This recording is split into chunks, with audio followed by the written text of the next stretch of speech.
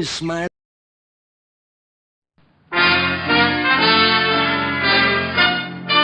Listen while the makers of Rexall drug products and 10,000 independent Rexall family druggists bring you Dick Powell as Richard Diamond, private detective.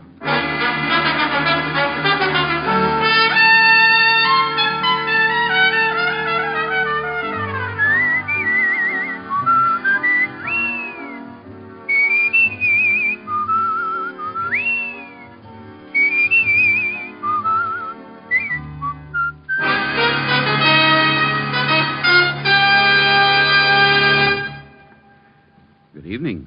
This is your Rexall family druggist with a welcome from the 10,000 independent druggists who have made the word Rexall part of our own store names. We've done that because we recommend and sell the 2,000 or more drug products made by the Rexall Drug Company. Like Bismarex, for example. This famous Rexall antacid often neutralizes excess acidity within 1 minute. What's more, the ingredients in Bismarex vary in the time it takes them to dissolve in the stomach. And that way, relief from acid indigestion is quick, continuous, and prolonged. Quality like that of Bismarex is what we family druggists are talking about when we tell you you can depend on any drug product that bears the name Rexall. Good health to all from Rexall. Now, your Rexall family druggist brings you another exciting half hour with Richard Diamond, private detective, starring Dick Powell.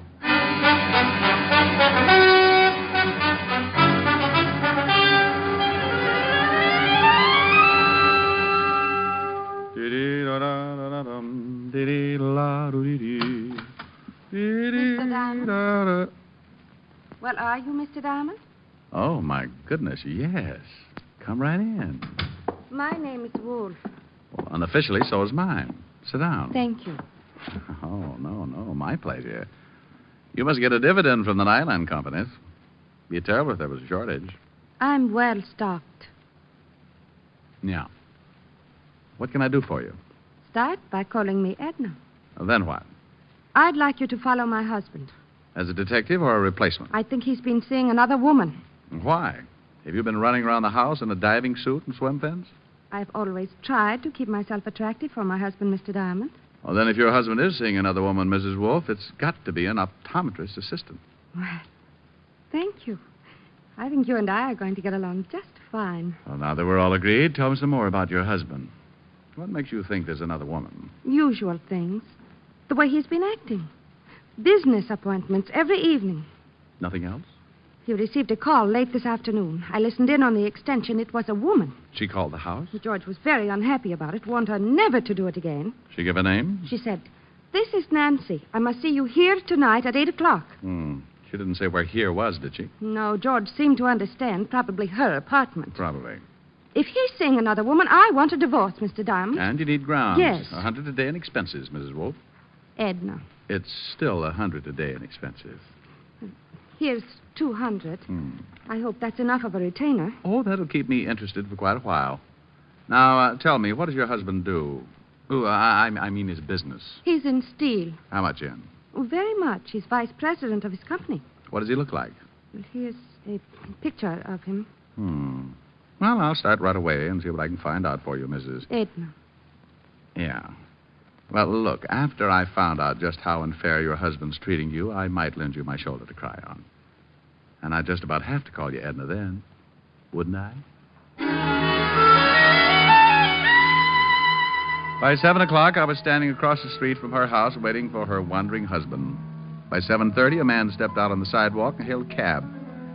I recognized him from the photograph as George Wolf, and I started the tale, following him east across town to an apartment house on 47th Street. By the time I got in the lobby, it was deserted. A list of names on the mailboxes showed the only girl named Nancy in the building was a Nancy Fowler. So I headed for her apartment. Her door was at the far end of the hall, and I was halfway to it when George Wolf bounded out and ran right into me. Let me go. Take your hands off of me. You forgot to close the door. Get out of my way. What's the matter, friend? You look like you ran into a yard full of snakes. Will you get out of my way, or must I use force? Well, use all you like, but I think you better go back and close the door. No. Yes. Stop it. You can't do this to me. Well, I hope you aren't always this wrong. No, please. Now get in the room. Oh, swell. No wonder you took off like that. I didn't kill her. I swear I didn't kill her. Nancy Fowler? Yes, I guess so. You guess so. Well, this is Miss Fowler's apartment, but I've never seen Nancy Fowler before in my life. There was the .38 revolver lying next to the dead girl, so I took out my own gun and covered Wolf while I called Lieutenant Levinson of homicide to get right over. Wolf yelled, screamed, and pleaded, and even offered me a nice fat bribe. But we waited for Fatty Levinson and his squad of New York's finest. He finally arrived, but New York's finest was poorly represented. Hello, Shamus. In trouble again, huh? Walt, did you have to bring Otis? I promised he hasn't used the siren in 4 days. Who's this guy? George Wolf caught him running out of the door. Well, Mr. Wolf, what about it? I had nothing to do with it, but I'm not saying any more until I see my lawyer. He was crying all over the place before you got here, Walt. Claimed he got a call from a Nancy Fowler who asked him to come up here. That's the truth, Lieutenant. She said she had something important to tell me. Says he never even heard of Nancy Fowler before the call. That also is the truth. When I came to the apartment, I found her lying just as you see her. How'd you get in the door? She told me she'd leave it open for me to walk right in. Bullet came out the back just below the shoulder blades, Lieutenant. You on the gun, Mr. Wolf? I refuse to answer any more questions. Okay, take him down to the car, Otis. Come on, you. Rick, just how did you happen to be in this building at this particular time? Well, I was hired by that guy's wife to tail him. He was supposed to be playing illegal footsies with a female named Nancy. The dead girl? Well, the wife just knew the first name was Nancy. The girl who's supposed to live here is named Nancy. Nancy Fowler. I've never seen her before.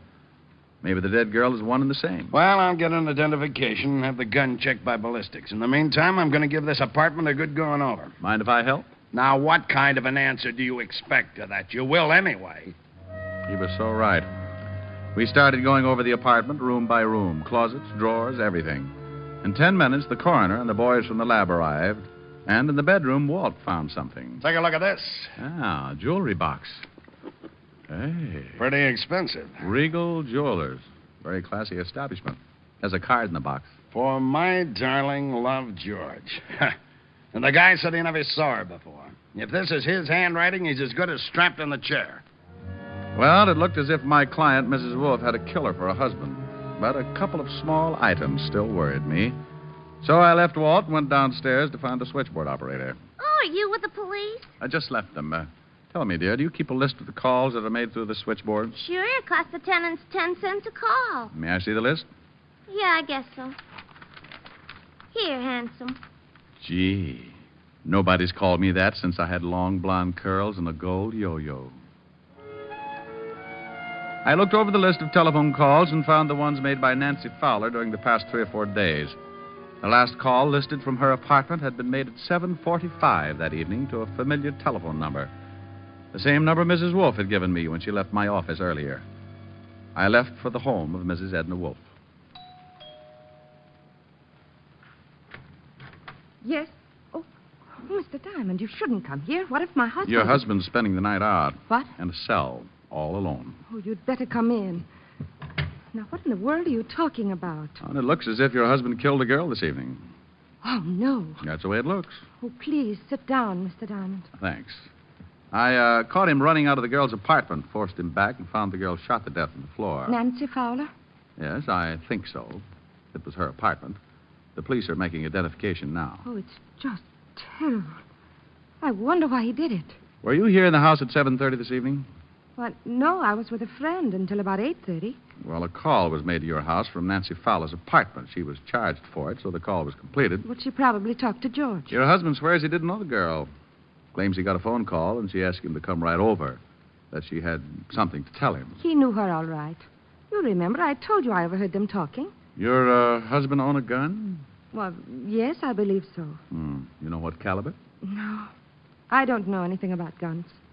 A bracelet was found in the dead girl's apartment. The card with it was signed Love, George. Oh, it looks pretty bad, doesn't it? If it's his handwriting, it does. Well, I guess he deserves it, but I'll call our lawyer and see what can be done. I'll keep in touch, Mrs. Wolf. I hope you will. Just because the case is finished.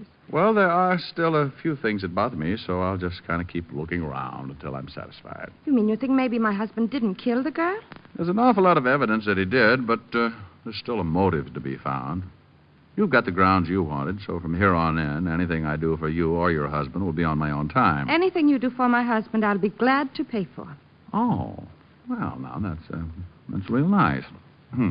Well, I'll take a run down at the precinct and let you know what the lieutenant's found out. Good night, Mrs. Wolf. Still can't get used to Edna? It'll take a while.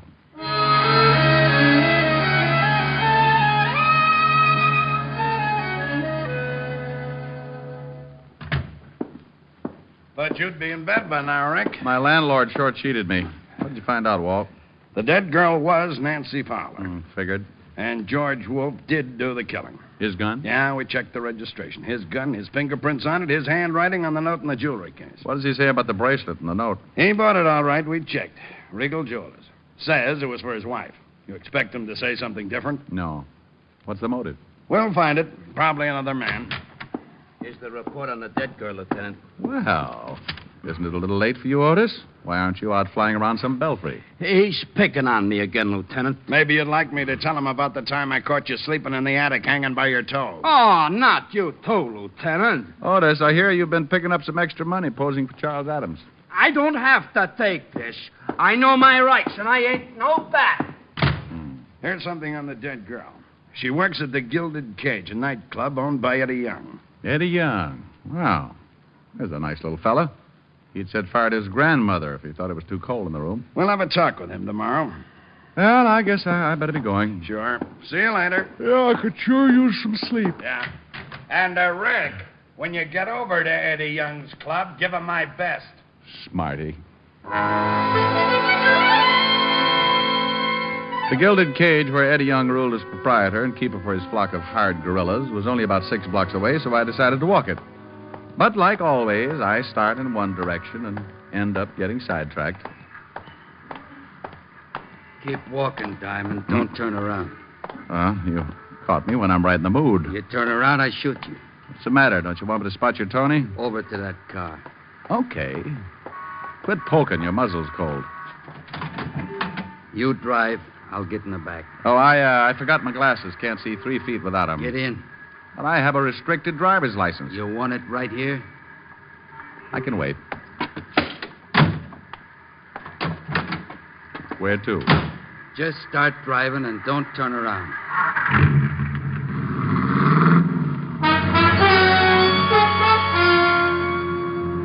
We headed east across town with a gun pointed at my neck. I tried to get a look at the guy in the rear vision mirror, but he was sitting too far to one side. I didn't know where we were headed, but I had a pretty good hunch why we were going there. Turn right. And take it a little slower. I don't want to have to shoot a cop. Well, if we're headed for the river, I've seen it. From the bottom? Don't you think we'd better stop at a bathhouse or something? I know a spot where you can go in, clothes and all. Okay. But if there's anything I hate, it's getting my money wet. Turn right again. We were headed for a cross street. I could only turn right or left. A big warehouse was dead ahead. I eased down on the gas, and we picked up speed as we neared the intersection. As I started to make the turn, I stamped down on the gas hard, and at the same time threw myself toward the floorboard. His gun went off so close to my ear, I felt like my head had split wide open. Then we hit the building.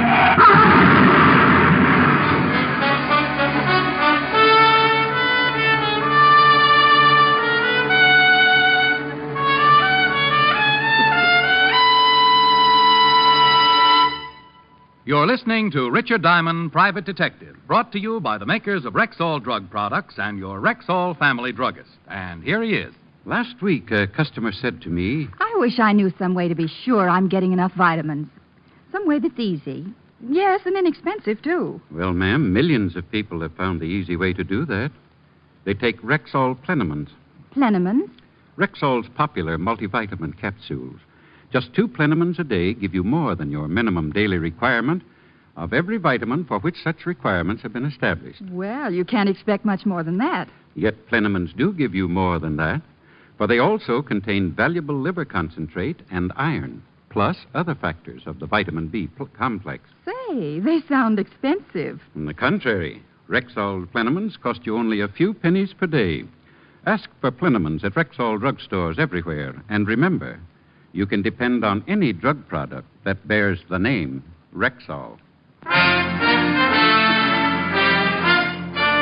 And now back to tonight's adventure with Richard Diamond, Private Detective, starring Dick Powell.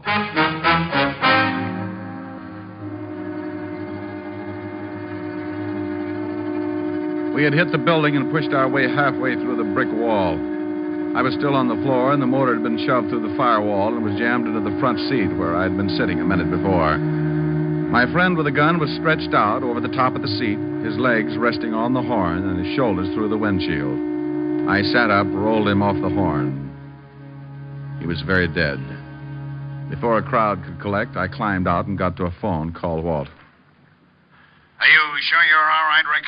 Yeah, I can hear things better now. They just said the other guy's dead. Very. I recognized him, too. Gus Winkler. Holy cow. You know who he's working for now? No. Eddie Young. Oh, that's it. Well, don't pick Young up, Walt. I know a few things I haven't told you about, and this almost puts a cinch on it. I want to talk to Young, and then I'll be down to see you. But if Young tried to have you killed... Oh, if he did, you can't prove it. Not yet, anyway, so sit tight, and when I get there, I'll show you how to catch a killer.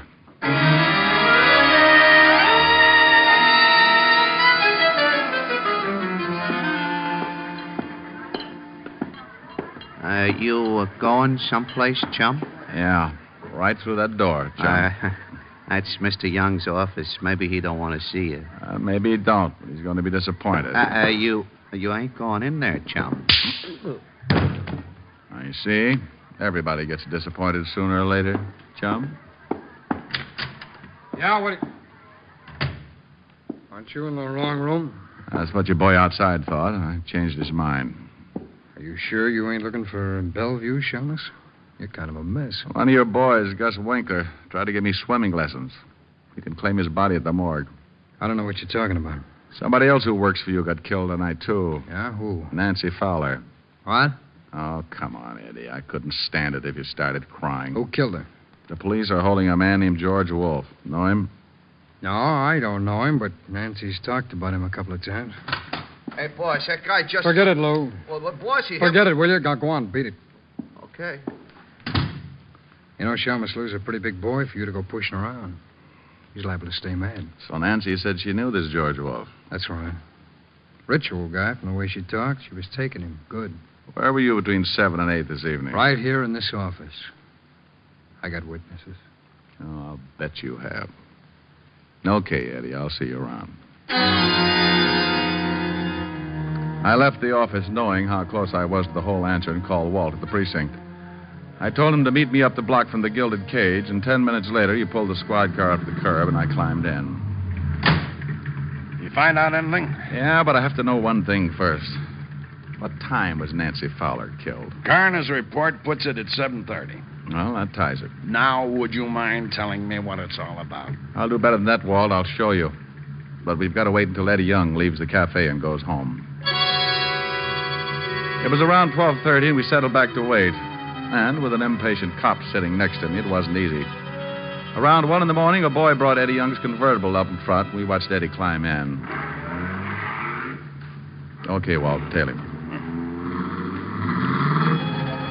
We stayed close, following Eddie Young across town until he pulled up in front of his apartment and turned into the basement garage. Give me 5 minutes, Walt. Then come on up to Young's apartment. Why can't I go now? Because what I'm about to do isn't quite legal, and I couldn't stand seeing you blush.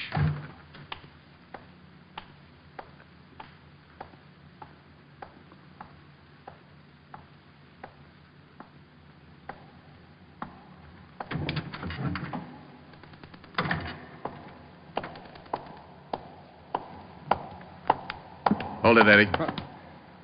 Hey, what's going on? One yell and I'll kill you. Look. Diamond. Come on, put away that gun, will you? What do you want? Let's go up to your apartment. But please believe me, Eddie. I'll do something bad if you get out of line. We rode the elevator up to Eddie's 8th floor apartment. I shoved him in the door ahead of me and then made sure there was no one else around to give me any trouble. All right. What do you want? Pick up that phone. Okay, but take it easy with that, will you? Well, who do you want me to call? This number and hurry. I'll tell you what to say. Okay, well, now, I don't get this. Evergreen Street. What's the matter? Don't you like that number, Eddie? I don't even know the number. Well, then dial it quick. Okay. And when you get an answer, just say, "This is Eddie. Get right over here. I got to see you." And I'll look Shamus. You look, Eddie. I'm going to hold this barrel right between your eyes so you can see it coming if you make a mistake. I won't make a mistake. Hello. This is Eddie. Yeah, get right over here. I got to see you. I can't talk. Goodbye. Okay, now, will you take that gun away? You look a little worried. What have I got to be worried about? I don't know who I was talking to. Oh. That should be the law, Eddie. What is this, Diamond? I'm sorry I can't show you right now. Good night, Eddie. Wait a minute. Come on in, Walt. You said 5 minutes. Holy smoke, what happened to him? I just put him to sleep. He'll stay that way for a while. Now, Rick, you've got to tell me what's going on. I told you I'd show you. Now go on in the kitchen and see if you can find some ketchup. Ketchup? Yeah, then bring it out here and pour it all over Young. Have you lost your mind? Walt, I want him to make him look like he's bleeding.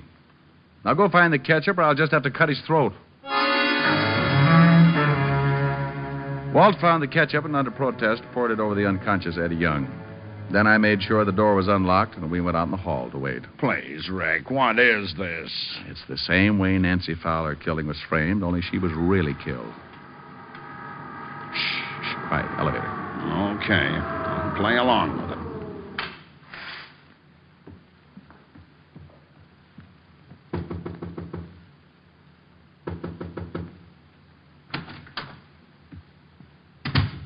Let's go, Walt. All right, hold it, Miss Wolf. Oh, Mr. Diamond, he's dead. He's dead. His hair is all covered with blood. Why did you kill him? Kill him? I didn't kill him. I just got here. Who let you in? He told me the door would be open. I didn't know you knew Eddie Young. Well, yes, I know him. He's an old friend. What? This is Lieutenant Levinson, Mrs. Wolf. He's the man who arrested your husband for the murder of Nancy Fowler. Lieutenant, I swear I didn't kill Eddie. Looks bad, Mrs. Wolf. I didn't. Why would I want to kill Eddie? Well, why would your husband want to kill Nancy Fowler? I don't know. What has that got to do with this? You told me you didn't know Nancy Fowler. I didn't. You know Eddie. Nancy worked for Eddie. Well, I didn't know it. I didn't know Eddie that well. You said a girl called your husband and said her name was Nancy. Yes, that's right. You told me you didn't know her last name, and yet when I came over and told you your husband had just killed a girl, you asked me if it was Nancy Fowler. That's a lie. You said that Nancy phoned your husband that afternoon. She did. I swear And she yet did. Nancy Fowler's hotel switchboard has no record of a call being made to your phone any time in the afternoon. They made a mistake. But at 7:45, a call was made from Nancy's apartment to your phone number. Then she must have called my husband again. According to the coroner's report, Nancy Fowler was dead at 7:30. Oh, Mrs. Wolf, I can swear your husband didn't go into that building until 8 o'clock. I was following him. I guess it doesn't make any difference what Eddie did. Did Eddie kill the girl? Yes. I called my husband. I wanted to get a divorce. And his money at the same time. Eddie knew Nancy, so we decided she'd be the one. She let Eddie in. He made her call my husband. Then he shot her. And the gun and the bracelet. You just took them out of your husband's dresser drawer and planted them in Nancy's apartment? Yes. I found the bracelet in the drawer with the gun. I guess my husband was going to surprise me. Eddie! Eddie is moving! Oh, Eddie, Eddie, darling. Hey, what happened? You're hurt. You're bleeding. Bleeding? Stay still until we can call it. Wait a minute, will you? Hey, what is this stuff? This isn't blood. I'm covered with ketchup. Ketchup! Ketchup! Why, you dirty no good! Eddie, we've been framed! Framed? They're all yours, Walt. Why? Good night, Mrs. Oh, I guess now is as good a time as any. Good night, Edna.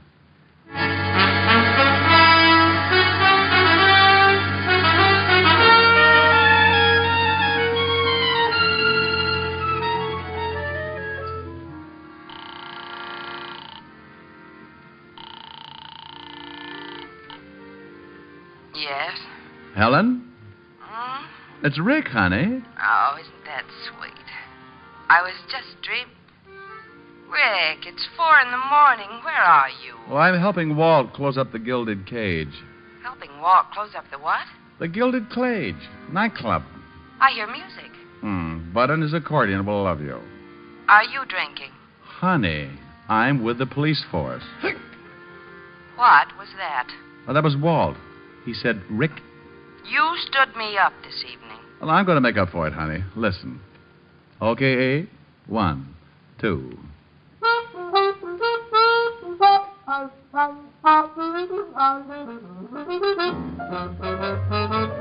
You made me love you. I didn't want to do it. I didn't want to do it.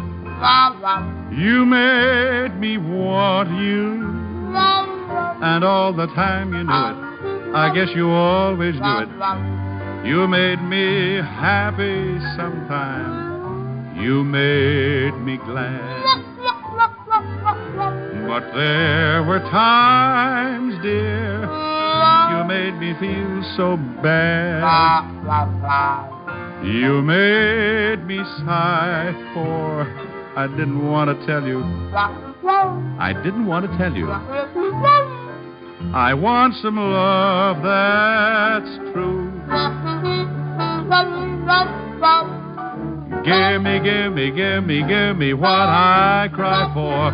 You know you got the kind of kisses that I'd die for. You know you made me love you.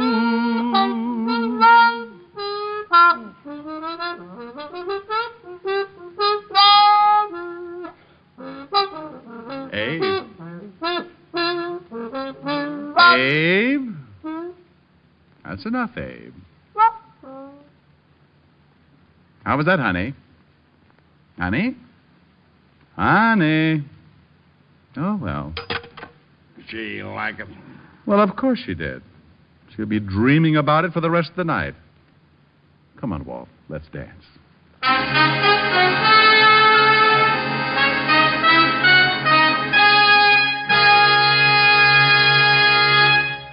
Once more, here's your Rexall family druggist. No faster-acting aspirin made.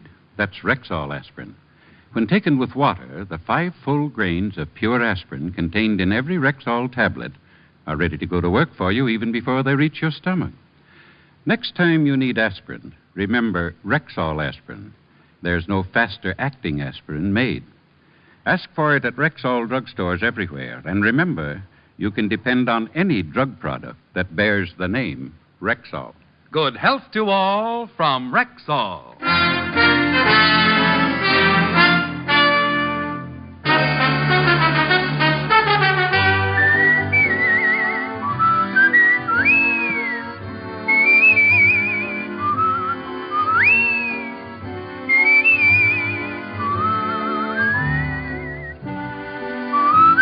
Richard Diamond, Private Detective, stars Dick Powell in the title role and is written by Blake Edwards with music composed and conducted by Frank Worth. Featured in tonight's cast were Virginia Gregg, Ted DeCorsia, Wilms Herbert, Hy Averback, Stacey Harris, and Victor Perrin. Richard Diamond, Private Detective is produced and directed by Jaime Del Valle.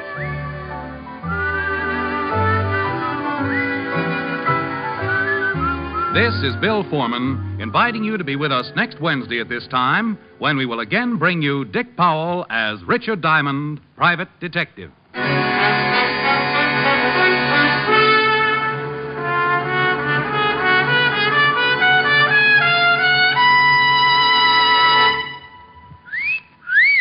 Hiya, beautiful. Get lost, Bristlepuss. You need a shave. But I have shaved. What else do you want me to do? Silly boy, she wants you to go Stag. Go Stag? But why? Because Stag is Rexall's exclusive line of men's good grooming aids, like Stag Brushless Shave Cream. No fuss, no massage, just smooth it on, and presto, you get a clean, close shave. Your face stays smooth and whiskerless all day long. I'll do it. I'll go Stag. That's it. Join the Stag line now at Rexall drugstores everywhere. Yes, to make girls care. Go Stag.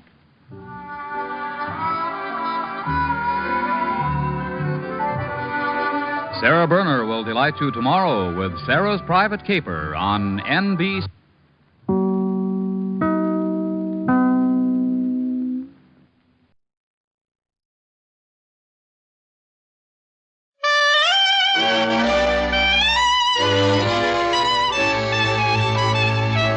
The makers of Camel cigarettes present Dick Powell as Richard Diamond, Private Detective.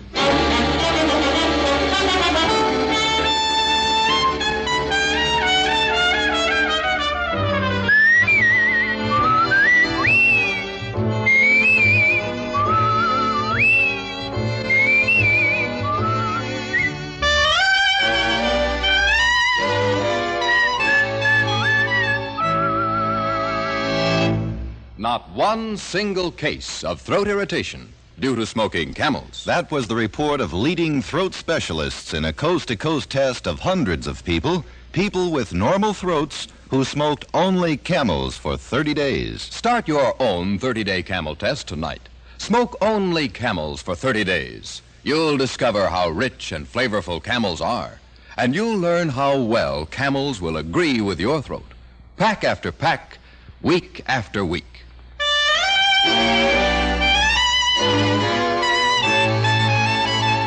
Here transcribed is Richard Diamond, Private Detective, starring Dick Powell.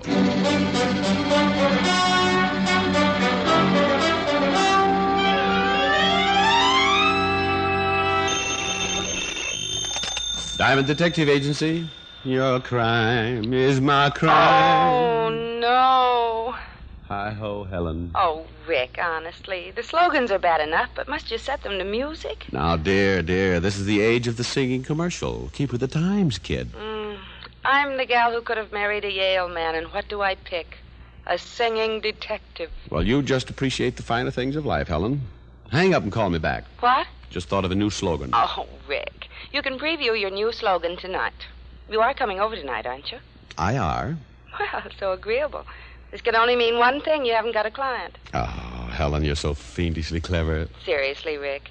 I'll be expecting you at 7. And just once, try to be on time. Now, that is a challenge.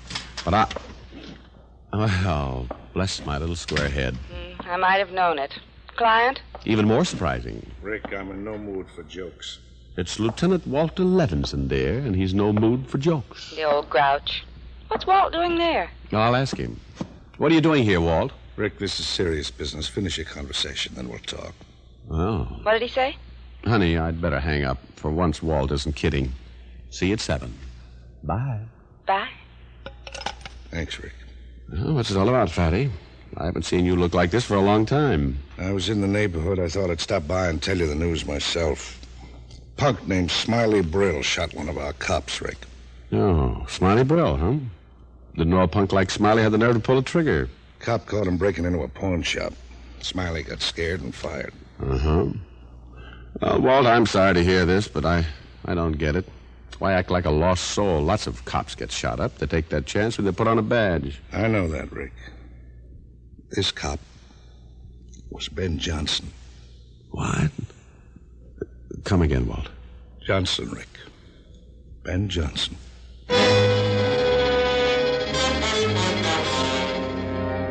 There are times when words can't describe a feeling. This was one of those times. Years ago, when I was a green rookie cop, I made lots of mistakes, got discouraged. But old Ben Johnson always took me under his wing and helped me over the rough spots. Ben helped a lot of rookies like me, and everyone knew it and loved him for it. Yeah, now I knew why Walt's expression looked like the world had ended. And I wasn't glad I knew. Happened early this morning, Rick. Where's Ben now? General Hospital. Doc gives him a 50-50 chance. What about Smiley Brill? You got him? No. I set up a dragnet, but he's slimy. Might slip through. Rick, I was hoping maybe you'd like to help us get him. Well, you know I will, Walt. Only if I find him, I won't guarantee you'll get him in one piece. Now, cut it out, Rick. You know how I feel. I'd like to break Smiley with my bare hands. Only I'm a cop. So are you, even without the old badge. I'll skip the speeches. Where do I start? Smiley hangs around the Bowery quite a bit, and chances are he's hiding down there. The Bowery boys don't talk much to police, but they might to you. Well, I have some friends down there. I might get a lead. Keep in touch with my office. And remember, Rick, I want Smiley alive, if possible. Sure, Walt. If possible. I got in my car and drove toward the Bowery. I kept seeing two faces in front of me. One, a white-haired policeman ready for retirement, lying in a hospital fighting for his life. And the other, a weasel-faced punk with a slimy smile. You don't often get mad in my business. It doesn't pay off. But there are times when it can't be helped.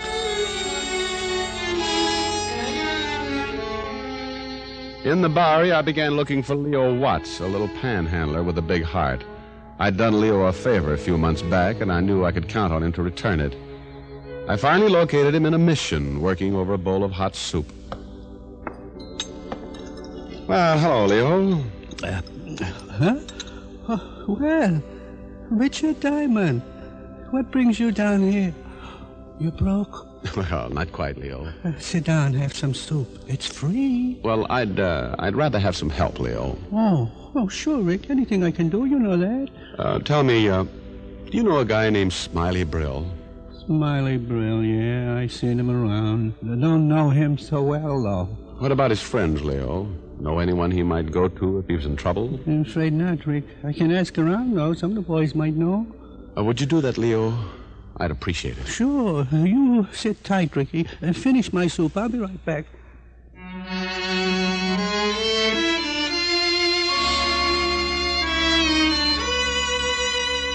Leo disappeared, and I waited in the mission. A little old lady brought me a fresh bowl of soup, gave me a lecture, and left with a rewarded attitude after I promised to give up Muscatel. Finally, about 20 minutes later, Leo returned. Not much, Rick, but something to start on. Smiley had a girl he used to see a lot last year. Whether he's still seeing her, I don't know. What's her name? Jewel Sanker. Dances at the Gaiety down the street. Quite a dance, too. Well, thanks, Leo. I'll have a talk with her. If she can't help you, meet me back here in a few hours. Maybe I can dig up some more Smiley's pals. Good. Only suppose I meet you out front instead, Leo. I just can't take another bowl of soup.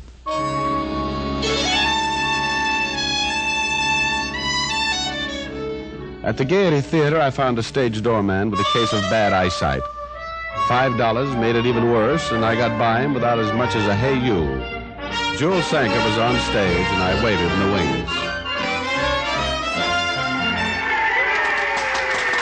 The boys wanted more, but Jewel threw them a kiss and skipped off the stage right into the arms of yours truly. Why didn't you watch where you're standing? I'm sorry, dear, but I've given up Muscatel. I have to have some vices. Huh? Oh, skip it. Jewel, I'd like to talk to you. So would every guy in that audience out there. Of course, you don't look like most of the guys. Your clothes are pressed. Carry a handkerchief, too. I'm a real dude. Oh, you're cute. Only I've got no time to talk. I've got to change for my next number. Mind if I walk along to your dressing room? Suit yourself. Jewel, I'm looking for an old friend of yours. I've got a lot of old friends. This one's named Smiley Brill. Oh, Tim. A real nothing. What do you want with that stoop? A little talk. You're a great one for having talks with people. I was a lonely child. Here's where I changed. Do you want to come in? Silly question. Oh, stop dreaming. I forgot a screen in here. Well, that should bring my blood pressure back down to normal. Wait till you see my next costume. It's made out of carnations. Oh, I bet you smell divine. Yeah. Sit down and I'll be right out. What did you say you wanted to see? Smiley Brill. Oh, yeah. Him and me broke up. When did you see him last? About a week ago. Haven't seen him for about 3 months, and then he shows up. He wants me to go out with him again. Did you? No, he's a bum. Him and me always used to fight about him not working. When we went out, I always had to pay the check. There. How do you like the costume? Well, I can see why it didn't take you long to get in it. Only aren't you afraid those flowers might wilt? Yeah, that's the idea. I see. Getting back to Smiley. Oh, forget him. He's a deadbeat. Besides, I've got to get back on stage. Just one more question. When you saw Smiley last week, did he say where he was living? Uh-uh. Well, you know of anywhere he might be? No. Wait a minute. He tried to give me some line about working. Said something about the merry-go-round. Merry-go-round? Yes. Said he had a part-time job now, and... Oh, I don't remember all he said. Look, I've got to go. Time for my number. Drop around again sometime, huh?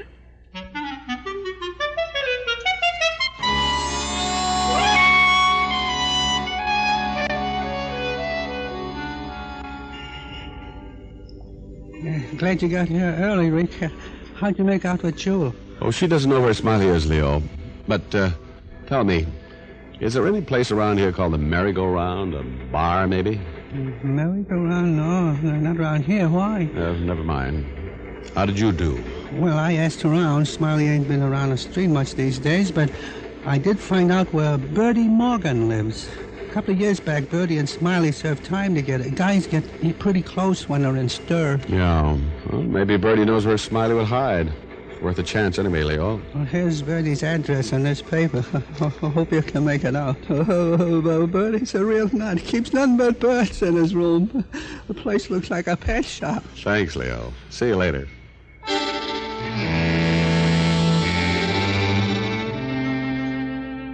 I started up the street toward the address Leo had given me. Finding Smiley Brill was developing into a slow search. All I could do was keep questioning people who might know Smiley's whereabouts and hope for a break. I located Bertie Morgan's rooming house, but I didn't go right in. Instead, I went into a drugstore on the corner and put in a call to Walt Levinson. Homicide, Levinson. Rick, Walt. Your men turn up anything on Brill yet? Not a thing. How about you? Well, so far, nothing. I'm following up another lead, though, now. If it doesn't take me anywhere, I'm afraid I'll be stuck. Don't quit now, Rick. I just heard from the hospital. Ben Johnson didn't make it. Oh, no. Follow that lead, Rick. Get Smiley. Yeah, Walt. I'll get him. If I have to stay on his trail till doomsday, I'll get him.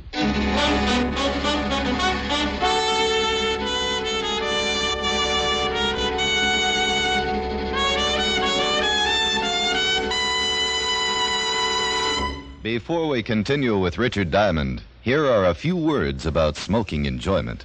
After all the various tests for cigarette mildness, Camels lead all other cigarettes in popularity by billions of cigarettes a year. One important reason is Camel's flavor. Flavor that gives you rich cigarette enjoyment pack after pack, week after week. Another big reason for Camel's overwhelming popularity lead is Camel's mildness.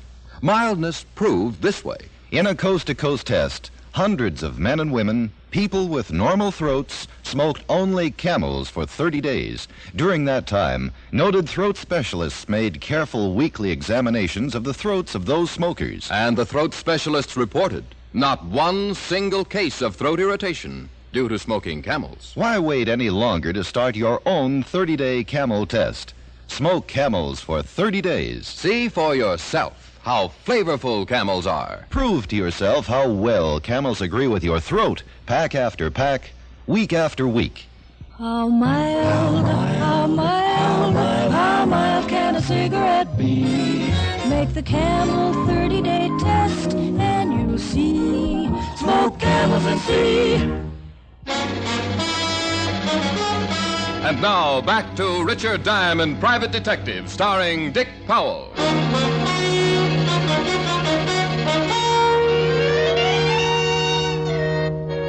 So Ben Johnson hadn't made it. Now I was looking for a killer named Smiley Brill. I crossed the street, went into the rooming house. Bertie Morgan had been in prison with Smiley, and Bertie lived in room number 12. I went there. Yeah? Bertie Morgan was a little man with a nose that resembled a parrot's beak. He had beady, bird-like eyes that stared straight at you and never seemed to blink. Behind him, I could see that his room was filled with caged birds, all chirping. Bertie Morgan was well named. Eh? What you want, bud? Well, I'm selling a new brand of bird seed. Thought you just might be in the market. Bird seed, eh? That's right. I got plenty of bird seed. Oh, but none like this, friend. Get your foot out of the door. Now, Bertie, think of your canary. Beat it. Now, move aside, Bertie. I'm coming in. Oh, now that's better. What's the big idea of forcing your way in here? Sorry, Bertie, but I'm tired of being polite. You got no right here. Look, you're scaring my birds. Well, they'll get over it. Now, you tell me. What about Smiley Brill? Well, what about him? He's a friend of yours, isn't Yeah, he? I got no friends. I just stay here and tend to my birds. Birds I like, people I don't. You seen Brill since your prison days together? Sure, but that don't make us bosom pals. Say, who are you? How long ago since you've seen him? A month, maybe 2. You sure of that? Sure, I'm sure. How long were you in prison together? I don't have to answer your question. You want a broken nose? Here, wait a minute. Now, look. Well, I'm not kidding, pal. I want answers. How long did you share a cell with Smiley? 2 years. By that I mean that when you get out, you got to pal around together. No, but it does mean you might know where Smiley is now. In 2 years, he must have told you a lot about the people he knew, where he hung around. Well, sure, yeah, but... Sit down, Bertie. Huh? Sit down. Now, tell me everything you remember Smiley talking about in jail. Well, Look, that was a long time ago. Then refresh your memory. Who did he say his friends were? Think back, Bertie, then start talking. I was being hard on Bertie, but it was my last chance.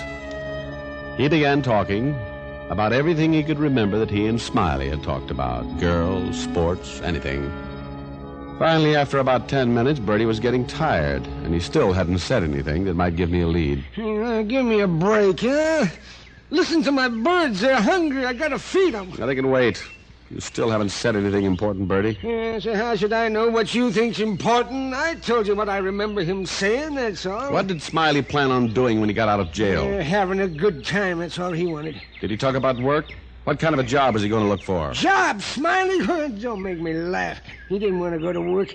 His uncle even wrote and offered him a job, but this guy's strictly a bum. Well, what about his uncle? You didn't mention him before. I didn't think of him before. Well, you're thinking of him now. Tell me about him. He's an old geezer.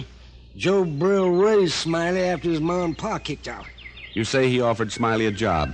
What kind of a job? No, handyman, I guess. The old boy runs a business over on 34th Street, a kid place. A what? Oh, you know, one of them toyland spots. He's got a corner lot there with some rides on it, electric swings and that sort of thing. I went past it once. It's a nice place. Rides for kids, huh? Merry-go-round? Huh? This place. It has a merry-go-round? Yeah, a big one. Hey, why don't you go ride it and leave me alone? Maybe I will, Bertie. Give me the address of the place, and you can go feed your birds. It was the first break I'd had. Smiley's girlfriend had told me that he was working at a merry-go-round. Now I knew where it was. It was getting dark as I turned up 34th Street, but I spotted the lights of the Toyland. Parked, went toward the merry-go-round in the center of the lot. It was the only ride still operating, and there were 2 or 3 children riding the wooden animals around and around. In the center of the carousel, I spotted an old man standing beside a big lever. As I approached, the man pulled the lever toward him, and the carousel slowly stopped moving around. Okay, kids, all off. Come on now. Get off there, Sonny. Run along home now. Oh, Mr. Brill. That's right. Only I'm closing up now. Well, I don't want to ride. I just want to ask you some questions. What about? About your nephew. Huh? Yes, I'm looking for Smiley. He was working here a week ago. Well, yeah, he was, but he ain't here now. Well, where is he? I don't know. Hasn't been around for a few days. Who are you, and why are you looking for Smiley? Well, I'm a private detective, Mr. Brill. Smiley's in trouble. Real trouble. Oh. Listen, I gotta go back to the shack over there. Turn out the lights. City raises Cain if I stay open after 6. Well, I'll walk with you. You know, you don't seem surprised that your nephew's in trouble, Brill. Surprised? Mister, anything that boy does is no surprise to me. Tried to raise him right, but he run wild. Figured if I give him a job here, he might settle down. I was wrong, I guess. Mm-hmm. Have you heard from him since this morning? Nope. Oh, this is it. Mister, would you mind reaching up there and pull that light switch? It's too high for me. Oh, sure. There. Now, how about...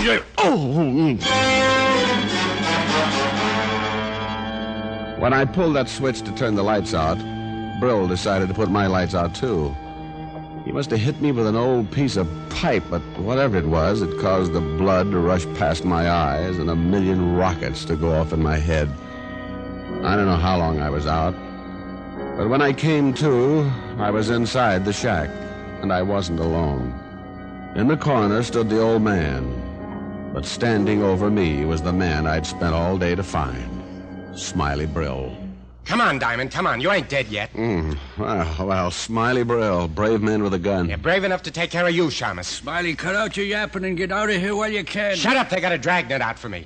I might be picked up alone, but Diamond here gets along real swell with the bulls. He's going to help me get through. Oh, you're crazy, Smiley. You'll never get through. I may get along with the police, but so did Ben Johnson. You try and make a break, and the first cop will shoot you on sight. You're a dead man, Smiley. You know that smart talk coming from a guy on the wrong side of this gun? Now get up on your feet. Where's your car, Smiley? Out and back. You still got Diamond's gun? Yeah. Well, keep it on him. I'll check around outside to make sure it's all clear. And don't take any chances. If Diamond so much as blinks an eyelash, pull the trigger. Well, Mr. Brill, you must feel pretty proud of your nephew. Keep quiet. Smiley's a good boy. Just a little while, that's all. Oh, sure. Tell me, Brill, what's going to happen to you? Smiley makes a break for it and leaves you behind, and for helping him escape, you'll be hauled in as an accessory to murder. Murder? What are you talking about? Now, why do you think your nephew's running? Smiley got too much to drink. He stole a car. So that's the line he gave you, huh? Oh, sure. Now, look, mister.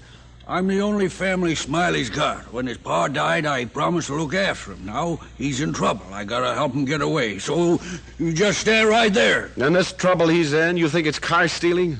Well, it's murder, Brill. Smiley killed a cop. You lie. Smiley's wild, but he wouldn't do that. Oh, wouldn't he? Well, why did the police have a dragnet out? To catch a car thief? Oh, no. Murder, Brill. You think it's your duty to protect him. I wouldn't protect a killer, but Smiley's no killer. Now, you're telling lies, that's all. Well, he'll be coming back soon. You'll help him get away. You'll help a killer get away. Well, I'll ask him. If you're telling the truth, well, wait till he gets back. I still think you're lying. I'm not lying, Brill. And we're not waiting till Smiley comes back. Stay back. Oh, why? Smiley didn't tell you he killed a cop. That was because he knew you wouldn't help a killer. And if you wouldn't help a killer, you'd hardly turn killer yourself. No, you won't shoot me, Mr. Brill. Now, I'll take my gun. No. Give it to me. No. There. Okay, mister, okay. Maybe I couldn't kill you, but Smiley's no killer either. You lied about that murder. You're after him for stealing the car, and he's got to have a chance. He's just a wild boy. Come back here. Hey, Smiley, look out! He's got a gun! I shoved the old man away and stepped outside. Smiley had been coming back across the grounds, and the old man's warning made him stop. Then he saw me. It was dark, and we both missed. Then Smiley dove for cover and began firing again. I crouched behind the motor box of the electric swing. Smiley! It's no use, Smiley! Come on out! Come and get me, Shamus! I can see as well in the dark as you can! Smiley was in a good spot, and he knew it. It was dark, but he was familiar with the grounds. He could edge from one cover to another. There were no more shots for a while. I knew he'd change positions, but I'd have a hard time finding him in the dark. And then I remembered the light switch beside the shack. I edged toward it. I reached the shack and stood up. I pointed my gun out toward the lot and sent my left hand up to the switch. Then I pushed. The lights went on, and I spotted Smiley standing in the center of the merry-go-round. He looked stunned at the flood of light. Drop it, Smiley! Why, you... I got him. He staggered, then fell against the big control lever in the center of the machine. The machine started going around, and the painted animals moved up and down as they circled Smiley's still body. I stood there and watched. Funny, but I didn't even feel sorry for Smiley. After all, how many cop killers have music at their funerals?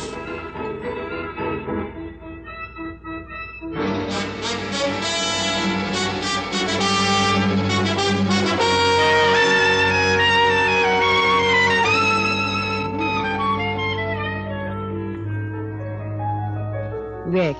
Yes, Ellen, dear? I forgive you for being late. Well, now that makes my little heart go pitter-patter all over the place. Only there's something I want to ask you. Hmm? That dancer, you say, Jewel, was she pretty? Well, I suppose you could say she was, especially in that costume made out of carnations. I hope you were on your good behavior. Well, I didn't pick any flowers, if that's what you mean. Rick, I hate to sound nagging, but, well, I worry about you. In every case, you seem to run into a blonde or a redhead or a brunette, and they all seem to be pretty. Now, isn't that just like a woman? Here I get slugged on the head, shot at, and meet a girl. All you worry about is the girl. Oh, you poor dear.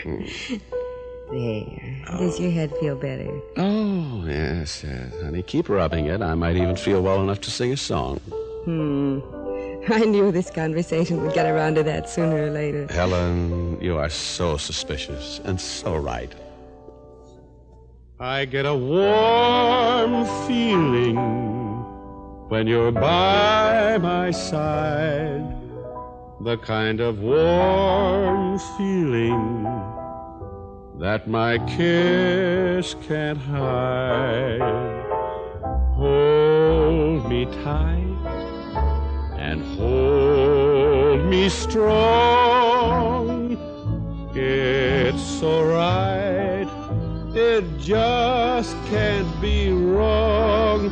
Just as long as you're with me, I'll always find my way. Your love is like a candle that turns the night to day. My heart is yours, and come what may, that warm feeling is here to stay.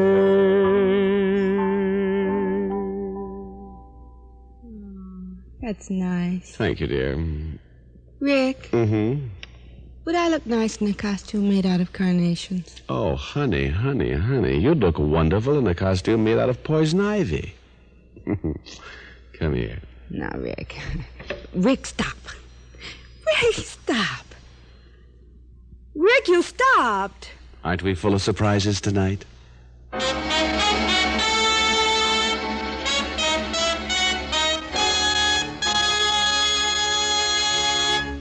Dick Powell will return in just a minute. What cigarette do you smoke, Doctor? That question was asked of doctors from coast to coast in every branch of medicine. The brand named most was Camel. Why don't you smoke Camels, too? You'll enjoy rich, full flavor and true cigarette mildness. The kind of mildness that lets you really enjoy Camels, pack after pack, carton after carton. Make your next pack Camels. How mild, how mild, how mild can a cigarette be? Smoke Camels and see. Here's Dick Powell with a special message. Thank you. Ladies and gentlemen, the makers of Camels have now sent more than 198 million gift cigarettes to hospitalized veterans and members of our armed forces. This week's packs of gift Camels go to Veterans Hospitals, Brooklyn, New York, and Biloxi, Mississippi. Hamilton Air Force Hospital, San Rafael, California. To all hospitals operated by the Caribbean Command of the U.S. Army. Now, until next week, enjoy Camels. I always do.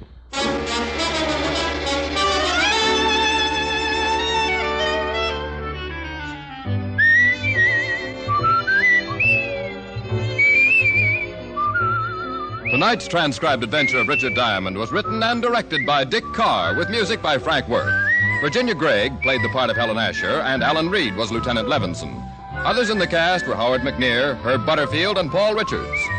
Be sure to listen to another great Camel show, Vaughn Monroe and the Camel Caravan, every Saturday night. Men, when you smoke a pipe, it's for pleasure, isn't it? Then use the tobacco that leaves the pleasure in and the bite out. I'm talking about Prince Albert, the National Joy Smoke. Listen. The bite is out and the pleasure's in when you smoke Prince Albert. It's specially treated not to bite your tongue. The bite is out and the pleasure's in.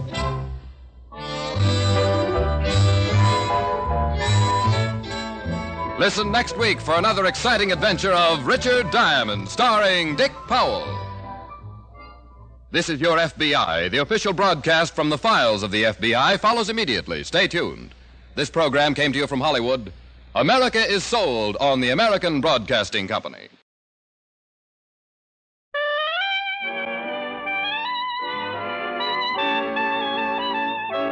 The makers of Camel cigarettes present Dick Powell as Richard Diamond, private detective.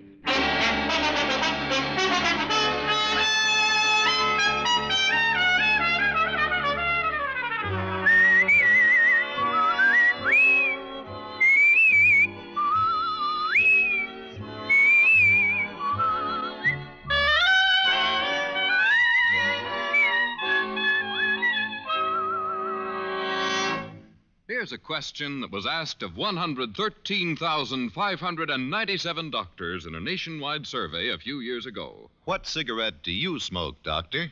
The brand named most was camel. Again and again since then, a cross-section of America's doctors has been asked that same question. And again, every time, the brand name most has been Camel. Yes, according to repeated surveys, more doctors smoke Camels than any other cigarette.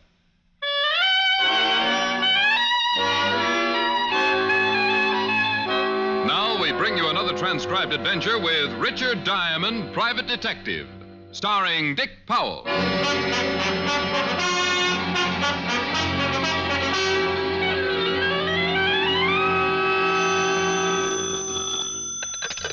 Diamond Detective Agency, our fee deductible on next year's income tax. Richard Diamond, Private Deduction speaking. I beg your pardon?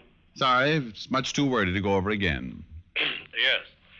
Mr. Diamond, this is Fred Lane speaking. You once did a job for a friend of mine. Well, if your friend wants his money back, tell him I've already spent it. Oh, no, nothing like that. He recommended you. Well, wonders never cease. I'd like to hire you, Mr. Diamond. May I inquire as to your fee? You may. $100 a day in expenses. Oh, well, that is rather steep. But I think I can manage. Spoken like a true millionaire, Mr. Lane. I live at 1482 Riverside. Please get here as soon as possible. Well, I'm pretty busy, but I'll try to. Please do, Mr. Diamond. I'll have a check waiting for you. Mr. Lane, go to your front door. I'm there.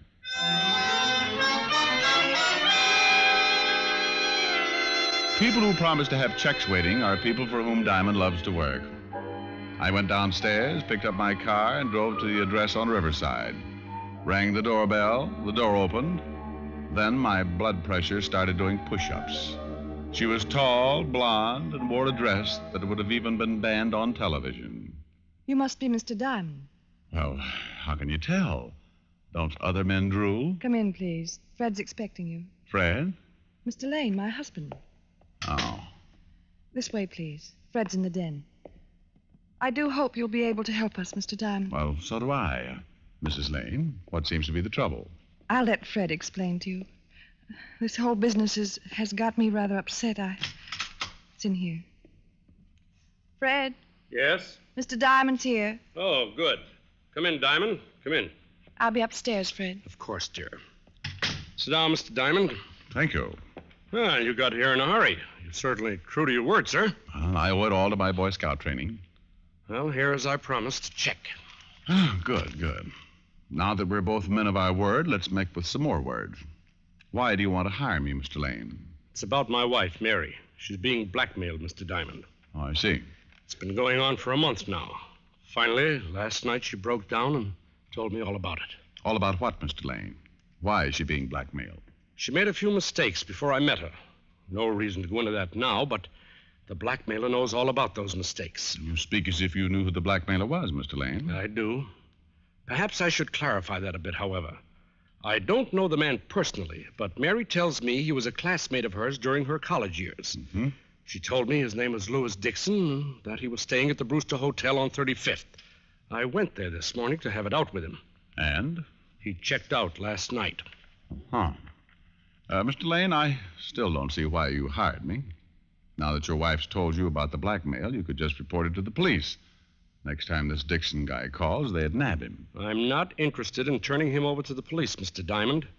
I don't quite follow you. I'm only interested in seeing that he doesn't bother Mary anymore. When you locate Dixon, let me know. I intend to give him a thrashing he'll never forget. That's letting a blackmailer off pretty easy, Lane. Perhaps, but if we prosecute, well, publicity and all, I think Mary's gone through enough. Like I say, all I'm interested in is seeing that he doesn't bother her anymore. Call me about 5 and let me know what progress you made. Good day, Mr. Diamond, and good luck.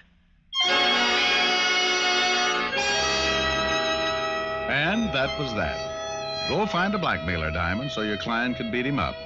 Screwy? You bet. But the $100 check in my pocket made up for my own feelings on the case, and I set out to find one Louis Dixon blackmailer.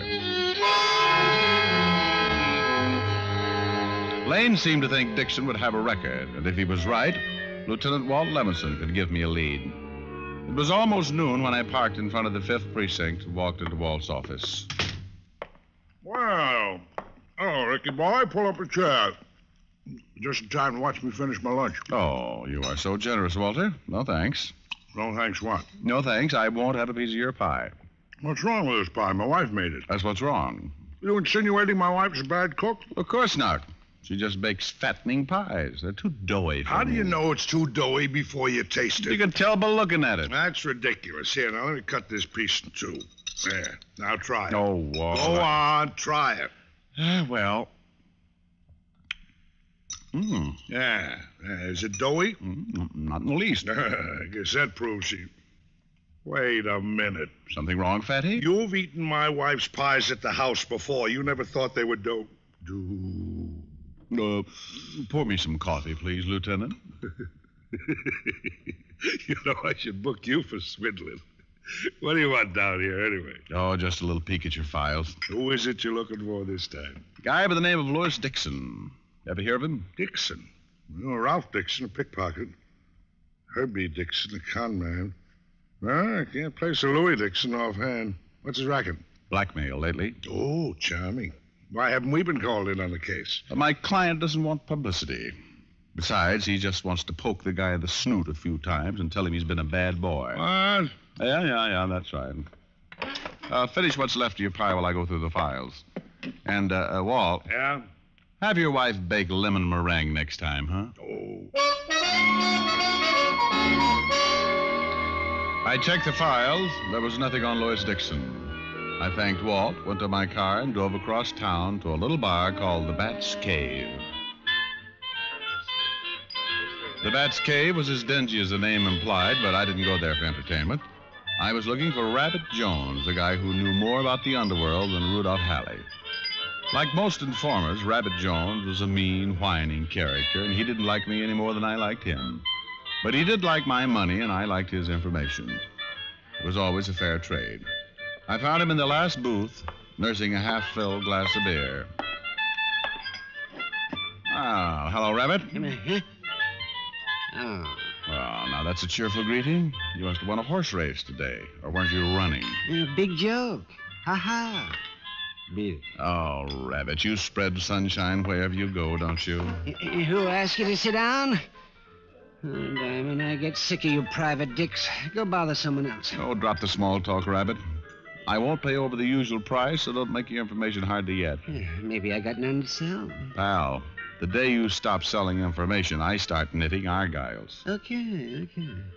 Who is it? Louis Dixon. Where's the dough? You know I always pay. Well, this ain't my week for trusting people. Fork it over. Suit yourself. There. Now about Louis Dixon. Never heard of him. Let go of Now, me. don't get smart, Rabbit. I pay for talk, straight talk. Okay. Take your hands off of me. I'm there. You rough boys got to show your muscles, huh? Oh, shut up. You don't get my money unless you earn it, Rabbit, so start earning. Like I say, I never heard of a guy named Louis Dixon. But, you know, with my contacts, I can find out about him, so drop the rough stuff. How long will it take? That all depends. What's this Dixon guy's line? Blackmail. There's a chance he might have been mixed up in some other rackets the past few years. Give me 2 hours. If he's been around lately, I'll find out. Now make it 1 hour. I'll meet you back here. Okay. Hey, Diamond. Yeah? I wish I had more nerve. If I had more nerve, I'd slip a shiv in you some night. Oh, I wish you had more nerve, too, Rabbit. I'd enjoy beating you to pieces for trying it. On your way, punk. Rabbit shuffled out of the Bat's Cave with a slow, heavy step, like a man reluctant to step out into the sunlight. I spent the next hour checking contacts of my own, then returned to the Bat's Cave and waited for Rabbit. He came in a half an hour late, took the stool beside me, and ordered a beer before he turned to me. Oh, you picked some tough guys to get a line on, Diamond. Oh, I had a bad time. Stop singing the blues, Rabbit. Yeah, and if the guy has worked the rackets, he's been quiet about it. I couldn't find one guy who knew him. You sure of that, Rabbit? Oh, sure, I'm sure. I did find a few guys who'd heard of him, though. Keep talking. Now, 2 different guys were at Squeaky Horner's floating crap game the other night. And they say a guy named Louis Dixon was there. How did they know it was Dixon? We was flashing dough around, telling everyone what a big shot he was. But they don't know where he is now. Well, if they did, I'd tell you. Maybe Squeaky Horner knows. He ran the game. Well, where's Squeaky now? When the game folds for a few days, Squeaky hangs out around a penny arcade at 3rd and Chestnut. I know the place. Well, then go and talk to him. And let me drink my beer in peace. I passed a few more insults with Rabbit as I paid a check, then drove to the penny arcade, 3rd and Chestnut. Squeaky Horner was hunched over a pinball machine, and when he saw me, his eyes lit up like the tilt sign. Ricky Diamond, hey. How you been, Rick? No, not bad, Squeaky. You? Ah, great. Hey, look at that score. Got a nickel? Oh, sure, yeah. Thanks. What brings you down here, Ricky? I understand a guy named Louis Dixon was at your game a few nights ago. Hey, Rick, there's a lot of boys drop in from time to time. It's hard. You say Dixon? That's right. Yeah, I remember him, a blowhard. Every time he rolled a dice, he said, Louis Dixon's the best crap shooter in town. Prove it, Dice. That's what he said. You ever seen him before, Squeaky? Let me see. No, he was a stranger. I got a good memory for faces. This boy I never seen before. Oh, great. Was he with anyone you might know? I'm afraid not, Rick. He come alone and he left alone. Wish I could help you, though. Thanks, anyway. Thank you for the nickel. Man, hey, look at that score go up. Squeaky's score was running very high, but mine was still 0. So far, not one definite lead as to the whereabouts of Louis Dixon. I spent another half hour combing the known informers, but to no avail. A little after 5, I went to a phone booth and called my client, Fred Lane.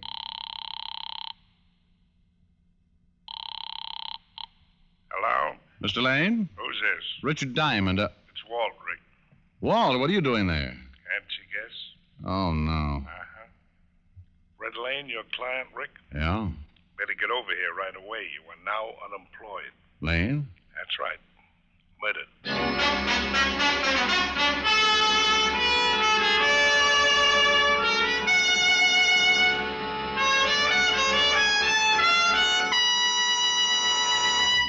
Before we continue with Richard Diamond, here is an important question. How mild can a cigarette be? How mild can a cigarette be? Here's a good way to find out. Make the 30-day Camel Mildness Test a sensible test based on steady smoking.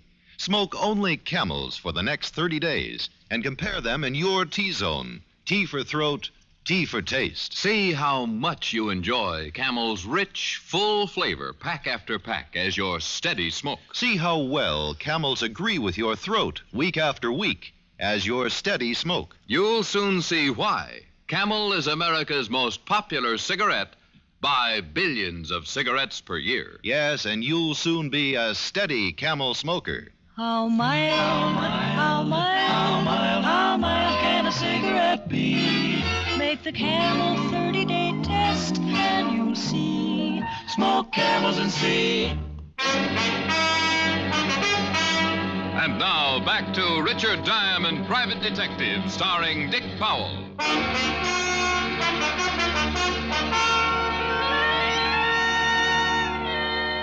Fred Lane's body lay on the floor of his den. There was a letter opener lying beside the body, and it fit the hole in his back. Tomorrow morning's paper would carry Fred Lane's obituary. It would tell where he was born, what he did with his life, and when he died. But it wouldn't tell who killed him. And that's what I wanted to find out. Looks like you really put up a fight, Rick? Yeah, the room's torn up a lot. Who did it, Walt? Louis Dixon, the guy you've been out looking for. Do you have him? Mrs. Lane gave us the information.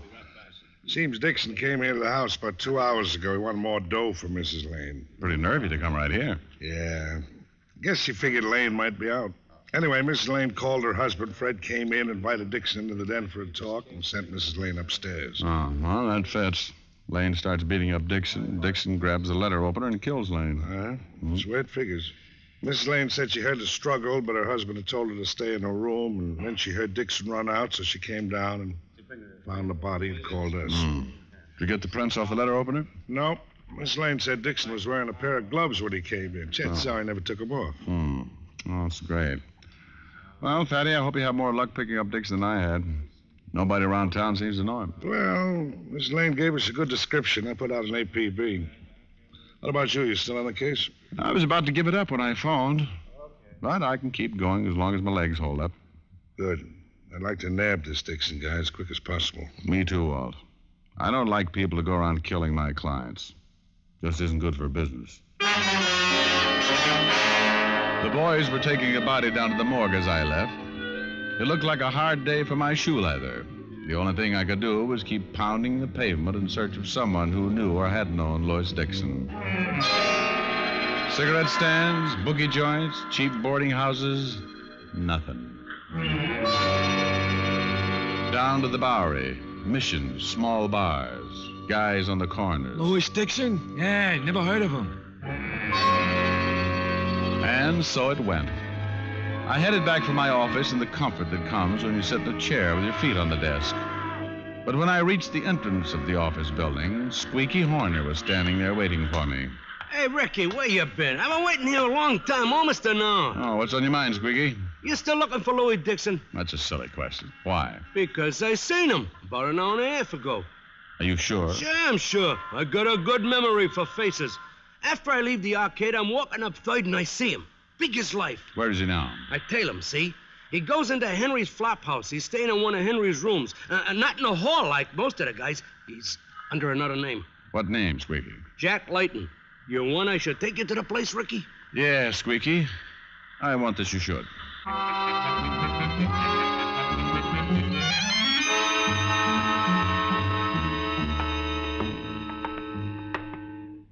Here's the room, Ricky. You want I should knock? Never mind.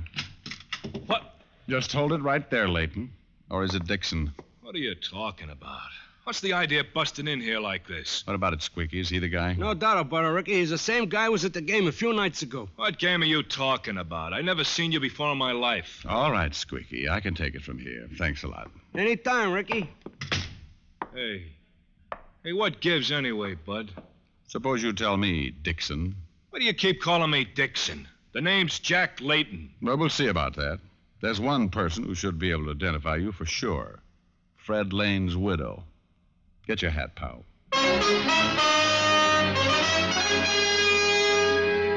Well, it looked like the end of a hard day. I forced Layton, or Dixon, outside and into my car. Then we drove to the Lane house on Riverside. The police had left and Mrs. Lane was alone. I took my man inside and Mrs. Lane looked at him closely. I knew it would be just like the movies. She'd point and say, "That's him. That's the man, Mr. Diamond." I'm sorry, Mr. Diamond. What? I've never seen this man before in my life. This, dear children, is the story of why a detective gets ulcers. But as I was driving Layton back toward town, I began thinking. Squeaky Horner had never been wrong about a man before. And why had Dixon been so hard to locate? I hadn't been able to turn up one man who knew him. So instead of driving Layton back to his room, I drove to the Brewster Hotel, where Lane said Dixon had been registered for a week. There it was a different story. The desk clerk positively identified Jack Layton as the man who had registered as Louis Dixon. At last, things began to shape up.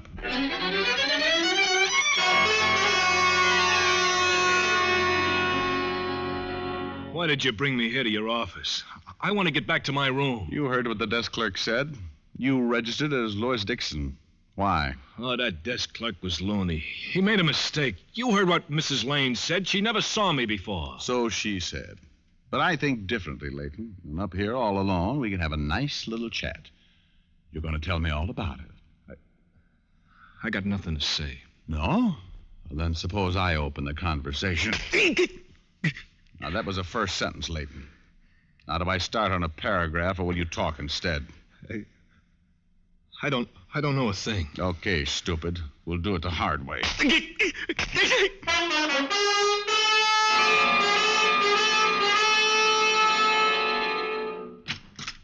Yes? Oh, Mr. Diamond. Hello, Mrs. Lane. Mind if I come in? Of course not. Please do. Suppose we go into the den. I'd like to have a little talk with you, Mrs. Lane. Well, I'm sorry. I'm not feeling too well, Mr. Diamond. The shock and all. Oh, yes, of course. It must have been trying, my bringing that Layton man here for you to identify. Well, yes, it was. If you could come back tomorrow, perhaps. Oh, I'm afraid not, honey. Now. Very well. I'm sorry you picked up the wrong man, Mr. Diamond. Oh, sure, yes. That's funny. 2 other people swore he was the man known as Louis Dixon. Well, it's hard to identify someone accurately, I imagine. But I was certain he wasn't Dixon. Mm-hmm. Well, you've tidied up the den quite a bit. Just what is it you wanted to talk to me about, Mr. Diamond? Well, there's no hurry, no hurry. Say, this is a handsome room. Nice house, too. And all yours, along with everything else your husband owned. It's rather a cruel thing to say. Oh, come off it, Mary. It was a wild scheme. What do you mean? I mean that you invented a phony character, a Louis Dixon, and set up a murder with every clue pointing to a man who never existed. You're crazy. No, Mary. You were crazy to think a stunt like this would ever work. You hired a bum named Jack Layton, gave him money, had him register at the Brewster Hotel as Louis Dixon. Then you had him hit some of the gambling joints and make sure people heard his name as Louis Dixon.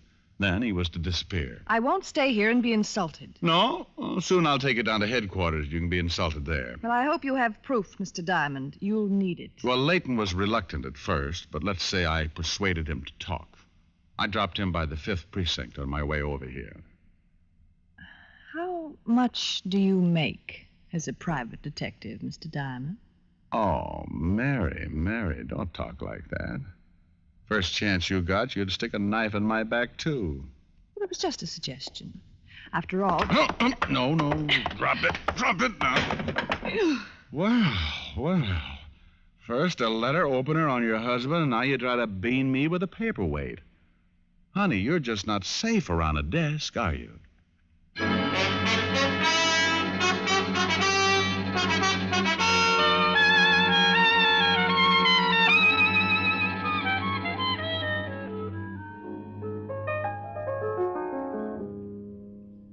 Rick? Yes, Helen, dear? I've been thinking. Show off. No, really. I think you should put your business on a more dignified level. You don't say. You should try and attract a higher type clientele. Oh, I don't know. This Lane fellow I work for today was no slouch. But what happened to him? He got killed. That's the trouble with your cases. They're too dangerous. If you don't get into trouble, your clients do. True. You should concentrate on more simple cases for wealthy clients, like divorce cases and inheritance claims. Oh, great. Maybe I should even carry a powder puff in my shoulder holster. All right, so it wouldn't be as exciting. Get the same fee and you wouldn't get so many black eyes. Then I couldn't come here to you for sympathy, dear. Rick, I'm serious. Okay, honey, okay. Now tell me, just how do I go about attracting a higher type clientele, as you put it? Well, you start off by putting on a more pretentious front. Meaning I eat more? Meaning you act a little more dignified. Well, do go on, Miss Asher. You should also have someone at the office to answer the phone for you. Oh, Helen, it only rings once or twice a day. I think I have enough strength to pick up the receiver that often. Well, it's strictly for appearances. Oh, I see. Anyone in mind for the job? Well, I have a lot of free time. Well, fine, dear, fine. I'm glad it's free. I should be able to afford that. And then after we build up the business... Rick, are you listening? Oh, sure, baby, sure. You are not. You're just waiting for me to take a pause so you can sneak in a song. Oh, honey, how can you be so suspicious? But, since you did bring up the matter... I should have known better. Oh, live and learn, dear, live and learn. If they ask me, I could write a book about the way you walk and whisper and look. I could write a preface on how we met, so the world would never forget. And the simple secret of the plot is just to tell them that I love you a lot. Then the world discovers, as my book ends, how to make two lovers of friends.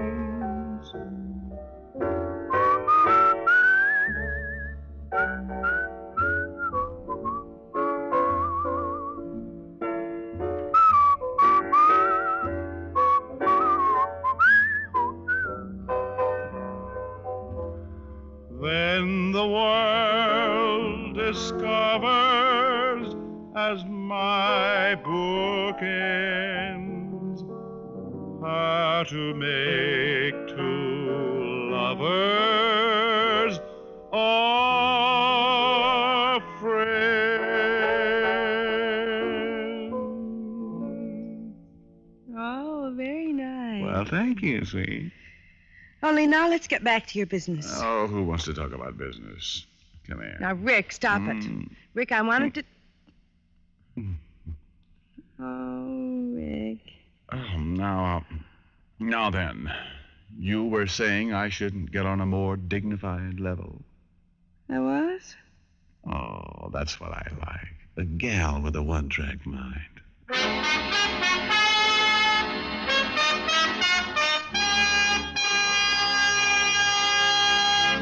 Dick Powell will return in just a moment. What's America's most popular cigarette? Camel is in the lead by billions of cigarettes per year. One reason is that America's smokers have found out how rich, how flavorful Camels are, pack after pack. Another reason is that America's smokers have discovered how well Camels agree with their throats week after week. Are you smoking the cigarette America enjoys most? If not, start smoking mild, flavorful Camels tonight. How mild, how mild, how mild can a cigarette be? Make the Camel 30-day test and you'll see. Smoke Camels and see. Here's Dick Powell with a special message. Thank you. Ladies and gentlemen, as a token of friendship and to help show hospitalized veterans and service personnel that America remembers them, the makers of Camels send thousands of packs of Camels to service and veterans hospitals every week. This week, the gift Camels are going to Veterans Hospitals, Minneapolis, Minnesota, and Bay Pines, Florida, U.S. Naval Hospital, Memphis, Tennessee, to all hospitals operated by the Alaskan Air Command. Now, until next week, enjoy Camels. I always do.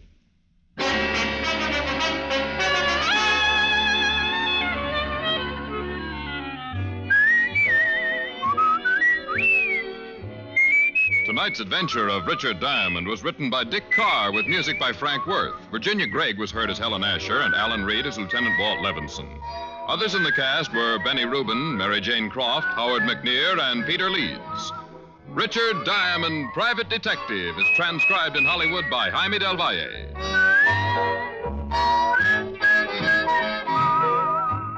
Be sure to listen to another great Camel show, Vaughn Monroe and the Camel Caravan, every Saturday night. Listen next week for another exciting adventure of Richard Diamond, starring Dick Powell.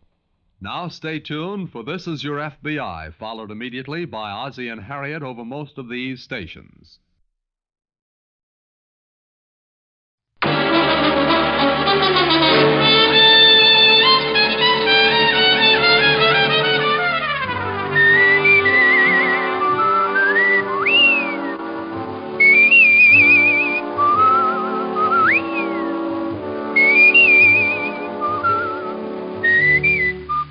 Here's Dick Powell as Richard Diamond, Private Detective.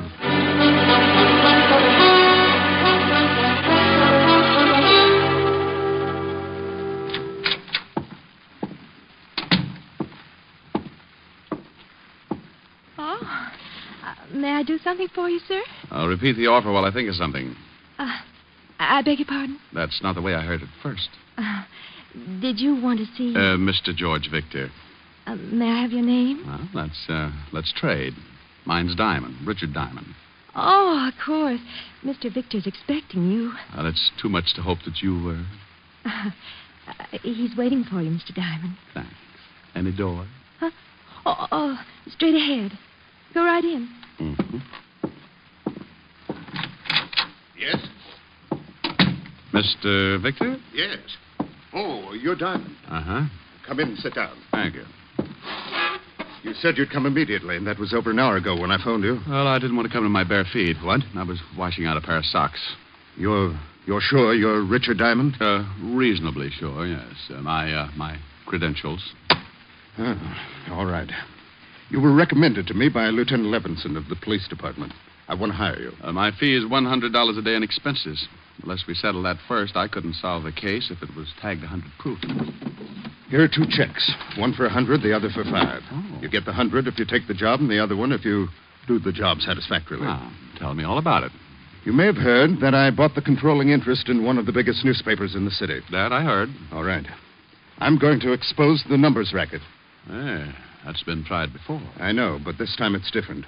I have all the evidence I need to expose one of the biggest operators, Aaron Ziegler. Oh, well, you do pick 'em big. You know him? We did some spitting at each other when I was on the force. Well, then you know what he is. Yeah. But you said you had all the evidence. Where do I come in? Ziegler's my affair. Yours will be my daughter. Here's her picture. Well, you can have Ziegler. I'm happy with this arrangement. This is no joke, Mr. Diamond. My daughter works for Ziegler. Oh? You got $1 million for every Mongolian in Asia, and your daughter works? Hobby, perhaps? She became infatuated with a man named Doug Saxon. And went to work to support Will him. you listen to me? Oh, sorry. Go ahead, Mr. Victor. Saxon has some connection with Ziegler. I objected to her seeing Saxon, and there was an argument. And being 21, she walked out. Yes. Ziegler gave her a job singing in the Nocturne Club. I know the place. Now, what I want you to do is... I think I know, Mr. Victor. You got evidence on Ziegler. That makes him an unhappy boy, and being unhappy, he wants to smile again. So he sets glamour lad Saxon loose. Your daughter falls for him, and the frame's begun, right? Ziegler told me he was going to stop me from printing the expose of his racket. I know he'll use my daughter, Kathy. What does she have to say about it? She won't see me. And you've got no idea what the frame will be? No, that's your job. Find my daughter, stay with her until the paper goes to press. And when will that be? 10 tonight. Oh, all right, Mr. Victor. You hired yourself a boy. I'll pick up that $500 check after I pick up the late edition. Good day, sir. Oh, Yes? If you will excuse the expression, the retainer, $100. Oh, here you are. Oh, well, thank you. I'd bow from the waist, but my empty money belt might choke me. I'll keep in touch. A couple of phone calls to old acquaintances who still kept in touch with the shady side of our city, and I had Saxon's address. A half hour after I left George Victor, I was punching the buzzer to Saxon's apartment.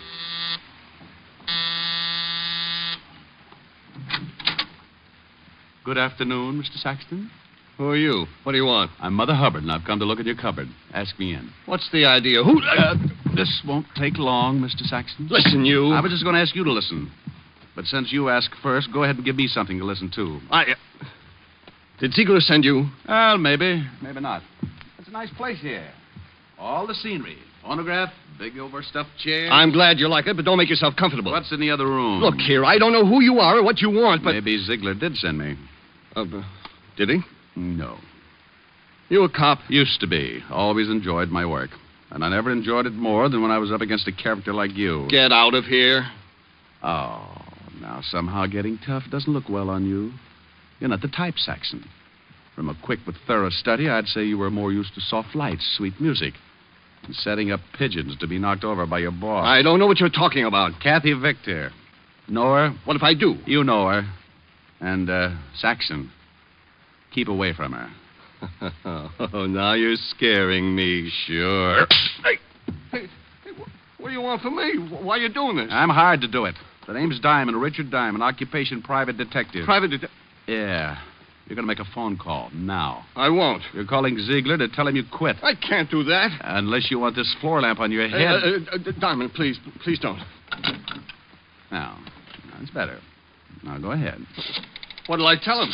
Your health is bad. You're going to take a boat trip. Well, that's ridiculous. Well, then you think of something, but think. But Hello, this is Saxon. I'd like to talk to Aaron. Oh. Well, I'll call back. It's important. Oh, it's important. I've got to talk to him. All right. Get him? They're putting me through in. Hello, Aaron. Listen, I can't go through with the deal. Something came up. I mentioned my name. A man named Diamond. Richard Yeah, that's right. I don't know, Aaron, but please, don't blame me. I did... Hello? Hello, Aaron? Aaron? He hung up. Good. You do the same. You don't know what he'll do, Diamond. You don't know him. Oh, but I do. Well, happy landings, Glamour Boy. You can't leave me like this. You know, after a long look at you, I don't think I'd like to stay. Bye, Saxon. 20 feet of the East River will look good on you. Okay, so it was a bluff. I knew Ziegler wouldn't be scared off that easily, but when you go hunting ducks, you put out a decoy. I did. The decoy was me. It was an hour later that I got back to my office building and walked into the lobby. The elevator door there was open, but the jockey was missing. I was about to take the hard way up, the stairs, when... Diamond. Oh, hello. Where'd you come from? I'm under a cabbage leaf. Don't believe it. Get in the elevator. I'll walk. Hey, Mac. Mr. Diamond don't want to get in the elevator. Maybe he gets car sick.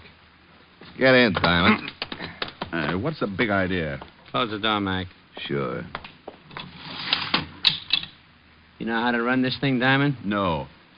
Start it up. Go on. Okay. Floors, please. I'll tell you when. This is far enough. Stop it. And keep your hands away from that door. What are you going to do? Eat your way out? He's a card, ain't he? Oh, now, come on. Fun's fun, but I got business. So have we. We told you to take your hands off those doors. Oh, you did, huh? Yeah. Oh, he won't go down. Sure he will. He's just stubborn. Give me that sap. You see? Yeah. Think he's still tuned in? Let's see. Diamond. Hey, Diamond. Oh, he should know better than that. It ain't polite not to listen. Kick him in the ribs. Now, how about it, Diamond? You want to listen? He's shaking his head. He says yes. Okay. Now, stay away from the dame you're supposed to take care of. Go back to Victor and tell him you don't want the job. Tell him it's too rough, and if he don't understand, show him your bruises.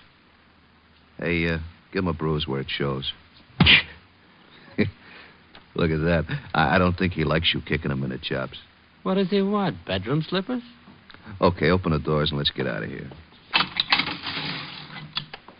Hey, think I ought to give him another boot, just to make sure? Ain't you ever satisfied? Go ahead. Okay, let's go. You know something? You got an awful disposition.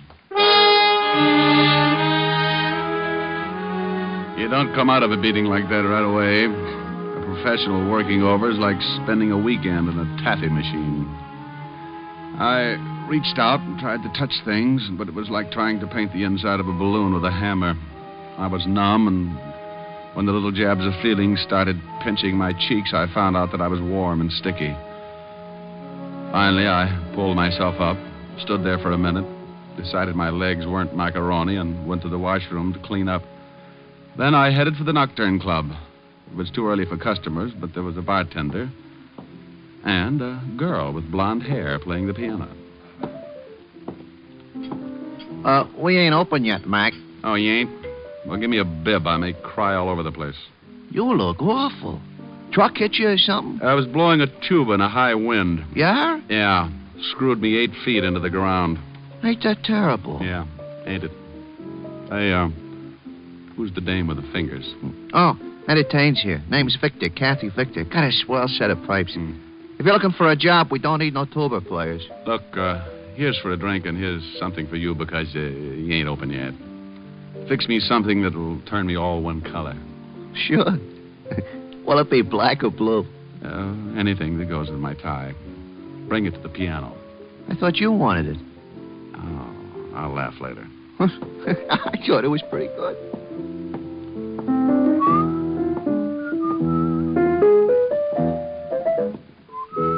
Hey, know the words to that? Yeah. Time in my hand. From your looks, I'd say you needed time. Oh, don't let the bruises fool you, honey. When the swelling goes down, my face is fairly normal. Hey, blue and yellow make green, don't they? Yeah, why? I wasn't sure, but here's a drink anyway. Who knows? Maybe you'll turn plaid. Sure. Here, put this in your pocket and go back in the bottle. Sure, thanks. Yo, when you want another one. Hey. What's the matter? Why'd you stop? I need a drink, too. You get the jumps early, huh? I work late. Catches up with me. Oh, try out running them for a day. It does wonders. Oh, I know you. You're a spy from Alcoholics Anonymous. Go ahead, play some more. All right.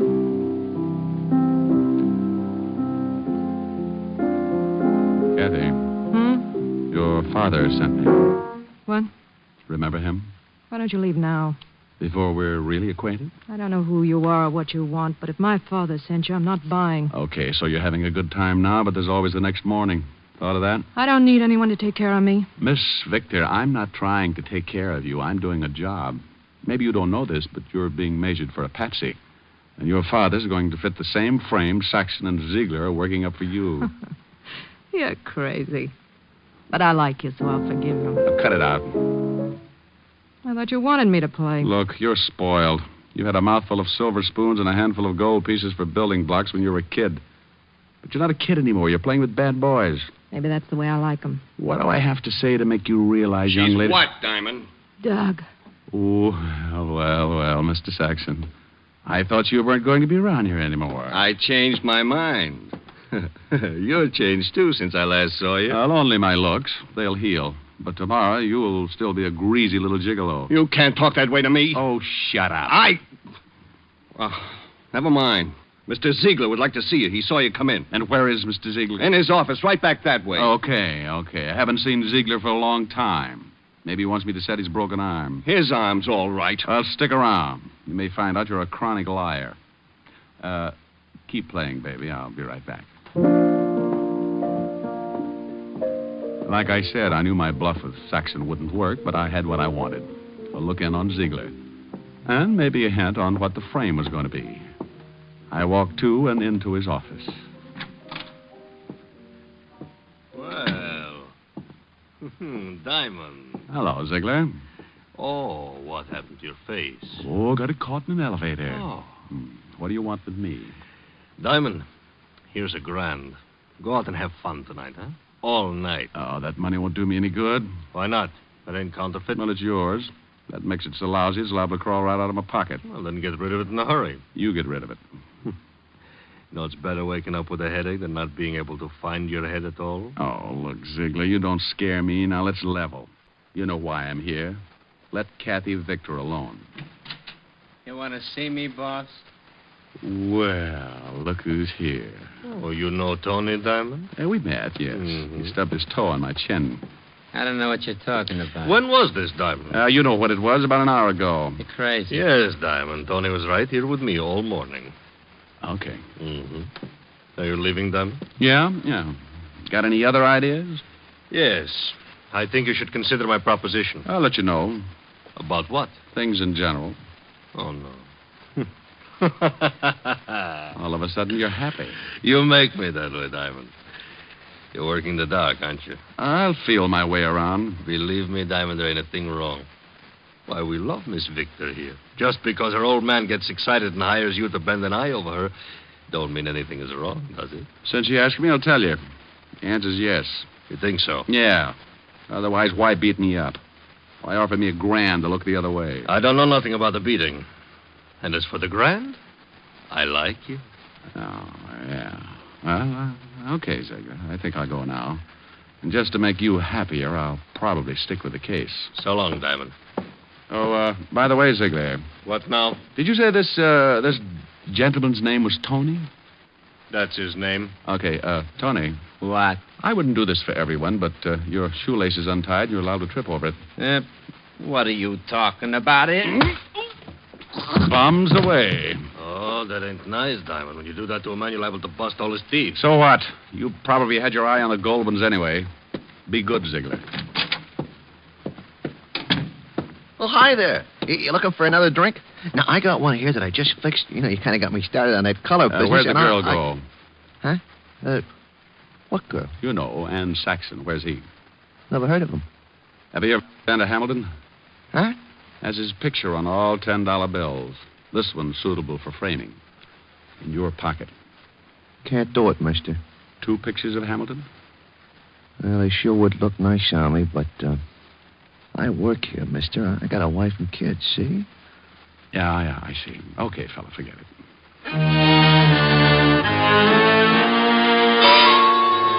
Well, I fell for the oldest gag in the world. Kept busy someplace else while Saxon walked out with the girl. Now I had to find her. But where? I had until 10 that night to stop a frame-up I didn't know anything about. But I played a hunch and headed for the 5th Precinct Police Station and Lieutenant Walt Levinson. I walked in on him. Diamond, oh, no. Hiya, Walt. No, please go home. Nothing good can come of this. Why, Walt, I'm surprised at you. Well, I'm not. You've got some horrible joke up your sleeve. I don't want any part of it. I can only stay a few minutes. I want to know about a guy named Saxon. Douglas Saxon? That's it. What's the matter? Can't you find things out for yourself? Right now, Lieutenant, I'm a citizen asking about a guy. Now, what have you got on Saxon, Walt? Not a thing. He was clean when we picked him up a couple of times. Why was he picked up? Why are you so interested in him? Oh, it goes with my business. Oh. And if I tell you? Well, I'll tell you something sometime. Now, come on, Walt, give. Okay. He was picked up on suspicion of handling narcotics. But that's a job for the Vice Squad. Why is he so dear to you? He's working for Aaron Ziegler.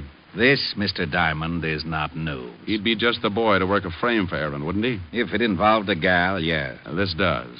How? Don't know. Yet. But, if she was picked up with narcotics on her, it'd be a nice frame, wouldn't it? What makes you think it would be a frame? This gal looks too healthy. Yeah, but you could be wrong. Why? Because for some stupid reason I like you, and I don't want to see you make a fool of yourself. Well, why would I do that? For this dame. What dame? The one that Saxon's going to frame. Is he going to frame her? Of course he is. I'd better get her out of it. Certainly, that's just what I was saying. Bye, Walt. Rick. Yeah? Thanks. What for? For not dragging out that who's on first routine. I don't think my stomach could have stood it today. Oh, Walt, you're an idiot. Yeah. Be a good boy.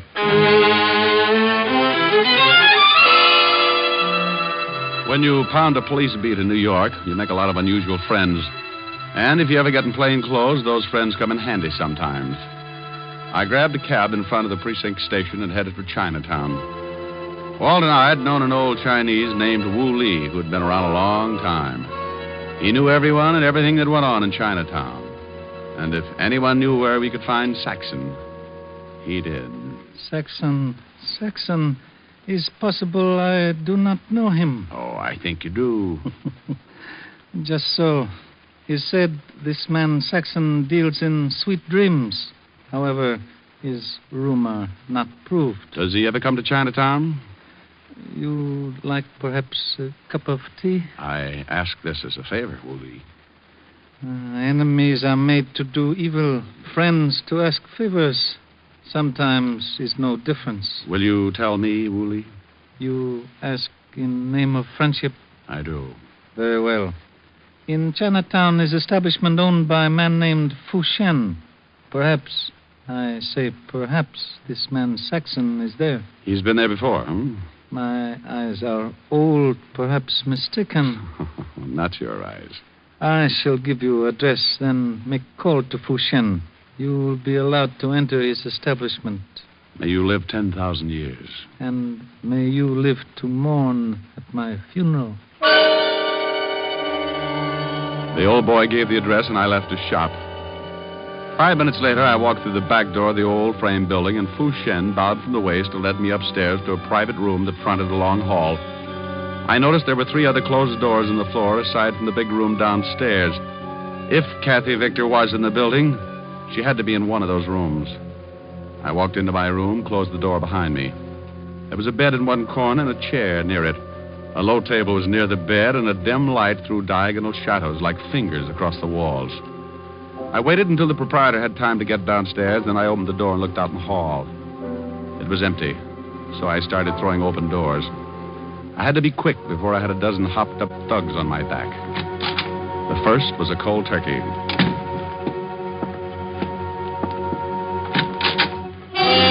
Beat it! This room's in use. Diamond! Well, Mr. Saxon, I presume. Look, Diamond, lay off me, will you? Where's the kid? I don't know who you mean. You will. Oh, Diamond, my arm. You're hurting. So here's another twist for size. Now sing, Saxon, and loud. Look, you got it wrong. How wrong can I be? Okay, but it wasn't my idea. I can believe that. Ziegler thought it up. You pulled it off for a couple of grand. Listen, if I tell you we let me go, the girl's all you want, let me go, will you? Where is she? In the next room. Walk ahead of me. And in case you get any ideas... No! Now walk ahead of me. Open the door. You got my arm. You got another one, but not for long if you try anything. Open it. There she is. Oh, out cold. She's all right, Just knocked out, huh? Let me go now, Diamond. Sure. So this was the game, huh? Bring her here, knock her out, plant narcotics on her, and then push her into the street to get picked up. Look, I showed you where she is. Now give me a break. You know, I was just thinking of that. How would you like it, in the arm or in the jaw? Oh! Crumb. Now, come on, Mr. Victor. Let's wake up now. Come on. Mr. Diamond, you got bad habits. Yeah, Tony, and one of them is running into you. Okay, Diamond, keep your hands where I can see them. Right on the ends of my arms. Oh, what a sense of humor. All right, Diamond. All right, what? I think you're going to get a hole in the face. Just a minute, Tony. You hear anything? Yeah? Those are police cars, Tony, coming here. You're crazy. Yeah? You don't think I'd come here alone, do you? Get over there by the door. Look, Tony, you got yourself all dirtied up for Ziegler. Is he here? No, he let you and Saxon walk around in the mud. Those cars are almost here, Tony. Shut up, I got orders. They'll rub me out, I know, but what if you do? How are you going to get out? Got an answer for that? They ain't coming here. They didn't go past, Tony. Now listen, I got nothing against you. Make a break for it. Out the back door. All I want is the girl. Go on, fast, before it's too late. Yeah, I ain't going to take the rap for nobody. Diamond! Rick! Diamond, you in here? Diamond! Up here, Walt. Come on.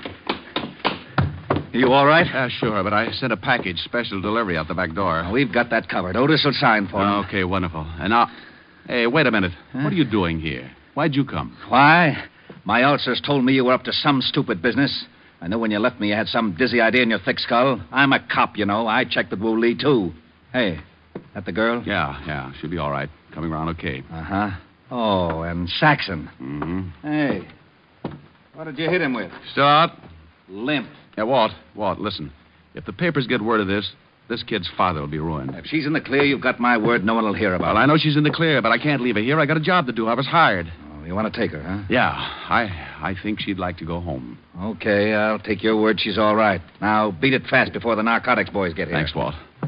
Come on, baby. Snap out of it. Come on. Get her out of here before we're all booked for obstructing justice. I'm going. Hey, Walt. Yeah? How are you going to explain knocking over this joint before the vice squad? Why, didn't you know I got a reported homicide here? I'll let you know what happens. Where'll you be? Oh, silly boy. Where else but Helen's? Now, come on, Cassie, baby. On your feet. On your feet. Walt. Now what? I love you. I'll marry you later. Now take off. Oh, my stomach.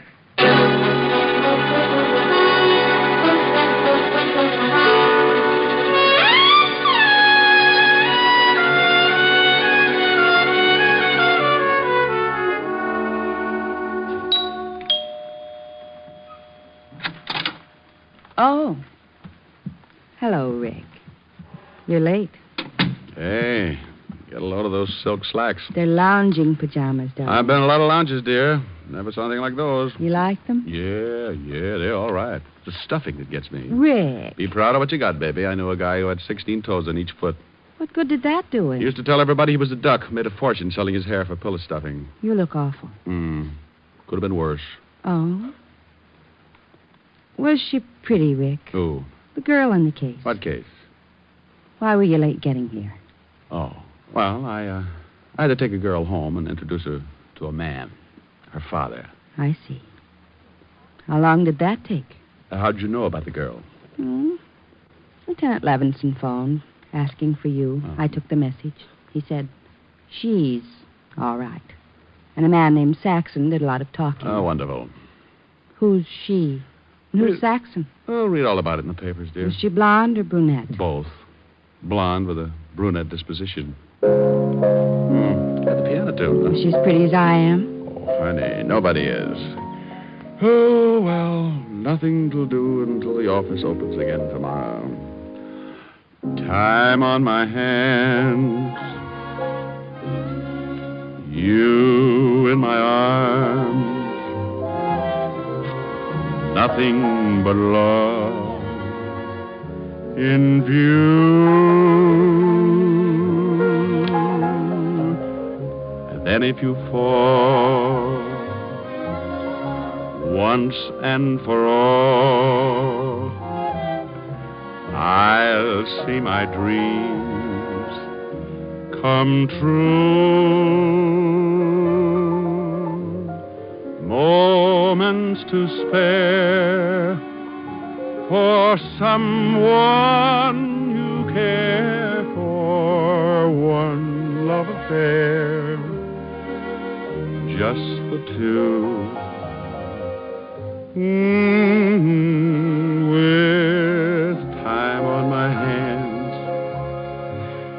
and you in my arms and love in my heart, all for you.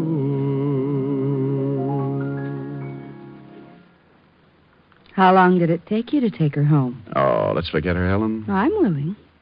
But are you? Mm-hmm. Look. Oh, what nice big checks. Yeah, another day, another $600. Are we going out for dinner? With what? Well, you've got a handful of checks. Baby, I got news for you. The banks are closed. Oh, come on. I know the bartender at the Nocturne Club. Oh, no.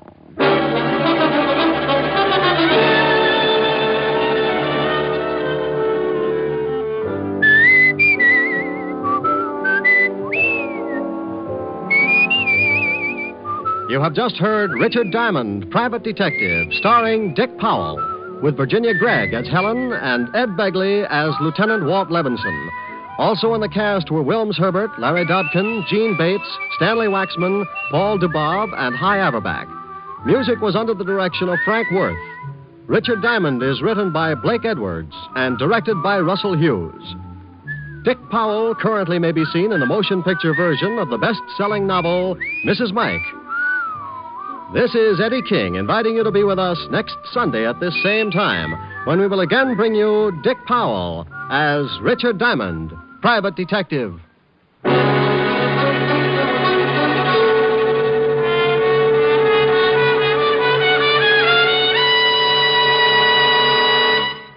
What's on NBC today?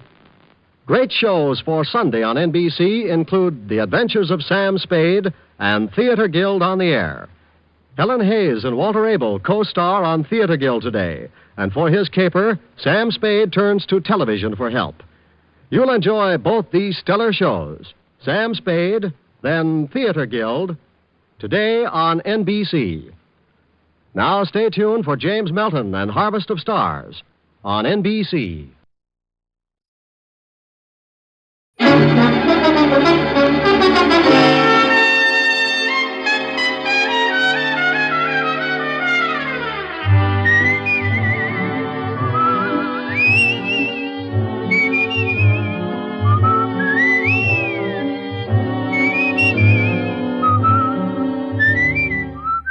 Here's Dick Powell as Richard Diamond, Private Detective.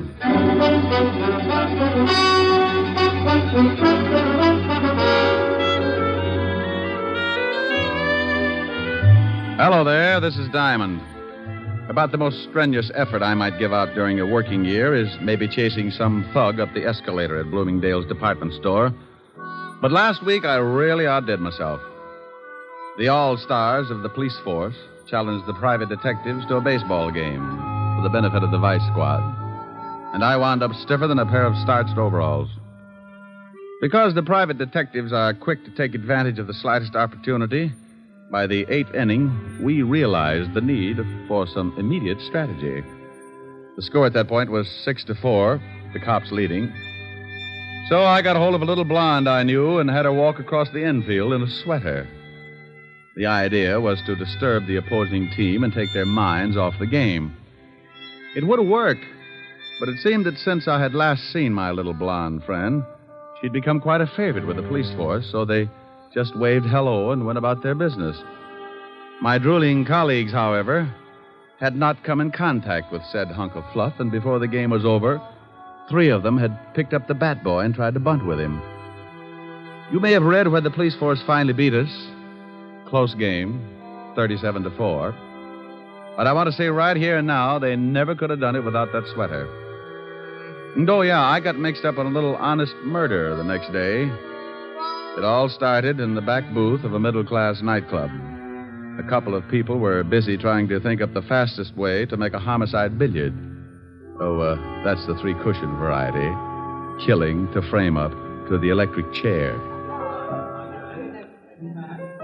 Leon, are you sure this will work? You want to get rid of that old man of yours, don't you? You know I do. Well, I got a wife that I want to dump, too. This letter from her is going to fix it so we both end up very unmarried. Are you sure they'll blame it on Martin? Sure, I'm sure. When they find him with this letter and his own gun and the dead body of my dear little wife, they'll slap him in the chair so fast he won't know what happened. Who's going to find him with the body? That's your job, baby. I'll get the letter to your husband, and you swipe his gun and get it to me. And you go get yourself a private detective and tell the shamus that you suspect your husband of running around with another girl. You and the shamus tail your husband. I'll have it timed so you catch him with the goods right after the killing. Well, all right. I hope it works. It will if you want it to, baby. I want it to. Because I want you. Yeah. Yeah, and all that nice money your husband's going to leave you. Leon. Come here, June. Yeah.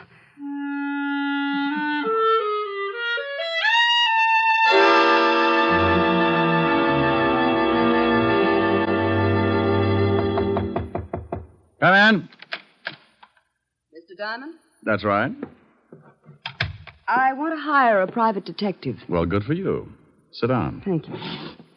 What is your fee? What's the matter? Oh, stand up and sit down again. They're 52 gauge, Mr. Diamond. Like them? Oh, you'd look good if they were sweat socks. I don't think they'd go with a high heel. You've got a point. Now, what were you saying? I wanted to know what your fee is. Oh, $100 a day in expenses. Isn't that a little high? I stopped eating at the automat 6 years ago. All right, I'll give you a retainer. Oh, wait a minute now. Wait a minute. What's the job? I think my husband is running around with another woman. What do you want me to do? Hustle him off to the nut house? Oh, aren't you nice? I want you to go with me as a witness. You know, any other time I might get shy, but I'm really interested in seeing a girl who could beat your time. When do I start? Meet me in front of my house at 10 minutes to 8. My husband leaves around 8. What's the address? 521 East 58th Street. My name is Hires, Mr. Diamond. June Hires. All right, June. I'll see you at 10 to 8. Now, excuse me, but about that retainer. Oh, yes, that. Here's $100. Is that enough? It'll keep me interested. What's your husband's name? Martin. I'll see you this evening, Mr. Diamond. Oh, one more question. Yes? Why haven't you and your husband been getting along? Oh, a lot of reasons. By the way, Mr. Diamond, how old are you? No. Oh, well, I'm frisky, but I passed the foolish mark when I was 3.5. Did you? Goodbye, Mr. Diamond. I wonder if I did.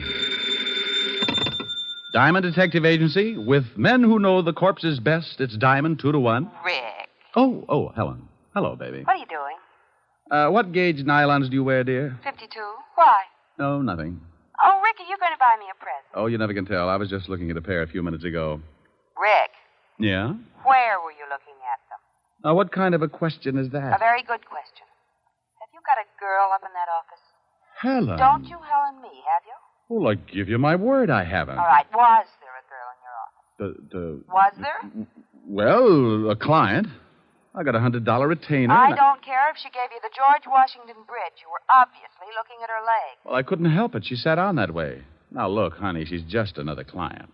With 52-gauge nylons. Would you count the threads? Oh, can you do that? Oh, you wolf. Yeah, but you're the only one who gets the benefit of my talents. You can put the soft soap away. When am I going to see you? I got some business at 8. I'll be over later. Well, I'm going to stay mad until you get here. And you're going to tell me all about those nylons. I'll be sure and do some research. Bye.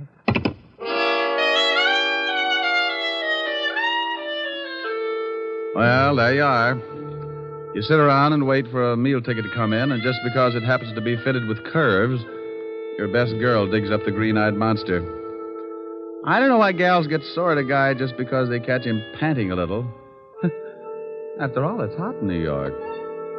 I spent the rest of the afternoon trying to hit a big horsefly with a rubber band and some paper clips, and by 6 o'clock we shook hands and called it a draw. I closed the office and went home. I got into some clean clothes and grabbed a bite to eat at the corner drugstore. At 10 minutes to 8, I was sitting in June Heyer's car, parked across the street from her front door. Mr. Diamond, how did you ever get to be a private detective? Mrs. Heyer, how did you ever get to be a housewife? You think things up in a hurry, don't you? Only when I got competition. You like competition? Up to a point. After that, I get tired of the struggle.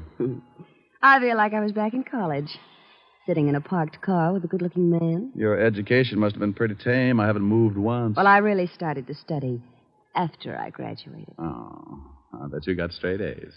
Must you top everything? I play around with a lot of trouble, Mrs. Heyer, and I've got to stay one step ahead of it. Do I look like trouble? When's your husband coming out of that house? Any minute now. You didn't answer my question. I'll tell you as soon as I see your husband. Well, how will that tell you? If he's wearing a beanie with a propeller on it, I'll know you've been giving him a lot of trouble. So I've been giving him trouble. That mean I'll do the same for somebody else? What's the difference, a husband or a private detective? They both got their names from a guy named Adam. Oh, look. A cab pulled up to the front door. Yeah, I see it. And here comes Martin.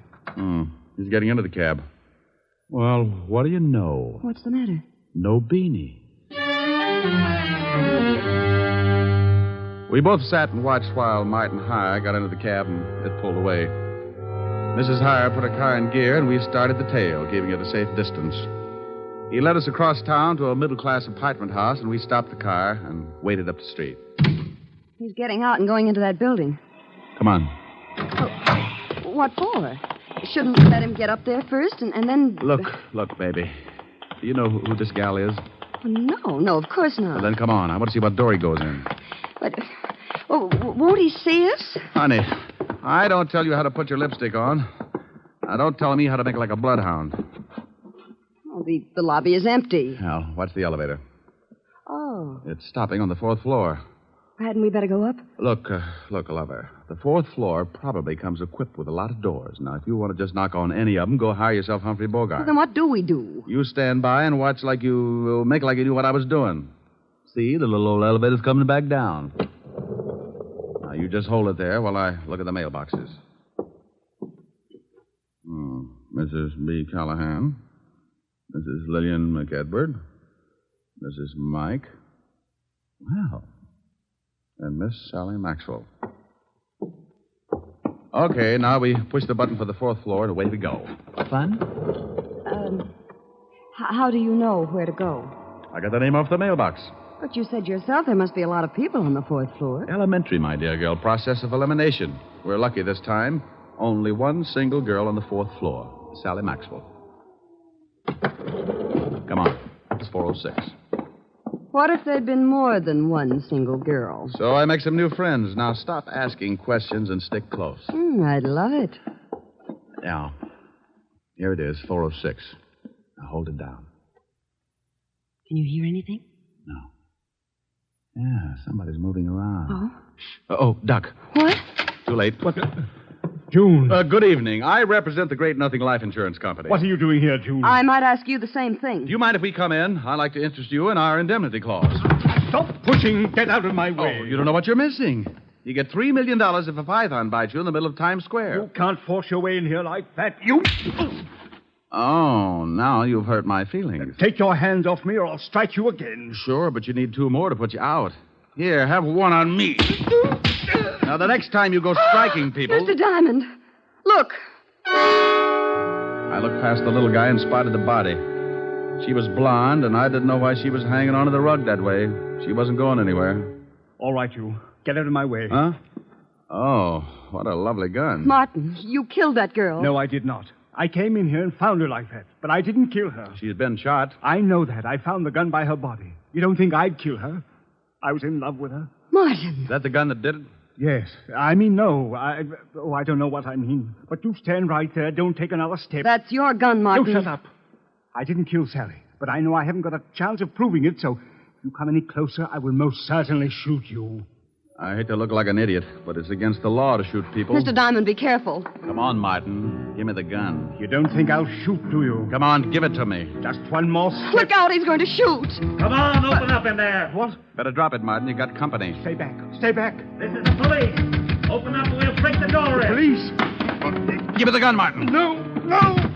Let him in, June. Before Levinson tears down the whole wall. I've got Martin. Yes, all right. I didn't do it. I didn't do it. What's going on in here?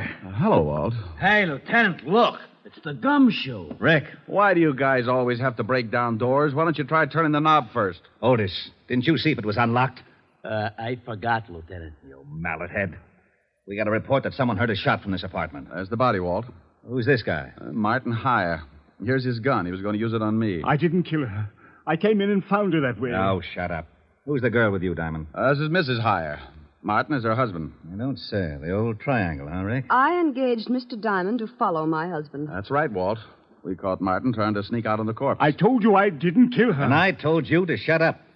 Is this your gun? Yes, but I found it lying by the body. I knew I'd be blamed if someone found my gun, so I put it in my pocket. You search him, Rick? Haven't had time. Shake him down, Otis. Yeah, Lieutenant. I want my lawyer, and you get away from me. You open your trap just once more. Okay, but hold Please, Mr. Diamond, I'd like to get out of here. Sure. Okay, Walt? Yeah, but I want to talk to both of you down at the station later. Here's something, Lieutenant. What is it? Letter. Are you coming, Mr. Diamond? You go on down. I'll be right with you. All right. Walt, what does the letter say? It says we can't continue this way. I've decided to break it off once and for all. It will do no good to see me, so please stay away and leave me alone. Signed, Sally. Let me see that. Yeah. Well, what about it, you? Is the dead girl named Sally? Yes. I don't know why she sent it. We're both in love. Sure. What were you going to do about your wife? I was going to tell her this evening. Then I received this note. I came right over to see Sally, but believe me, I didn't kill her. Tell me something, Martin. Is this the way you received the letter? Yes. Why? Now, you wait a minute, Rick. I'm very happy with what I've got, so don't start making like Sherlock Holmes. Oh, well, I guess you're right, Walt. He admits it's his gun, and this letter is certainly motive enough. Yeah. Otis, call for the wagon and put the cuffs on higher. Right, Lieutenant. Walt, why would someone send a letter after tearing off the top of it? Huh? See, the top of this letter is missing. The part that usually reads, Dear Julius or something. So what? Do me a favor, will you, Walt? Oh, what is it? Give me 3 minutes and then have Otis fire a shot from this apartment. What? Is that all you can say? Have Otis fire a shot in about 3 minutes after I leave. I will not.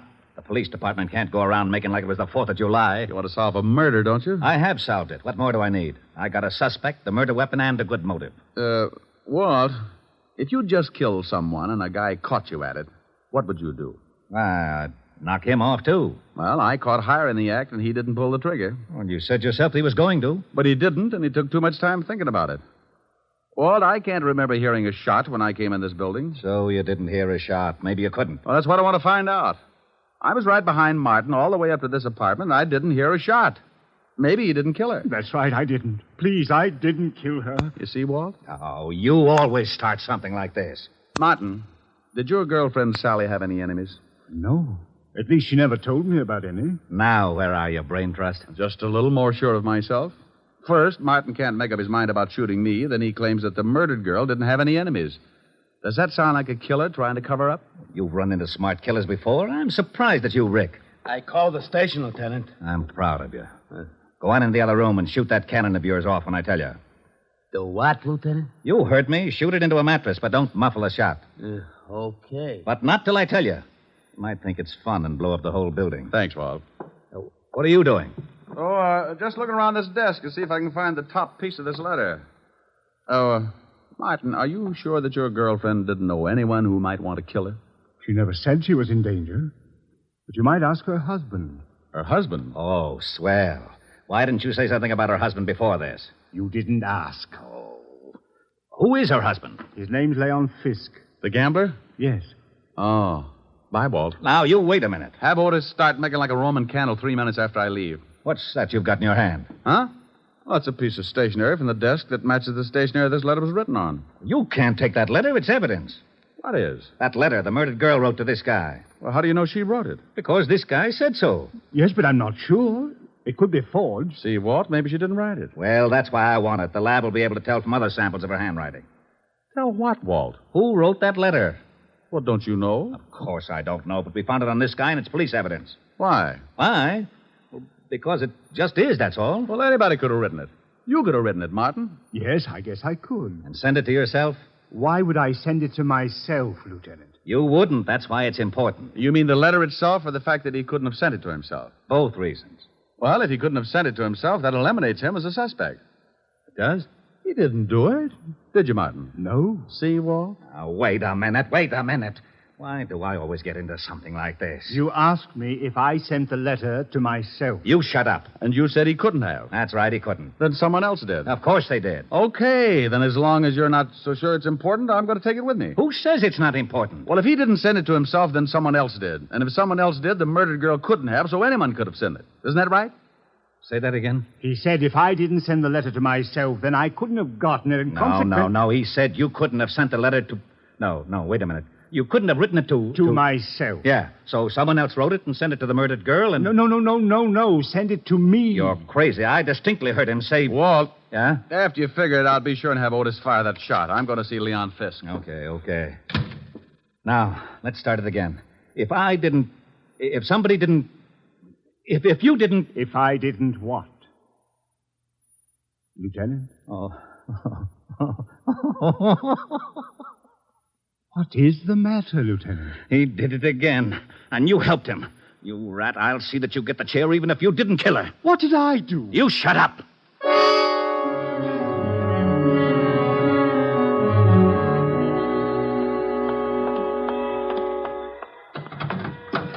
Well, what took you so long? I had to get a merry-go-round started. Can I drop you somewhere? Just relax for a second. I've got to think something out. Well, I didn't ever think Martin could kill anyone. Yeah. What was that? Just a backfire. Look, drive me across town. I want to talk to a guy named Leon Fisk. Leon Fisk? Yeah, runs a nightclub with an iron claw in the back room. What's the address? 222 East 45th. I remember it because when I was on the force, I used to raid his place for exercise.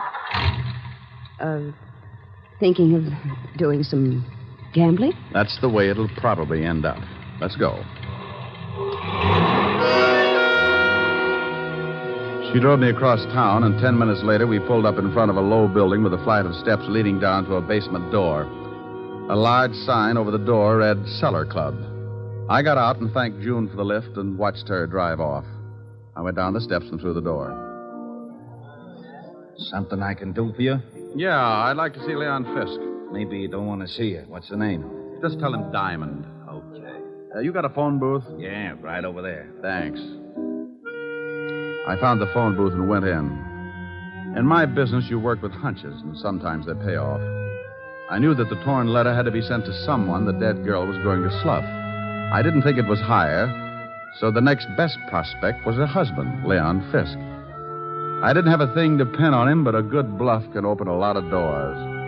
I took out the letter and copied the handwriting on the other piece of stationery. I wrote the name Leon at the top and then the words, "We can't continue," so they'd correspond with the first part of the original. Yeah? What was you writing? What's it to you? You don't have to get sore. I just thought maybe you was getting a tip on the horses, and I sure could use a winner. The nags have been beating me to death. Oh, no tip. Okay, the boss will see you. That door right over there. Thanks.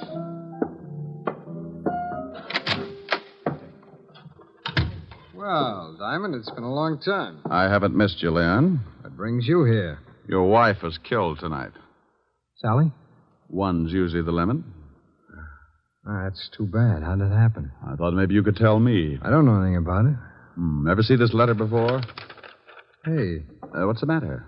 That's your wife's handwriting, isn't it? Yeah. It says, Leon, we can't continue. Then the writing stopped. Oh, so what? Well, the guy the police are holding got a letter from Sally, too. It started the same way, but it wasn't addressed to anyone. The top was torn off. You know what I think? No, tell me. I think she started one letter to you, then threw it away and wrote another one. I think you sent the second to Martin Haar after tearing off the name Leon. Go on, Diamond. You didn't count on her starting a second one, so you went up to her apartment and killed her with Martin's own gun. Oh, with his own gun. Maybe you can tell me how I got it. Oh, I think so. You had to know a lot of things before you could kill your wife. What time Martin would arrive so the time of death would be close. You had to have his gun to leave by the body, and you had to have a witness who would swear Martin killed her. It had to be timed just right. You're talking yourself into a corner. How would I get all these things? By working with someone who was close enough to Martin. Maybe like his wife. You're crazy. Am I? She just drove me to this place. So what? A lot of people know this place. She told me she didn't. So I gave her an address 8 doors down, but she pulled up right in your front of your door. Well, that could happen. It was too pat, Leon. Getting me to come to her place at 10 minutes to 8 and knowing her husband would leave close to 8. She had to know it because that letter was delivered just before I got there. Think you can prove it? You made one mistake. I didn't hear a shot when I got to your wife's apartment. I found out later that you could hear one all the way down in the street. Your wife was killed before Martin went into that building. Probably when you saw his cab pull up. Well, anyway, it's enough to hold you on, and I think we can prove later on that you've been seeing June Hires. You're a pretty smart shamus, Diamond. Oh, you mean you admit it? Okay, baby, come on in. June, come on out of there. Leon, are you crazy? Well. I didn't know you kept your back room stocked with nylons, Leon. Yeah. I guess you two don't need any introductions. Why did you have to drag me into this? You heard what Diamond said. He knows all about it. You got the car out back? Yes, but what are we going to do with him? Diamond? Well, he's going swimming with a barrel of cement. Lieutenant Levinson wouldn't like that. He knows I came here. You're lying. Wait a minute, maybe he isn't. Diamond was upstairs with him for quite a while. Okay, so we'll have to hurry things up.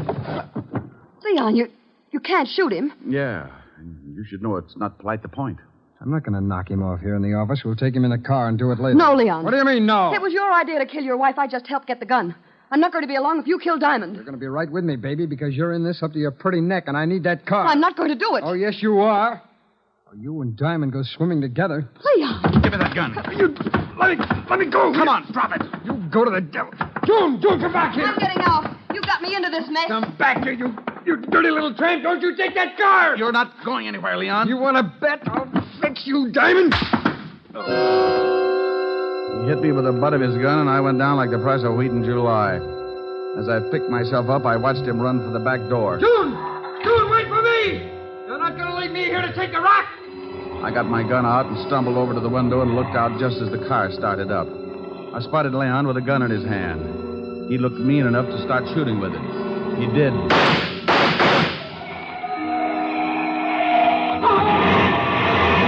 started running up the alley then. I suppose I could have said something like, "Stop or I'll shoot," but I was too tired. I just rested my arm on the window and let him have it.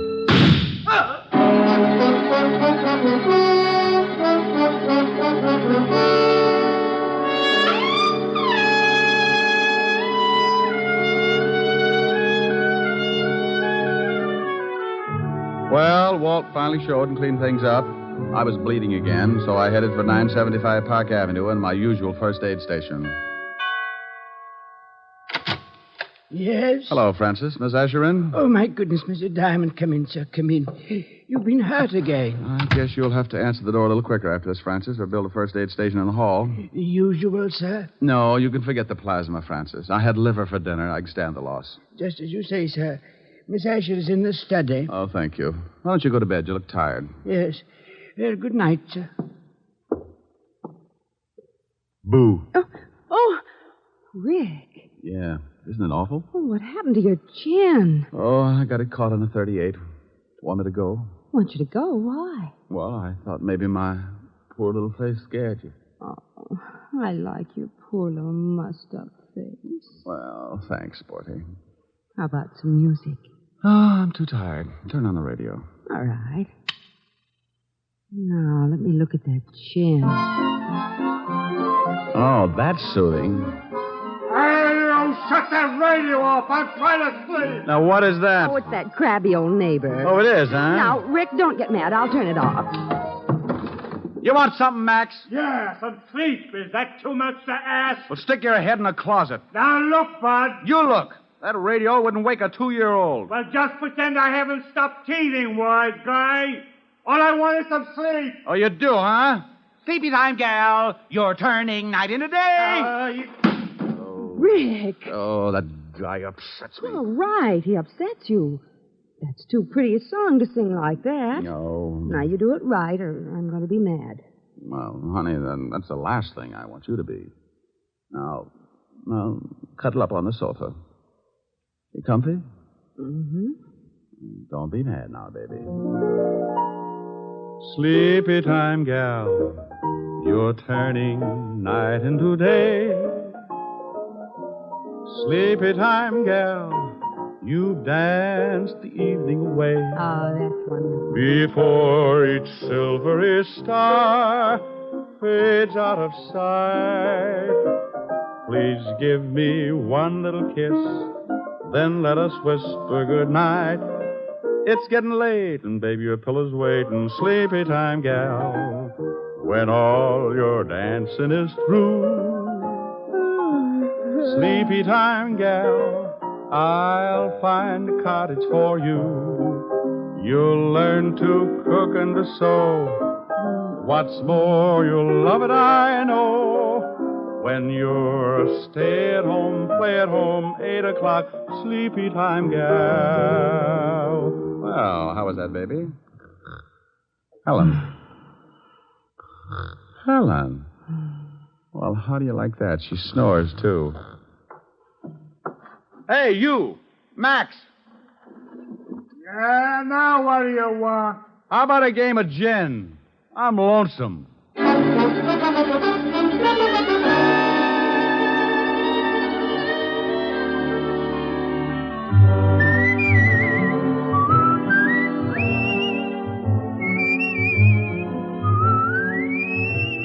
You have just heard Richard Diamond, Private Detective, starring Dick Powell. Helen was played by Virginia Gregg, Lieutenant Levinson by Ed Begley.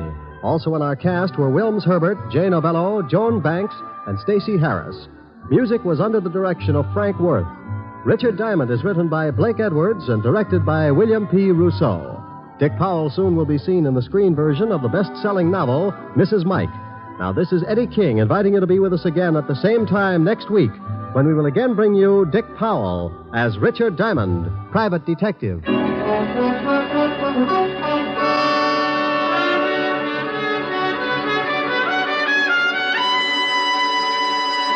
This program has come to you from Hollywood. This is NBC, the national broadcasting company.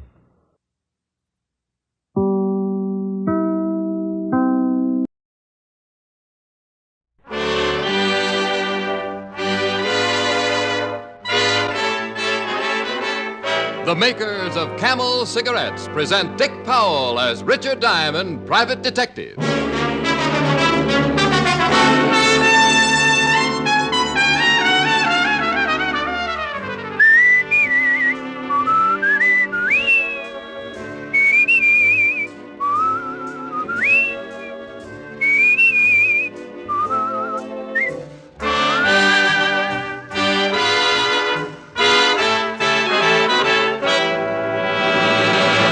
How mild can a cigarette be? One puff won't tell you. One sniff won't tell you. It takes day in, day out smoking to find out how mild a cigarette is, how well it agrees with your throat. Make the sensible cigarette test, the thorough test. Smoke only Camels for 30 days and see just how mild a cigarette can be.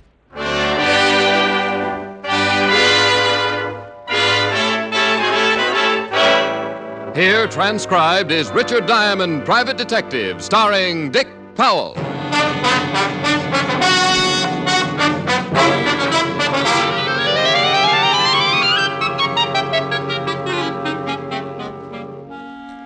It was about 2 o'clock in the afternoon. It was cold out, and it had been raining. When it got a little warmer, it would probably snow. The whole city was covered with a heavy sheet of ice, and the steam heat in my office gurgled and clouded up the windows. I was feeling pretty good. I was warm. I'd had one client in the past week, and my bank account was on its way to recovery, and a good breakfast in the drugstore downstairs had made me comfortable and drowsy. I put my feet up on the desk, leaned back in my chair, and closed my eyes. Mr. Diamond? Mr. Diamond? I must have been napping and didn't know it. I hadn't heard the door open, but there he stood, framed in the door, resting his weight on the jamb, and looking across the room at me with tired eyes. Mr. Diamond? Yes, what can I do for you? My name is Abel Gunther. I want to hire you. All right, Mr. Gunther. I charge $100 a day in expenses. I don't think I can pay it. I can pay you some, but I don't think I can pay you that much. Well, that's my fee for you or a Rockefeller. I got expenses. I see. Well, I'll keep looking. I need help.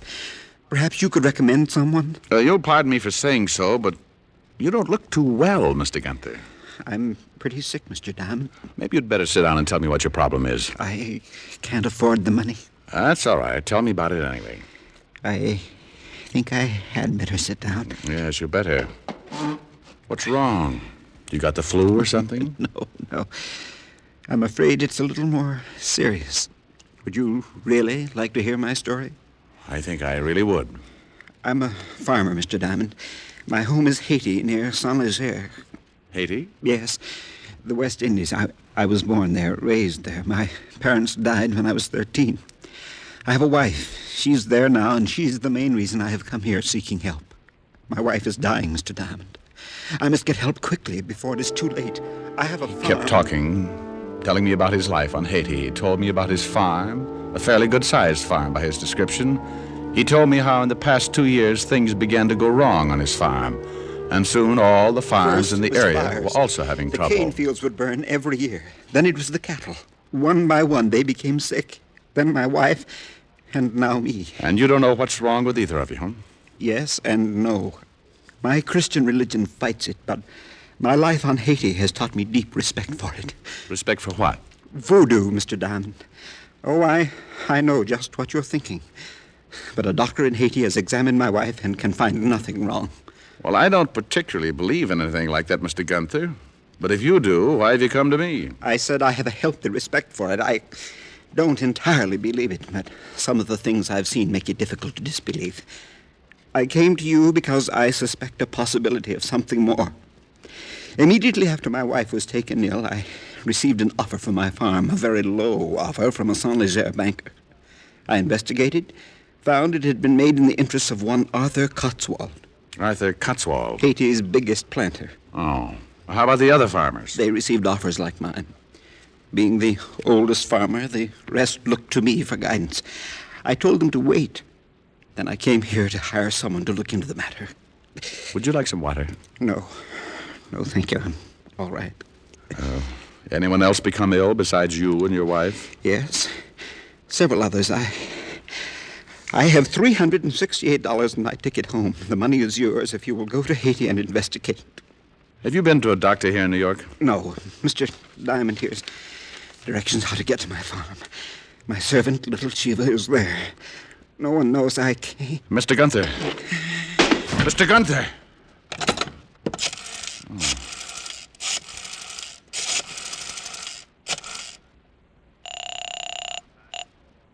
Levinson Homicide. Hello, Walt. Oh, Rick. Yeah. Better get up to my office. I've got a dead man for you.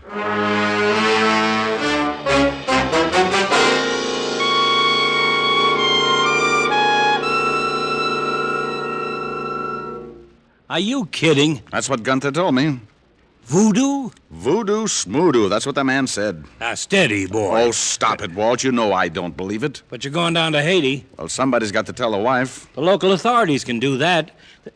Hey. No, what's the matter? The local authorities in Haiti.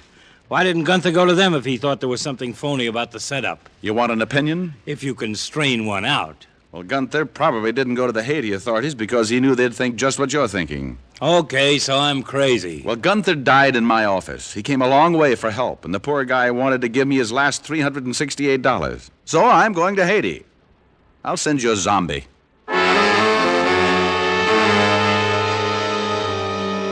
Walt promised to send a wire and care of the authorities in Saint-Léger as soon as he got an autopsy report on Mr. Gunther, and I headed to the airline's ticket office. By 8 o'clock that evening, I was in an airline's flagship at 12,000 feet heading for the West Indies and Haiti. The trip wasn't bad. We landed in Miami, where I grabbed a cup of coffee and then climbed aboard a clipper for Port-au-Prince. At Port-au-Prince, I took a bus to Saint-Léger and from there a beaten-up taxi to the Gunther farm about 10 miles into the country. As we neared the farm, I could see a crowd of people standing around in front of the house. And as I climbed out of the cab and approached them, they turned, and their hushed conversations were suddenly stilled. I didn't know what it was. No one said a word. But something was wrong. I could feel it. I walked through the crowd to the house and stopped cold as the door opened. Who are you? I'd never seen anything like him. He was a native, and he ducked his head as he stepped out of the door to face me. He was a good 7 feet tall, or maybe more, and must have weighed close to 300. He stood on his bare feet, his long, muscled arms hanging loosely at his sides, and looked at me with dark, shining eyes. Me, Little Chiva. Who are you? Oh, me, very little Richard Diamond. Mr. Gunther hired me to come here. You from New York? Oh, yes. Mr. Gunther couldn't come back. He died? That's right. How did you know? You come in? Sure. What are all those people doing out there?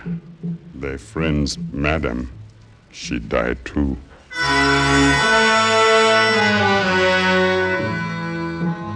Little Chiva led the way into the bedroom where Mrs. Gunther lay on the bed, covered with a fresh white sheet, her eyes closed in death, her face drawn and tired. Little Chiva told me she had died the day before, about 3 in the afternoon, and a cold chill ran up my back. I remembered her husband lying on the floor of my office about 3 o'clock in the afternoon, the day before. What do you do here? Mr. Gunther wanted me to find out why the cattle are getting sick, why the fields are burning, why he and his wife became ill. Bad voodoo. Well, he thought it might have something to do with a man named Cotswold. He big man. What are those drums? For Madam and Mister. They voodoo. Good voodoo. Give blessing for spirit. For Madam and Mister. Oh.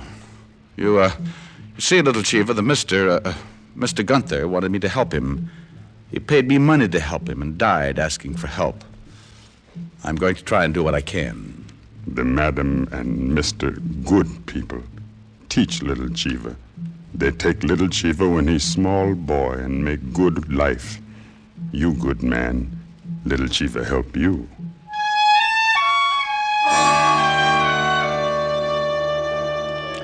Right then, I inherited Little Chiva. And if there was going to be any trouble, the giant servant would certainly help to make up the difference. The first thing I wanted to do was contact the local authorities in Saint-Léger. And Little Chiva told me my man was one Inspector Laplanche. A very fine person, Mr. Gunther. I'm sorry he's dead. Well, how'd everybody know he was dead? On Haiti, things of such nature are never a secret. The natives know. Voodoo? Being a stranger to Haiti, Mr. Diamond, I expect you to be a skeptic. But you believe in voodoo? Let us say I've been in Haiti too long not to believe. Well, Gunther thought the whole thing might have something to do with a man named Cotswold. I would suggest you forget Mr. Cotswold. Then I suggest you give me a good reason to forget him. Mr. Cotswold is a very big man on Haiti, the largest plantation owner on the West Indies, and a self-made man with a considerable temper. Well, thanks for the advice, Inspector. But supposing I come up with something incriminating. If Mr. Cotswold has breached the law, it would certainly be my duty to arrest him. But I am not considering the arrest. More, the necessary steps that would have to be taken to prove the guilt. Dangerous steps, Mr. Diamond. One might trip on those steps. And break his neck. Yes. You like the middle of the road, huh? It is much easier to see what is ahead. It's possible to get run down from behind. I do as much as I can to prevent that possibility. Example, my suggestion, you forget Mr. Cotswold. I left the philosophical inspector and went outside where Little Chiva had been waiting. Every time I looked at Chiva, it was like a little kid spotting the Empire State for the first time. He smiled a mouthful of white teeth as he said, The inspector. He say forget Mr. Cotswold. That's right. What do you think, Little Chiva? I think I do what you want. You know what I want? You want to go see Cotswold. Think I'm crazy? You're not afraid. You're not strong like Little Chiva. But Little Chiva think of all the men he know, you would fight hardest. I don't like to fight, Little Chiva. Little Chiva know that. We go see Cotswold.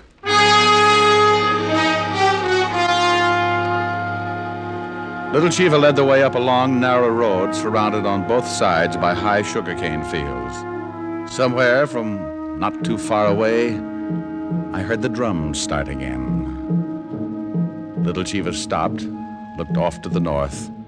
He began moving his shoulders, slowly, keeping time to the steady rhythm of the drums. He began to sing softly. Oh, hey, say Papa Nuki Papase. Oh, hey, say Papa Nuki Papase. What does that mean, Little Chiva? It means in your language, it is our Papa who passes. Papa? Papa Dambala, the great source. Voodoo? Yes. Later I must leave you. Today is Wednesday. This is the day of Papa Dambala. Oh, hey, say Papa Nuki Papase. He continued his little chant until we reached the beginning of a long, high fence running along next to the narrow road. Chiva leaned down and swung a gate open. Then we walked up the path that led through the Cotswold property until we reached the house.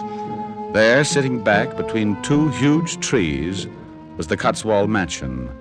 I walked up to the front door alone. Mr. Diamond. Yes, Chiva? Watch out for Mr. Jocelyn. He guard Cotswold. Thanks, I'll do that.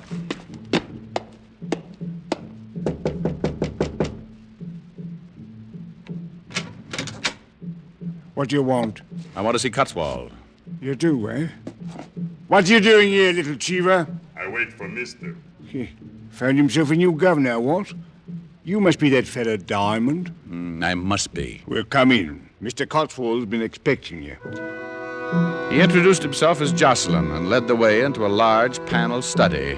And I met the big man himself, Arthur Cotswold. The drums stopped. Today is Wednesday. It belongs to the great god Dambala. So I understand. Most days of the week are significant in voodoo. Will you have a drink, Mr. Diamond? No, thank you.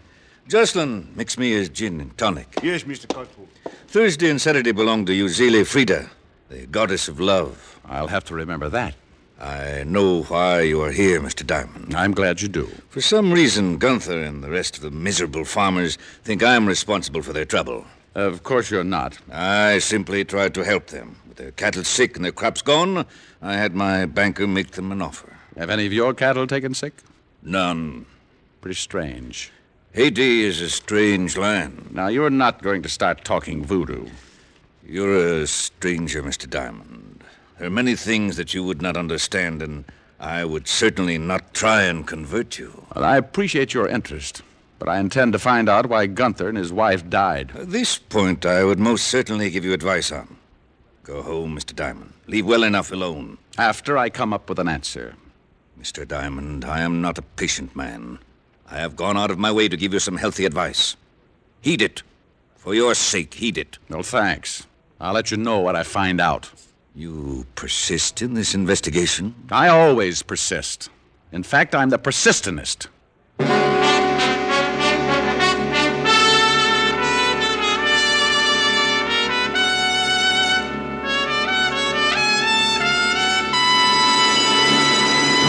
Before we continue with Richard Diamond, here are a few words about smoking enjoyment. The things we look for most in a cigarette are mildness and flavor.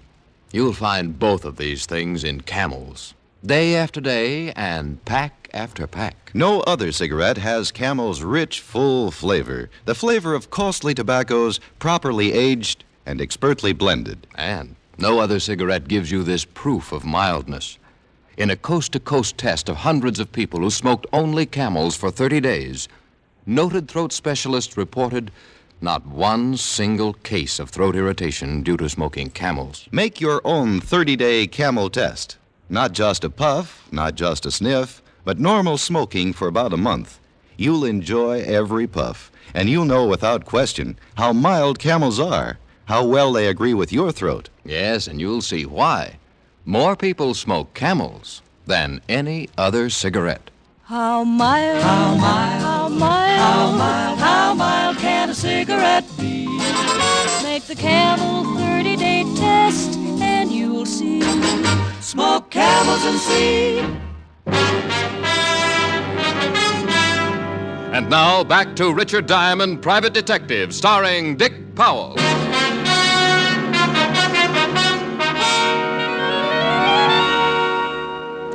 I left Arthur Cotswold cooling his fit with a gin and tonic, went back to Chiva, and he led me back to town.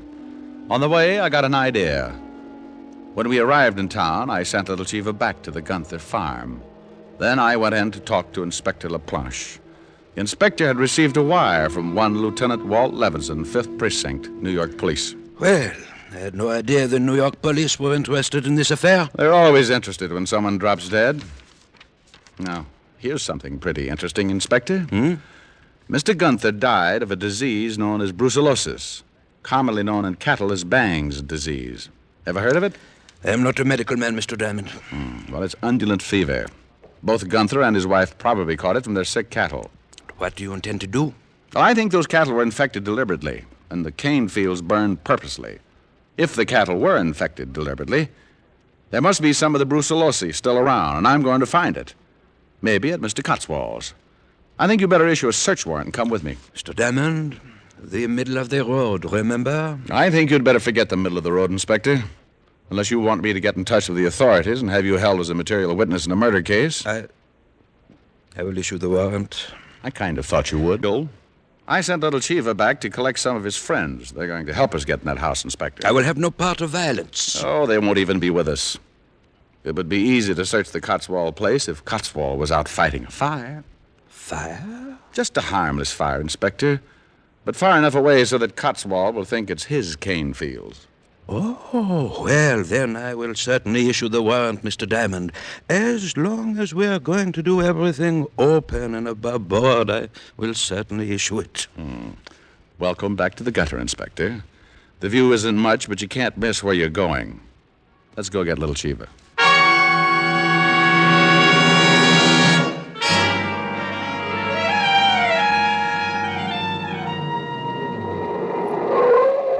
What are all those natives doing at the Gunthers? I don't know. Looks like something's wrong.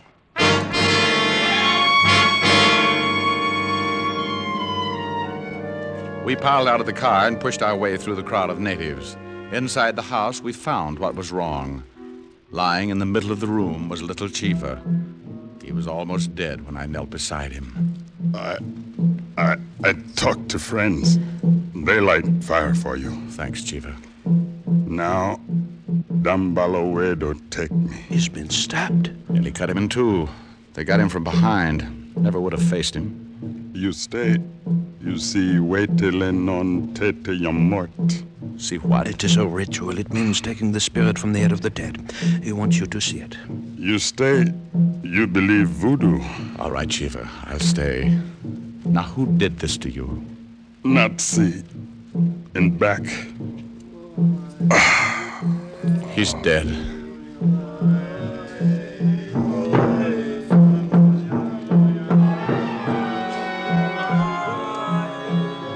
The next few hours I'll never forget. The inspector knew what was coming, and he wanted no part of it, so he waited outside. I don't know whether I can describe it, but I'll try. And even though I saw it with my own eyes, I still don't quite believe it. The natives came into the house and picked up little Chiva. They placed him on a bench, and the ceremony began. Some of them had already obtained the necessary items used for Waitiloan on Tete Yum Mort. They included several live pigeons, olive oil, 30 pieces of fat pine wood, a pair of chickens, some coarse cornmeal, and a saddle blanket, and a large white plate. Little Chiva's body was covered by the blanket, and then the pigeons were killed and cooked without seasoning. The cornmeal was roasted, then placed in the white plate. The 30 slivers of pine wood were lighted and carried by the natives like candles. Then one of the natives took the white plate with the meal in one hand and the pot with the chicken in the other and approached the fire, chanting a strange dirge.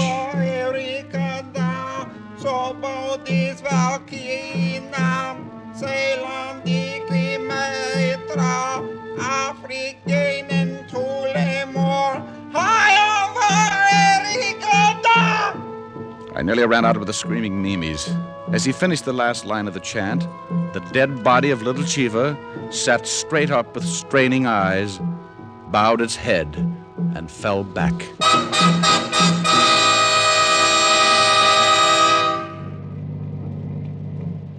You look a little pale, Mr. Diamond. Well, I can't understand why. Probably because my blood's hiding in my feet. What do you think of voodoo now? Well, let's forget it, shall we? I haven't got the money for a good rest home. Yeah. We are close to the Cotswolds. Good. Let's park it here and wait until the fire starts.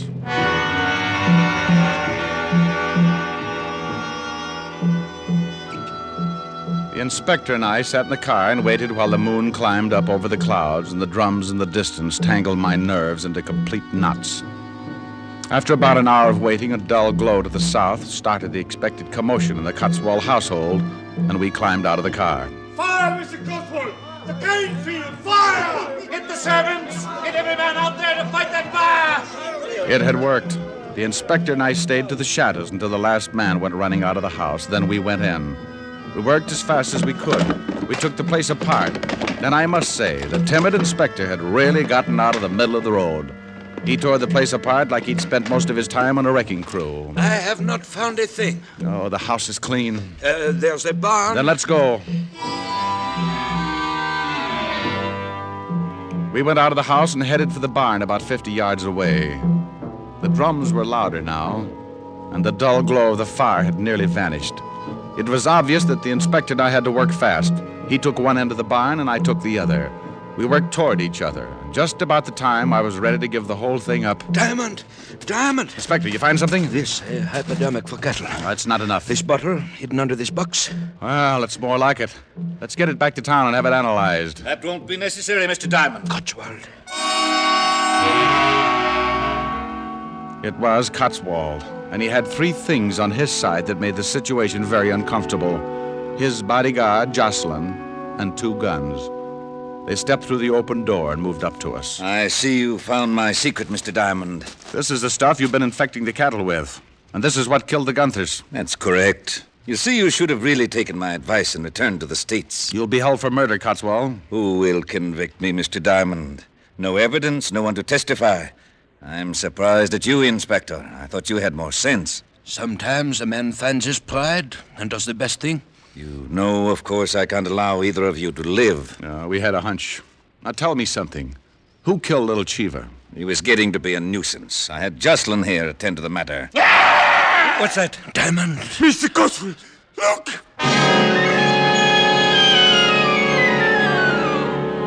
Well, now I want to tell you, I'd seen a lot that day, but that was just a little too much. The howl had come from the open door, and standing in it, framed against the yellow moon... It's him! It's little Chiva! No! But there he was, and he looked even bigger as he shuffled toward the two men, his arms swinging at his sides like two giant sledgehammers.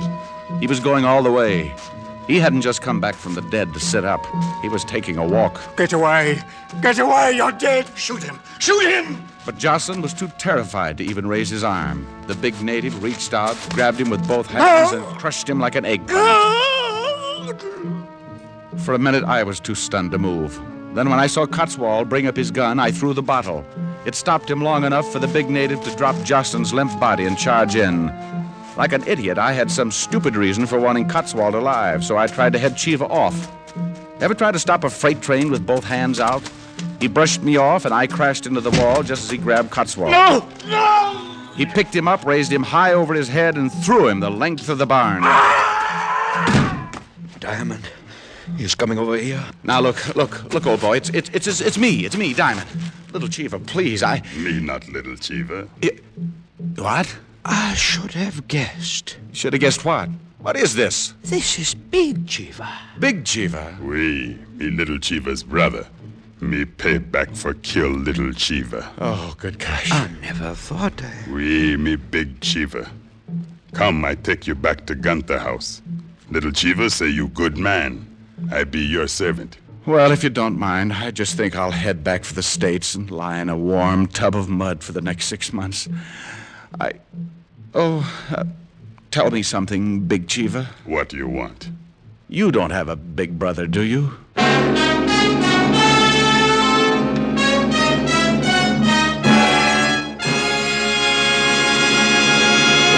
Dick Powell will return in just a minute. More doctors smoke Camels than any other cigarette, according to a repeated nationwide survey. Doctors in every branch of medicine, doctors in all parts of the country, have again been asked what cigarette they smoked. Again, the brand named most was Camel. Yes, according to this survey, more doctors smoke Camels than any other cigarette. Friends, try Camels and discover for yourself the reasons behind Camel's great popularity.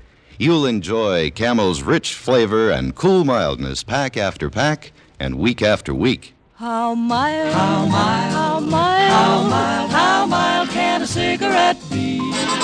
Make the Camel 30-day test and you'll see. Smoke Camels and see. Here's Dick Powell with a special message. Thank you. Friends, nothing can boost your morale like a gift, especially if you're in a hospital bed. That's why the Camel people send gift cigarettes each week to hospitalized servicemen and veterans in this country and overseas. This week, Camels are on their way to Veterans Hospitals, Rutland Heights, Massachusetts, and Lyons, New Jersey, U.S. Naval Hospital, Quantico, Virginia, and to all hospitals operated by the Far East Command of the U.S. Air Force. Now, until next week, enjoy Camels. I always do.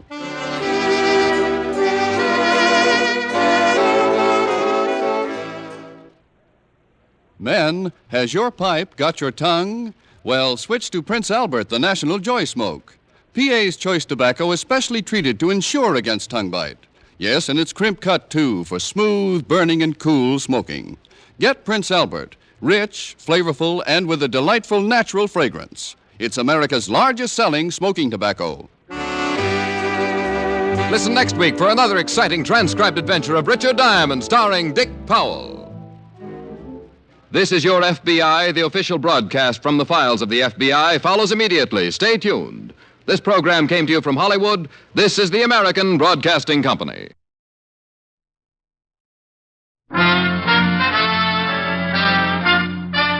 Listen while the makers of Rexall drug products and 10,000 independent Rexall family druggists bring you Dick Powell as Richard Diamond, private detective.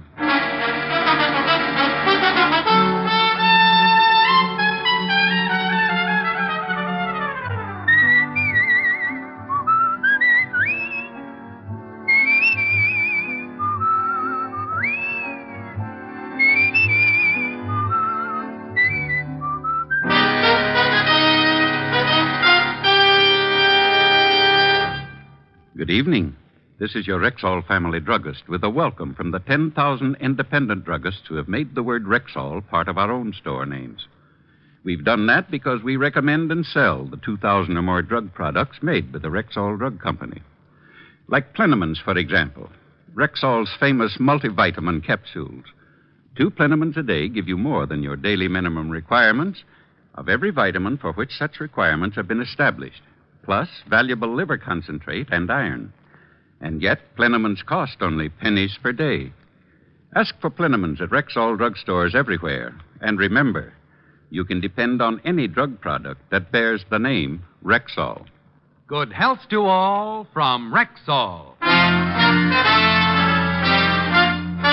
Now, your Rexall family druggist brings you a transcribed half hour with Richard Diamond, private detective, starring Dick Powell.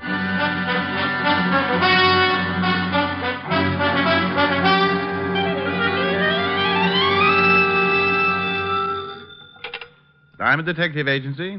Handy hints on happy homicide. I beg your pardon? I said Diamond Detective Agency. Handy hints. Yes, I heard the last part, but I just wanted to be sure there was nothing the matter with my phone.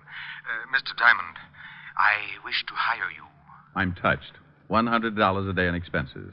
I'm touched. Well, if the figure depresses you a little, I suggest getting out in the fresh air. Exercise. Play a little golf. If you could use a dandy caddy on Sunday. I can easily afford the fee, Mr. Diamond, but to be frank, it wasn't exactly what I expected. Isn't it a little high? Well, frankly, yes. But if you hire another detective, you won't be getting the prettiest. I see. Can you come to my house at 6 this evening? Name, address, and reason for hiring me? George Lexington, Golden Strand, Long Island. And I'm in fear of my life. I'll see you at 6, Mr. Lexington. On the dot. Please be prompt. Just have a substantial retainer ready. Aside from my blue eyes, greed and promptness are my 2 most outstanding features. Well, that's the way a buck's made in my business. I sit around the office for a week, passing the idle hours, playing old Welsh mining tunes on a comb. Then someone gets in trouble, opens the phone book, and naturally the first thing that must catch their eye is my very gaudy full-page advertisement on the Diamond Detective Agency. After that, a phone call, and I'm in business. At 6 sharp, I was ringing the doorbell to the home of Mr. George Lexington, client in fear of his life. Yes, sir? Mr. Diamond, to see Mr. Lexington. Mr. Lexington is busy at the moment. Does he expect you? I have an appointment with him at 6. Oh, I see. Please step in. If you'll wait in the library, sir, I'll tell Mr. Lexington you are here. What was that? Unless you keep a car in one of the upstairs rooms, that, my friend, was a gun going off. Come on. With the butler right behind me, we took the long, curved staircase 3 steps at a time. The butler managed to pant out that Mr. Lexington was in the study at the head of the stairs, so that was the door we went through, only to be stopped cold on the other side. Standing in the middle of the room was a girl. The word girl, in this case, to be identified with adjectives one might think up after having spent 3 lonely years on a life raft in the middle of the Atlantic. The only thing that kept my eyes from melting and running down on my shirt was the .32 revolver she held in her gloved hand. Miss Morris, no! Give me the gun, honey. No! No! Drop it, honey. You just scorched my money belt. She dropped it, and we all went to pieces. I helped her to a seat and let her cry it out. The gun I could have passed off as a whim or too many Hop-Along Cassidy adventures, but the man sprawled across his desk on the other side of the room changed the whole picture. I called the 5th Precinct Police Station and got Lieutenant Walter Levinson started for Long Island. The police? You shot a man, didn't you? Yes. You tried to kill yourself, didn't you? Well, they're both against the law. Want to tell me about it? He deserved it. Mr. Diamond? Yes? I just found something rather strange. Well, don't scratch it. Miss Morris shot Mr. Lexington, all right. I never denied it. Well, what's bothering you? The thought just occurred to me. Who also took the trouble of stabbing him? Stabbing him? He was shot. Then how do you explain this carving knife in his back?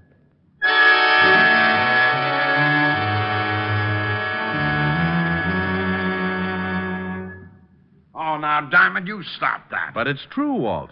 Sure is, Lieutenant. Been shot in the chest and got a knife in his back. Oh, how do I get in on these things? This is Miss Morris, Walt, the girl who shot him. How do you do? Oh, you shot him, huh? Yes, Lieutenant. Well, who stabbed him? Have no idea. Swell.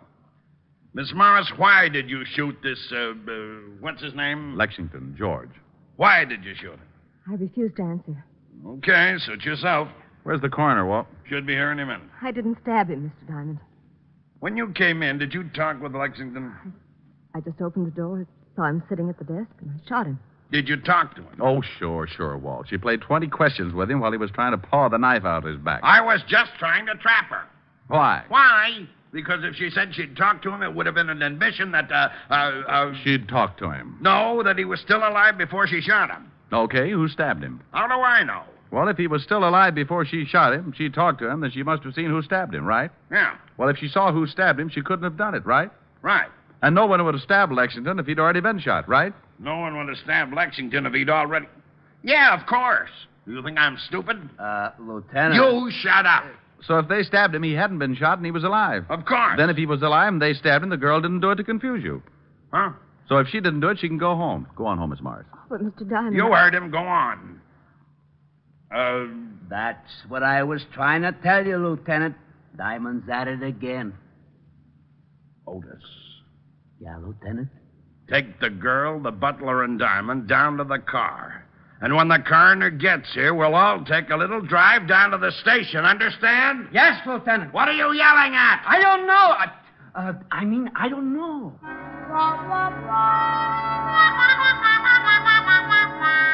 Well, the coroner finally arrived and suggested an autopsy for the corpse and a bath in some hot mud for Walt. Then we all climbed into the squad car and headed for downtown New York and the 5th Precinct Police Station. On the way, I told Walt about my phone call from Lexington about 3:45 that afternoon and the few details leading up to finding June Morris with a smoking gun and the dead Mr. Lexington. At the station, we continued to question the girl as to her motive for the killing, but she refused to say anything. The butler could add nothing, so they were taken out to await further questioning. She was allowed to call her lawyer, and we all settled down to wait for the coroner's report on the autopsy. Yeah? The dame's lawyer is here. Wants to see you first. Okay. Girl's lawyer. Mr. Farnsworth, Lieutenant. Hello, Lieutenant. What is this all about? Mr. Diamond, Mr. Farnsworth. How do you do? How are you? I just got a call from Miss Morris. Lieutenant. Pardon me a minute.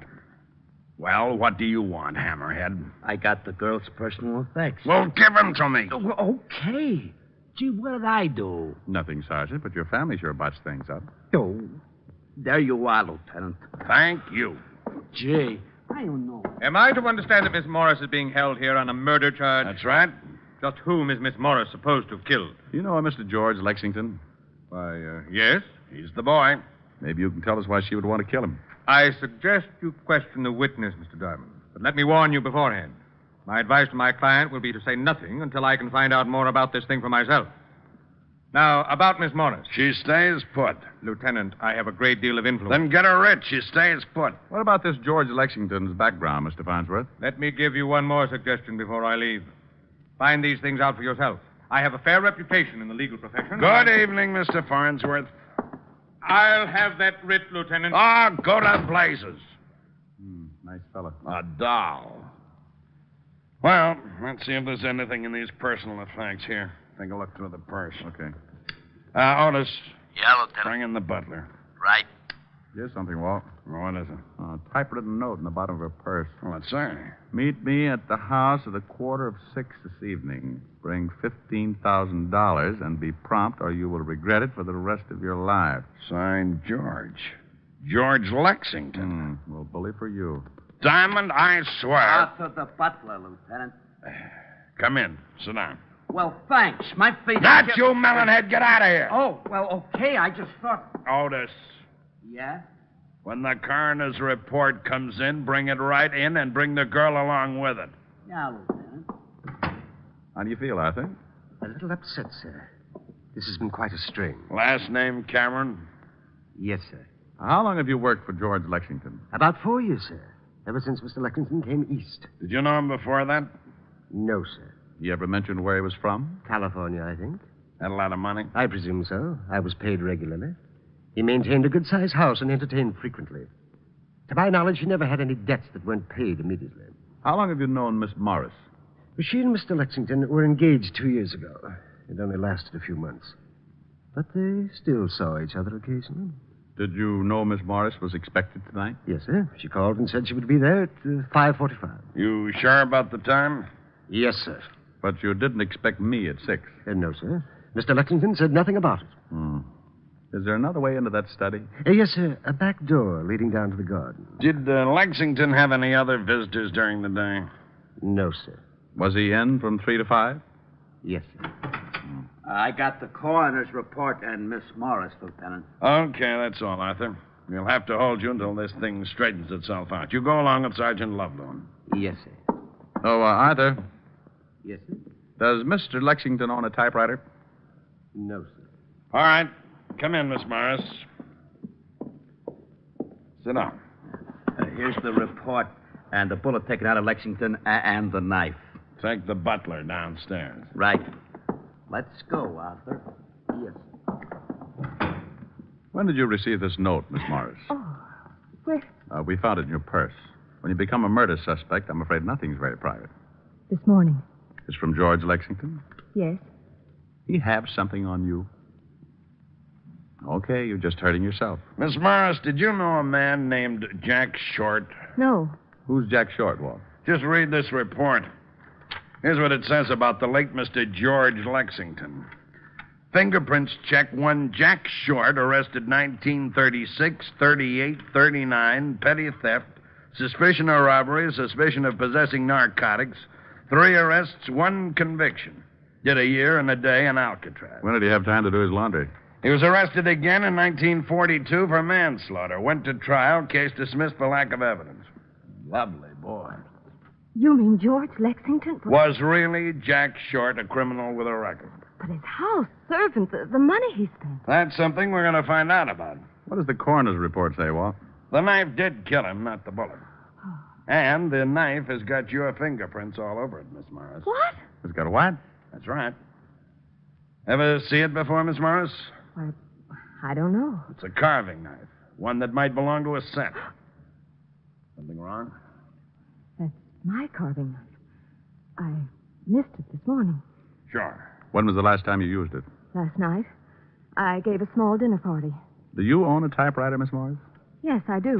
Hello, June. You'd better come along with me. Mr. Farnsworth. Just a minute. What's the idea of busting in here like this, Farnsworth? I tried to stop him, You Lieutenant. should have stuck out one of your big feet. Those things could trip a tank. I told you I would be back with a writ. Well, I'm here, and there's the writ. Come, June. She stays right here. Lieutenant, you don't seem to No, understand. you don't seem to understand, Mr. Farnsworth.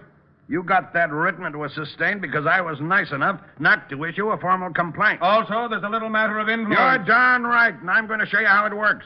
I'm making a formal complaint right now, and the charge is murder. And if you don't think I can make it stick, I won't even bother to throw you out of my office. I'll let the commissioner do it for me. Now get out of here. Gee, you're wonderful, Lieutenant. You shut up.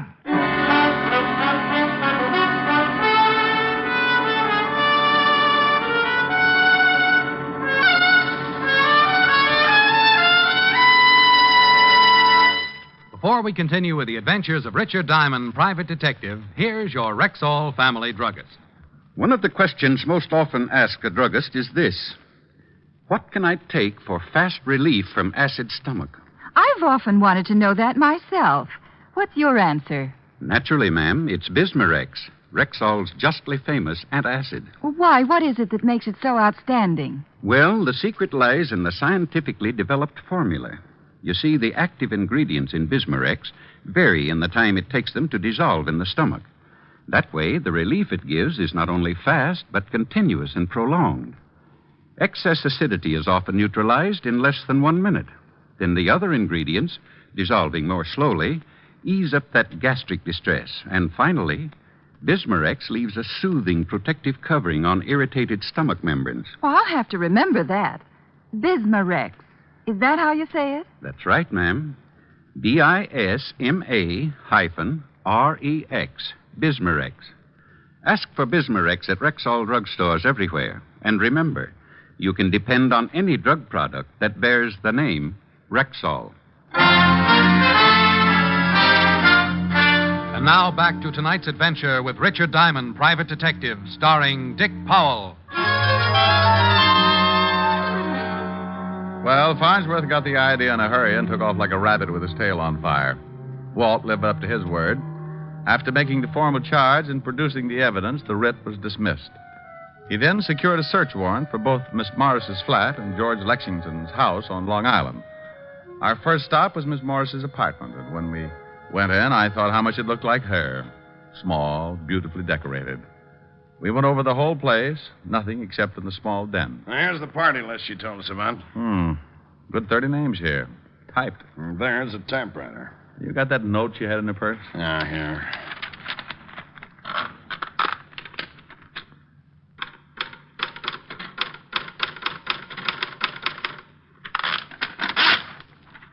Top of the E is blocked out like on the note. Same machine. No.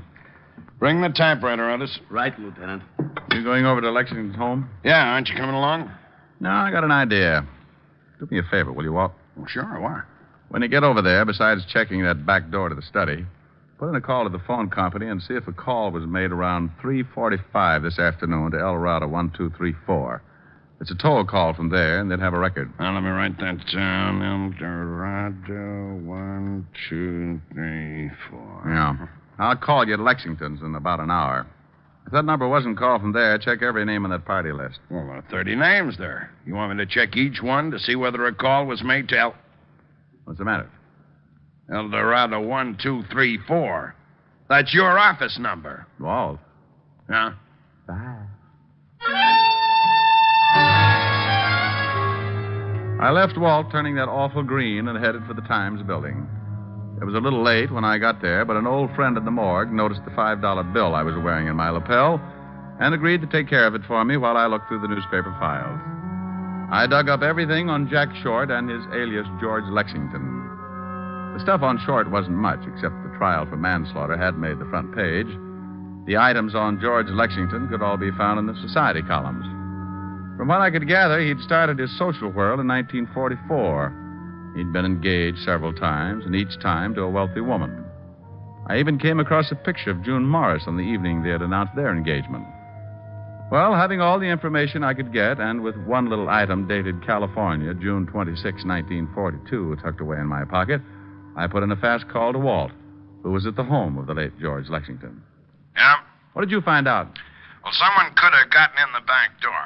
There were some blurred footprints outside in the garden, but they won't help. If you had a key, you could let yourself in and walk right up the study. What about the phone call? There was no call made from here to your office, but one of the names on the list paid off. Mrs. Julia Wright out on Long Island.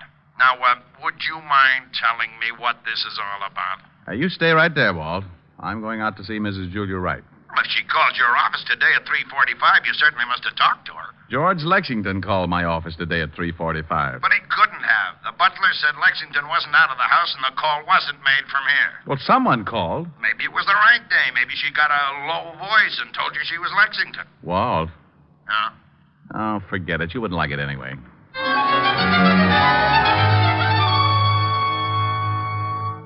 Mr. Diamond? How do you do, Mrs. Wright? My butler says your business is a matter of life or death. Well, that's a little exaggerated, but it's one sure way of getting by the red tape. Then what is your business, Mr. Diamond? I'm from the police. Oh. Do you know Mr. George Lexington? Why, yes, slightly. Are you married, Mrs. Wright? Very happily. What is your interest in Mr. Lexington, Mr. Diamond? Do you know June Morris? Quite well. I've known her family for at least 10 years. She's being held for the murder of George Lexington. Oh, that poor girl. She was engaged to Lexington at one time, wasn't she? Yes. He was a beast. Believe me, Mr. Diamond, he deserved killing. I thought you said you only knew him slightly. June used to tell me how terribly he treated her. A phone call was made from your house yesterday at approximately 3:45 to El Dorado 1234. I don't believe I know anyone at that number. Are you sure? A man made it. I talked to him. My husband wasn't home yesterday. Oh, perhaps it was my lawyer. He was here about that time. In fact, I believe he did make a call. Said it was on business. A call from the library. What's your lawyer's name, Mrs. Wright? Why, Mr. Lucius Farnsworth.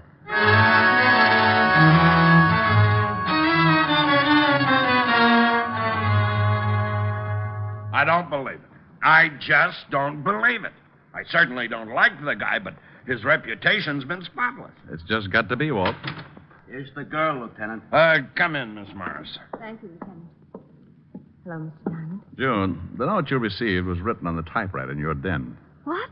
Lab just sent up a report. You think I sent that note to myself? No. But can you remember anyone using the typewriter in the last 2 days? No. No one has used it but myself. What about the night of the party? Who uses a typewriter at a party? Anyone go in the den and maybe lock the door? What? Why, yes. As a matter of fact, Mr. Farnsworth said he had to make some business calls. He went in and closed. You don't think that... That Farnsworth did it?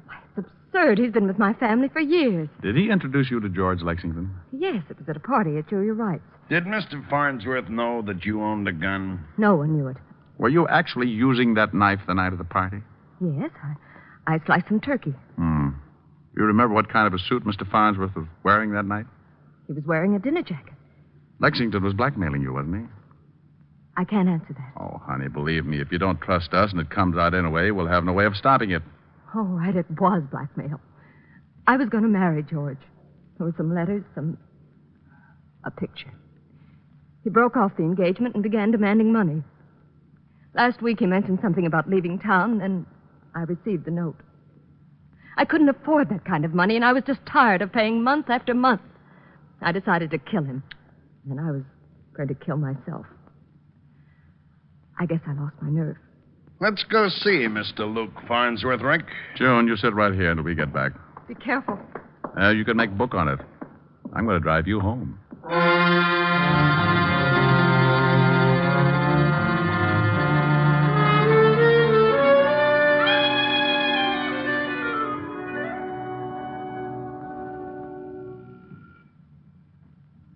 your paw. All right. There he comes. Yes, what is... Oh. What do you want, Lieutenant? Got any hot coffee? If this is your idea of some kind of a joke... Mind if we come in? I most certainly do. Thanks. How dare you break in here like this? I can cause you a great deal of trouble, Lieutenant. How well did you say you knew George Lexington? Only slightly. Hey, get a load of these fancy ashtrays, Walt. Yeah, but I don't go much from modern. Pretty drapes, though. Oh, the policemen are being casual. You only knew Lexington slightly, huh? Yes, and this is the third time I've said it. You must make a lot of money. I have wealthy clients. How much did Jack Short pay you to get him out of that manslaughter charge? What? You remember him. Sensational case. Made you quite a reputation. Of course I remember it. This Short was sure a handsome fella. Did he change his name later? I don't know. That was a long time ago. Didn't he change it to Lexington? George Lexington? What is this all about? Mind if we look around the place? I most certainly do. Is that your bedroom? You have no right to go in there. Where's your warrant? Nice bedroom. Get out. Get out. I'll call the commissioner. Why don't you do that? These your keys? Put those down. Take it easy. I wonder if one of these fits a back door to George Lexington's study. Don't be ridiculous. I've only been to Mr. Lexington's house twice in my life. Arthur, the butler, will verify to that. You mean you've only been there twice, but the front way? I mean exactly that. What are you doing in that closet? Nice wardrobe. This your dinner jacket? Lieutenant, I warn you. No, I'm going to warn you, Farnsworth, officially. Anything that you may say will be held against you. I'm charging you with the murder of George Lexington. Well, this is really one for the books. Would you mind telling me what proof you have? You called my office at 3:45 this afternoon from the home of Mrs. Julia Wright, disguised your voice, and told me you were George Lexington. Really? Hearsay. You were at a party given by June Morris. You stole a carving knife that she'd been using, probably wrapped it up in a handkerchief to keep her fingerprints on the handle. Did someone see me? For some reason, you wanted George Lexington out of the way. He'd been blackmailing victims that you introduced him to. You made sure that Miss Morris would be at his home at exactly 5:45. You wrote a note on her typewriter telling her to be there. You called me to be sure that someone would catch her. Interesting theory. You went up the back way into the study, probably with one of these keys. You stabbed Lexington and got out just before the girl came up. You made one mistake. You didn't figure that the girl might try to kill Lexington. What? Yeah, she shot him, but she shot a dead man. She shot him? After he was dead. You don't know it, Buster, but you just missed the perfect crime. Now prove it. The girl said you were wearing a dinner jacket the night of her party. This the coat? Yes. But to get the knife out, you had to put it in a pocket or someplace on you. She had been carving turkey. Ever hear of a spectrograph? Of course. Sure. Have the pockets analyzed, and if we find traces of turkey, we'll know you swiped the knife. And if the key to Lexington's back door is on this ring, it'll cinch it. I'm afraid not to. Come back here, Farnsworth. He's going for the window. Farnsworth, stop! Let me go. Let me go! Not on your life. Not on your life. You don't take it the easy way. Get hold of his hand. No! Got him. No. Why didn't you let me jump? What difference would it have made? Well, it sure would have saved the state some money. But a quick trip to the sidewalk doesn't make up for a killing. That's the easy way, Farnsworth. You forget when you commit murder, there's a little thing called society. And if you can't live with people, they'll decide what to do with you. Oh, that last mile is a Lulu.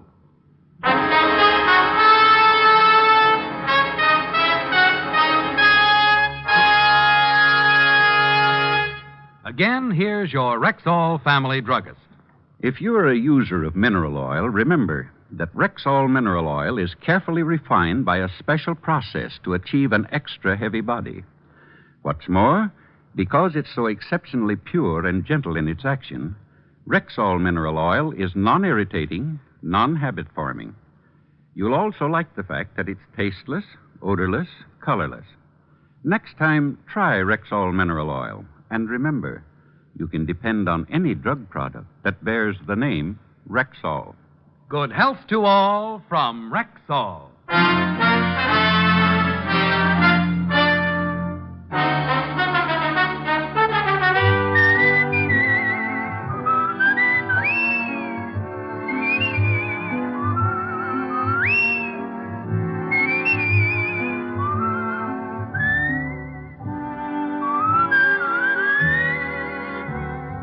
Richard Diamond, Private Detective, stars Dick Powell in the title role and is written by Blake Edwards with music composed and conducted by Frank Worth. Featured in tonight's cast were Ted DeCorsia, Wilms Herbert, Ted Osborne, Betty Moran, Howard McNear, and Virginia Gregg. Richard Diamond, Private Detective, is transcribed in Hollywood by Jaime Del Valle.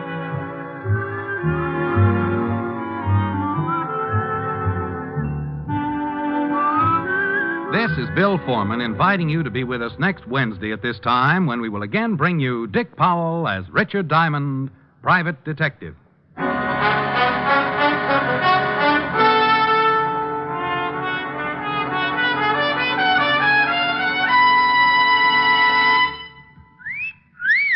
Hiya, beautiful. Get lost, Bristlepuss. You need a shave. But I have shaved. What else do you want me to do? Silly boy, she wants you to go Stag. Go Stag?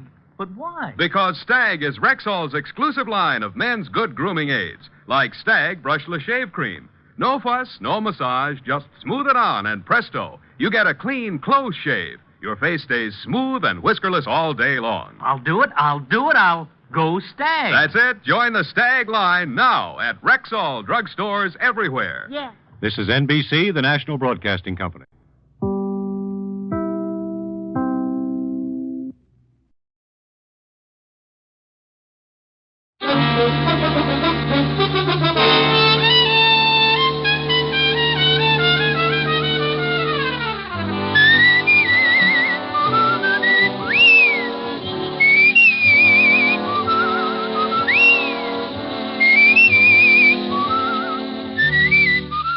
Here's Dick Powell as Richard Diamond, Private Detective.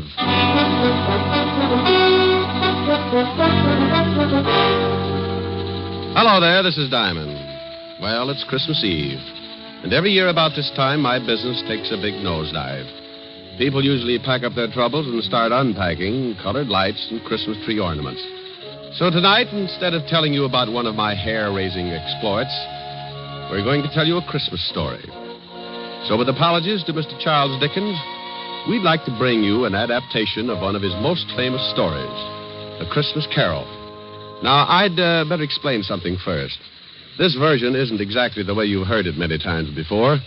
Because of the particular type of characters I usually get mixed up with, this story is written to fit their talents and characteristics. Different from the Dickens original, certainly, but we feel that this story could easily happen today, anywhere. Like maybe right here in New York on a little side street just off the Bowery. So now I'd like to introduce our characters.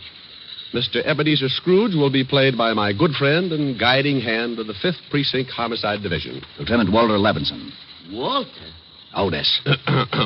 The character of Jacob Marley will be played by one of my dearest friends and constant companions. Otis, that's you. Huh? Oh, Sergeant Otis Loveloon. Loveloon. Walsh. Oh, sorry, Helen. Tiny Tim will be played by our corner newsboy. Johnny Rawlins.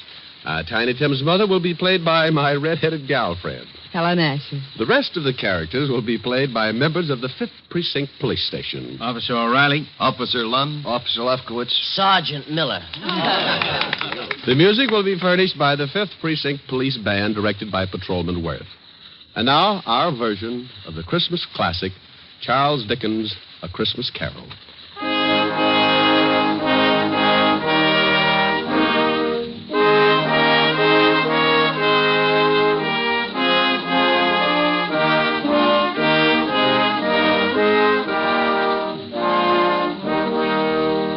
Once upon a time, there was a nasty old guy named Ebenezer Scrooge. He was nasty, all right. He didn't like anything, except maybe all the dough he could get his hands on. Scrooge had a little business that he started with his partner, Jacob Marley.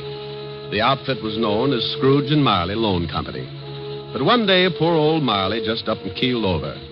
So the boys along the big street gave him a nice funeral, and old Scrooge took over the business. Well, Marley had been dead for 7 years, and Scrooge lived alone in his little room over the office. And for a hobby, he hated everybody. He had a young guy working for him by the name of Bob Cratchit. Bob had a wife and 4 kids and made just enough to make ends meet. Scrooge used to ride him all the time. When it got so cold the polar bears complained, Cratchit would turn on the little heater. And Scrooge would say, Cratchit, what do you think you're doing? Turning on the heat, that's what I'm doing. My fingers look like popsicles. Well, I don't care if they come in 6 delicious flavors. Every time you turn on that heater, it costs me money. Business is not good, so get back to your work and turn off the heat. Oh, now look, Mr. Scrooge, I'm freezing. This pen ain't guaranteed to ride under ice. I tell you once more, get back to your work. Okay, Mr. Scrooge. I don't know why you worry about business. Why not just put up a sign? Turn the joint into a skating rink.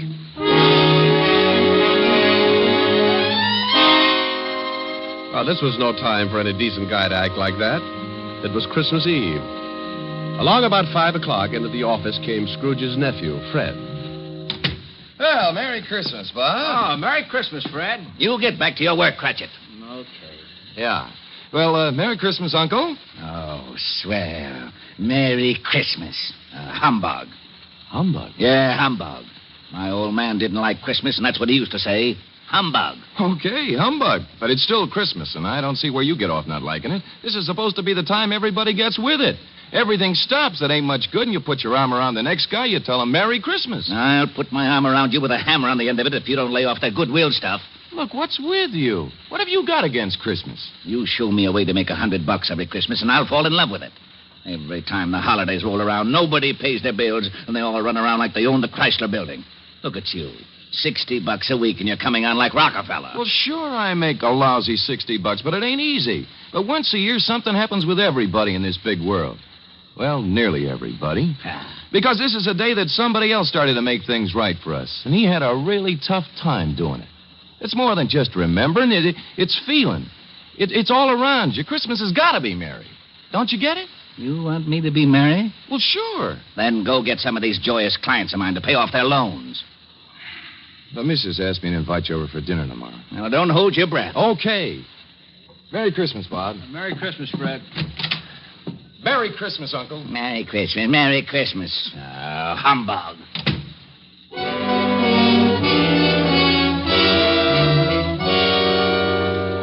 Late that evening, Scrooge went upstairs to his room, the room where Jacob Marley used to stay. It was dark in the little hall, and when Scrooge reached for the door, he looked up at the big brass knocker and saw... Holy cow. I could have sworn that was old Jake's face in the knocker. I must be working too hard. So in he went. A little shaky after seeing Jake Marley's face, but he just passed it off his nerves. He closed the door and locked it, then went over and sat down in front of the fireplace. He got a fire going and started to relax. But every tile around the fireplace started looking like Jake Marley's face. Oh, now, come on, Abe, old boy. You got to get hold of yourself. This is ridiculous, and I haven't touched a drop in weeks. He got up and walked around the room a few times, then went back and sat down again. He stretched, rested his head on the back of the chair. From somewhere, a bell started chiming, and Scrooge sat straight up in his chair. He heard something else, too. Something from downstairs. What the... Oh, now, what is that? What's going on? Who's that? Come on, who's out there? Then all of a sudden, it came right through the wall.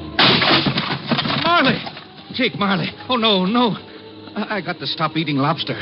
Oh, it couldn't be. Hey, what's with you? Who are you? Jake Marley. Who else? You're dead. The deadest. But nevertheless, Jake Marley. His ghost. You're very sharp today, Scrooge, old boy. I don't believe it. You got eyes, ain't you? Yeah, and I got a bad stomach, too. That's who you are. Nothing but a bad case of indigestion. You don't think I'm a ghost, huh? Okay, maybe a good scare will change your mind. Whoa! Oh, no. Stay away from me. I believe you. Sold on the idea? Yeah, but why do you got to come to see me? Regulations. Every man is supposed to live his life and help his buddies. If he don't do it while he's alive, then he's got to do it after he kicks off. Oh! Now, stop that. Hey, what's with all those chains and things you got wrapped around you? Oh, these? Well, this here chain is like my life. Each one of these links is something I did wrong. But why do you have to hold it around with you? Why don't you check it someplace? Scrooge, old boy, when we was in business together, I never took time out to do any good. I just kept making a buck and figured that was enough.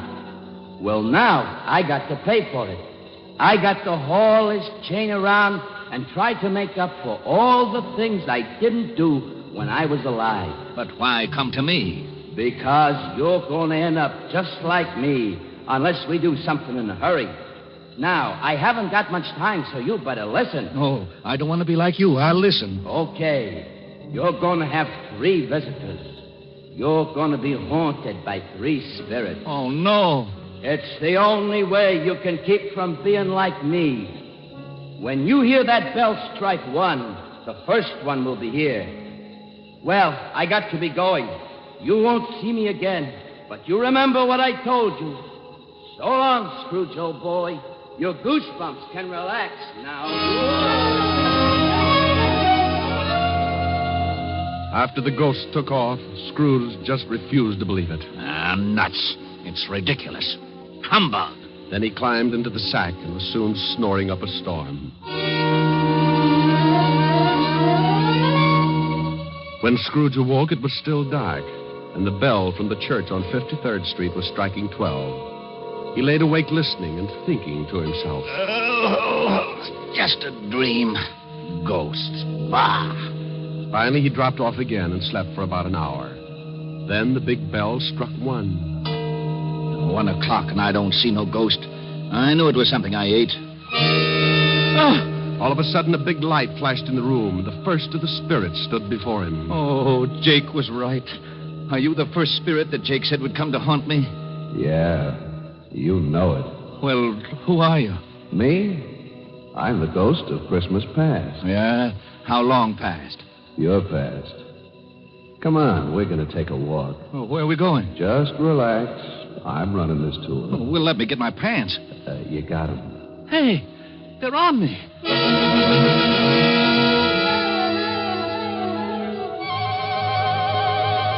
With that, the ghost of Christmas past grabbed Scrooge by the hand, and they both flew out of the window. Scrooge nearly lost his upper plate. But before he could yell for help, he was standing in front of a dirty, ramshackle old tenement building. You know where you are? Sure, I know where I am. This is where I was brought up. Even the garbage cans are the same. You had a pretty tough time when you were a kid, didn't you? The toughest.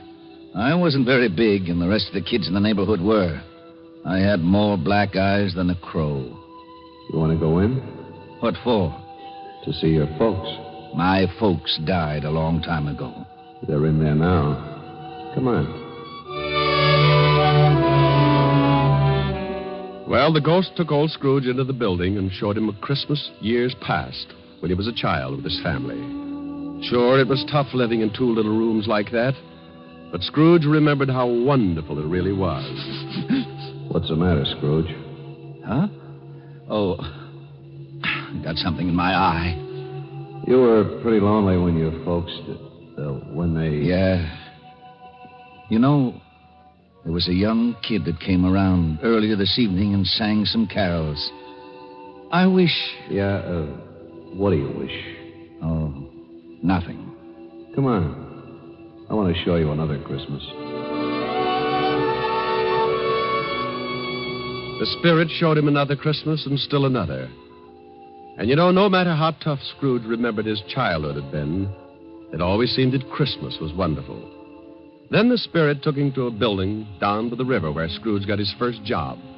They went inside, and seated behind a desk, Scrooge spotted... Fezziwig! Well, I'll be darned. It's old Fezziwig alive again. And there's Dick Wilkins. He was a good boy. We got along great.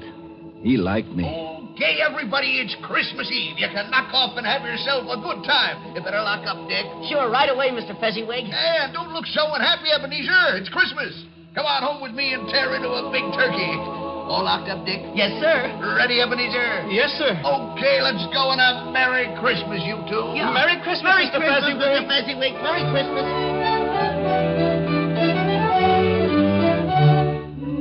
Then the spirit took Scrooge over to Fezziwig's house, and they saw the wonderful party that Mrs. Fezziwig had gotten together. Scrooge watched and remembered, and the spirit said... Wasn't Fezziwig a stupid, sentimental old goat? Oh, yeah? Well, let me tell you something. He was a great guy, he was. You know...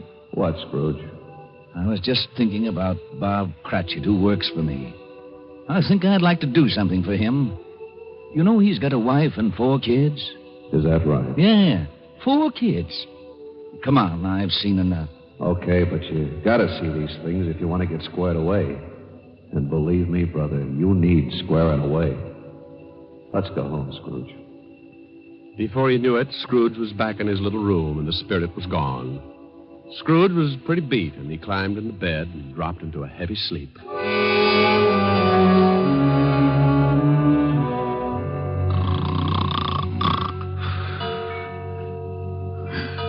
Huh? What's that? It's 2:00. Hey, that light in the other room. I got burglars. Hey, Scrooge. Scrooge, come on in. Who's that? What are you doing in the other room? Come on in. Take a look. It's pretty nifty.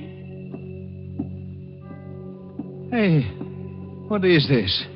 What have you done to the room? It looks like Macy's window. Where'd you get all the holly and the mistletoe? And how'd you get it in here? You like it? Oh, for Pete's sake, a Christmas tree. Who are you? The ghost of Christmas present. Now, don't tell me you don't like the way I fix things up. I work pretty hard. Oh, the second ghost. Okay, take me wherever you want to go, but believe me, the next time I try the train. Come on, let's go.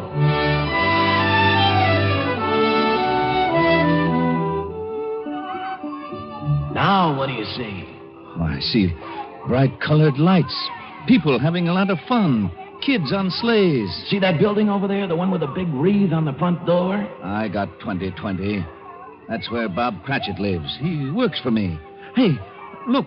There's Bob now. Yes, going into the house. Up all those stairs to the 5th floor. And he's got his little boy on his back. Tiny Tim. Yeah, got polio last summer. Pretty sick little boy. I know. Bob said he'd need a lot of care if he was ever going to walk again. Let's take a peek. Hi. Hello, honey. You and Tim have a good time? Best. Didn't we, Tim? Yeah, Dad. We watched all the kids on the block on their sleds.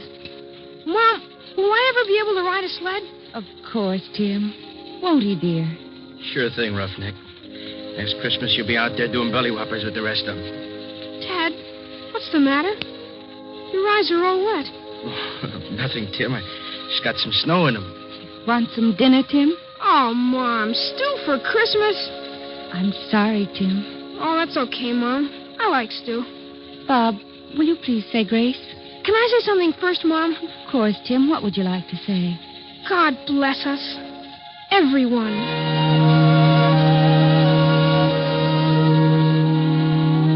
What's the matter, Scrooge, old boy? Got some snow in your eyes, too? Tell me something. Sure, if I can. What about Tiny Tim? Oh, can't say for sure.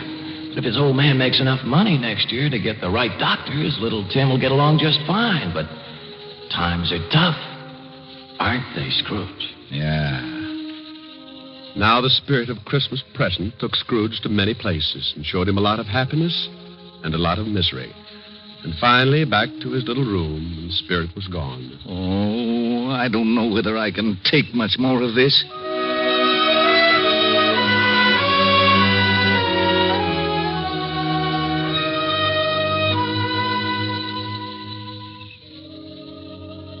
Then a new ghost drifted in. This was the worst yet. He was really done up for haunting. He was all dressed in black with one arm sticking out and pointing right at poor old Scrooge. This was the last one of the spirits. Scrooge's knees sounded like castanets on a reducing machine. Okay. You don't have to tell me. You're the ghost of the Christmas that hasn't come yet. You I'm really scared of. The ghost took off with Scrooge right after him. The city disappeared, and Scrooge found himself in the outskirts of town, standing in the graveyard. The night was howling like it was mad. And as Scrooge looked down, he saw... Hey, what's this? What's this stone? The black spirit stood still and pointed, so Scrooge leaned down and pulled away the bushes and saw it was a tombstone. Well, there's a name here. Ebenezer Scrooge. Oh, no. Look, not this. Believe me, I don't want this. I know I've done wrong, but I'm not kidding. I really know what Christmas means. It doesn't mean just today or tomorrow. It's every day of your life. I swear I'll do better. Only take me away from this. Let me try. Let me try to make Christmas right for me and everybody else. Please don't let this happen. Give me another chance. Well, don't just stand there. Put your arm back in. You'll catch cold. Well, say something. Suddenly, Scrooge dropped to his knees and reached out for the spirit. But something happened. The spirit started to shrink. Then it collapsed. And when Scrooge looked up... What the... My bedpost. My own bedpost. I'm home. Oh, thank goodness. I lived the past and the present and the future, and now I'm home. Hallelujah. Spirits, wherever you are, believe me. From now on, things are going to be different. Oh, yeah. And thanks.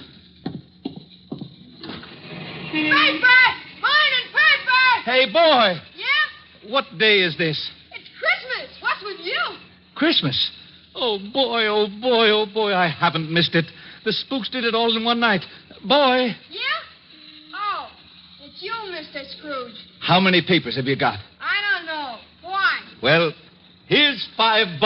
Throw them away and go have yourself a Merry Christmas. Gee, thanks, Mr. Scrooge. And a Merry Christmas to you.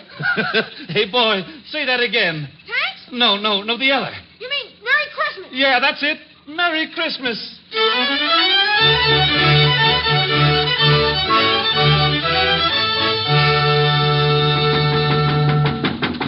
Okay, I'm coming. What's the matter with you? Can't you see the store's closed? Look, mister, this is... Ebenezer Scrooge. Merry Christmas, Barney. Huh? Hey, you been drinking? Not a drop. Well, what's the matter with you? Ain't you going to wish me a Merry Christmas? Wish? Sure. Come on in. Wife's upstairs with her mother, but I got a bottle in the back. I think maybe you better have something strong. Look, your grocery store's closed, but you could still sell me a turkey, couldn't you?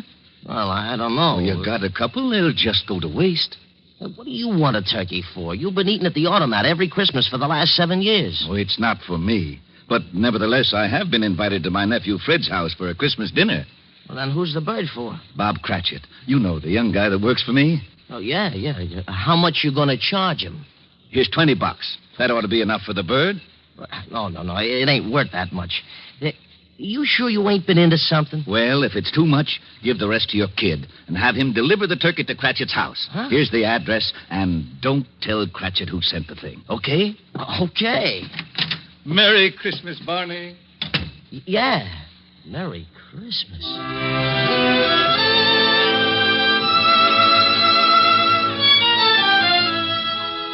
Well, old Scrooge went back to his rooms and took out an old blue suit out of the mothballs. He shook it out, put a few creases in it, and went out into the street. The old boy was really with it. Everybody he passed, he greeted them with, Merry Christmas. Merry Christmas. Merry Christmas. Oh, Merry Christmas. Merry Christmas. Merry Christmas. Scrooge went to church and gave a large donation, and Father McCarthy nearly forgot his sermon. And then Scrooge went out on the street again and down into the Bowery. Oh, God bless you, sir, and a Merry Christmas. Isn't it, though? He kept walking and having a great time. Later that afternoon, he arrived at his nephew's house.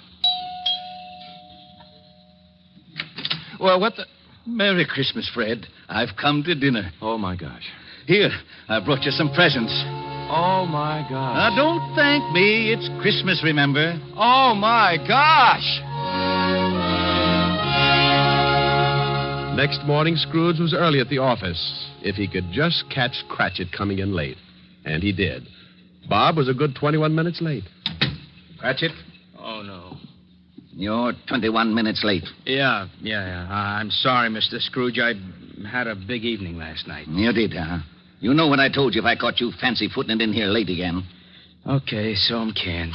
You think you got it coming? Oh, I'm too tired to argue, Mr. Scrooge. Jobs are tough enough, and I hate to lose this one, but I'm just too tired. A raise would help, huh? That's the silliest question of the year. Then you got it. It's in that envelope. Well, what? Yeah, and maybe after we see how the funds are, we can do something about Tiny Tim. No, I don't get it. A raise? You want to do something about Tim? I don't get it. Sure you do, Bob. Haven't you heard? It's Christmas. Now, go on home, take the day off. Yeah. Take the week off. Oh. Come back when you feel like it. Merry Christmas. Mr. Scrooge? Yeah? Merry Christmas.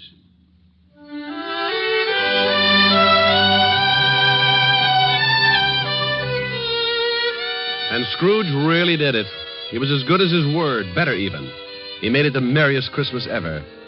And later, things got better, and he took care of Tiny Tim. And sure enough, Tim was out on his sled the next Christmas doing belly whoppers with the best of them. Every Christmas thereafter, all along the big street, it was said, if anyone knew how to make Christmas merry, old Ebenezer Scrooge was that one. And I hope that can really be said about all of us, just like Tiny Tim said. God bless us. Everyone. That's right, Tim. God bless us.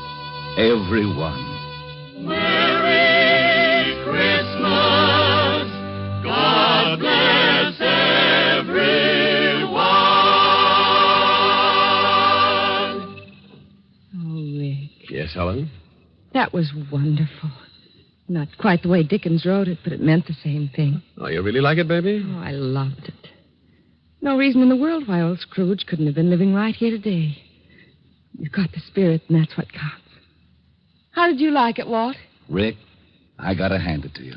It was really great. Lieutenant. Yeah, what is it, Otis? How'd I do in the play? You were magnificent, Sergeant.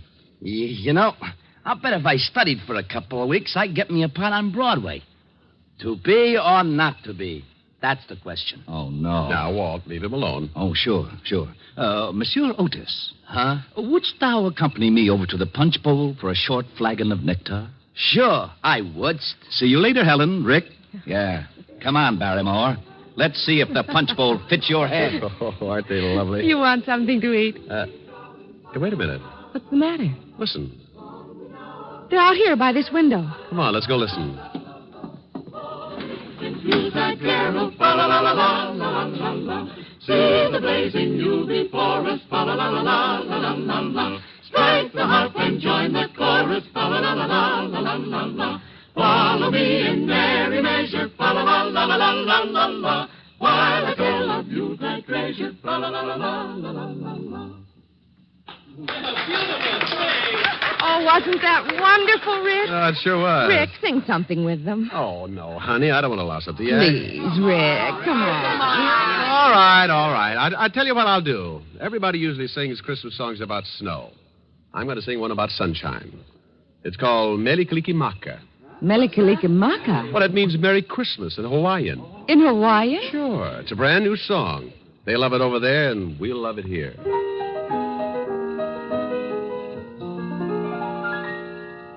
Melikalikimaka is the thing to say, and Haolimaka hee-ho. That's our Christmas greeting in Hawaii, and a happy new year, too. With the hope that Christmas may be green and bright, the sun to shine by day and all the stars that night. Melikalikimaka is Hawaii's way to say Merry Christmas to you. With the hope that Christmas may be green and bright, the sun to shine by day, and all the stars that night. Melikalikimaka is Hawaii's way to say Merry Christmas to you.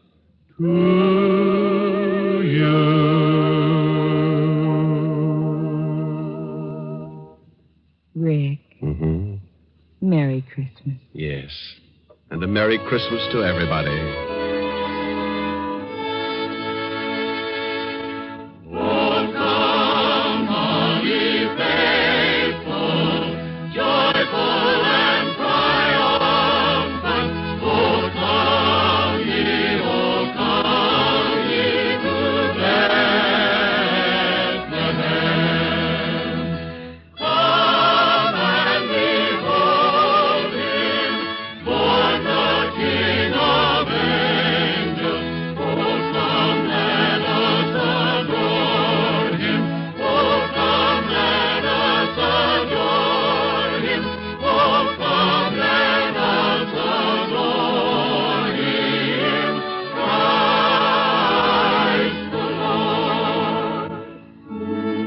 Born in Wilkes-Barre, Pennsylvania, radio station WBRE today is celebrating its silver anniversary of serving the people of the coal country with better programming.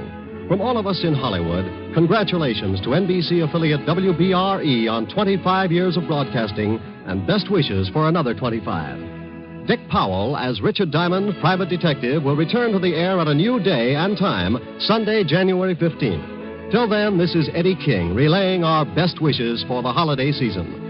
Now hear Home for Christmas and Hopalong Cassidy on NBC.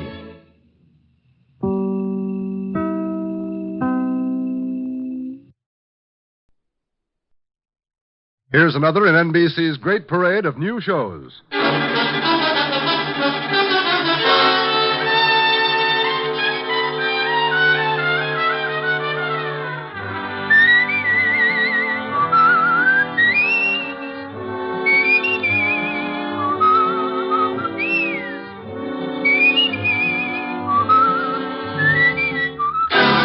Now, Dick Powell as Richard Diamond, private detective.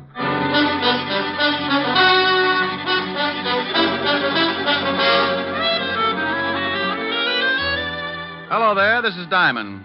You know, this business I'm in can get pretty silly sometimes. I can go along for a whole month and get by on nothing but meals at the automat and a dozen laughs a day. The funny ones usually pay just as well as the tough ones, but eventually somebody starts something that's about as funny as an open grave. So then I put on a long face and start carrying my .38. I don't worry about those times because I don't think about them. I just know they'll be around, and I know I won't have to bother about it unless I get my 100 a day in expenses. That's the equalizer. As long as I get that ever-loving loot in my little hot hand, Lucifer can walk in with a machine gun and I'll arm wrestle him for the price of a hot dog. Last week I stopped in the middle of a real yocker and realized that I'd been giggling overtime. That's right. The cycle had caught up with me, and the label on my future had changed from fun time to trouble, and no guarantee as to the date of expiration. What started all this? Well, one morning on 53rd Street, a couple of guys were just pulling up in front of a garage. This the garage? Yeah. Go on, drive in.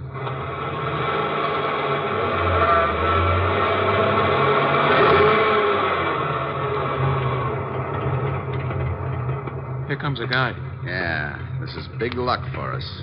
The guy coming is the guy I want. I don't want he should see me yet, so you keep talking to him, and I'll get out this side. Tell him to look at the motor or something. Something I can do for you, mister? Yeah. Take a look at the motor. It's been missing. Sounds all right. It don't drive like it sounds, so take a look at it. Okay, sure.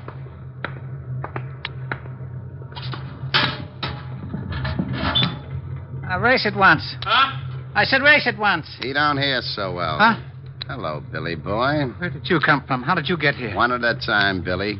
I came in the car, got out the other side. You're looking good, Billy, real good. What do you want? How did you find me? Can't you ask just one simple question? You get so all mixed up, Billy. Look, leave me alone, please. Sure, Billy, I'll leave you alone. All alone, you louse.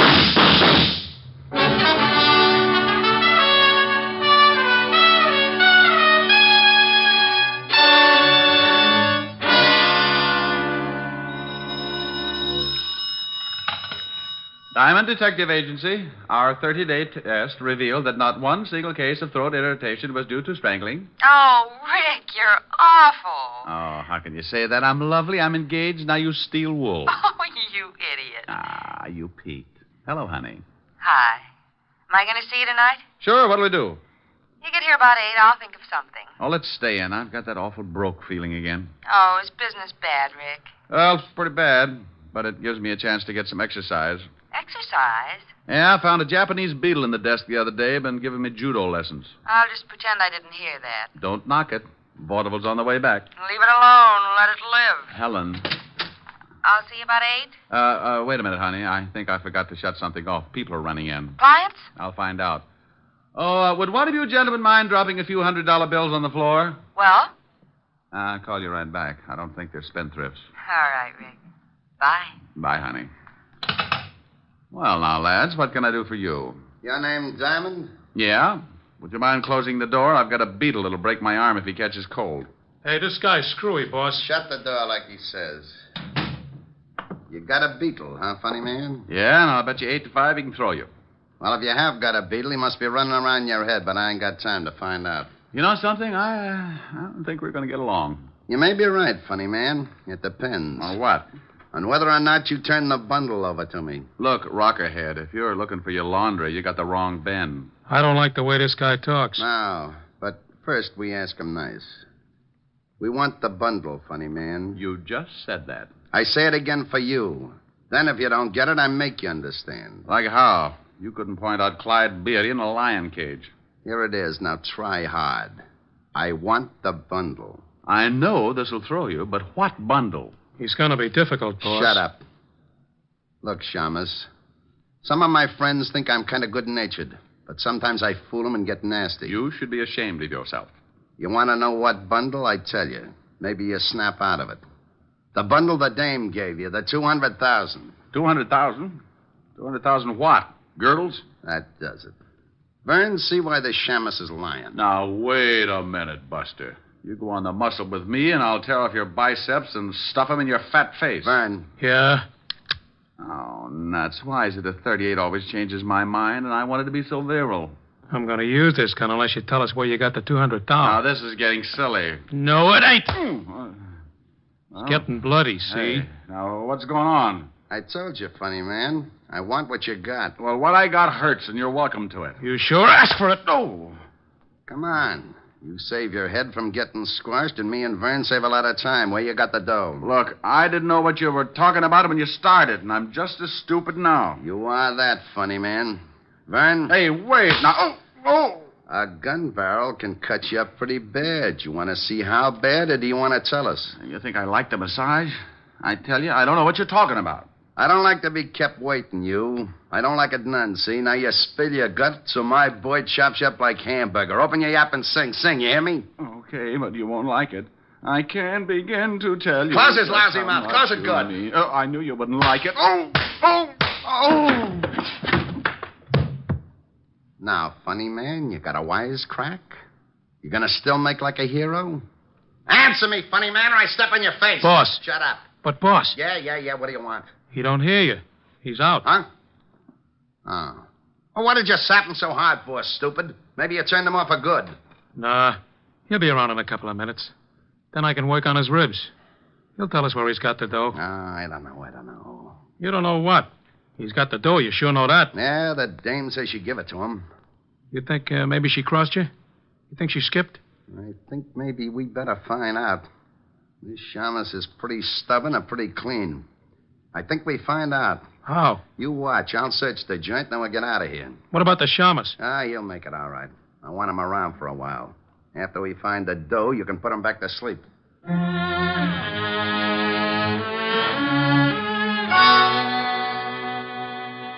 Diamond. Mr. Diamond. Hmm? Mr. Diamond, wake up. Oh, it's all right, honey. I'm not coming in. Mr. Diamond, wake up. Mm-hmm. Oh. What a nice sweater. How do you feel? Well, a quick comparison might be a garter snake and a log jam. You don't look very comfortable. Why don't you sit up? Afraid my eyes might fall out. Oh. Better? Yeah. Know any shaggy dog stories? I could use a laugh. How did you get like this? It wasn't easy. How long have I been here?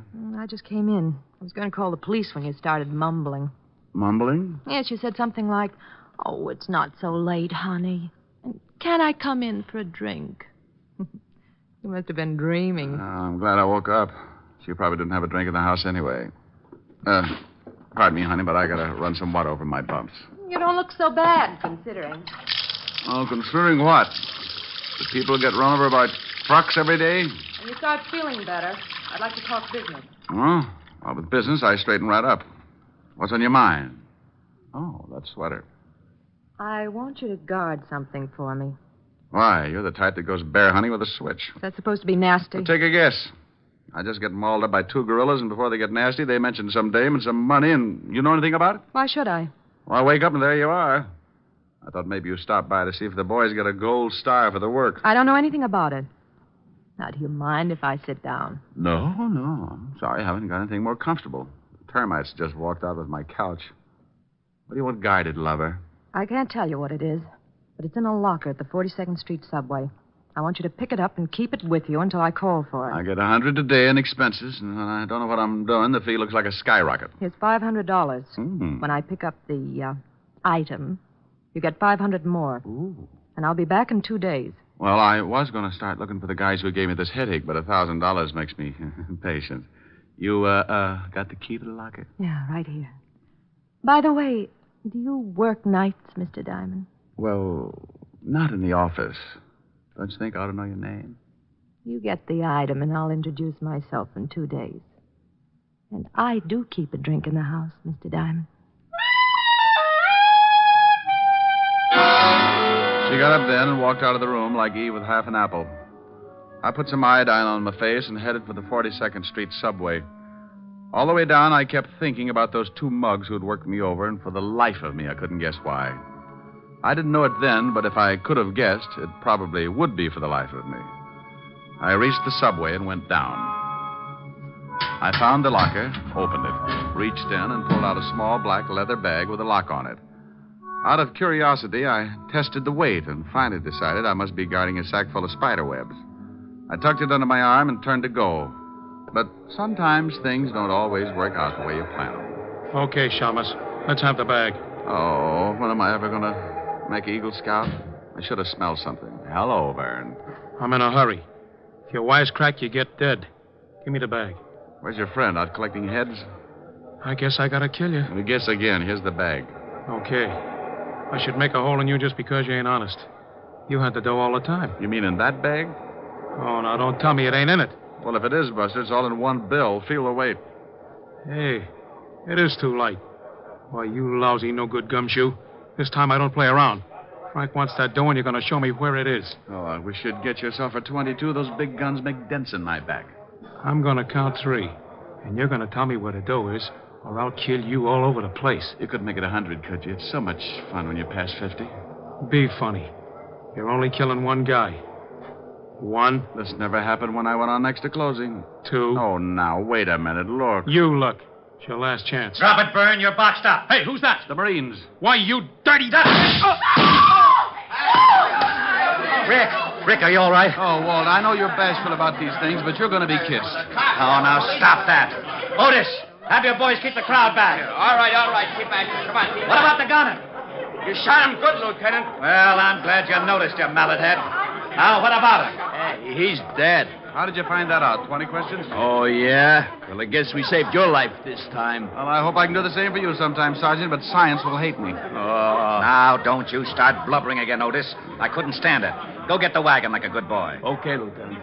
Now, what's this all about, Rick? Believe me, Walt, I don't know. How did you get here? We got a call from a dame about 10 minutes ago. Said you were coming down here and some guy was going to kill you. Well. Now, don't you well me. I want to know what this is all about. Let's get on to headquarters, and I'll tell you just what I know.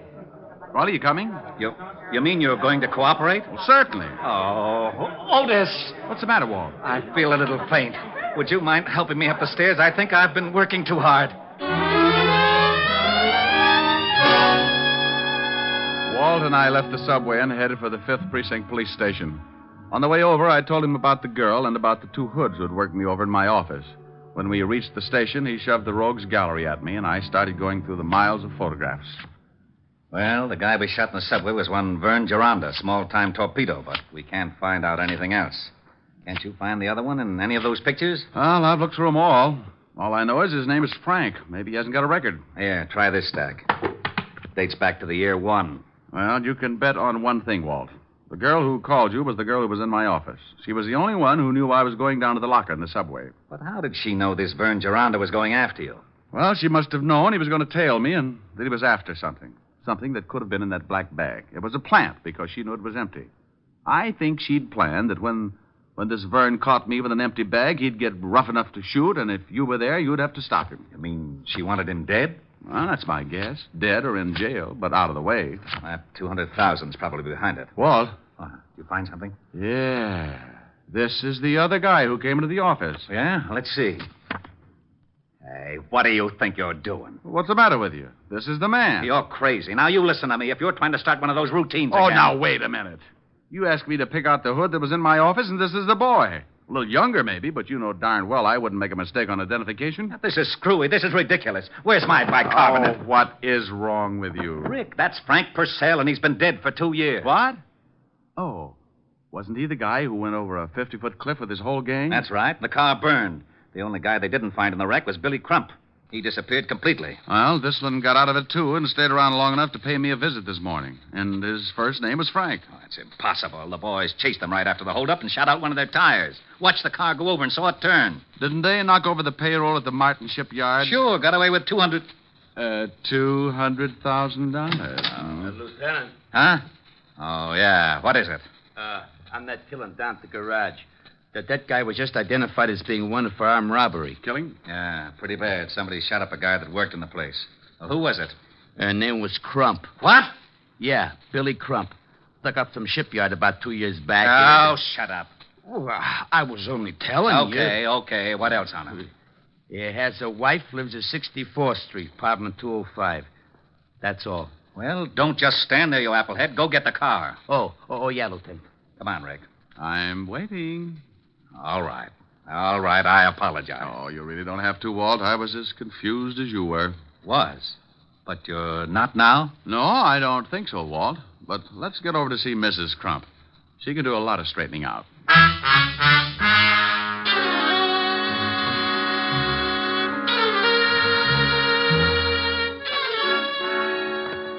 I hope Mrs. Crump is in. Oh, I forgot to tell you, Lieutenant. She calls herself Stewart, Mrs. Edna Stewart. What? Yeah. Her husband used her alias instead of Crump. Oh, well, that's all right, Sergeant. Maybe when you start pounding a beat again, you'll think of those little things. 205, wasn't it, Walt? How about it, Sergeant? It was 205, wasn't it? Oh, yeah, Lieutenant. 205, that was it. I remember. I might make a few mistakes. Shut up. Walt, hold it down. I'm sorry. Otis. Yeah, Lieutenant? Shut up. Here it is, Walt. I'll give it a knock. Go ahead.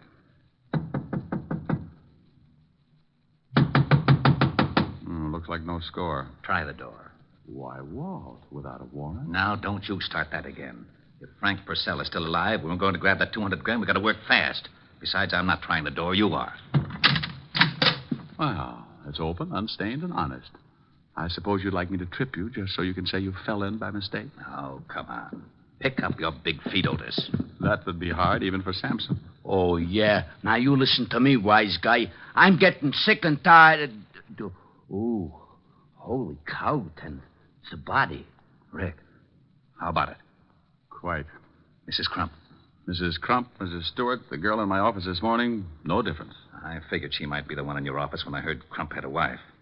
She must have had the $200,000, and Purcell killed her for it. Well, you can bet the cash wasn't in the apartment because she was too smart to keep it here. Well, there are no signs of a struggle. From the way she's lying, she was probably sitting at this desk. Writing pad on the desk, Lieutenant. Keep your paws off of it. She was writing something. Went through to the bottom sheet.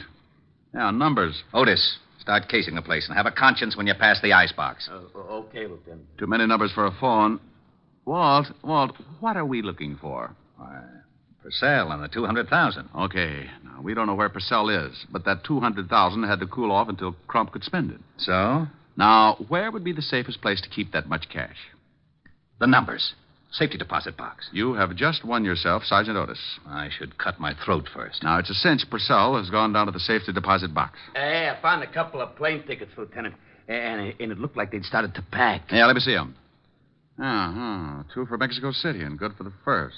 That ties it. Would you mind whispering in my ear, or am I asking too much? Walt, when Mrs. Crump came to my office, she made it very clear she'd be back in 2 days. That's the first of the month. I don't know how long she'd been there before I woke up, but she was interested in my office, and she was coming back in 2 days. Now, if she wanted to hide something, the best place would be somewhere that had already been searched. Otis, you think you could dig up a safety deposit box under the name of Crump or Stewart? Here's the number. I can try. Stout fellow. Now, Walt, if Frank Purcell did kill the girl and then headed for the deposit box, I don't think he found much. And the only other person that Mrs. Crump contacted and that he suspects is yours truly. Uh-huh. And he'll tail you, or worse. I hope so. But I want 10 minutes alone in my office before he catches up. Now, what is get going and call me at my place? Right. Now, Walt, I'm going to walk around for about half an hour and see if I can pick up a tail. Then I'll lead him to my office. I'll get there at exactly 2:30. You get there 10 minutes later. I think I'm going to need help. I still wish I knew what you were up to. Now, as soon as Otis finds that deposit box and tells me if Mrs. Crump was at the bank around 11 this morning, I'll tell you the whole thing. And if I'm lucky enough to stay alive, you'll have Frank Purcell to fill in the details. I left Walt and started walking. If Purcell was after me, he was too smart to let me spot him, so I just kept going until I'd used up the half hour, and I was on my way up to my office. Purcell wouldn't follow right away, so that gave me the 10 minutes I wanted. I went in and looked around. Nothing had changed. Desk, chair behind and chair in front. Small closet with sink, hat rack, and bookcase. I went to work on the bookcase first. Nothing. So I took the desk apart. I kept going, closet, under the rugs, still nothing. I took a breather and tried to reason it out. If I had suspected something in the beginning, where would be the last place I'd look? Something I never used. I didn't have a vacuum cleaner, so that was out. Then I remembered something. Something the girl had said that morning. Do you work nights, Mr. Diamond? I looked up at the big light bowl hanging from the ceiling. A little lost weekend, but it was worth a try. I walked over and snapped on the light switch. Score for Diamond. With the light on, the bowl became transparent, and lying at the bottom, I could see the outline of a large bundle. I forgot to smile because the footsteps coming up at the hall sounded like company. I turned off the light, went over to my desk, and sat down with a very comfortable 38 between my legs. Well, good afternoon, rocker boy. Did you forget your bucket of blood? I forgot something? Sure, funny man. I forgot to leave you dead. Don't look so unhappy. You tried. I've been getting a big run around all day.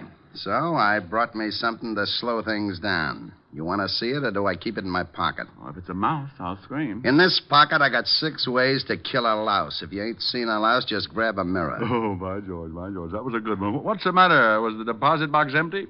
Oh, you know about that, do you? I figured you was working with a dame. Well, you got a silent partner now. You're right. Last time I saw her, she was speechless. I'm going to do the same for you, funny man, but I make a deal. You say no or even maybe, and I'll kill you where you sit. You say okay, and I'll let you keep going till you choke on one of your jokes. You tell me if I'm right, and I'll give you a quick answer. You've been after Billy Crump ever since the shipyard robbery because he got away with the money.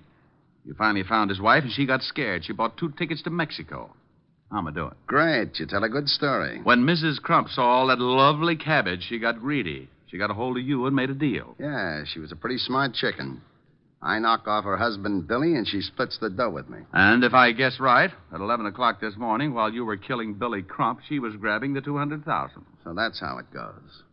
But after we rubbed out Billy, she called and said the dough was planted with you. She wanted the dough herself. She used me to lead you to the subway. Right. Where were you? Upstairs. I figured something was up. Well, nice little plot. You kill her husband, the cops kill you and your torpedo, and bless her little heart, she winds up with a pot of gold. No, she winds up dead. The dough wasn't in the box, so she planted it somewhere. We saw her coming in here after we worked you over. Now, I think she stashed the bundle here while you was out cold. So, do I get it, or do you die? What are you going to do about that big, bad policeman outside the door? I'm going to laugh at him because he ain't there. Walt, stop snooping. Come on in.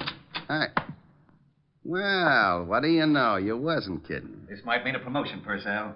You want to turn around and be a good boy, or do you want it the hard way? I stay the way I am. You're in a tough spot, Mr. Copper. If this funny man's a friend of yours, he's going to get it the minute you try your luck. Rick? Yeah, Walt? He's got a point. I might be lucky and get him just right, but it's a long shot, and if I miss, he'll pull the trigger on you. You're pretty smart for a copper. Walt? Yeah?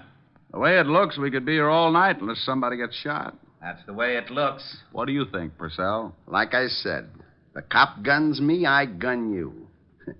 Silly, ain't it? Be a lot sillier if I had a gun. Funny, man, that would be a riot. Well, start laughing, Powell. You sure ruined that desk. I couldn't help it. Had the gun between my knees. I move, he shoots. Had to try it right through the desk. What are you sweating for? Me? I could use you for a shower. How's Purcell? Unhappy. How about it, Purcell? I ain't giving odds. Hey, funny man. You know something? You ain't so funny. Get the phone, Walt. Yeah? Lieutenant? Oh, no. Yeah? I found the box. The crump dame was in the bank at 11 o'clock this morning. I found it pretty quick, huh? Hooray for you. Wait a minute. Rick, you were right about the... Hey, where did he go? Who, Lieutenant? King Kong. Now, you get your big fat head over here. Lieutenant. What is it? Okay if I turn on the siren? Oh.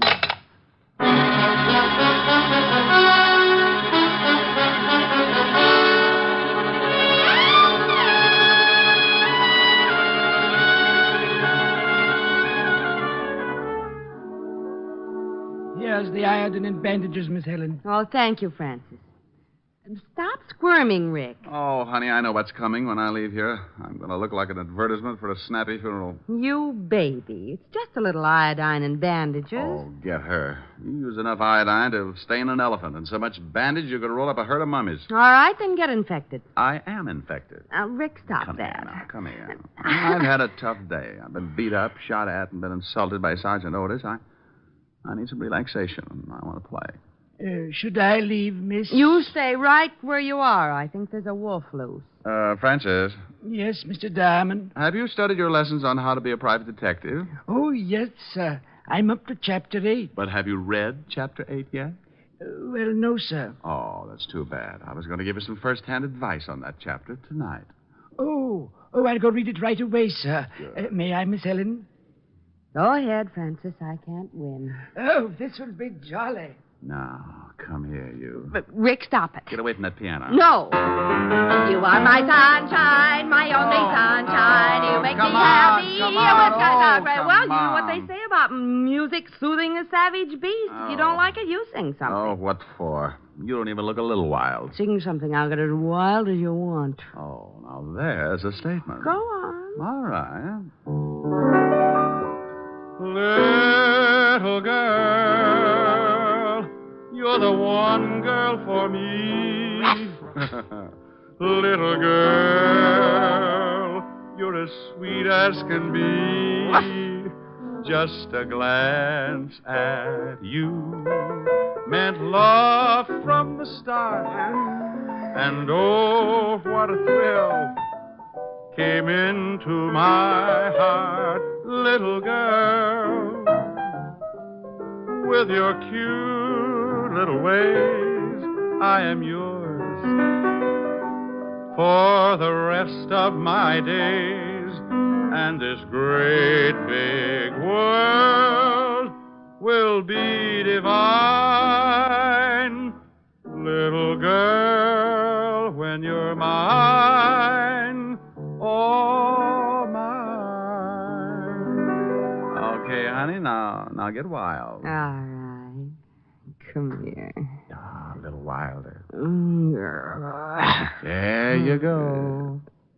Mr. Diamond, I'd like to ask your opinion. It says in Chapter 8 that homicide... Oh. Well, look at that. And I'm not blushing.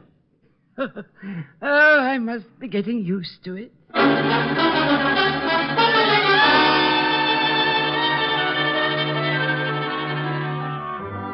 You have just heard Richard Diamond, Private Detective, starring Dick Powell.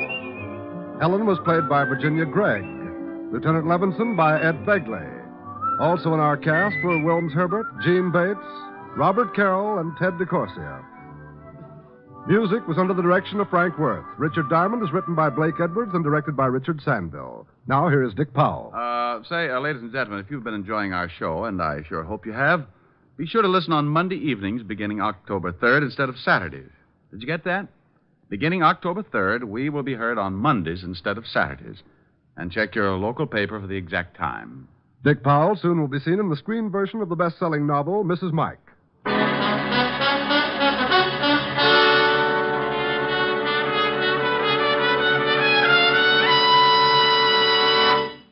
The Judy Canova Show returns to most of these NBC stations next Saturday in this time period. Richard Diamond, Private Detective, moves to Monday evenings beginning October 3rd. Next week, tune in at the same time for the Judy Canova Show and hear Richard Diamond, Private Detective, Monday nights beginning October 3rd. You're tuned for the stars on NBC.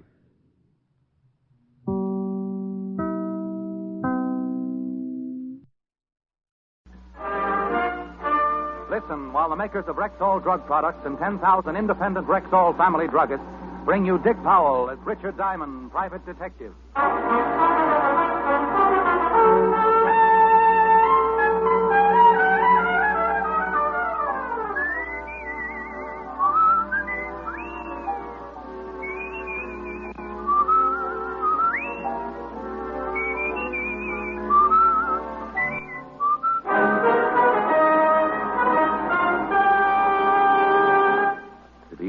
This is your Rexall family druggist speaking to you for the 10,000 independent druggists who have made the word Rexall part of our own store names and who recommend and sell the 2,000 or more drug products made by the Rexall Drug Company, like Rexall MI-31, for example, Rexall's popular and versatile mouthwash, gargle, and breath deodorant. Full-strength MI-31 kills contacted germs almost instantly, yet will not harm the delicate membranes of the mouth and throat. Ask for Rexall MI-31 at Rexall drugstores everywhere. And remember, you can depend on any drug product that bears the name Rexall. Good health to all from Rexall. Now your Rexall family druggist brings you a transcribed half hour with Richard Diamond, Private Detective, starring Dick Powell.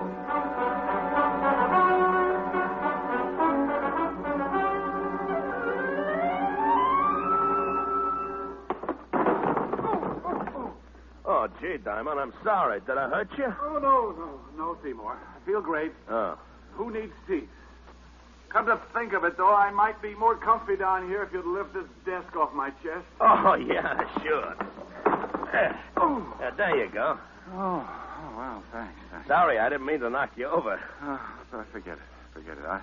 I enjoy having my chest crushed as much as the next guy. Okay. Now, the throw I'm going to show you now is called a Japanese shoulder toss. Look, Seymour, you've convinced me. Judo is a wonderful sport. I didn't realize what I'd been missing all these years. I love this sport, judo. Now, what'll it be, canasta or old maid? What?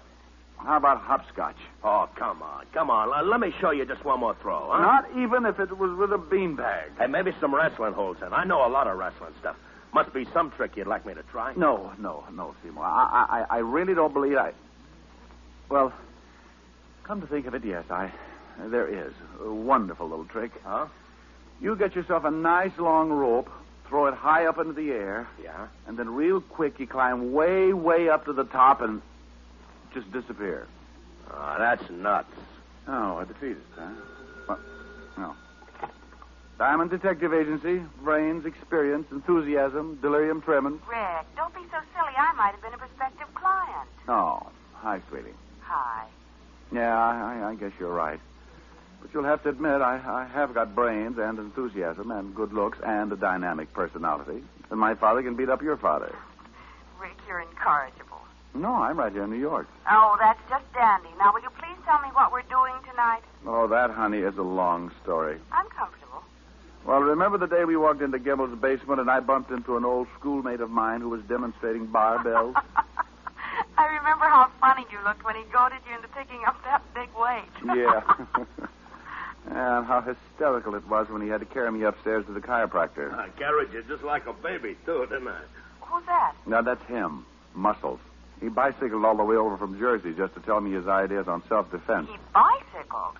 Oh, he was dressed for it. Top hat, tails, sneakers. What are you talking about? One of his cleverest ideas was that I'd treat him to dinner tonight if he could knock me to the floor in less than 30 seconds. So? Gave him the battle of his life. 7 seconds. The point is, where can we eat where they'll poison his food? Hey, I heard that. It's all right, Seymour. You can order small helpings. Rick. Let's make it Leon's, baby, okay? Must we? Will you be an angel and meet us at Leon's? I'll meet you at Leon's. 8 o'clock sharp. Rick, if you keep me waiting. If I keep you waiting, you can have a lock of my hair. 8 o'clock. Sharp. Well, I'll see you at Leon's at 8 o'clock, huh? Bring lots of money, because I'm a guy who can really eat. Oh, I'll bet you are. Well, if you arrive there before I do, Seymour, start in on the ferns by the front door. Seymour was too stupid to go away mad, but at least he went away. I settled back in my chair and made a half-hearted attempt to figure a face out of the water spout on the ceiling. When I woke up, it was 5 o'clock, and I hated myself for the indulgence. As I sat there, thinking how much my mouth tasted like an old motorman's glove, I heard a noise in the hall on the other side of my door. Well, good afternoon. Something I can do for... Juice bar. Juice bar. Hey.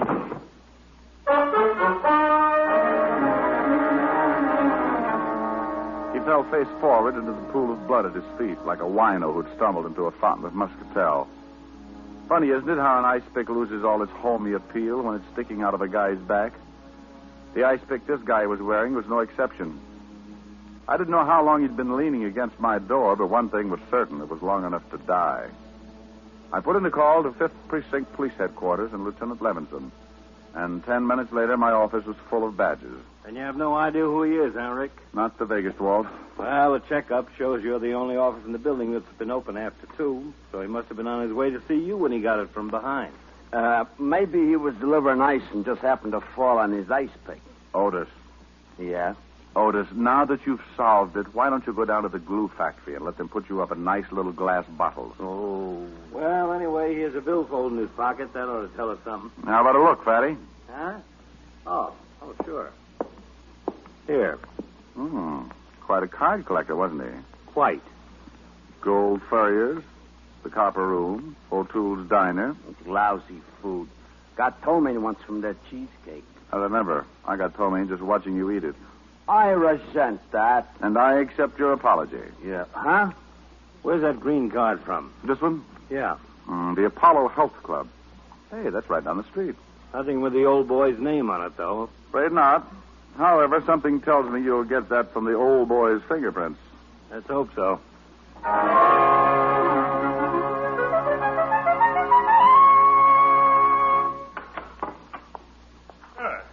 This afternoon to you, sir. Welcome to the Apollo Health Club. May I be of assistance? I'd like to get a massage. Splendid. Performs wonders after a fatiguing day. A veritable balm to the chafed tissues of the body. But will it cure snow blindness? I beg your pardon? No, just ignore me. I'm a little chewed up today. I assume you're referring to a state of mind. Well, not altogether. Got a kink in my back that isn't entirely mental. Well, at least you've come to the proper place. A measure of skillfully applied anatomical science will regenerate the damaged musculature in no time. O'Brien, Mr. O'Brien, front, please. One of my best masseurs. Oh, you're the owner, huh? I am, sir. Let me introduce myself. Emerson Van Arthur, Doctor of Anatomical Science. Richard Diamond. A pleasure. Nice layout you have here. Indeed. 5 years of assiduous study in Switzerland under the illustrious Dr. von Seppelville has given me a boundless knowledge of the human mechanism. As a consequence, of course... Are you calling me, Doctor? Oh, yes. O'Brien, I did. Mr. Diamond here wishes a massage. Sure, fine. I'll speak to you later, Mr. Diamond. I just heard, sir. Remember, the blood toward the heart, always toward the heart.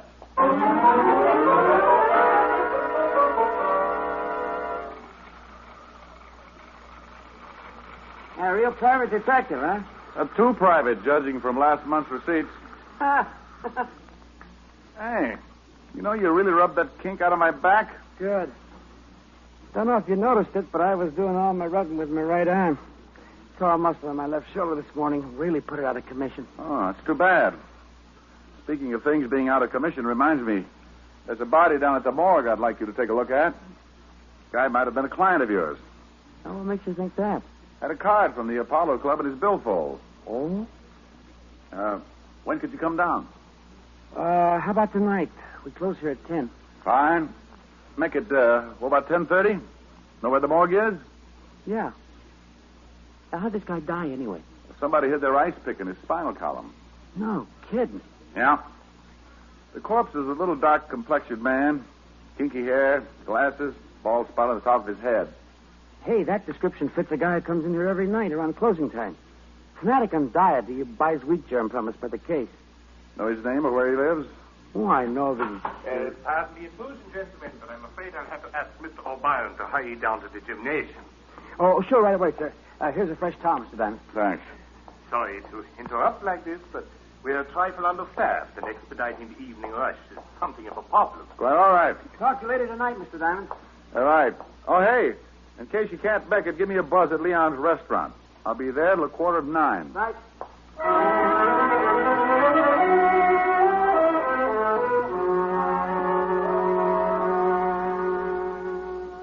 Ah, Monsieur Diamond. Hello. Bonsoir. Hello, Leon. Par ici, par ici. Which translated into English means? Right this way. Both my guests arrived? Oui. First the young lady, then a few minutes later the gymnast. But, Mr. Diamond, a telephone call is waiting for you. Oh, thanks, Leon. Hello, Diamond speaking. Hello, Mr. Diamond. This is Red O'Byron down at the Apollo Club. Oh, yeah, old Iron. Hey, listen, you got to come down here right away. I really stumbled into something. Yeah, what's that? Can't tell you over the phone. Just get down here.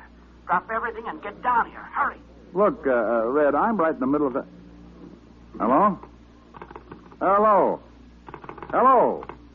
Oh. Hey, kids, I got to run. Be back in a few minutes. Just where do you think you're going? Place called the Apollo Club. Yeah? Well, how about my dinner? Go right ahead and order. I'll be back.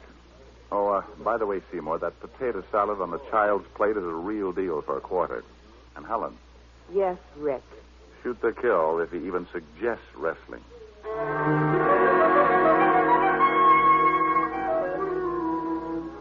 I walked out of Leon's, flagged down a cab, and spent the trip back to the Apollo Club, wondering what Red O'Byron was so worked up about and why he'd hung up on me.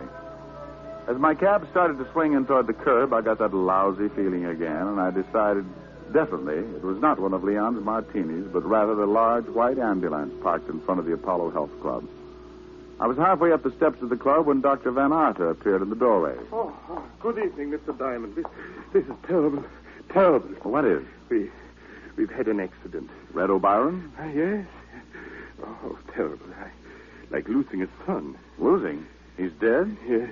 He was performing a handstand on the rings in the gymnasium, and he slipped and fell. Broke his neck.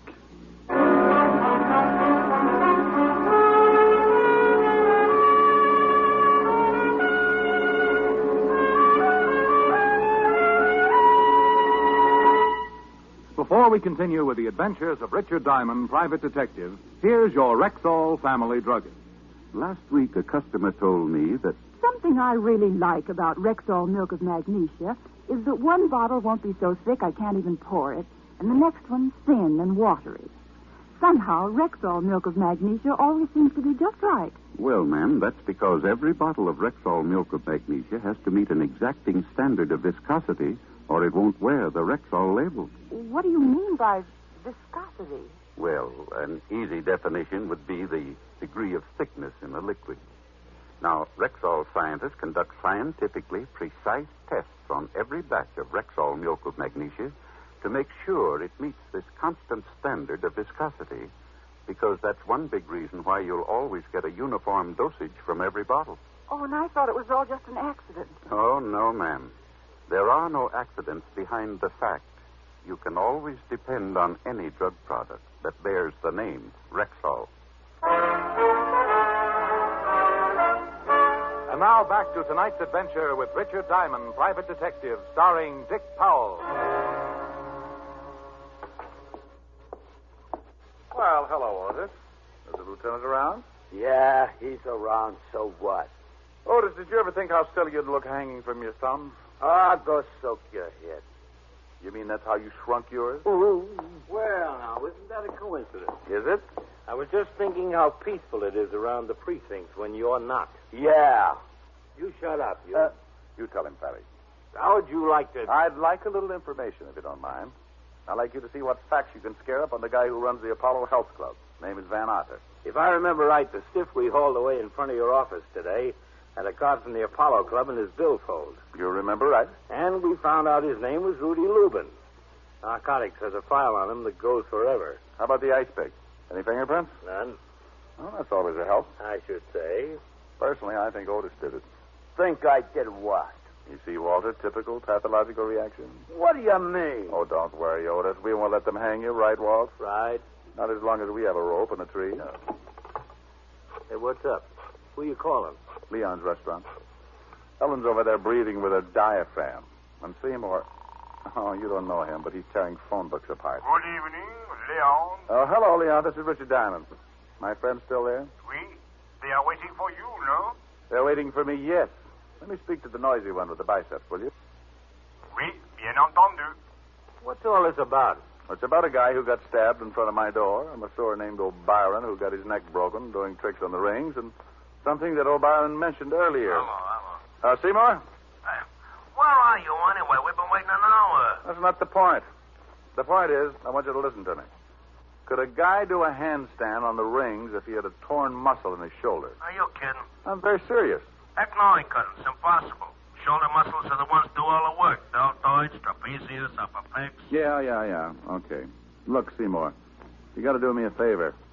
Meet me in front of the Apollo Health Club as soon as you can get there. Well, how about your girlfriend? Tell her to wait there till I come for her. Oh, okay, then. Only, what are we going to do? Trap a murderer. I hung up, assured Lieutenant Levinson that I was just going to do a little reconnaissance work, and then left for the Apollo Club. Seymour was waiting when my cab drew up in front. I explained to him the part I wanted him to play. Just leave it to me. If this doctor's a phony, I'll find out for you. Let's go.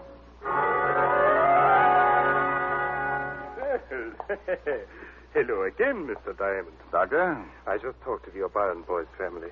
Oh, it was heart-rending, absolutely heart-rending. I almost broke down. No, you will before it's over. Hmm? Like you to meet a friend of mine, Seymour Caper. A pleasure, sir. What do you say, Doc? Seymour's been having a little trouble with his chest lately. I told him you're a doctor of... anatomical science. Yeah, and that you could undoubtedly do him some good. Very kind of you. It's something to do with my muscles. You know anything about them? Muscles are what an anatomical scientist knows most about. Oh, swell. The doctor studied all about muscles in Switzerland. Oh? Just what seems to be the trouble. Well, here's the deal, Doc. It all started the other day when I was working out with my barbells. I was doing an exercise for my trapezius when all of a sudden I got a spasm in my tensor fascia. So I bent over to set the barbell down on the floor, and that's when the pain hit me. First in my pectoralis minor, then in my intercostals, and finally in my diaphragm. A kind of spasmodic contraction like when you get the hiccups. Only no hiccups. You know what I mean? Oh, yes. A spasmodic contraction. Of the diaphragm. Only no hiccups. And then my abdominals began tightening until I could hardly expel my rib cage. Oh. That's when I called Diamond here. I see. Yes, quite naturally. If you'll pardon me a moment, I'll see if I... Yeah, but wait a minute. I haven't told you about my rhomboids. His rhomboids seem to be completely out of whack. Beg your pardon. Well, it must be either my rhomboids or my dorsal spinalis. Awful pain right between my shoulder blades. What do you figure it is, Doc? Well, actually, hasty diagnosis isn't feasible. Huh? I really couldn't... Yeah, but you just put your hand on my left rhomboid and feel how knotty it is, huh? Hey, left rhomboid. Yeah, go ahead, feel it. It's right under the middle trapezius, Doc. You know where that is. Please, Seymour. Don't insult the doctor. Any old quack knows where that is. Yes, certainly. Middle trapezius. Great Scott. I'd almost forgotten. I left a client under the sun lamp. Pardon me, gentlemen. I'll be back in a moment. Have a hunch he's heading straight for an anatomy chart. Yeah, you're not kidding. That guy's as funny as the title he uses. Doctor of Anatomical Science. My gluteus. Mine, too. Come on. I took Seymour by his rhomboid and led him out onto the street, down to the middle of the block, and up 3 flights to my office. While I did my thinking, Seymour did his push-ups. 302. 303. Well, Seymour, we know 3 things. O'Brien couldn't have been exercising on the rings with an injured shoulder. 5 right. And the doctor's a phony. 6 right. Then the doctor is a front for something that's important enough to kill people over. 300 and right. 8. As a consequence, you and I are burglars. And what? Starting as soon as the Apollo Club closes. But you mean we're going to bust into the joint? We're going to bust into the joint or flatten your head in the attempt.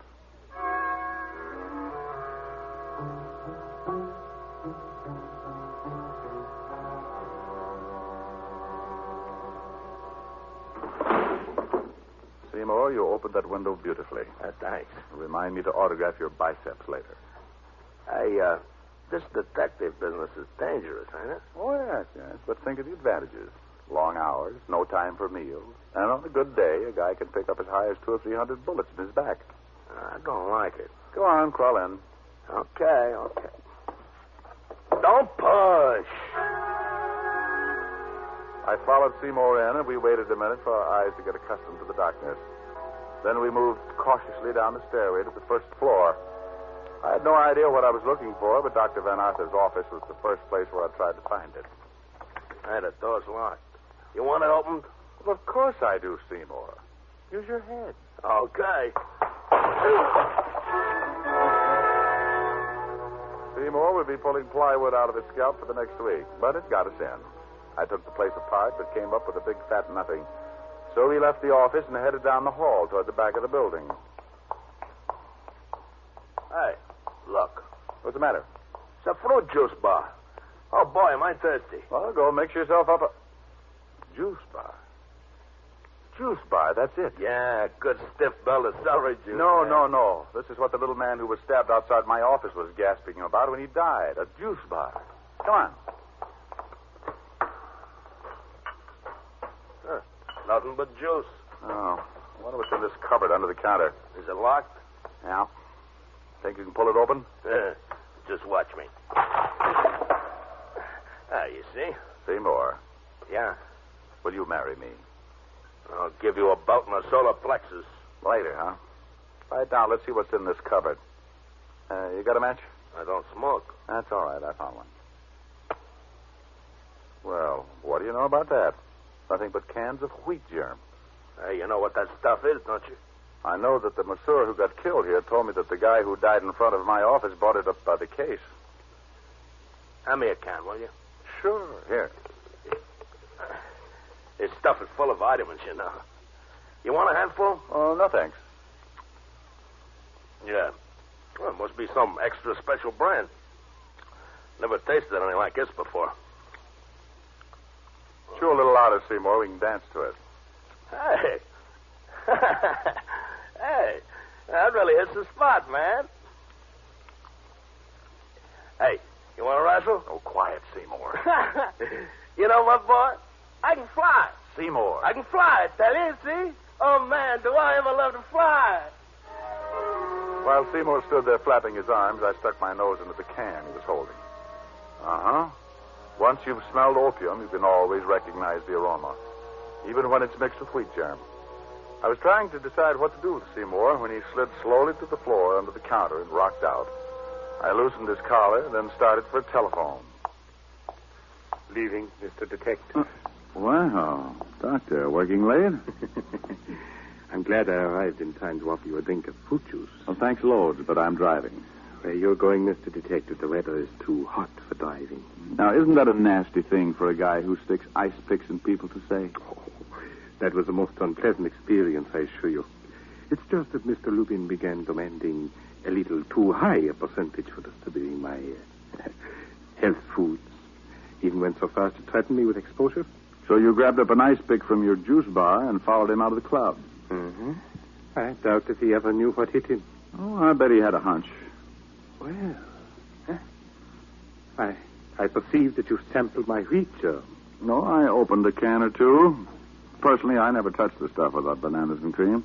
You've made the same unfortunate discovery that Wed O'Brien made, Mr. Detective. Oh, that's why he called me at Leon. Yes, and that's also why I had to resort to the unsportsmanlike expedient of luring him to the balcony of the gymnasium and then pushing him over head first.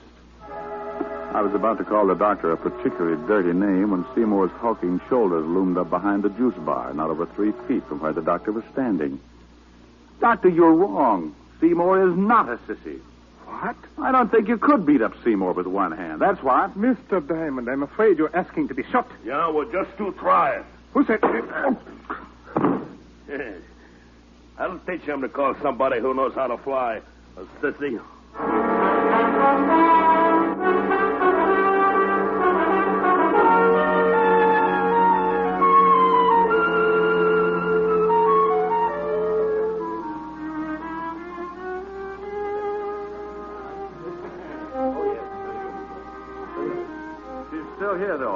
Oui, but very angry. Look, Leon, you got to do something for me. Oui? Tell the violinist to get his big fat Stradivarius over to where she's sitting. And quick. Oui, immediately. Hello, Miss Asher. Oh, come on, sweetie. I've had a rough night subduing murderers, opium eaters. Least you could do is say hello. Hello. I like that song, don't you? Look, I know all about you and your little violin bit. Huh? I saw Leon pointing us out to the violinist. He did? Mm-hmm. And where, may I ask, is little Seymour? Little Seymour ate too many goodies. He's having his stomach pumped. Oh, now that's sweet. I think so. I think the song is nice, too. I think you should sing it, too. I think I should, too. Hold me close and hold me fast, the magic spell you cast. This is La Vie en Rose. When you kiss me, heaven sighs, and though I close my eyes, I see La Vie en Rose. When you press your heart. Oh, God. Start the song again. Hold me close and hold me fast, the magic spell you cast. This is La Vie en Rose. When you kiss me, heaven sighs, and though I close my eyes, I see La Vie en Rose. When you press me to your heart, I'm in a world apart, a world where roses bloom. And when you speak, angels sing from above. Everyday words seem to turn into love songs.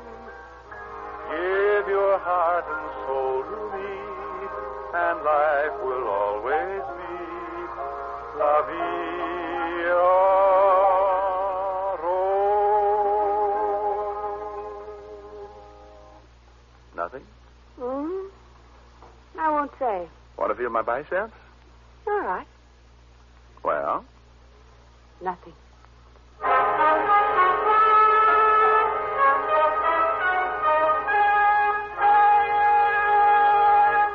Again, here's your Rexall family druggist. Whenever you have a headache, remember this about Rexall aspirin. When taken with water, the 5 full grains of pure aspirin in every Rexall tablet are ready to go to work for you even before they reach your stomach. So whenever you have a headache, remember that about Rexall aspirin.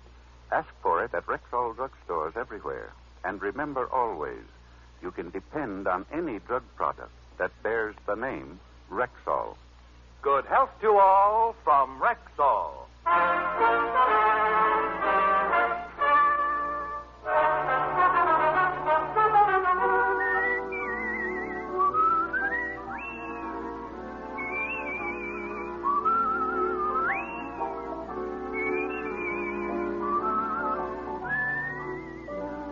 Richard Diamond, Private Detective, stars Dick Powell in the title role and is written by Harvey Easton with music composed and conducted by Frank Worth. Featured in tonight's cast were Virginia Gregg, Arthur Q. Bryan, Wilms Herbert, Bill Conrad, Jay Novello, and Dan O'Herlihy. Richard Diamond, Private Detective, is transcribed in Hollywood by Jaime Del Valle.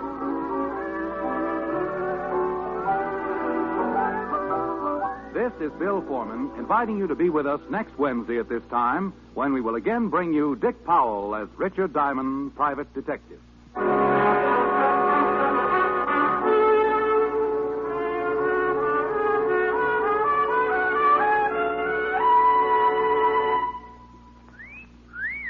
Hiya, beautiful. Get lost, Bristlepuss.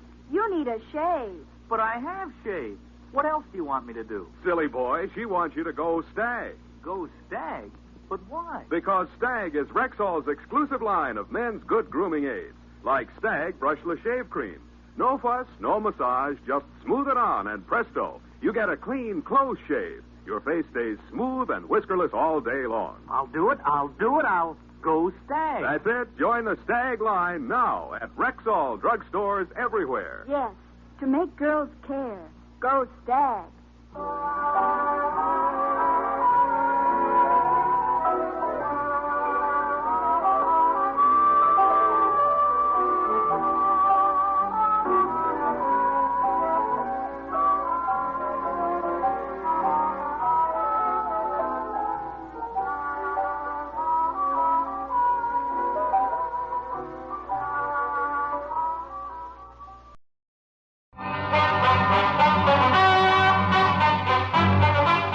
Diamond, Private Detective, starring Dick Powell.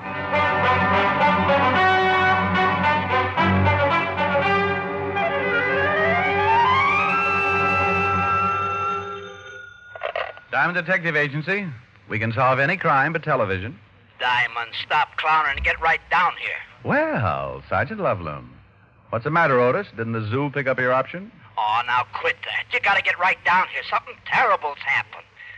They haven't made you commissioner. Worse than that. Lieutenant Levinson's been kidnapped.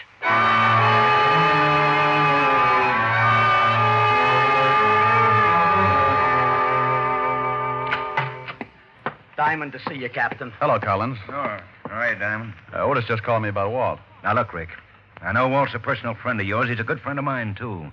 But this is police business. A cop's been kidnapped. Diamond was a cop for 6 years. I don't need a case history, Sergeant. Oh, get off it, Charlie. I'm down here to help. Of course you are. But there's one thing I won't stand for, Rick.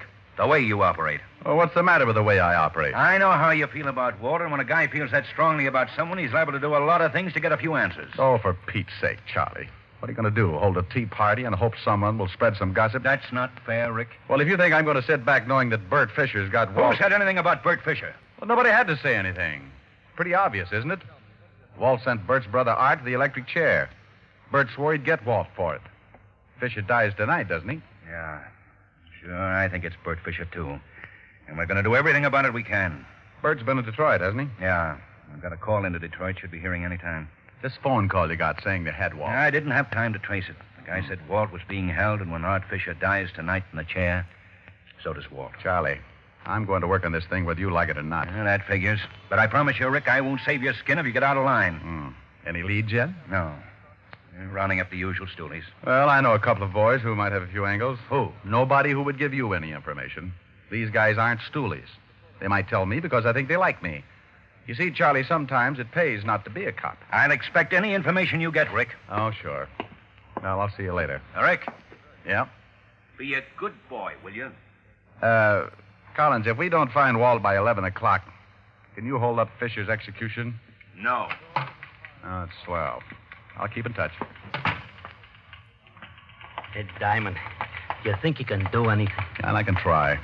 Do me a favor, Otis. Okay. Get me a complete background on Bert Fisher. Everything. All his friends, his record, as far back as you can go.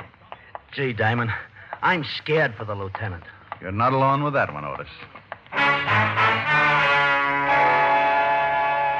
In the Bowery, living in a broken-down rooming house, was a man. 20 years ago, he'd come to the big city with his trumpet tucked under his arm. He'd started playing with little combinations along 52nd Street, and pretty soon the word got around. Everyone came to listen to him. They called him the Dean of Jazz, and the title stuck. Then one night he had an argument with one of the Fusari mob, and the next morning they found him in an alley, half dead, his face beaten to a pulp. It was a long time before the Dean could get around again, and it was a lot longer before he could play his trumpet. And by then, no one would have him. He couldn't make enough with the horn, so he tried crime. And that's where I met him. I did him a favor, and a short time later he went straight. He'd still kept his underworld connections, but he wasn't a stoolie. I'd just done him a favor once.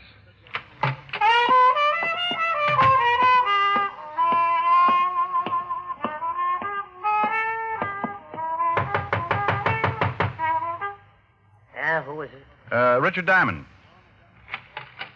Oh. Hello, Diamond. How you, Dean? Like to see you. Yeah. Yeah, I kind of figured you would. Dean, you ever run into a guy named Fisher? Bert Fisher? How about a drink? No, thanks. Skull.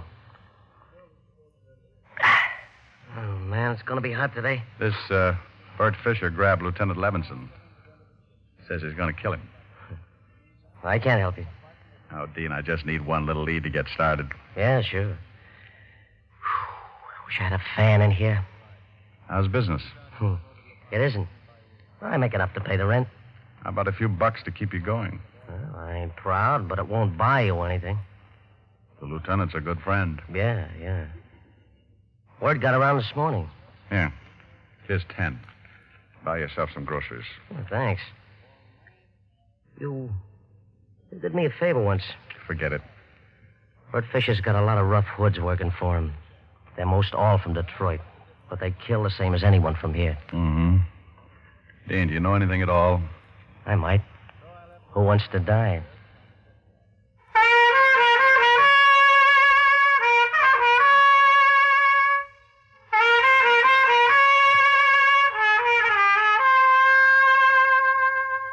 Hey, still blow pretty good.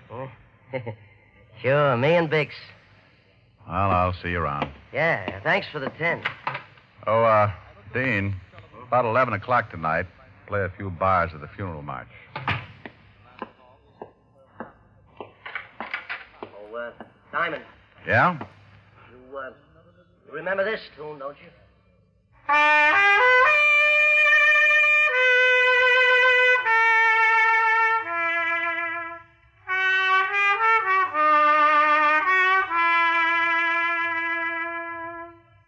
For it was Mary, Mary, plain as any name can be.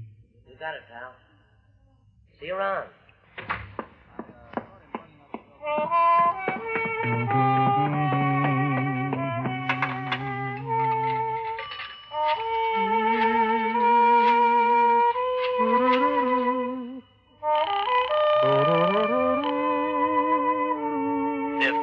Sergeant Loveloon.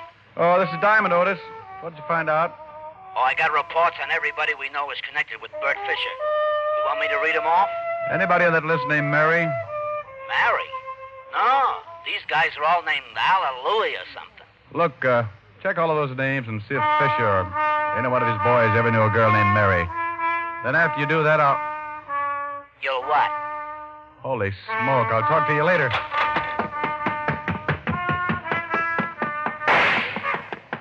Dean!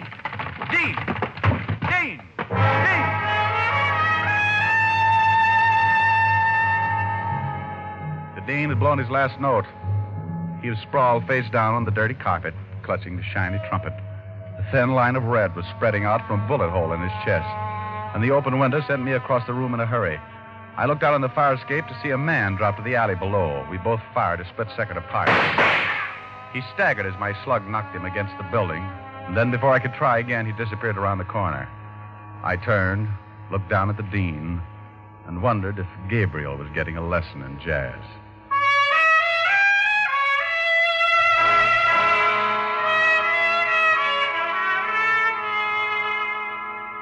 Diamond, I warned you before you left here Okay, Charlie. A nice guy's been killed, but all the crying in the world isn't going to help. Hey, I got something, Diamond. Let's see. Good grief, he's got the whole department working for him. Come on, Otis, what have you got? Is it all right, Captain? Yeah, go ahead. I should be in the second-hand business. Report on one of Fisher's old mob, Lou Baxter. Only one of the whole bunch who had a girl named Mary. Mary? Who's Mary? Charlie, look at this picture. Lou Baxter. I've been looking at it all morning. Oh, take another look. This is the guy I shot climbing down off the fire escape after he killed the Dean. What? Holy smoke. You know where you can pick him up? Oh, he's a local boy, all right. Didn't go back to Detroit with Fisher. I've had a call on him since 10:20 this morning. Hey, what about that girl, Otis? Name's Mary Sinclair. Used to go with Lou Baxter, Captain. No address on her. Mary Sinclair and Lou Baxter, huh? Well, it's the first lead we've had. I'll get the boys on it.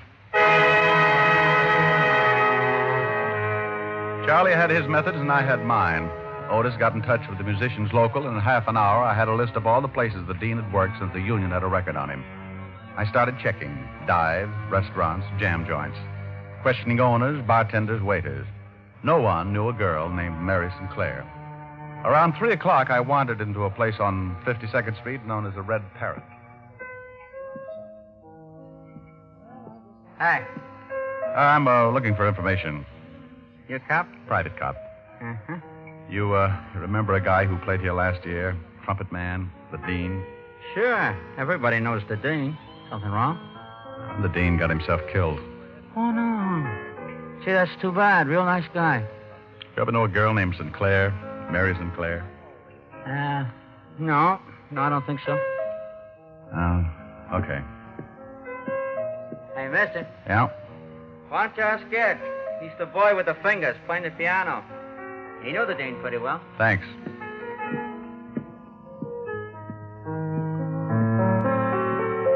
You, Ed? Yeah. What can I do for you, Pops? I understand you're a good friend of the Dean's. Sure, we're compatible, but I ain't seen him in a while. You looking for him? No, for a friend of his, a Mary Sinclair. Cute chick. Where can I find her? Why do you want to find her, Pops? Well, the Dean was murdered a few hours ago. She used to live over on 47th Street, 69 West. That was a year ago. You sure about the address? Couldn't forget it. We had a few balls up there. She was kind of a flip. We had a little combo in here, pretty crazy, too. She used to come in and listen. Real hep on jazz. Knew all the old-timers by name, like the Dean. Remembered when he was tops, before he got hurt. You ever hear him in those days? Yeah. I played with him a lot. Used to watch him real close sometimes, after hours. The boys would just sit around and blow because I felt like it. The Dean used to lean back and close his eyes and blow things like he was getting a word from the other side. It was great. Might have been the greatest. Well, we all got to go on ahead sometime. I guess it ain't so bad, though. The harp's a real wild instrument.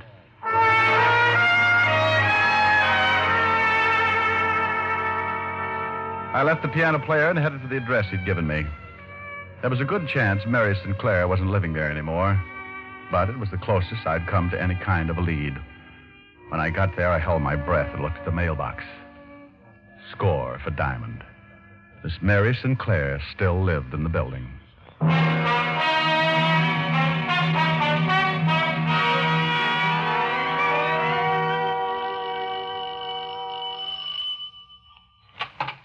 Yeah? Oh, hello. Mary Sinclair? Yeah. Whatever you're selling, I'll take a dozen. I'd like to talk with you. I'd like you to. Some other time. I'm busy right now. I'm afraid this can't wait. It'll have to, baby. Give me a call. Plaza 45466, Mr. Diamond. Okay, doll. Call me tomorrow, huh? You got your foot in the door, honey. Old habit. Can't seem to break it. Well, I'll break it for you, honey. Your whole leg. You'll be sorry, doll. All right, baby. Make it quick, huh? What do you want? Let's talk inside. I told you. Yeah, I know. It's cooler in here. The coolest. But it won't be for long. Where's Lou Baxter? Who? You know, the boy you used to run around with. I run around with a lot of boys. Ever since I was in grammar school, I ran around with boys. It's a hobby. Where's Lou Baxter? Baby, I don't know. You want to twist my arm? Go ahead, it might be fun. He just killed a Dean. He did? Shame on him. Forget it, Mary. Hey, Lou. Get out of the way. That's the guy who put a slug in me. Look like you're in pretty bad shape, Baxter. Doctor's coming. But he ain't going to be able to help you. See, honey, you should have come back tomorrow. Shut up. Well, wouldn't have been half so painful. I want Bert Fisher. Well, good for you. Get away from that door. Now, walk into that other room. Drop it back. Didn't want to play. You shouldn't have done that, Charlie. I needed him alive. That's gratitude for you. I knew you'd get into trouble, Diamond. So I tailed you from that last bar on 52nd. Is this Mary Sinclair? Charmed, I'm sure. Ought to stay here. Call the wagon. Right. There's a doctor coming up. I doubt if he's legit. Wait for him, then bring him down to the station, Otis. Right. Come on, Miss Sinclair. Sure, honey. You know, Mr. Diamond, I think I'll have to break that date for tomorrow.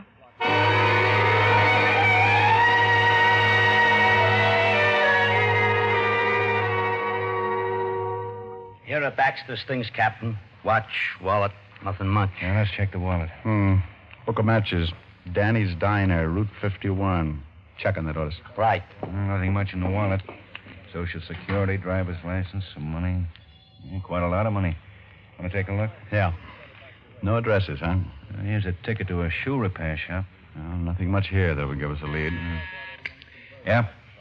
Danny's Diner is about 160 miles out on Route 51. And guess who runs it? Who? Chino Amalo. That does it. Call the authorities in that area. Right. Chino Amalo. 8 years for armed robbery. Used to work for Bert Fisher. Yeah, maybe this is it. What time is it? Going on 7. This better be it. We only have 4 hours, and you got to drive 160 miles.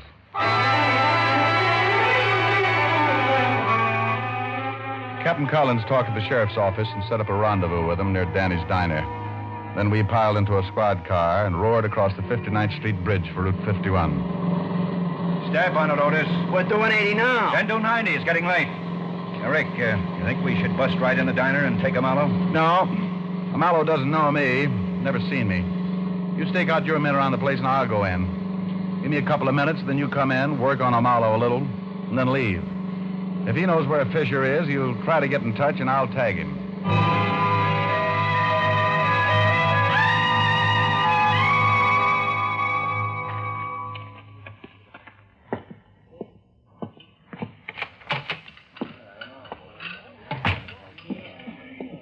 Something for you? A cup of coffee and a piece of pie. You got raspberry, chocolate, lemon, peach, custard? Raspberry. Yeah.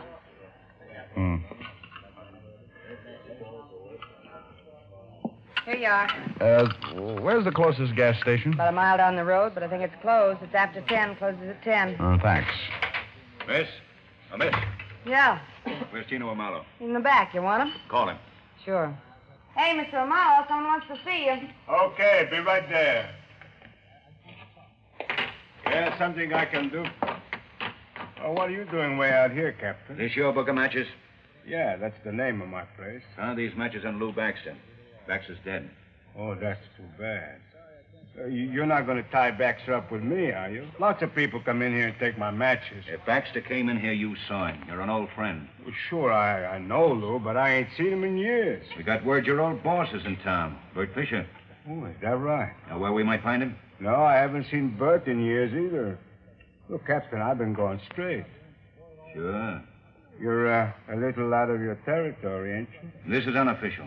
If you were in my jurisdiction, I'd haul you in. Look, I tell you, I'm going straight. I don't know nothing about Lou Baxter or Bert Fisher. Okay, Amalo. You may hear from me again. Nice seeing you again, Captain. No, miss. More coffee? Yeah. Where's the phone? Right over there on the wall. Is there another one? In the kitchen, but you can't use that. Hey, you can't go back there. Honey, it's the police. You stay where you are. Oh, okay. Yeah. This is Chino. Let me talk to Fisher. Hey, what are you doing? Don't move, Amalo. What is this? Cover up that mouthpiece.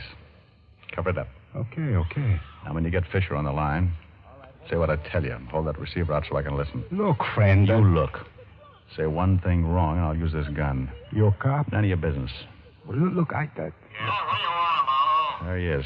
Tell him you just heard Baxter was killed. Tell him. Hello. Look, I just got news that the Baxter was killed. Yeah? Okay, anything else? No, that's all. No, that's all. So what's the matter with you? Nothing. Okay. Got any more of those? Keep in touch. Hang on. Now, where's Fisher hiding out? Get up. Where's Fisher hiding out? You dirty flat foot, you nearly bust my jaw. Only nearly? Where is he, Amalo? Well, look, you kill me if I tell you. That's getting late. Are you going to tell me? Okay. It's in a cabin about a mile up the road. Come on. You're going to show us.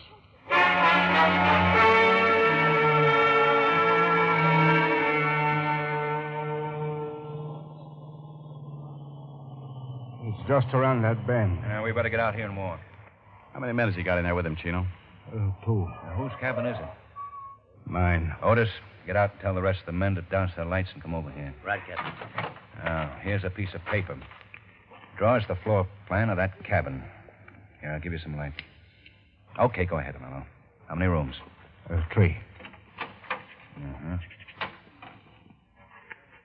Hey, we're all set, Captain. Okay. One big room with a door here, a kitchen here, and a bedroom here. Where's Lieutenant Levinson? I only been up there once since they got in. He was in the bedroom. How about closets, back door? One closet in the main room here, one in the bedroom here. Let's see, a broom closet in the kitchen and the back door here. Has it got an attic? No. Where's Fisher's car? Parked around the back in the shed. Okay, I'll have the men stake out the place. You're going to take me up there, Amello. Me?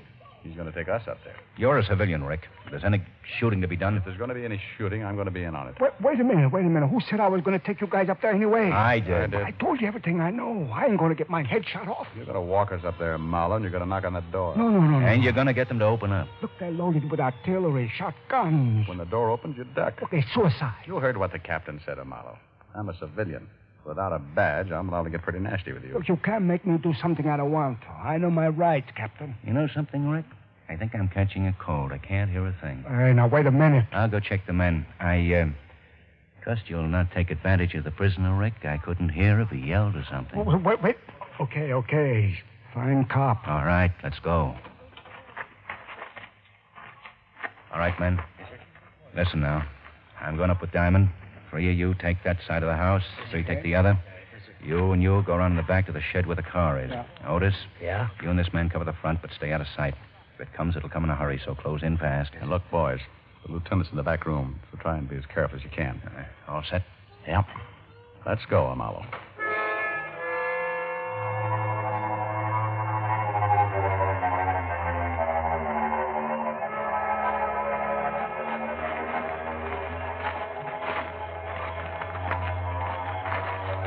There it is. Light in the front window. Yeah, it's 10 minutes of 11. I hope their watches aren't fast. Keep going, Amello.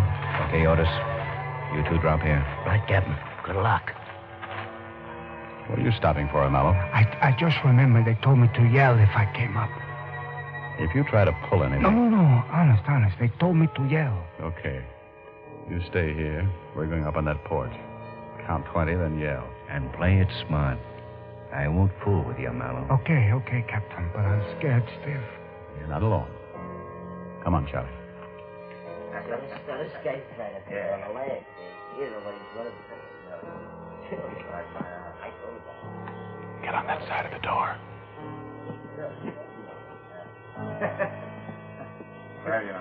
Hey, Bert! Bert, it's me, Chino! Hey, Bert, I gotta see you! You alone? Yeah. Can I come up? So light on him, Ed. Okay, come on up. Get him, Rick. What are you doing? Stop it! One going in the bedroom. Look out! Okay. Don't shoot anyone. I'm hurt. See you, Walt, okay. Walt? Well, it's about time. Get these ropes off me. You okay, Walt? Yeah. Thanks, Charlie. What time is it? 11 o'clock. Happy birthday.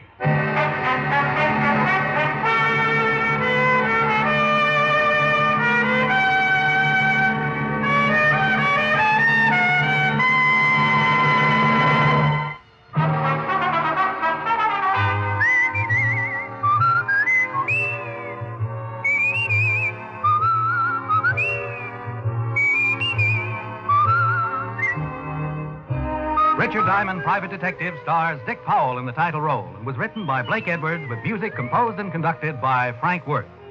This is Bill Foreman speaking. Richard Diamond, Private Detective is transcribed in Hollywood by Jaime Del Valle.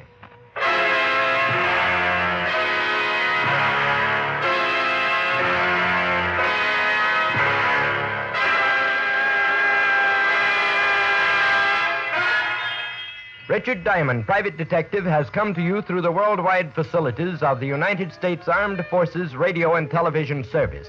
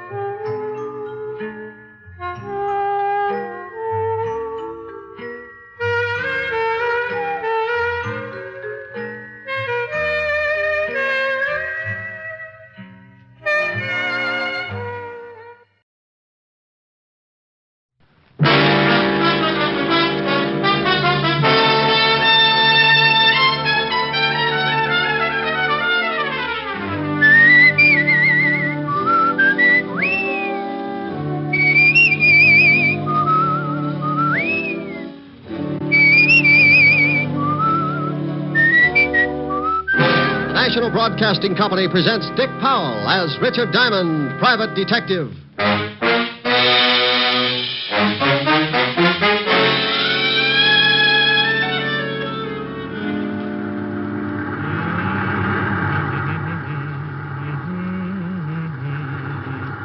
Hey, Ed. Huh? Stop the car a second, will you? What for? I thought I saw something lying back there by the road. So what? It's probably a dead dog. No, hold it. It's too big to be a dog. Oh, for Pete's sake. Where is it? Oh, it's right over there. Oh, yeah. Come on.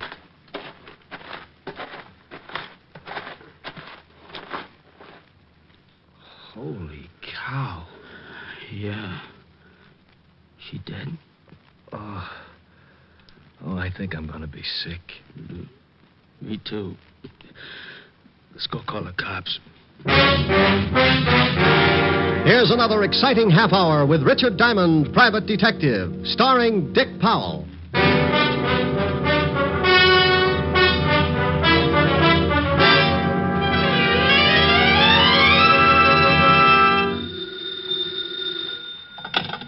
Diamond Detective Agency. If there's a corpse in your cellar and your nerves are a wreck, old Rick to the rescue if you write him a check. Oh, Rick. I don't know what I'm going to do with you. Can I make a suggestion? Please do.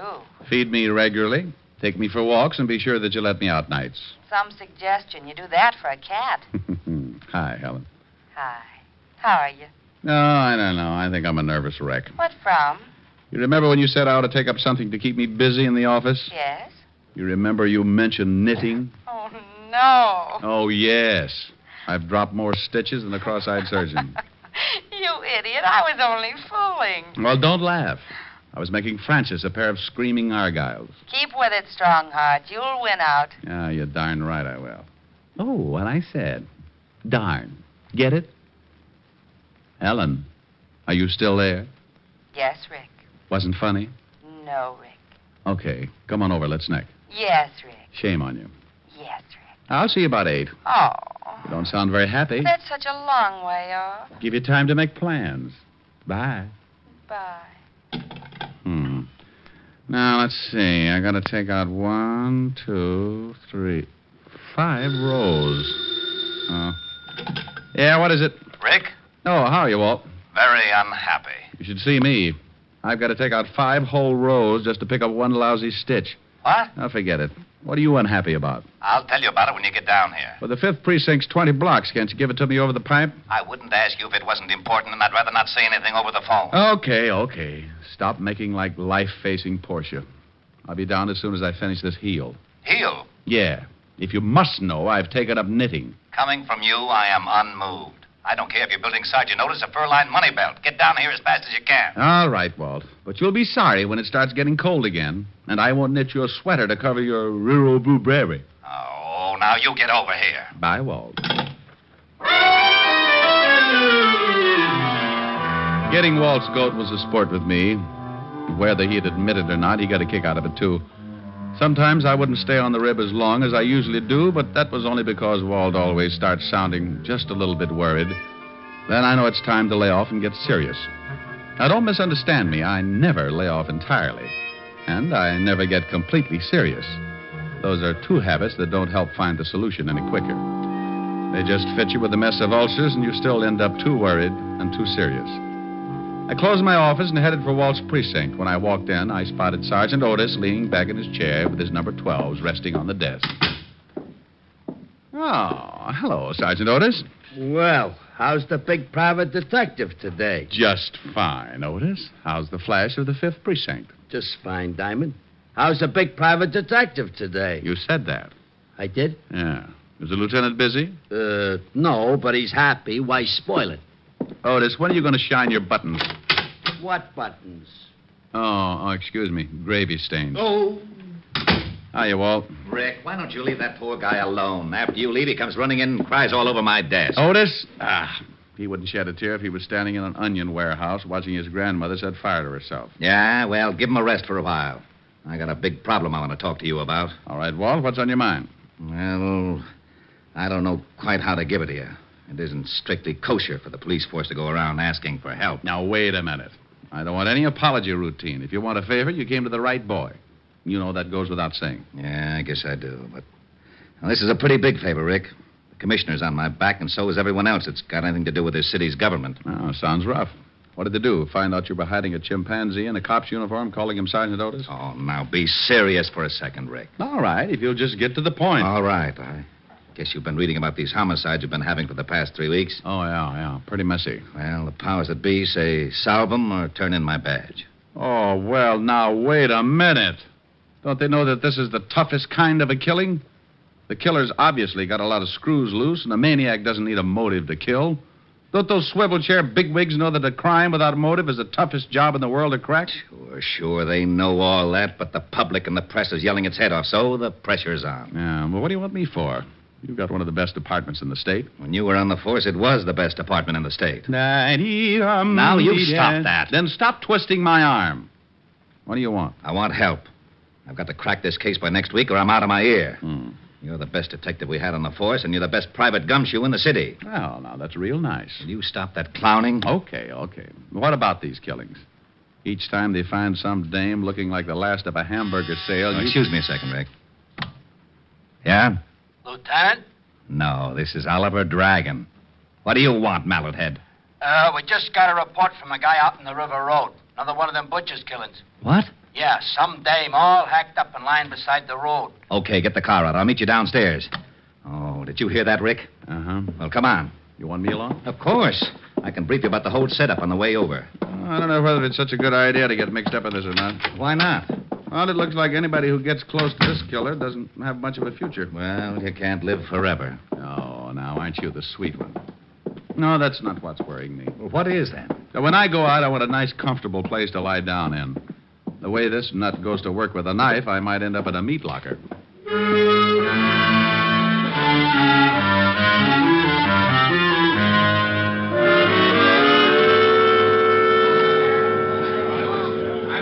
All right, everybody back. Go on through, Lieutenant. Show him your biceps, Otis. You're comic. How did all these people get out here? This is 10 miles from anything. Someone must have heard me call the police. When I left the phone booth, the whole crowd followed me out here. Who are you? My name is Ed Cody. Me and my friend here found the body. Where is it? Right over here, Walter. How does it look? The way you thought it would. Now you see what I'm up against, Rick.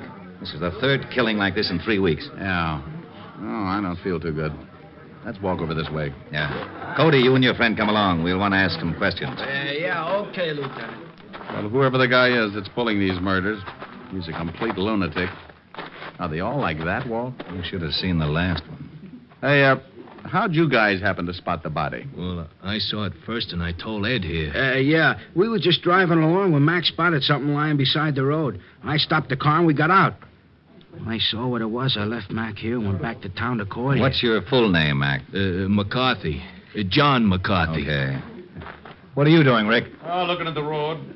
That's your car up there, Cody? It's Max. I was just driving. Now, you went ahead how far before you stopped? Well, about 20 yards. You won't find much, Rick, even if the road is soft. Their car and any other one would have blocked out the killer's tracks. Hey, maybe he didn't use a car. Maybe he walked her out this way and then killed her. No, this place is 10 miles from anything. He drove all right. This crowd has ruined any footprints for sure. Oh, here come the boys. Come on, Rick. As soon as they start examining things, we can get back to the station. Yeah, I want to go through the whole file in the last 2 killings. You won't find much. A change of reading never hurt anyone.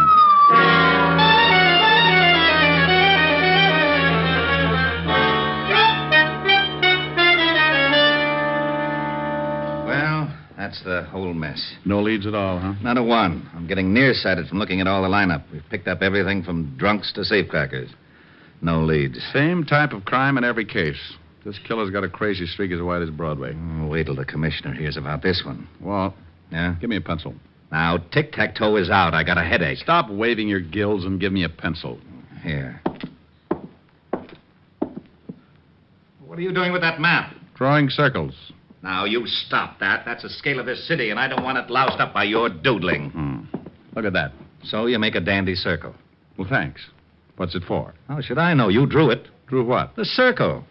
Wasn't that a little foolish? Of course it was. That's what I'm yelling about. Well, that's bad for you. What is? Yelling. I know it. I thought you said you didn't know. Know what? About the circle I just drew.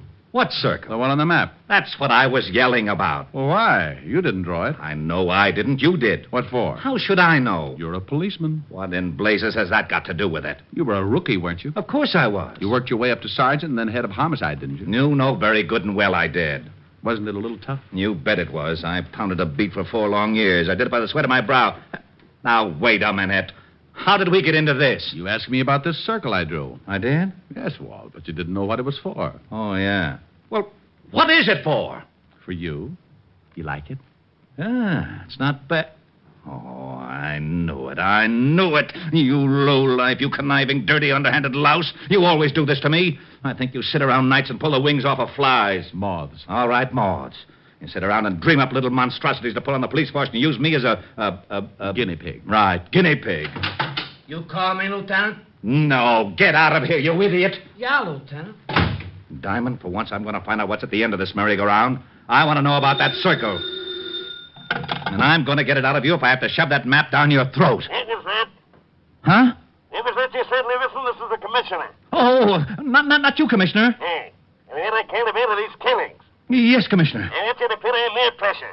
Yes, Commissioner. What have you done about the latest one? Well, I just went out and looked at the body. Well, that isn't a man. Yes, but... This department's been sitting around long enough.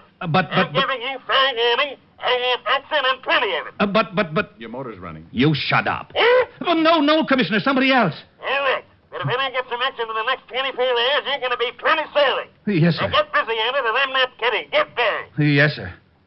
Oh. Who was it? I am not talking to you. Don't you want to know about the circle? No. Fine. Well, when I was looking over the reports on the killings, I noticed something. You don't say. Say what? Okay, if you don't want to play. Be a sorehead all your life. Well, I noticed that all of the killings, including the one we looked at this afternoon, were within at least 10 miles of each other. And the first one, this one right here, was exactly in the opposite direction from the last one. Bully for you. No, it's nothing. Well, using the first and last homicide for the edge of the circle, we find that the other killing also falls within the sphere. Okay, so what? Getting interested? Well, the girl this afternoon had been dead for about, 14 hours, wouldn't you say? Yeah, but the coroner can come closer. Well, about, anyway. In the other 2 cases, it says that both girls were killed about 3 in the morning. If the last one was dead 14 hours, she comes close to that time, too. Okay. What does that prove? Not a thing. But it's something to go on. This is a wild one, Walt. But let's say that our killer started off with his victim somewhere, within that circle. To drive 5 miles, half the distance of the circle, it would take him, about... 15 minutes. 15 minutes. Now, that means he left his starting point around 2:45. That's a funny hour to be so consistent. You're right. Bars close at 2. 45 minutes to talk a dame into a ride. Might be. Well, I'll be darned. I may be all wet. The killer probably started from somewhere outside the circle. But we can start by eliminating the idea of the night spots anyway.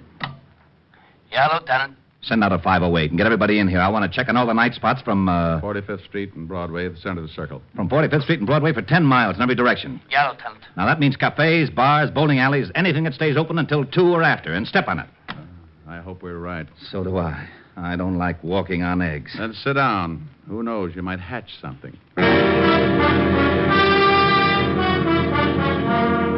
NBC is bringing you Richard Diamond, Private Detective, starring Dick Powell. Walt found out the name of the last victim, and the family supplied us with a picture.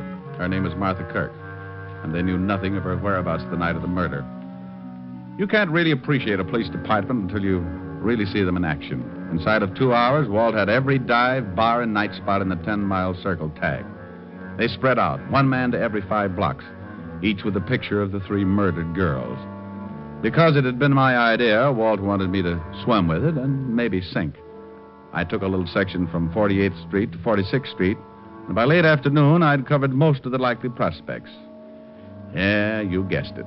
The bottom of the barrel was coming up fast, and it was emptier than a ballpark during a thunderstorm. No one had ever seen the 3 victims. The last spot on the list was a bowling alley. I walked in and spotted a cocktail lounge, and when I climbed up on one of the stools, a bartender with a head that should have been out on the alleys walked up to me. Yeah, what'll it be? Oh, how about a glass of milk? Glass of milk? Think you can stand it? Well, if you're worried, water it a little. I don't want to pass out on you. I get him. He made it funny. So did your family. You're looking for trouble? Only if I get pushed. I'm looking for information. First door on the left. Yeah. Yeah, ever seen any of these girls before? What are you, a cop? Well, let's just say I'm nosy, and I've got a badge to keep me in the spirit of things. Oh, why didn't you say so? Let me see him. All right. Here's the first one. No. I ain't never seen her. How about this one? And this one? No. Hey, wait a minute. Sure, I know. This one comes in here about twice a week. Was in last night. Gets lushed up and cries about how tough her family is on him. Let's see, her name is... Kirk? Yeah, Martha. Martha Kirk. Nice looker. She was. Huh? Did she ever come in here with a man? No, but sometimes she leaves with one. Same guy every time? Nah. Do you remember her leaving with a man last night? Hey, yeah. Come to think of it, she did. What time? About 2:15. We stopped serving at 2. Right on the dot, that we do. Oh, that you do, yeah. Okay. Think you'd know the guy if you saw him again? Sure, he comes in a couple times a week, too. I seen him pick up a couple of strays. I guess you call him a wolf. Yeah, with a hatchet. Huh? Forget it. Where's your phone? Right over there. Hey, here, use a slug. It's on the house officer. Thanks. I hope nothing's happened to Martha. She was a rotten drunk, but a wonderful kid. Oh, she was, huh?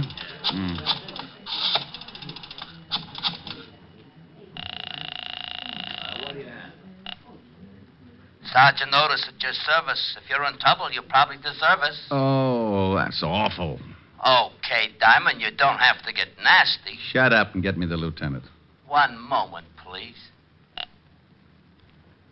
Lieutenant Levinson. You can forget about retiring, Walt. You got something? Yeah, looks like. What did your boys turn up? Nothing yet. What is it, Rick? Don't play games now. Get over to the 47th and 9th. You know the bowling alley in the middle of the block? I'm in the bar. Want me to bring the boys? No. This is one we've got to play quietly. I don't want to scare our ghoul off. I'll be right down. Hey, bartender, what about that milk? Oh, yeah, coming up. Is it going to be a pinch? There is, Buster. There certainly is. Walt romped in about a half an hour later, and he talked with the bartender. He finally looked satisfied. He had to, because it was the only lead that had turned up. We told the bartender to tip us if the guy showed again, and we sat down to wait. Maybe my rabbit's foot started thinking it was back with the quartet, because around 1 o'clock it started kicking. The bartender gave us a nod just as a big guy wandered in and sat down at the bar. He weighed in at about 220, and his clothes were sloppy. He ordered a drink and started eyeing a cute little number sitting at the other end of the bar. Let's take him. Now, hold it, Walt. He's making a pitch. What? The dame at the end of the bar. So he's making a pitch. What do you want him to do? Wait around till he takes her out of here? Maybe you'd like to help him sharpen his axe. Look, you haul him in now, you'll have to beat it out of him. You want him to pick the dame up? Is that against the law? Arrest me. Stop your clowning. You'd rather catch him with the goods, wouldn't you? Yeah, but... Now, don't start that again. You butted the commissioner to death. Just relax. Maybe you can pick up a few pointers. Our big boy moved all right up to the seat next to the cute little girl. She was under full sail and didn't seem to mind at all. He landed at 1:15. At 1:30, he'd established a firm beachhead, and by 2 o'clock, there was a flag raising. Okay, he scored. The joint's closing. And believing I'm going to tail him. How? He's probably got a car. He'd spot you sure if he takes her out to some lonely place. How do I know? You put in a call, throw a dragnet around this area for 10 miles. I'm not going to let you. If he gets away with that girl, he may kill her. Look, Walt, I promise you he won't get into that car unless I can stick with him. Come on, we'll both stick close to him until I can think of something. We followed the man and girl outside and walked a few yards behind, making like we had a little load on. They headed for a big parking lot, and that's when I got the idea. The parking attendant was just walking up to him when I stumbled forward. Hey, boy. Rick, what are you doing? Stay with me, Walt. Yeah, mister? Sonny, I'd like to have an automobile, please. Hey, just a minute. I was here first. Sure, honey. Don't let him get away with it. Yeah. Oh, look, old man. My friend here's late getting home, and he's got a wife that's 10 feet tall. You mind if I get my car first? No, go ahead. Someday. No, relax. Relax, Sonny, relax. We're going to take a little drive, huh? Yeah. Okay, mister, let's see your ticket. Well, I got here someplace right in my pocket. Come on, we'll walk up. I know where the car is. Okay, but you got to have a ticket. Rick, what's going on? Keep walking. Hey, I thought you was loaded. Keep going with the police. You what? That's right. Well, what's wrong? Which one is that guy's car? You mean the guy back there with the dame? Yeah. Well, he gave me his ticket. Oh, it's right over there, the coupe. Rick, come on. I'm going to climb in that trunk, and you're going to get in your car and tail us. But stay far enough behind so that he doesn't spot you. Okay, but I think you're crazy. Is the trunk open? Yeah. I'll get going. Well, they'll see me coming back. Well, then tell him you forgot something in the bowling alley. I passed out in my car. All right. And, son. Yeah? Don't let on that anything happened. We think that man is a killer. Oh. I squeezed into the trunk and waited. About 2 minutes later, the lovebird showed up and got in the front seat. Oh, very much. I rode like that for about 15 minutes, and it wasn't bad until we hit the dirt road. Then my inside started bouncing around like a pound of rice in a wind tunnel. We drove for about 10 minutes more and came to a stop. I raised the trunk just enough to get some fresh air and listen. I didn't want to climb out because they'd feel the movement up in front. I was sure they could hear my breathing. Oh. What are we stopping for? I thought maybe that... Huh? I wanted to look at the pretty scenery. Well, how can you? So dark. It's pretty low. I can see you, baby. Dad? Mm-hmm. Wow. You're nice.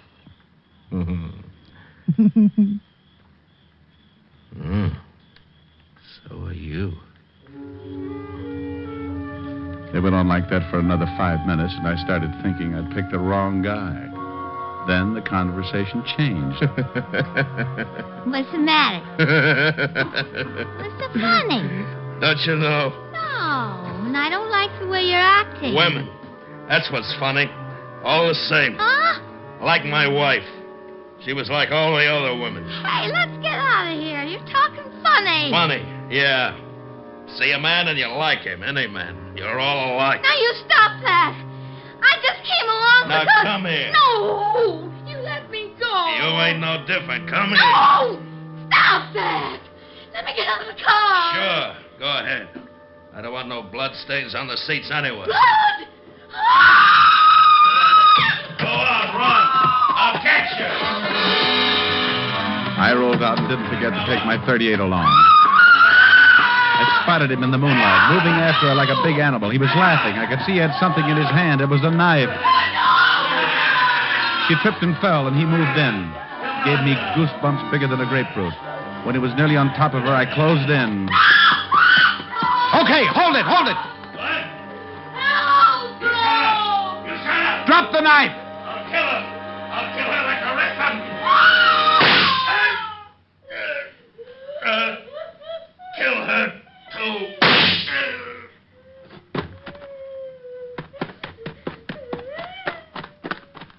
You all right? Oh, I'm glad you got here. All right, now just take it easy. It's all over. It's all over. Are you sure you're all right, honey? You know something? No, what? I think that man is crazy.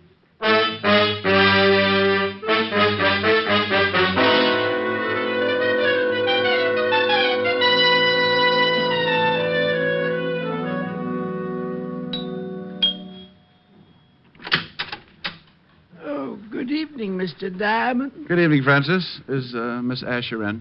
Yes, sir. She's in the study, knitting. Knitting? Knitting? Thank you, Francis. Knit 1, purl 2. Knit 1, purl 2. Knit 1, purl 2. Drop 3. That's the way I do it. Rick. Hello, baby. Oh, look what I've gotten into. I'm a nervous wreck. Now, that'll teach you. What are you building? It was going to be a surprise for you. Oh, a whole suit. silly. Ricky. I'll get it. Hello? Helen, is Rick there? Oh, just a minute. It's Walt, Rick. Oh, well, give me that phone. Where are you? Why didn't you follow me like I told you to? Well, something happened. Well, what happened, you big ox? I could have been killed out there. I'm sorry, but... Why didn't you follow me? I got caught on the Triborough Bridge, and I didn't have a quarter. Why didn't you use your police badge? Holy smoke. Now you tell me. Ricky, No, yeah. I need relaxing. You need relaxing. Oh, swell. Ricky, come here. I know just the thing. No, come over here. There's an old spinning wheel in the parlor, spinning dreams of the long, long ago. Ricky. What's the matter, dear? Oh. Well, how about this one? Wilhelmina. Let me start that again, will you? I didn't get started very well. Wilhelmina, she's the cutest little girl in Copenhagen. Wilhelmina, she has all the fellas crazy in the noggin. In Copenhagen, all the roses on her cheeks, and the music when she speaks, and how sweet her kisses taste. Sugar canies like my mama's Danish pastry. Wilhelmina, maybe soon we'll elope in Copenhagen. Wilhelmina, we'll share everything, including my toboggan. In Copenhagen, all the other girls say no, but Wilhelmina, she says nine. All the boys call Wilhelmina Willie, but I call Wilhelmina mine. Well, now, how did you like that, huh? Well, it was wonderful, but where did the orchestra come from? Oh, the orchestra? Did you like it? Mm-hmm. No, don't knock it. Rick, Hmm? I told you I needed relaxing. Oh, well, how's this? Rag mop. Rag mop. Rick! Rag mop. Oh, no, Rick! Rag mop. I started that one right. I got to like that one, too. You can sing later. Oh, all right. Now, what is it, little baby? Come here.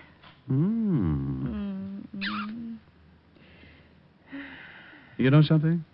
What? I may never sing again.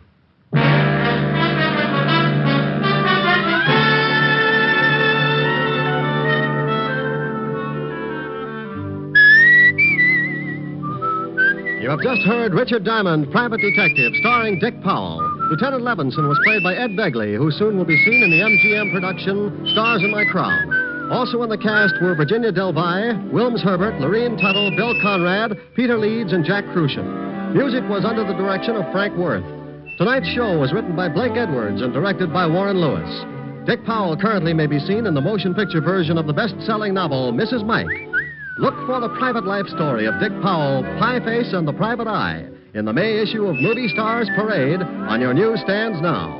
This is Eddie King inviting you to be with us next Wednesday at this same time when we will again bring you Dick Powell as Richard Diamond, Private Detective. Dimension X, from the annals of science fiction, a new radio series about men and science and a future destiny. Saturday on NBC, here, Dimension X.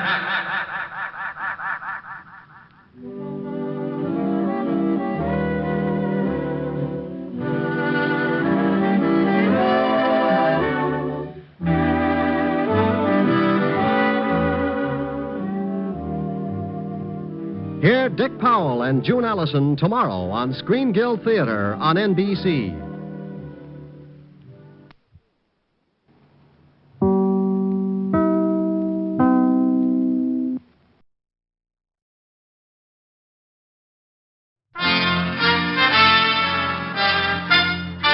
Listen while the makers of Rexall drug products and 10,000 independent Rexall family druggists bring you Dick Powell as Richard Diamond, Private Detective.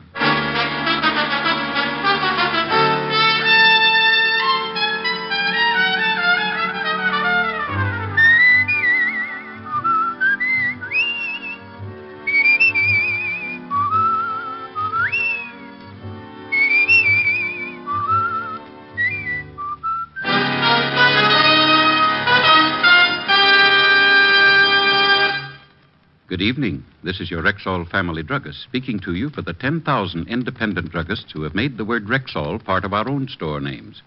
We've done that because we recommend and sell the 2,000 or more drug products made by the Rexall Drug Company. Like Plenamins, for example, Rexall's famous multivitamin capsules. 2 Plenamins a day give you more than your daily minimum requirement of every vitamin for which such requirements have been established, plus valuable liver concentrate and iron. What's more, Plenamins cost you only pennies per day. Ask for Plenamins at Rexall drugstores everywhere. And remember, you can depend on any drug product that bears the name Rexall. Good health to all from Rexall. Now, your Rexall family druggist brings you a transcribed half hour with Richard Diamond, private detective, starring Dick Powell.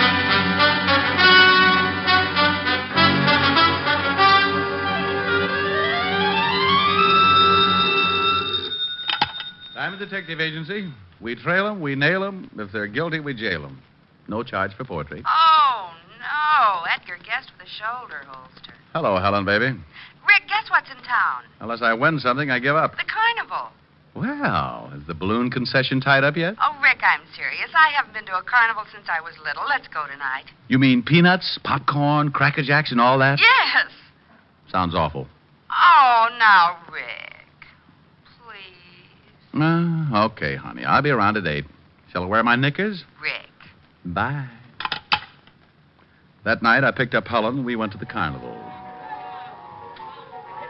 There were more people on the Midway than Rexall has stores, and we got pushed so much I felt like the tax bill in Congress.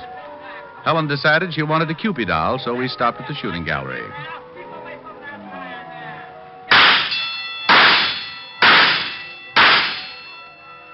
Hey, that's pretty good shooting. Think nothing of it. Just 3 more bullseyes and you win a doll. Well, here's your doll. Where'd you ever learn to shoot like that? At the skeet club. Would you like to try a shot, Rick? No thanks. Come on. Oh, Rick, isn't this doll cute? And now, for your look amazement over and there. proof of my statement, I'll ask him to step out here. And here he is, ladies and gentlemen, the one and only Samson, the strong man. Step right up, folks. He'll thrill you with his amazing feats of strength. Now, crowd right in. Don't be shy.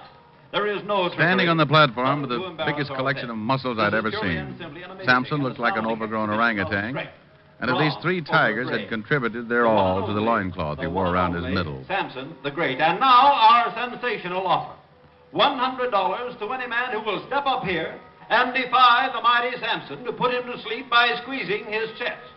Now, it is harmless, my friends, and if any one of you daring gentlemen think the mighty one cannot put you to sleep with a mere squeeze, then step right up. If Samson fails, then $100 is yours. Well, Rick. Now, I tell you, friends, Well, Rick, what? Don't you want to show off? Not my insides. Rick, you mean you're afraid just to let him squeeze you? Honey, I'm afraid to let him breathe on me. Come on, let's go see that fortune teller. I steered Helen toward the next booth before she could talk me into anything my bones would regret tomorrow.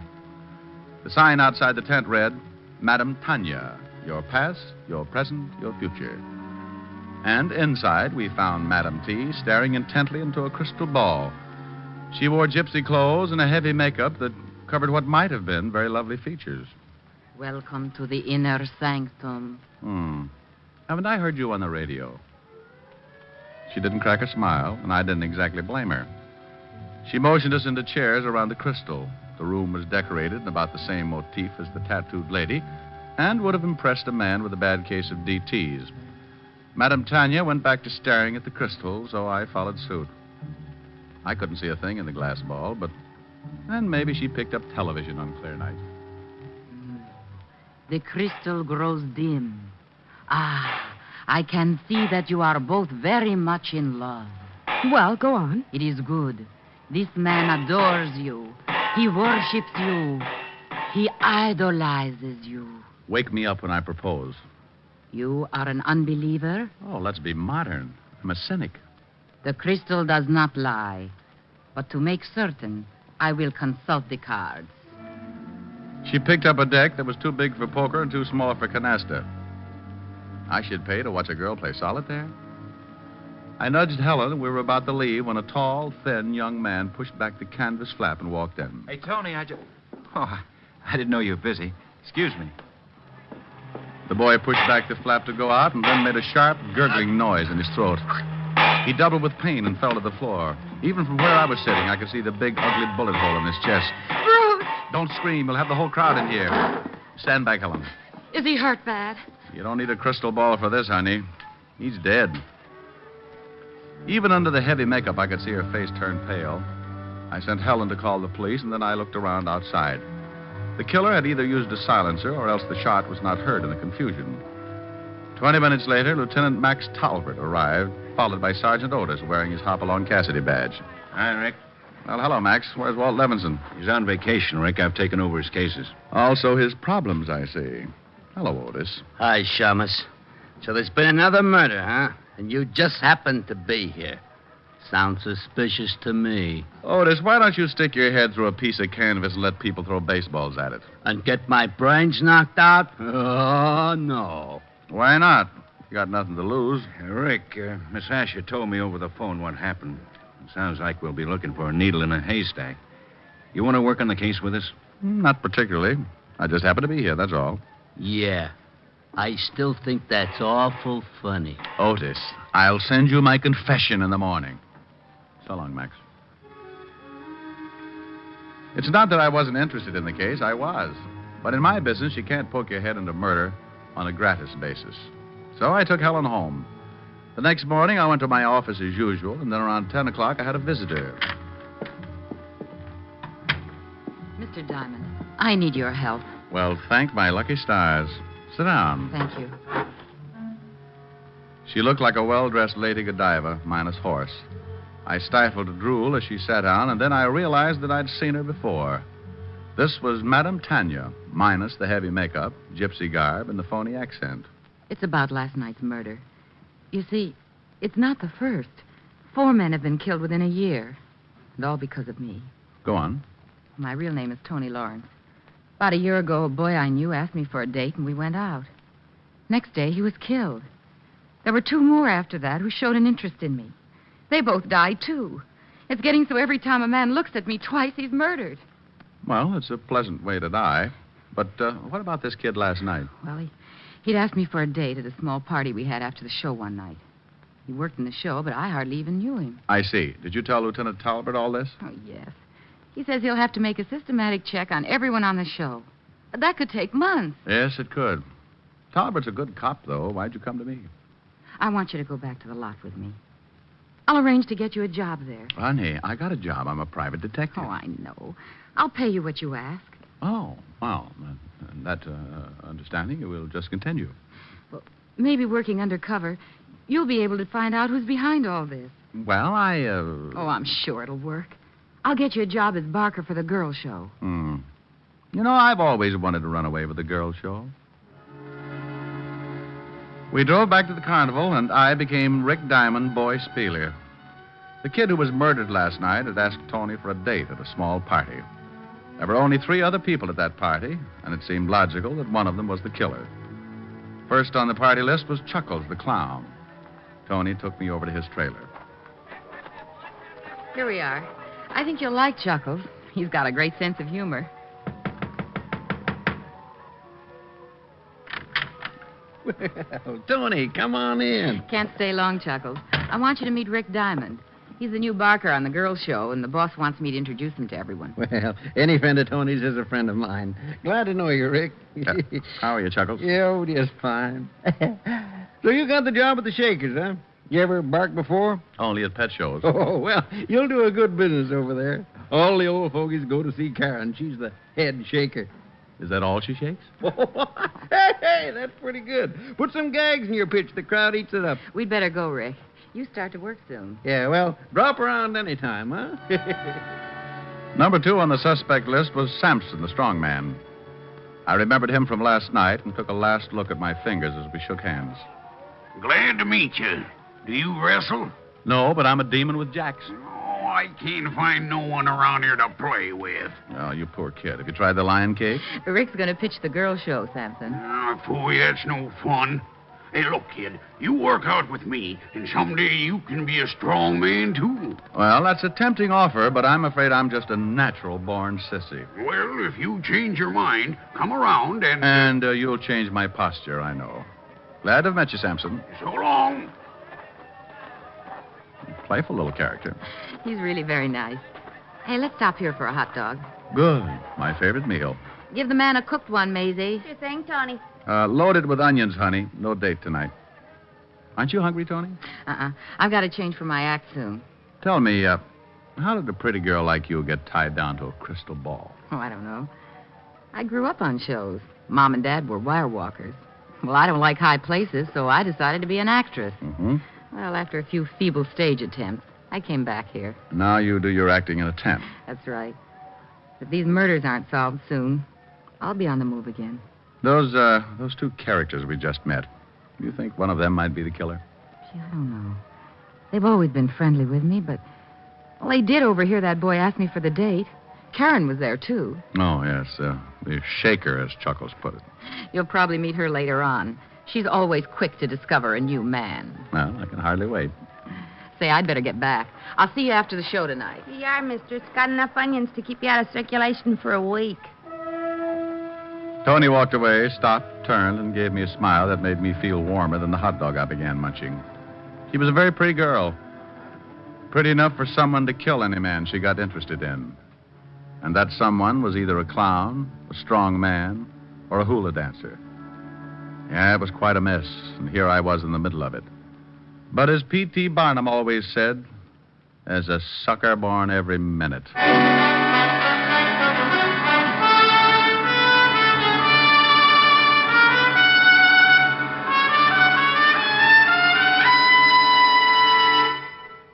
Before we continue with the adventures of Richard Diamond, private detective, here's your Rexall family druggist.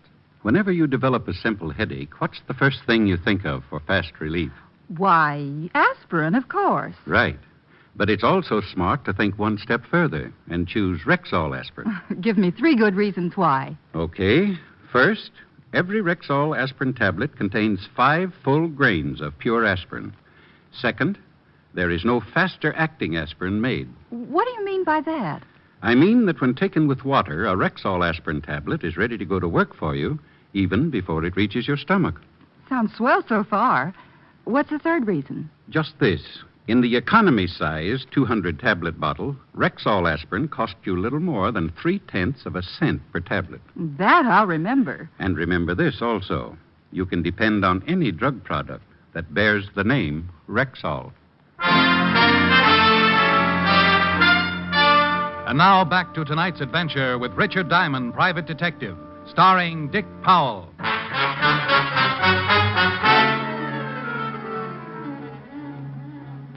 Hurry, hurry, hurry. Step right up and see Karen and her friend. Come on, boys, don't be bashful. Put your wives on the Ferris wheel, go on in.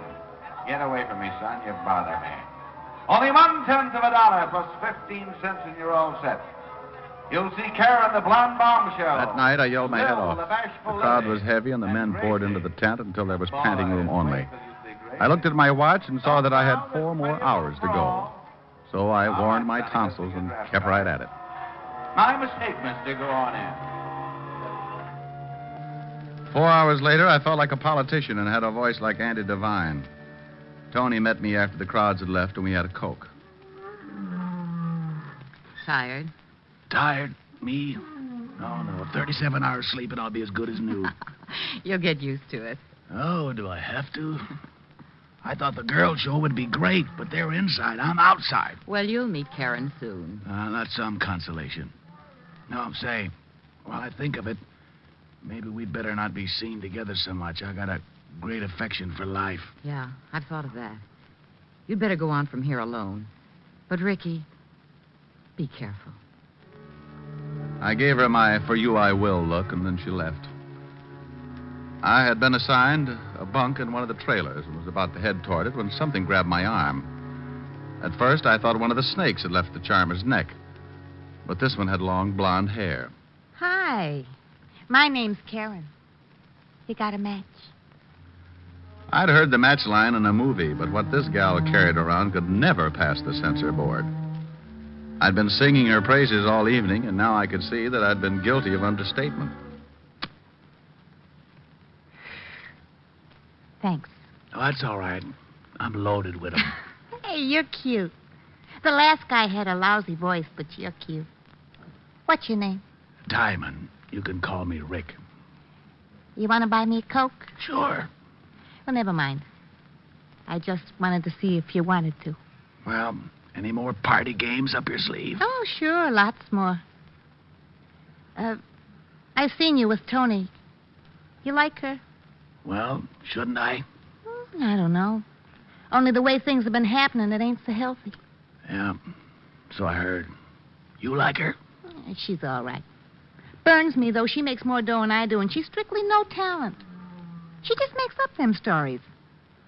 Now, me, I'd give the boys the money's worth. Well, I'll bet you do. You know, I bet we get along real swell, you and me. Well, I hope we do. You know, there's nothing but jerks around here. You look sort of like a gentleman. Sorry, I'm just tired. Oh, I like it. You want to take me into town and go dancing? Well, I'm all worn out tonight. Oh, I don't really want to go. Just want to know if you'd like to take me. Oh, we're back at that. Yes, I would like to take you. Good. Oh, gee, it's a nice night for a walk. Would you like to... Let's not go round again. Say, you're awful cute. Good night. That night, I went to bed with a lot on my mind and an ice pack around my neck. I was after a murderer who left no clues. The only apparent motive was to keep men away from Tony. Chuckles or Sampson? Maybe they were in love with Tony. On the other hand, Karen might be jealous enough of Tony to commit murder. I didn't count sheep that night, just characters. Next morning, while I was roaming around the carnival grounds, I found Chuckles sitting on the steps of his trailer sewing a bright-colored costume. Well. Hi there. Sit down. Thanks. Hey, you're pretty handy with that needle. Oh, you gotta be. How'd it go last night? Well, I'm a little better, but I'm in no condition for a cigarette test. I'm glad I don't have to yell my lungs out every night. I just stand around and let people laugh at me. I have a friend named Otis who does the very same thing. Say, you should have been around yesterday if you like excitement. Guy was murdered. Oh? What happened? Somebody shot him. Seems like the only reason was because he liked Tony. You mean the girl who showed me around yesterday? Yeah, that's her. Oh, I guess not many guys give her the eye. No. There's one fellow that kind of likes her, though. A guy by the name of Leonardi. Oh? He don't work here no more. He's on another show. Tony and him write a lot, though. I'm always mailing letters for him. Well, maybe they're just friends. Yeah, that's what she says. He worked on this show before I came over here. I don't really know him, but I bet there's something between those two. Maybe he's the one behind all this. Could be. Well, it's not good to poke your nose into other people's business. You're telling me. Well, I guess I'll look over the show. Yeah, well, drop around any time. I left Chuckles and wandered on up the Midway. About half past the merry-go-round, I ran into Karen, the curve cram kid. Hi, handsome. Hi, yourself. You know, I dreamed about you last night. You do wonders for my ego. You do wonders for my dreams. Care if I walk along with you? Not at all. Karen, do you know a guy named Leonardi? Oh, sure. Used to work here. Why do you ask? Well, I've heard he might be interested in Tony. That's risky business, you know. Tony and Leonardi? Oh, no. Now, somebody's pulling your leg. Oh, Why, Rick, I've been looking... Oh, I didn't know you had company. Hello, Karen. Hi. I just thought I'd see if you were getting along all right, Rick. He's in good hands. That's all a matter of opinion, dear. Look, why don't you girls amuse yourselves while I make a phone call? Karen, you do the shimmy while Tony tells your fortune. I'll be right back. Both girls were exchanging icy stares as I pulled up my coat collar and walked away. So far, I'd accomplished nothing, and the case was still as mixed up as a chef's salad. I called Max to see if he'd uncovered anything on the latest murder.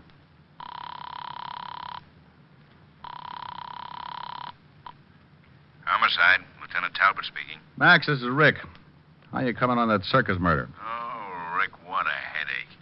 Gets screwier every minute. Yeah, I know. The fortune teller hired me. Oh, well, then you know almost as much as I do. There's one new development, no? Well, don't be greedy, Grandpa. Shoot. That's what someone else did last night. And a guy by the name of Leonardi. Leonardi. The guy Chuckles told me about. The one who liked Tony. Max filled in with the details. The killer had written a letter to Leonardi and told him to come to a hotel room in the city because Tony was sick and had been asking for him. Then the killer rigged up a gun trap so that when Leonardi opened the door, the gun would go off and kill him. Only Leonardi was still alive. The killer had made one mistake. I thanked Max and went back to Tony's tent, certain I could use that mistake to my advantage. Hello, Rick. Hey, where did little Miss Wigglehips go? I don't think she liked your leaving her. She went back to her trailer. Good. Now, Tony, you told me that only 3 people were present at the party when Bruce asked you for the date. Are you certain of that? Why, yes. Just Sampson, Chuckles, and Karen. They dropped in after the show, and we had coffee. Mm-hmm. Well, I want you to invite our 3 friends over again after the show tonight. Will you do that? Well, yes, but I don't understand. I went back to the girls' show and began my afternoon pitch. That evening, I went through it again, and then around midnight, I went to the party in Tony's tent. They were all 3 there when I entered. Sit over here, honey. Thanks, Karen. Hi, weakling. Oh, please, Sampson, I'm sensitive. Say, you should have seen the matinee today. We did a bang-up routine, and the crowd ate it up. We did the old one where we all pile into a car. You know... They were all relaxed, and I decided it was time to try my long shot. Chuckles was just finishing his story as I took a deep breath and crossed my fingers. Back, and then we all pile out of this little car. Oldest trick in the book, but they loved it. Chuckles, remember that guy you told me about the other day? I think his name was Leonardi. Sure, what about him? Oh, nothing. I was just curious. Did you know him, Sampson? Know him? Why, Leo and I used to room together where he worked here. Him and me is the best of buddies. And you, Karen, you said earlier that you knew him, right? Yeah, but I didn't think he was so great. He was nothing but a pest. Hey, you can't talk that way about my buddy. Oh, Sampson, please. This is a party. Yeah, take it easy, Muscles. Now, let's see. You both knew Leonardi. That lets you out and leaves only Chuckles. You said earlier that you joined the show after Leonardi left, didn't you, Chuckles? Yeah. Say, why all these questions about Leonardi? Because you tried to kill him last night. You thought there was something between Tony and him. What's this? It's a joke, that's all. Yes, clown, but the joke's on you. You're the only one who didn't know Leonardi. The only one who would rig up a gun trap the way you did. What are you getting at? When Leonardi opened the door, the bullet went over his head. Oh, well, over his head? That's right. You rigged the trap to shoot a normal-sized man. You're the only one here who didn't know Leonardi, didn't know he was a midget. Well, you're kidding. He's a midget. That's right. Still feel like laughing? It's on me. The joke's on me. You tried to kill my little pal? And there wasn't anything between Tony and him, huh? Just friends, like she said. Oh, what a laugh, a midget. Why, you dirty... Take it easy, Sampson. Little Leo's my pal. I'll kill this bum when he wakes up. Never mind, friend. That's the job for the state.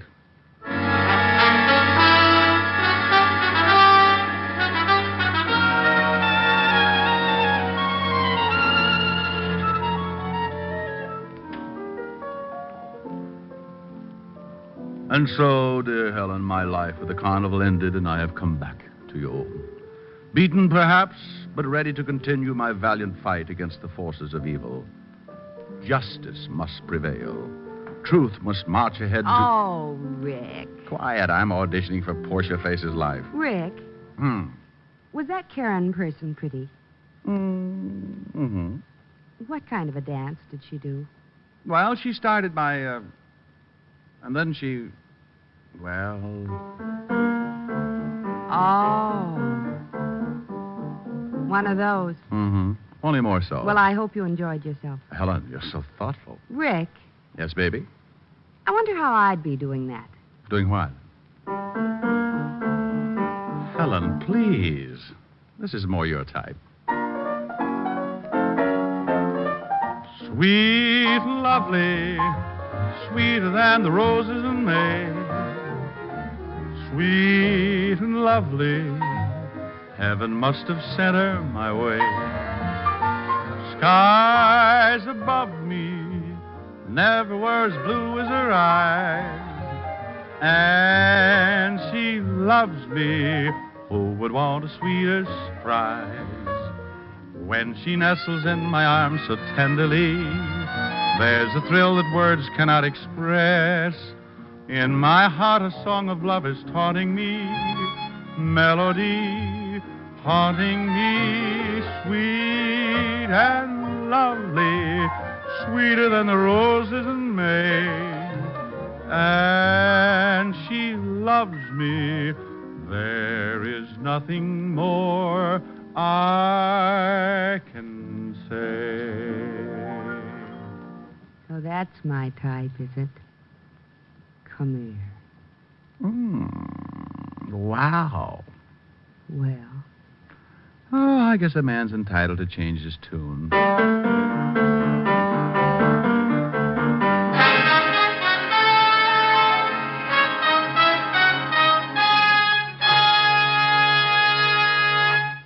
Again, here's your Rexall family druggist. Tonight, I'd like to say a special word to users of mineral oil. I know that what you search for is one with an extra heavy body. Well, Rexall mineral oil is refined by a special process to obtain just that. And because it's so exceptionally pure and bland, Rexall mineral oil is non-irritating and non-habit-forming. What's more, it's tasteless, odorless, colorless. Next time, try Rexall mineral oil. And remember, you can depend on any drug product that bears the name Rexall. Good health to all from Rexall.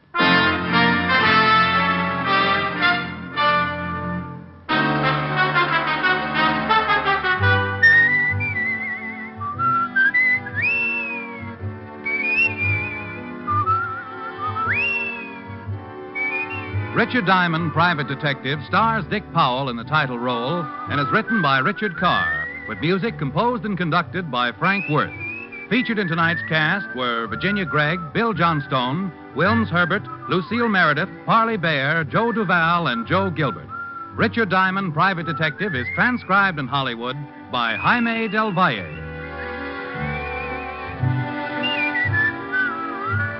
This is Bill Foreman, inviting you to be with us next Wednesday at this time, when we will again bring you Dick Powell as Richard Diamond, Private Detective.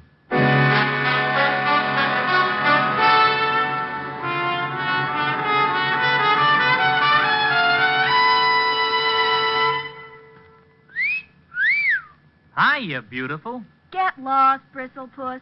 You need a shave. But I have shaved. What else do you want me to do? Silly boy, she wants you to go Stag. Go Stag? But why? Because Stag is Rexall's exclusive line of men's good grooming aids, like Stag Brushless Shave Cream. No fuss, no massage, just smooth it on, and presto, you get a clean, close shave. Your face stays smooth and whiskerless all day long. I'll do it. I'll go Stag. That's it. Join the Stag line now at Rexall drugstores everywhere. Yes, to make girls care. Go Stag.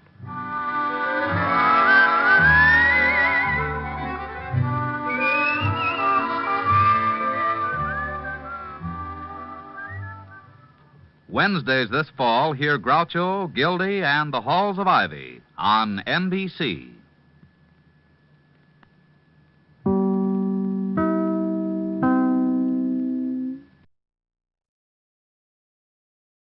The Ethel Merman Show, previously scheduled for this time, will be heard at a new time and date to be announced shortly.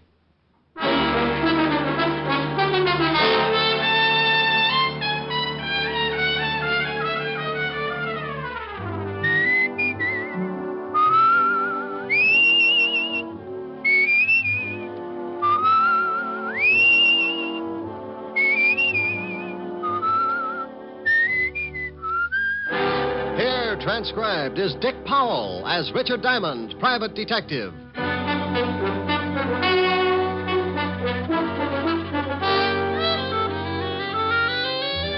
Hello there. This is Diamond. Hey, I got a beef. I went shopping for my girl Helen Asher the other day. You know, stuff for dinner. This town's gotten hotter than a blast furnace in Death Valley, so you got to pick out things that make for a cool meal, like salads, cold cuts, beer. Real picnic style. Well, I figured I could whip up a fancy tossed salad or something. Until I got around to the tomato counter. Have you glommed onto the price of tomatoes lately? Now, what's with that? So the cost of living is inflated. So a T-bone makes like it just arrived direct from the Sultan's classiest cow. Okay, a T-bone I can understand. But what's with a tomato? When it costs so much, it should be hanging from a charm bracelet instead of lying in a salad bowl. Who needs it? So I bowed from the waist and figured you could still do a lot of things with a plain head of lettuce. I got another beef, too. Why can't people start their killings in December when it's cool? Now, about a week ago, I got mixed up in a case, and before it was over, I took so many salt tablets, I am now the best seasoned private detective in New York. It started last Tuesday morning about 11 o'clock in an apartment on the Upper East Side. Ginny? Yeah, genius. No cracks. No cracks. We're both waiting for old Gibson to turn us into the cops, and you say no cracks. This whole rotten mess is your fault. Well, how did I know the old goat wouldn't fall for it? Well, he didn't, so we better start packing. What for? Because I don't want to play hostess to a lot of little men in blue. I'm allergic to handcuffs. Relax, will you? They won't find us. They can trace me from the other apartment. How? Gibson don't know your real name. Did you leave anything in the other place that will lead him here? No. Cleaned out everything except the clothes. I didn't have time to move them. Notice you got away with the mink. What do you want me to do? Leave it behind? No, we can hock it. Hock it? Yeah. You want to blow town? Takes cash. Cash I ain't got. You're telling me. Look, baby, if Gibson does go to the police, I'll have to hock the court so we can blow this joint, see? All right.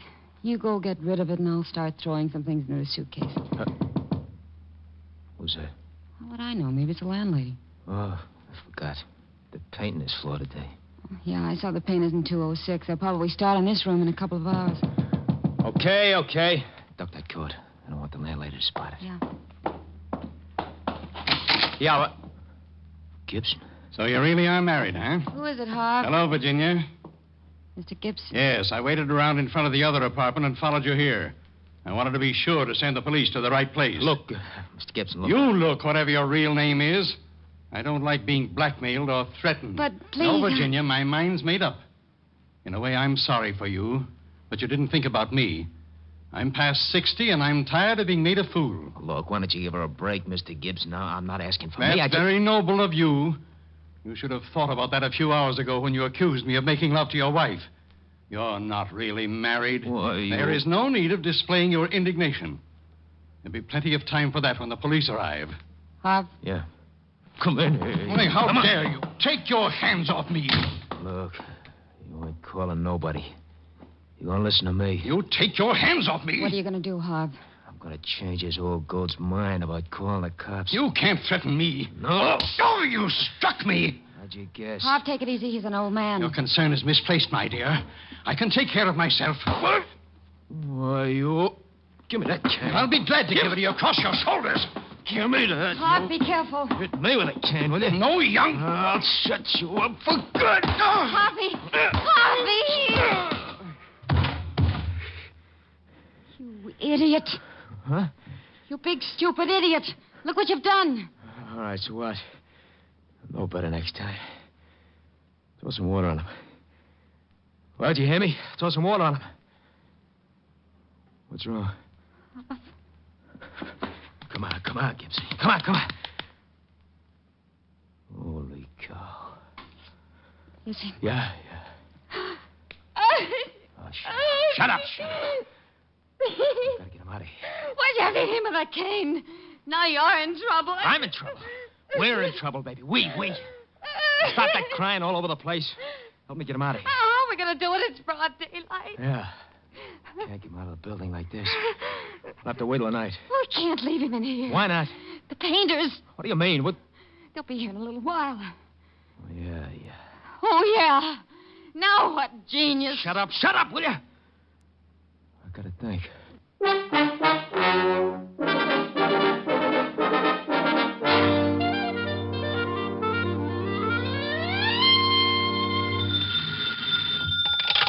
Diamond Detective Agency, murders financed while you wait. Oh, you idiot.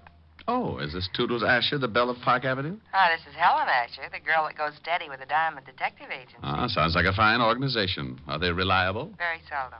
Oh. I'll tell you better as soon as I find out what I'm going to do tonight. You're going to give your butler the evening off, and the Diamond Detective Agency is going to march through your front door, single file, and show you a shortcut to spend the bottle. What time does all this begin? How long will it take you to pucker? About 2 seconds. Well, I won't get there until 8. Don't hold it, or you'll end up looking like a Ubangi. You're terrible. Yeah, but I'm pretty. So's a baboon. Oh, what you said. You won't be late, will you, Rick? I don't know, after that last crack, I think I'd better start going steady with King Kong. Rick. No, I'm mad. Ricky, I love you. Only because I can hang by my tail and my fangs have that toothpaste smile. I think you're the most wonderful man in the world. Well? I think you're the handsomest, the strongest, the smartest. Well, all right. Now tell me something I don't already know. Rick. Bye, baby. See you at 8. Bye. A, I'm adorable. B, I'm so beautiful. C, I'm... Now, look, honey, I can't make it till 8 o'clock. I got a fan dancer who's a client. She wants to go out and trap an ostrich this afternoon. Is this the Diamond Detective Agency? Huh? Oh, yeah. Is this Mr. Diamond? Yeah, what's the matter? You sound like you're standing on a body. Oh, Mr. Diamond, please, you've got to help me. I just don't know what to do. Now, take it easy. Who is this? What's wrong? I thought it moved. What moved? The man sitting in my chair. Well, that happens now and then. Why shouldn't he? Oh, well, because he's dead. What? Yes. I came home this afternoon from girls' camp, and when I unlocked my door and went in, I found this, corpse sitting on my Hepplewhite. On your what? Hepplewhite? I don't know how he could have gotten there. Hepplewhite?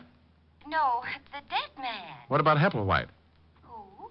The guy this corpse was sitting on. Oh, no. That's a chair. Hepplewhite's an old antique chair. Oh. Now I'm so confused. Well, move over, honey. Now, take it easy and give me one thing at a time. Who's the dead guy? Well, I don't know. I never saw him before in my life. Okay, now why haven't you called the police? Well, I thought about that, but I'm a school teacher, Mr. Diamond, and I was afraid of the scandal. I read a lot of detective stories, and the first thing that came to my mind was calling a private eye. Private eye. Mm-hmm. You had the biggest ad in the phone book, so naturally... Naturally. Well, give me your name and address, and I'll be right over. Esther Blodgett, 419 East 79th Street, apartment 108. Okay, Esther. Now, don't let anyone in and don't touch anything. Oh, I know that, silly. After the initial shock wore off, I found myself in complete control. What's the matter? I'm so nervous. I just lit a cigarette. It tasted so good, I offered one to the dead man. Well, if he takes it, remember how you did it. I'll be right over. Hepplewhite. Oh, is Walt going to have fun with this?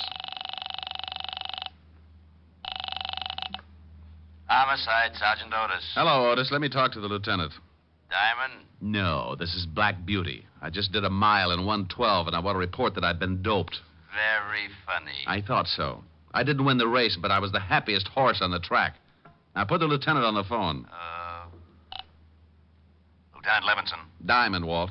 I don't want any. You take your killings to another precinct. Oh, now don't be a sorehead. Giving you business is just my way of showing my friendship. Can't we just be buddies at a distance? I'm getting tired of chasing corpses. Well, grit your teeth and get over to 419 East 79th Street, apartment 108. Homicide? Yeah. A dame named Esther Blodgett reported it. She lives there. Who's dead? Well, I don't know. Yeah. A guy named Hepplewhite.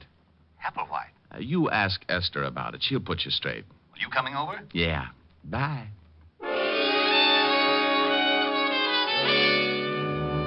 As I went out of my office, I thought about Esther Blodgett and wondered how mad she would be when the police turned up. I had to call them whether she wanted a scandal or not, because homicide comes first in my book. I'm an ex-cop, and I still follow the rules.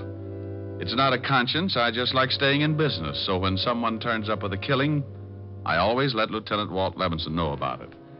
I grabbed a cab, and 20 minutes later, I was standing in Esther's apartment along with Walt, the dead man, and Hepplewhite. Oh, you're a swell fella, you are. What's the matter, Walt? I've been going through that Hepplewhite routine for the last 10 minutes. I just found out it was a chair, that one right over there, the one that stiffs in. Mr. Diamond, why did you call the police? I thought you'd ask that. Because that man's been murdered, Miss Blodgett. That's what good citizens do when they find a dead man in the apartment. But the scandal?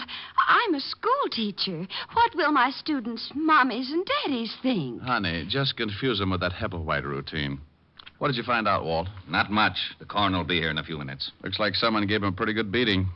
What's that all over his clothes? Isn't that blood, Mr. Diamond? Yeah, he's been bleeding all right. I mean that brown stuff, Walt. Looks like lint or something. I noticed that, too. I don't know what it is. We'll have the lab analyze it. Tell me, Esther, you said when you came in you unlocked the door. Yes, that's right. Are you sure it was locked? Why, yes, it has a catch lock. Besides, you have to turn the key and then use the other hand to turn the knob. Did you touch anything? Open any windows? I touched nothing. Oh. Well, there's a good one, Walt. Yeah, a corpse sitting in a room with the door and all the windows locked. Do you always lock the windows when you go out, Miss Blodgett? Well, I've been away for several weeks at a girls' camp. Aren't you a little old for that sort of thing? Oh, I've been counseling. One of the teachers who goes along to take care of the young girls. What do you think, Rick? Well, he wasn't killed in this apartment. No signs of a struggle. There's only blood around the chair and on the body. He must have been carried in. There would be blood trails on the floor. Not if he was carried in something. You say you never saw this man before, Esther. Never in my life. Any identification in his wallet? Yeah, name's Gibson. Leland Gibson. No money taken either, so that eliminates the robbery angle. Any address? Yeah, he's got an old driver's license. 12 East 64th Street. Pretty classy district. Judging by his clothes, he was well fixed. Tailored. Good store. As soon as the coroner arrives, I'm going to check this apartment building. Maybe somebody heard something or saw something. Walt, let me check the 64th Street address for you. This is a police job. Why do you want to check it? Oh, because poor Miss Blodgett looks so unhappy. I am, Mr. Diamond. I am very unhappy. See, Walt? So she's unhappy. If you want to check the place on your own, go ahead, but I'm sending some men over anyway. Mr. Diamond, I like you. Well, thank you, Esther. No. I want to hire you to catch the killer and free me from this awful policeman. Awful policeman? Do you know how I got this way, Miss Blodgett? Oh, I'm sure it wasn't easy. Good for you, Esther. I got this way because of this private detective. Just call me Blue Eye. Ever since he stopped working with me and left the force, I've gotten mixed up in more screwy cases than an alcoholic in a whiskey truck. There isn't 1 week that he doesn't turn up with 1 or 2 killings. My, he gets excited, doesn't he, Mr. Diamond? And in his spare time, he intimidates my sergeant. Just call me Rick, dear. I've taken enough bicarbonate in the last year to stop Vesuvius erupting. And if he doesn't give me a little peace and quiet, I'm going to end up solving a killing of my own. Rick, my, that's a nice name. How did you ever get to be a school teacher? You don't look the type. Are you listening to me? Oh, what makes me so different? I've seen signs on highways that say it better than I can. What are you two babbling about? You mean the ones that say, danger, stop, look, and listen? Well, that fits, but I was thinking about curves and soft shoulders. Oh, no. Now, you listen to me, Diamond. This is serious business. A man's been killed in Miss Blodgett's apartment. If you want to take her on as a client, go ahead. But any questions from here on in will have to be gotten down at police headquarters. You are taking me in, Captain? Lieutenant. Yes, you'll have to come down for questioning. Rick? You go along with the big bad policeman, dear. I'll have you out in no time. Well, all right, if you say so, but this has never happened to me before. Oh, that's unfair. Walt. Stop blubbering. Yes, Walt. What is it? Oh, you get out of here. Oh! Otis! Where the devil is Otis? I left Walt jumping up and down in front of Esther and the corpse and headed for 12 East 64th Street. It was an old brownstone in one of the wealthier districts. And when I rang the doorbell, I got another surprise. Yes? Yes. Don't tell me you're a school teacher. I beg your pardon. You forget it. It's the landmarks that threw me. What do you want? Oh, do you know a Mr. Leland Gibson? Yes, he's my father. Now, just who are you? Name's Diamond. I'm afraid I've got some bad news for you, Miss Gibson. It's Father. Something's happened to Father. May I come in? Oh, I'm terribly sorry, yes. Now, please, what is it? What's happened to Dad? Well, he's dead. Oh, no. No. Look, I know this is tough, but you've got to help me. The police will be here in a minute. The police? Yes, your father was murdered. Oh, I knew something like this would happen. You did? Well, tell me about it. Well, I don't mean that I expected Dad to be... Okay, now, just take your time. Cry it out. I'm sorry. Have you a handkerchief? Sure, here. Thank you. Now, think you can talk about it? Dad left the house about 3 weeks ago and moved into a hotel. Did you have a fight or something? Oh, no. Everything was fine, but... No, hang on. Things couldn't have been better, and he was in wonderful spirits when he left. No arguments, no hard feelings? He didn't leave mad? Oh, no, nothing like that. Then, have you got any idea why he suddenly packed and moved into a hotel? Well, I'm not sure, but I think it was a woman. A woman? Yes, he told me one day that he'd met someone he liked very much. The day after that, he moved to the hotel, but I never saw her, and he never said anything more about her. Weren't you a little worried? Naturally. Father isn't a young man, and he wasn't. Just one more question. What hotel did he move to? It was the Adams on Madison Avenue. He used to go there 3 nights a week for dinner and a game of bridge before he decided to move in. Well, thank you. Are you all alone? Yes. Got any friends you can call? A few, I guess. Well, call them. It's better not to be alone. And bawl your head off. It'll do you some good. I'll send you your handkerchief, Mr. Diamond, Richard Diamond. It's in the book.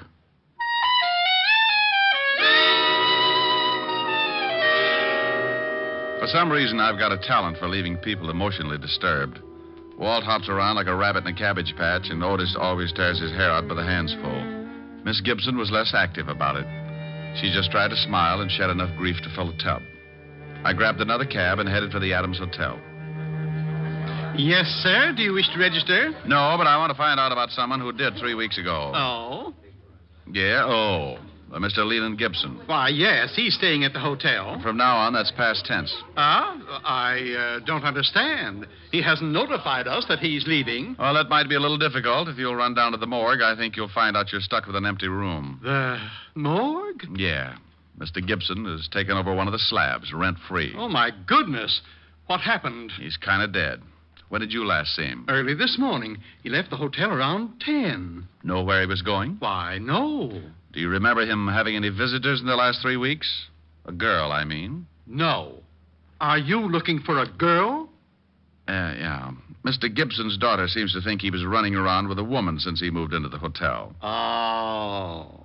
You say that like you knew what I was talking about. It was common gossip around the hotel. What was?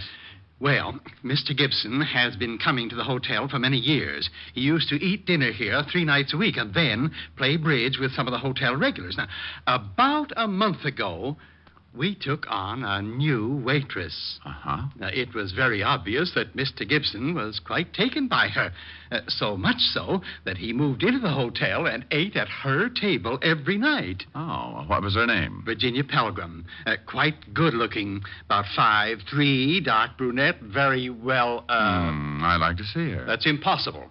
She left the hotel about a week after Mr. Gibson arrived. Oh, swell. Wasn't Mr. Gibson unhappy? Oh, no. He was rather happy, in fact.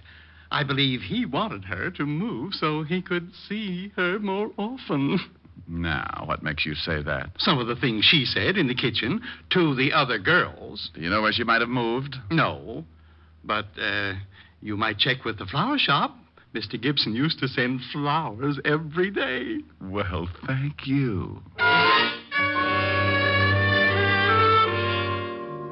Well, I wasn't sure just where I was going, but Virginia Pelgrim was my best lead, and maybe she could tie the Gibson murder up with a silk ribbon. I talked to the flower clerk, and he gave me the address that the flowers had been sent to every day. It was a nice apartment in the village, and the landlady stuck her nose out like she was trying to smell me instead of see who was calling. Yes? I hope that door doesn't slam shut sometime. You'll have a bloody nose for weeks. What do you want? Roll out an eye with that nose, and I'll show you my badge. Aren't you cops ever polite to anyone? Well, there's a face that goes with it. I'm looking for a girl, about 5'3", dark brunette. You're in the wrong place. Her name's Pelgrim. Oh, hush. Lives upstairs. She does, huh? Is she in now? No. Went out this morning. Hasn't come back. And she probably won't. She have many visitors? Only a couple. Men. That figures. Ever see an elderly man, gray hair, about 60? Sure, every day. Know his name? No. You said she had a couple of visitors. Who else? Another man. Younger, kind of greasy. Only came around a few times. Old man was there this morning, had an argument. Could you hear what they said? I don't snoop. Anyone else? No. Who paid her rent? She did. Cash. Mind if I take a look at her apartment? Got a search warrant? No. Then you can't. Okay, thanks. You've been charming.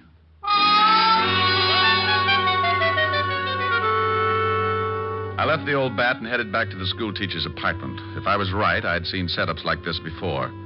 But there was still the problem of finding out how Gibson was killed and how he got into a locked room. When I pulled up, I saw the wagon, complete with corpse and coroner, pulling away for the morgue. And when I went in and knocked on the door, I was certain that they'd forgotten one of the bodies. Oh, it's you, Shamus. Why, Otis. They're leaving without you. Who is? The hearse. Shouldn't you be lying down or something? Now you stop that Rick and get in here. Hello, Walt. What's new? Well, Rick. Well, Esther, has Otis been using his rubber hose on you? Oh, no, but I was getting lonesome. I'm glad you got back so soon. You are. As soon as you two stop rolling your eyes, maybe you can tell me what you found out, Mr. Diamond. Yeah. Walt, send Otis down to the station for a search warrant. Then tell him to get over to 9 West 12th Street and see what he can find in the Miss Virginia Pelgrim's apartment. Who's Virginia Pelgrim? The only person who was mixed up with the murdered man. There was another man who used to see her, but I can't find out who he was. All right. Otis, go get the warrant. Yeah, Lieutenant. Thanks, Diamond. A pleasure, Sergeant. What did you find out, Walt? There were 11 people in the building at the time of the killing. None of them ever saw the guy before. Here's a list of the names. 3 people on this floor, 5 on the second, and 3 more on the third. Have you talked to the landlady? Certainly. She doesn't know any more about it than the rest. What about that funny brown lint on the dead man's clothes? We're checking on that right now. The lab said they'd call me. Did the landlady say she had a key to this apartment? Sure, but she hasn't used it but once since Miss Blodgett was away at girls' camp. When did she use it? 3 days ago, when she had let the painters in. And she says that the windows and door were definitely locked, because after she aired the paint smell out, she locked them herself. Painter, huh? Yes, and I've been looking. You know, I think they did a terrible job. Why, the kitchen alone... Esther. Yes, Rick? Later, dear. Yes, Rick. Walt, did they paint the whole building? They finished the second floor today. Oh, I'll get it, Miss Blodgett. Probably the lab. Rick, Yeah? do you know who did it? Yeah. I got a hunch. Oh, I see. you're wonderful. Yeah. Okay, thanks. Lab, Walt? Yeah. That lint you spotted on the dead man's clothes is from the mat that they put under rugs. Mm-hmm. Walt, you were on all the floors. Did one of the apartments have a rug missing? They're all missing from the second floor. The tenants took them down to the basement when the painters moved in. Any off this floor or the third? No, just the second. Well, your killers are on the second floor, Walt. How do you figure? Well, let's look at what we've got. Dead body in a locked room. Blood on body and floor around body, but nowhere else in the room. Carried in a rug. Bullseye. Oh, this is so exciting. Esther. Sorry. Yeah, but how does a dame called Pelgrim figure into it? There's no Pelgrim listed in this building. Well, there shouldn't be if I'm right. The dead man met Virginia Pelgrim while she was working as a waitress in his hotel. She gave him a pitch and he fell. He put her up in an apartment so he could see her more often. So what? I think she was working with another man. A man who was seen around her apartment by the landlady. Then how did the body get over here? The guy the dame was working with probably lives here. What about the motive? Well, my guess is that Gibson was being blackmailed, and he followed the girl here. He was probably going to yell cops, so they killed him. Okay, now what about the locked room? Explain that. I'll let the landlady of this building explain it, Walt. Go ask her one question. Who had this apartment before Miss Blodgett? Esther. Oh, I'm sorry, Esther. Well, I can tell you that. A Mr. and Mrs. Austin, they moved to a smaller apartment and let me have this one. It's more rent, and they couldn't afford it, I expect. This is a better apartment, though. It has very... Esther, what apartment did they take? Oh, it's on the next floor, apartment 209. According to this list of people who were on the second floor at the time of the killing, the Austins are the only couple. What did Mrs. Austin look like, Walt? Oh, about 5'3", dark brunette, very well. Oh, say no more. Come on, Walt. May I come? No, Esther. You stay here. I'll be back later and discuss the better features of your nice little apartment.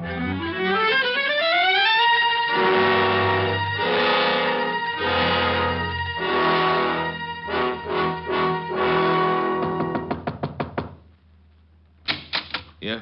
I want to talk to you again, Mr. Austin. Why? Told you everything I know. Where's your wife? In the back. We're coming in. Okay, you don't have to shove. Who is it, Ha? Them cops again. Well, hello, Virginia. Do I know you? Where's your rug, Mr. Austin? What? It's down the basement. Miss Pelgrim, how long have you been married to this man? About 3... Hey, how'd you know me? Shut up. Know your name? You might as well tell the lieutenant everything. Why did you lie about knowing Mr. Gibson? I didn't. I never saw him before in my life. I didn't tell you the dead man's name was Gibson. How'd you know that? Don't answer that. Oh, shut up. You and your husband killed Mr. Gibson and carted him downstairs in a rug. Why'd we do that? Because the painters were on their way to paint your apartment. You had to get him out without being seen. You dumped him in Miss Blodgett's apartment because you knew she was out of town. And you used to live there, so you still had a key. You shut up. We've got enough to hold both of you on. The rug will have bloodstains on it. Oh. Get out of the way. Get out, Walt.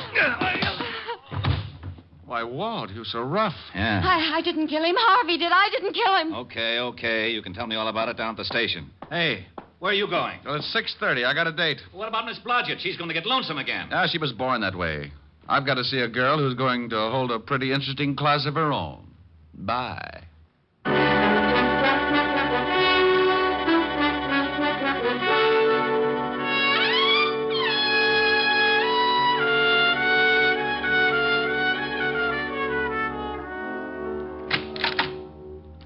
Hi. Hi. Well, don't you look comfortable? Where's Francis? I gave him the night off, like you suggested. You're cute. I've got a cool dinner in the library. School day, school day. You sound happy. Well, I was just thinking about a school teacher I knew once. That looks mighty toothy. Sing for your supper. What? Got a new tune on the piano. Oh, honey, I'm hungry. You sing first, and then you can eat. Oh, all right. What is it? Right here. So in love. Oh, okay. Strange, dear, but true, dear. When I'm close to you, dear, the stars fill the sky. So in love with you am I. Oh, keep going. I'll get it. Even without you, my arms fold about you. You know, darling, why so in love with you am I. It was some girl asking for you. Oh, some girl. Wow. I told her there was no one here but the piano tuner. Oh? She leave her name? Uh-huh. Hepplewhite. Hepplewhite. Yes. Who's she? Come here, baby. No. I want to know who she is. I said come here. No, Ricky. Mm-hmm. Who's Hepplewhite? Oh, just a chair, baby. A cute blonde chair.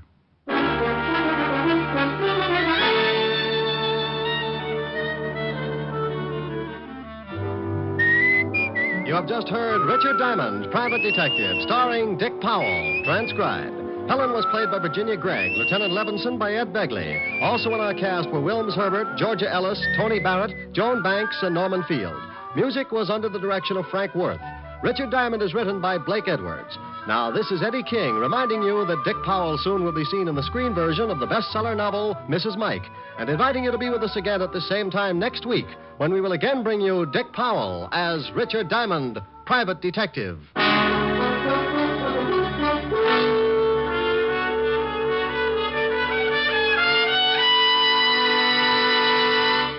Saturday night brings some of the week's best radio entertainment when you tune for the stars on NBC. Stay tuned every Saturday for a great lineup of programs, including Hollywood Star Theater, Ralph Edwards' Truth or Consequences, Your Hit Parade, A Day in the Life of Dennis Day, The Judy Canova Show, and Grand Ole Opry. All the best on NBC.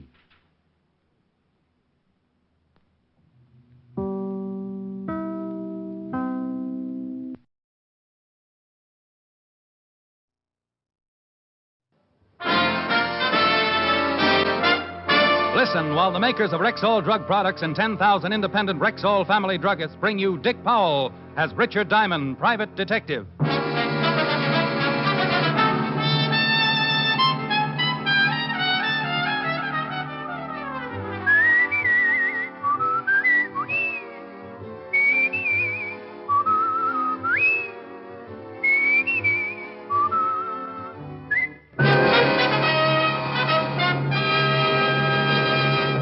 Good evening.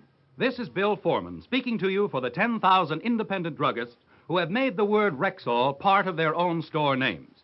They've done that because they recommend and sell the 2,000 or more drug products made by the Rexall Drug Company.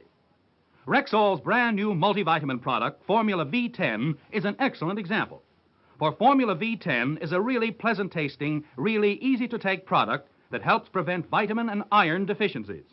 The recommended daily dosage supplies twice the minimum requirement of vitamin B1, 5 times the requirement of iron, plus minimum daily requirements of A, D, and B2, plus red crystal and vitamin B12. ask for pleasant-tasting Formula V10. That's V as in vitamin. V10 at Rexall drugstores everywhere. The stores with the orange and blue sign. Good health to all from Rexall. Now, your Rexall family druggist brings you a transcribed half hour with Richard Diamond, Private Detective, starring Dick Powell.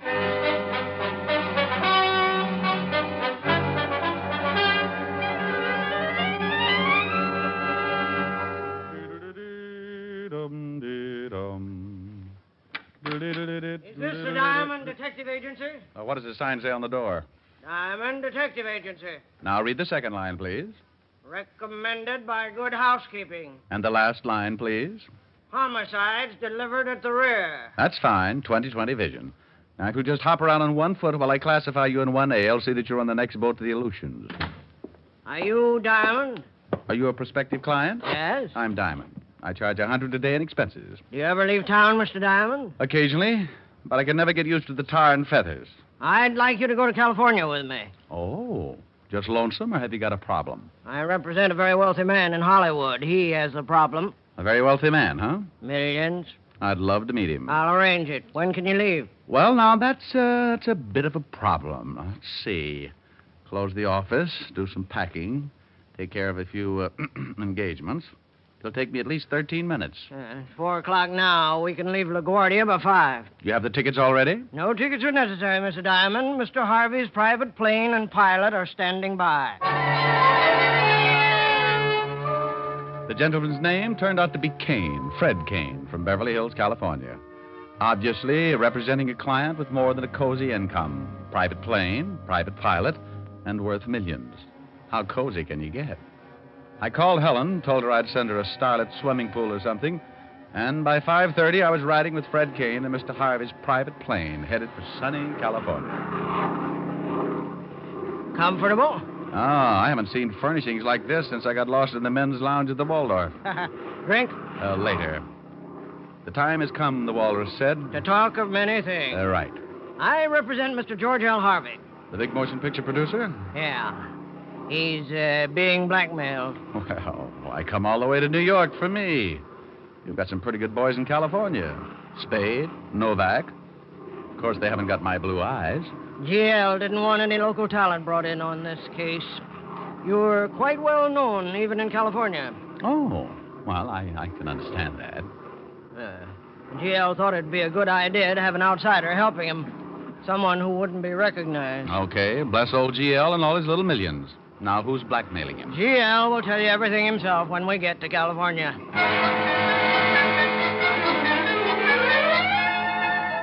Fred Kane and I played Jen for the next couple of hours, and we didn't talk any more about G.L. Harvey and his blackmail trouble.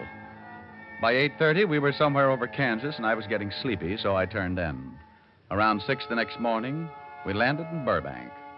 I stepped out to get my first look at beautiful, wonderful, sunny California. We'll have to run for it. GL will have a car waiting. A car? I'm surprised at GL. I thought sure he'd meet us with his private life raft. The car was waiting all right, complete with chauffeur, footman, and dinghy. We plowed our way through 6 inches of early morning dew and headed for the Beverly Hills Hotel where I was supposed to stay.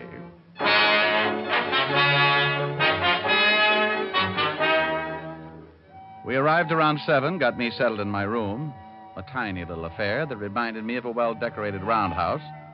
Then we had breakfast, and by 10 o'clock I was standing in the offices of George L. Harvey, Hollywood producer. Glad you're here, Diamond. Have a seat. Yeah, thank you. You haven't got an old ringer around you, have you? Nasty weather, isn't it? It'll clear up. Got to. Can't stay in a cover set all week. Schedule's too tight. Cover set? GL shooting a new picture. If the company has some unexpected bad weather and they're shooting exteriors, they have a cover set and they can move into and shoot some interior scenes. Oh. You interested in motion pictures, Diamond? Well, I see a few. Right now, I'm more interested in blackmail, Mr. Harvey. Oh, yes. Well, here's the setup. Fred here introduced me to a girl about a month ago, Mary Conrad. And now she's got you on the hook. Very much on the hook. Pretty girl. No, more than that. Beautiful. Brunette, about 5'6". Well, she's... Beautiful. We became very, well... Friendly. Yes. I'm married, Mr. Diamond. My wife doesn't know anything about this. Unless Mary Conrad tells her. Yes, and she's threatened to do just that. Unless you kick through with something. Yes. Money? Yes, 100,000. Well, that's a nice round sum. Fred should be more careful about the girls he introduces you to. I had no way of knowing, Diamond. I met the girl in Las Vegas. 2 weeks later, I met her at a party down here. It was just as much my fault. I saw her with Fred and wanted an introduction. And you got it. $100,000. How do you do? Yes. You want me to get something on her or to get the evidence back? Well, yes. It's a wonder you don't get into more trouble, GL. You just don't know how to say no. It was pretty obvious that I'd have to meet the blackmailer, so a party was arranged by Fred Kane at GL's beach house, and without GL's presence, so I could get acquainted with the beautiful Mary Conrad. GL gave me a $200 retainer and blushed a little when I kissed him on both cheeks. Then Fred Kane sailed me back to the Beverly Hills, where he rented a car for me and told me how to get to the beach home. By 8 o'clock that evening, I was driving down the coast highway on the way to Malibu. I couldn't get over it. The rain had stopped. There was a big yellow moon sitting up in a cloudless sky, and a warm breeze was blowing in off the Pacific. I even put the top down. Hello, Diamond. Come on in. Say, what's with this weather? 1 minute it's pouring, and the next time it comes out like a travel folder. We're just getting into the rainy season. It'll probably stay clear like this for at least a week. Oh. Give me your hat, and I'll take you in and introduce you to the guests. Oh, it's what? A New York gumshoe out looking for a blackmailer? Yeah, that's right. You're an agent. Agent? I don't know anything about agents. You like money, don't you? That's my name, spelled backwards. Then you're an agent. It was a small little party. That is, of course, if you compared it to Ebbets Field during a World Series. GL's house was in the middle of what was known as Malibu Colony. That's a bunch of houses built right out on the sand and surrounded by money. Fred took me around and introduced me as an agent from New York and an old friend. I met everything from producers, writers, and directors to several well-known motion picture stars, one of which had her French poodle with her. And this is Michelle, Mr. Diamond. Say hello to Mr. Diamond, Michelle. Ho, ho! Oops, sorry. Great Dane. And on until finally we got around to my objective for the evening. And believe me, I'd enlist 3 times a week just to go after that kind of an objective. Brunette, about 5'6". When she looked up at me, I felt as nervous as a cat in a ukulele factory. This is Mary Conrad, Mr. Diamond, Mary. Hello. Be Hello. nice to him. He's a big New York agent. I see some other guests now. Take care of them, Mary. Looks like Fred has paired us off. Well, he knows a good combination when he sees it. 2 best-looking people at the party. Of course, I'm prettier than you are. How long have you known Fred? Fred? Oh, years and years. We used to play stickball together over in Canarsie. I thought Fred was a native Californian. Well, oh, yes. Well, he is. He used to come all the way to New York just for the stickball. We had quite a team. I'll bet you did. What position did you play? I played left gutter. That's the dirty side of the street. Oh. How about a drink, huh? She showed me where the bar was, and we sat down and got acquainted. Then she showed me where the ocean was, and we took off our shoes and walked out on the sand. Then we sat down and really got acquainted. It's nicer out here. I don't like parties much. Well, I like this one. Compliment? Naturally. Thank you. How long are you going to be in California? Oh, I don't know. It depends. Business? Yeah. You're not having much fun, are you? Oh, sure. I'm having a ball. You're lonesome, aren't you? Like 50 miles of dirt road. Let's leave the party. All right. Where to? Well, my car's here, and it wouldn't be good to be seen leaving together. I'll go first, and you follow in about 5 minutes. You can pick me up at my house. Score for Diamond. She gave me her address and told me how to get there. Then we walked back to the party, and she left. I gave the high sign to Kane, and in 5 minutes I followed. Mary Conrad's house was on the outskirts of Beverly Hills, south of Pico. There was a long, low, black sedan, the type a chauffeur usually drives, parked in front of the house. The same car that had picked me up at the airport that morning. And it belonged to G.L. Harvey. Before I could get parked, the door to the little house flew open, and old G.L. himself came barreling out like a squirrel with his tail on fire. G.L.! Mr. Harvey! Hey! Mr. Harvey!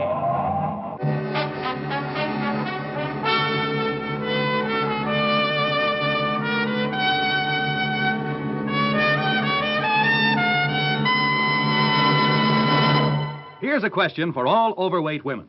Would you like to know how to reduce without starving, without counting calories, without back-breaking exercise? Would I?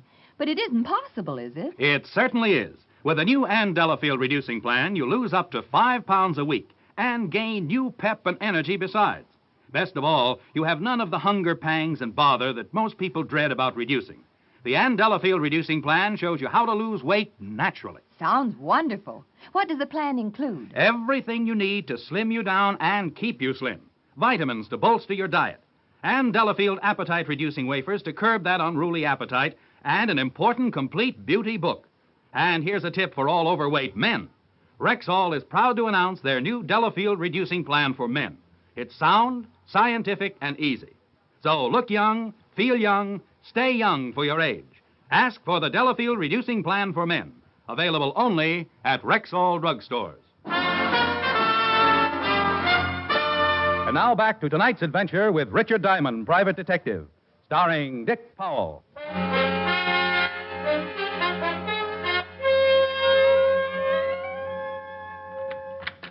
Say, what the devil? Oh, hello there, Mr. Harvey. Diamond, how did you get into the studio? I went to your home first. My home? You didn't talk to anyone? Your or- car wasn't around, so I tried the studio. The cop at the gate wouldn't let me in, so I climbed a fence. Climbed a fence? It was better than having him call you. You might have wanted to see me. I'd wanted to see you. Don't be foolish. Why not see you? You often come to your offices late at night? Look, Diamond, I saw you when you yelled at me in front of Mary Conrad's house. Why didn't you stop? I was too frightened. I was scared stiff. I suppose you found her. Yeah. Oh, it was terrible. Awful. Just awful. I'll bet it was. I thought about going home. I thought about a lot of places. I ended up here. Did you kill her? No. Of course I didn't kill her. She called me from Malibu, told me to meet her at her house. I got there before she did. She drove up, and we went in. It was just awful.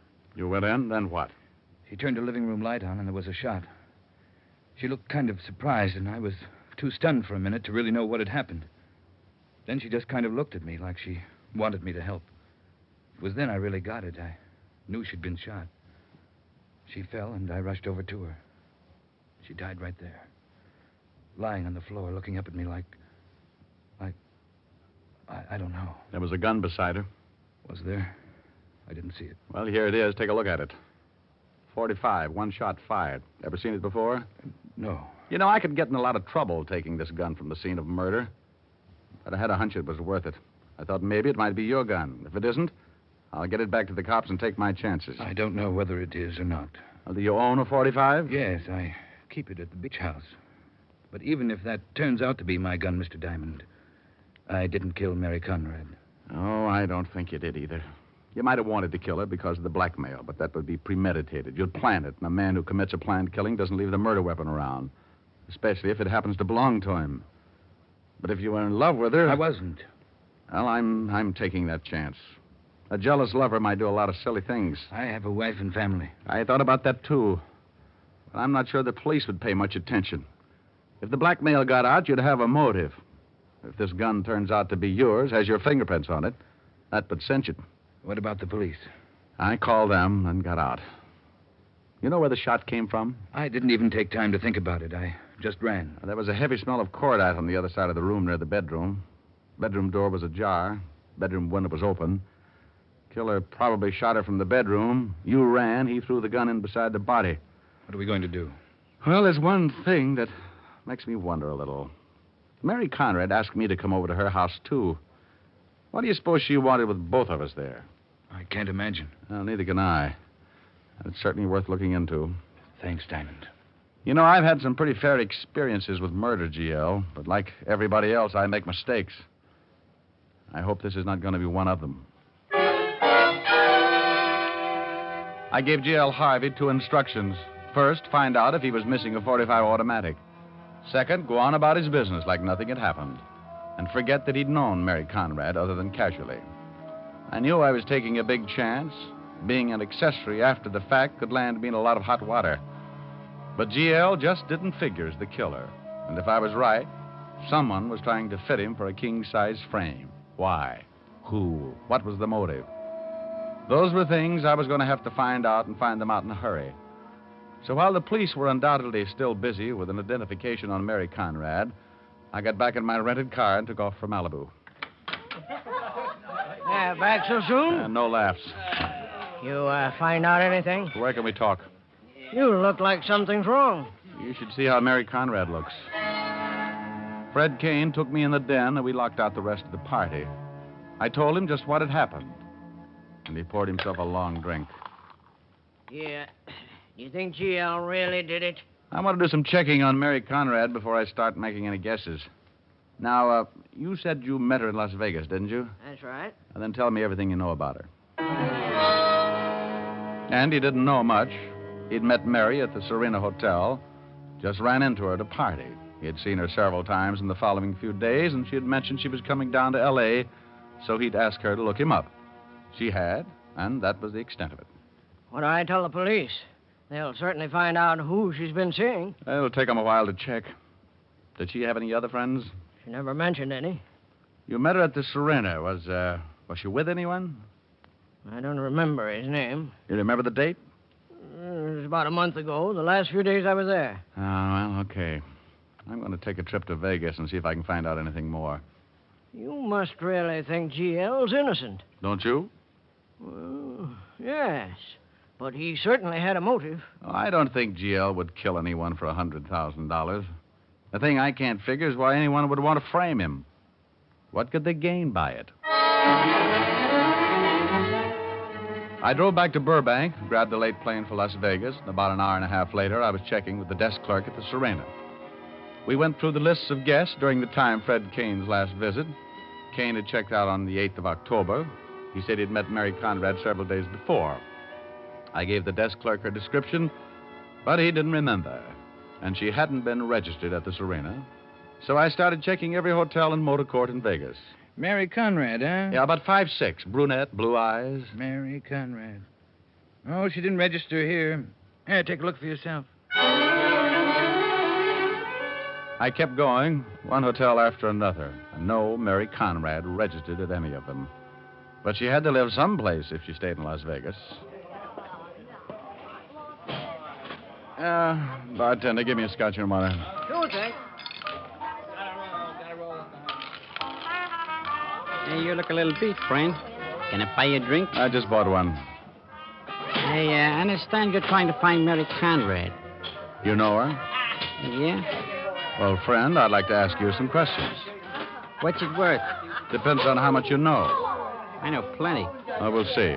What's your name? Not here. You got a car outside. We'll take a ride. Okay. Information, please. Slid off the stool and led the way out of the hotel and out across the parking lot. This guy knew I was looking for Mary Conrad. How?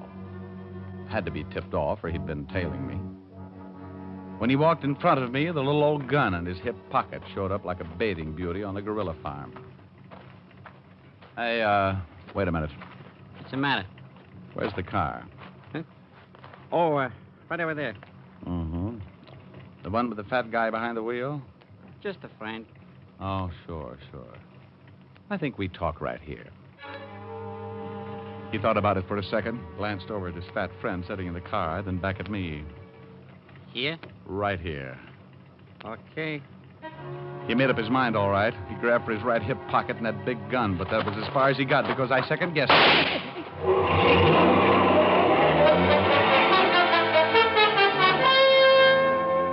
His friend took off, staying behind a line of parked cars until he was clear of the parking lot and far enough away so I couldn't get in a good shot. I leaned down over the man who had wanted to kill me. He was very dead. Well, I'd held out police evidence in Los Angeles and killed a man in Las Vegas. I was in a spot, and only one lead left. The big fat driver who'd taken off in the car. I went through the dead man's pocket and came up with one thing. a $100 gambling chip from the Ace of Clubs casino.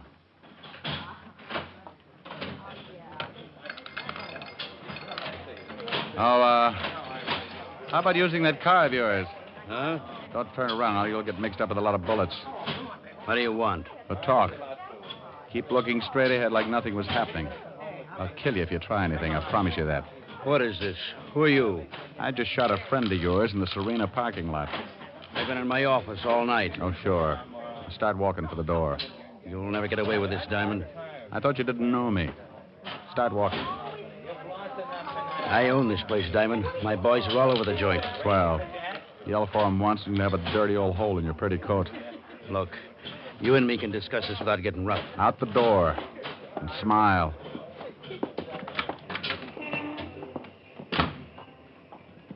Now, where's the car? Across the street. Now, wait a minute. A couple of your boys are following us. They look a little worried about me. Tell them how happy you are. Go on. Okay. Relax, boys. It's okay. Me and my friend are just talking some business. All right. Across the street. We're going to take a little drive outside of town where we can have some peace and quiet. Just you and me in the desert.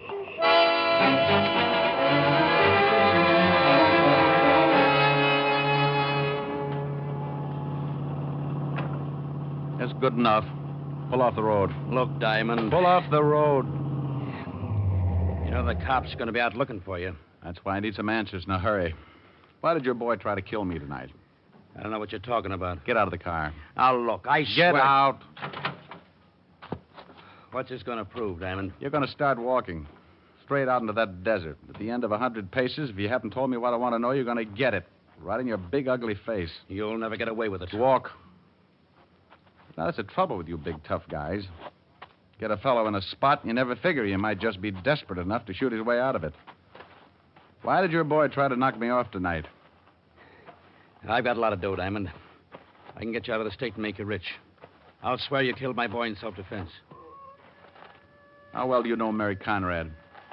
Well, never heard of her. I've held out police evidence in California, and I've shot a man in Nevada. I'm in a tough spot. I'll just about do anything. You kill me, and you'll never find out anything. I'll keep looking. Who else is mixed up in this? How'd you know who I was? I found out. Well, you're nearly there. You're bluffing. You got 15 paces to go. You'll never get out of town. You kill me, and every cop in the state will be after you. You're a big man, huh? I swing a lot of weight. Well, I don't like your kind of big men. Stop here. Now, how about it? Going to tell me how you're mixed up in this? Now, wait a minute. This is getting ridiculous. It's a matter of opinion. You going to tell me? Wait.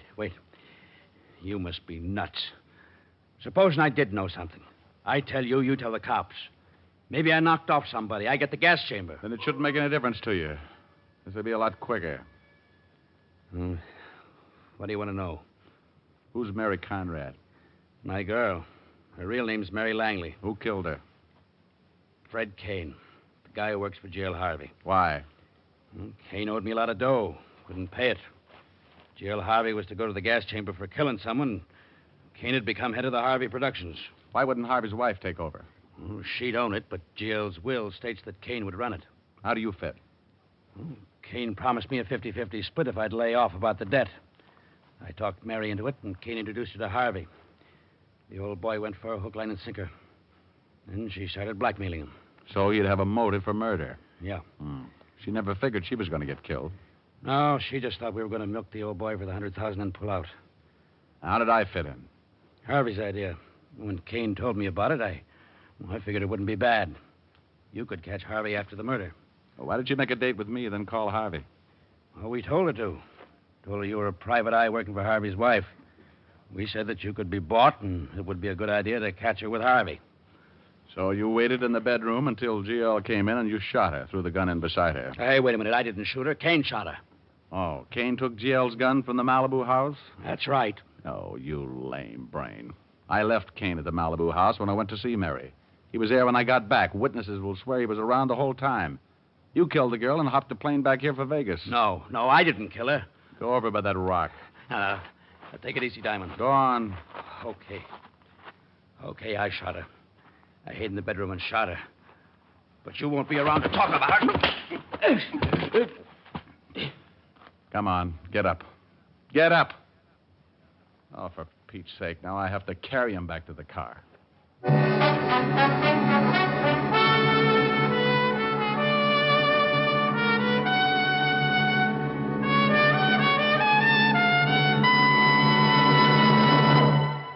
Here at last is a mouthwash that cleans as it sweetens as it deodorizes. It's new triple-acting Rexall mouthwash with chlorophyll.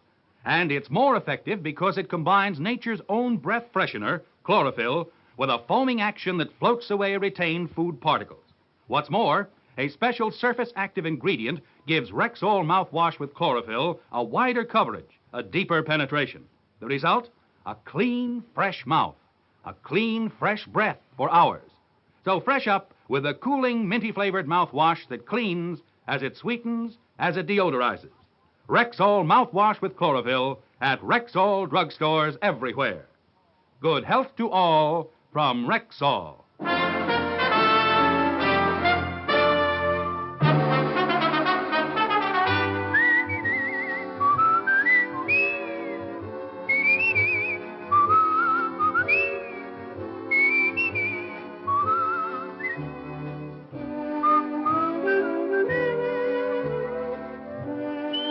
Richard Diamond, Private Detective, stars Dick Powell in the title role and was written by Blake Edwards with music composed and conducted by Frank Worth. Dick Powell directed the RKO production Split Second, which is now in release. And his latest film appearance was in the Metro-Goldwyn-Mayer award-winning The Bad and the Beautiful. Featured in tonight's cast were Junius Matthews, Raymond Burr, Gene Bates, Virginia Gregg, and Wilms Herbert. Richard Diamond, Private Detective, is transcribed in Hollywood by Jaime Del Valle.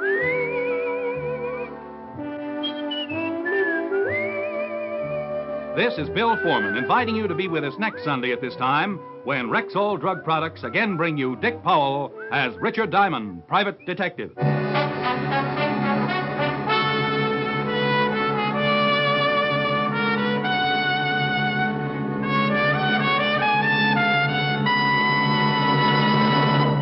Men, cut your shaving time in half. Use Stag Brushless Shave Cream, the brushless cream that stays moist longer. No fuss, no rub-in. Just smooth it on for quicker, closer, face-happier shaves every time. Ask for Stag Brushless Shave Cream. Jumbo tube, only 50 cents. At Rexall drugstores everywhere. This is the CBS Radio Network.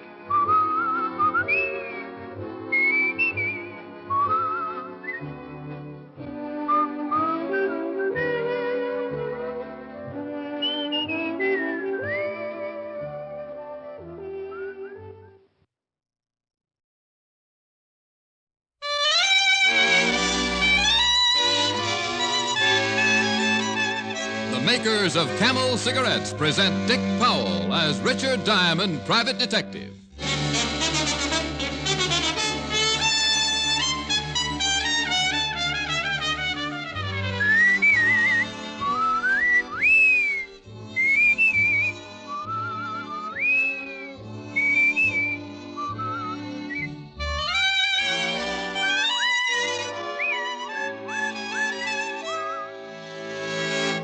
No other cigarette has Camel's rich, full flavor. No other cigarette gives you this convincing proof of mildness. In a coast-to-coast test, hundreds of people with normal throats smoked only Camels for 30 days. Noted throat specialists examine the throats of those smokers every week and reported not one single case of throat irritation due to smoking Camels. Make your own 30-day Camel test. Smoke only Camels for 30 days. See how well Camels agree with your throat, pack after pack, week after week.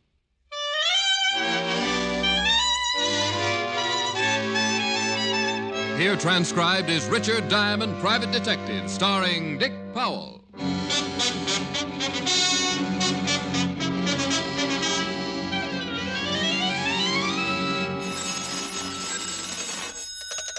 Diamond Detective Agency, your plight is our delight.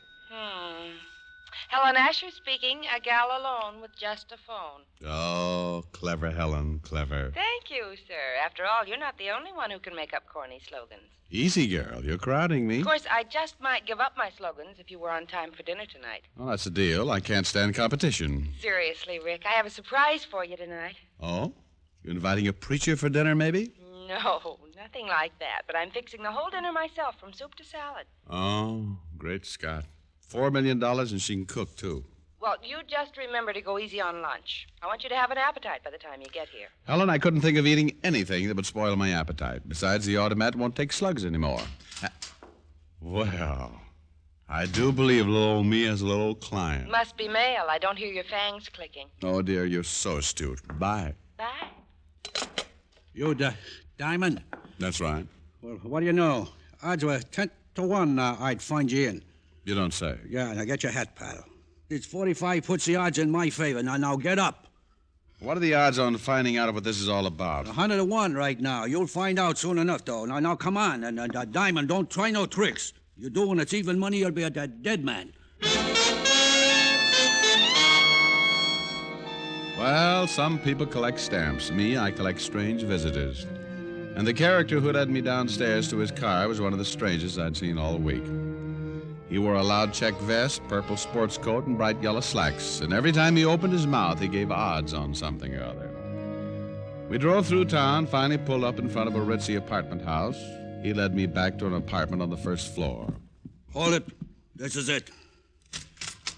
Inside, Diamond. That's far enough.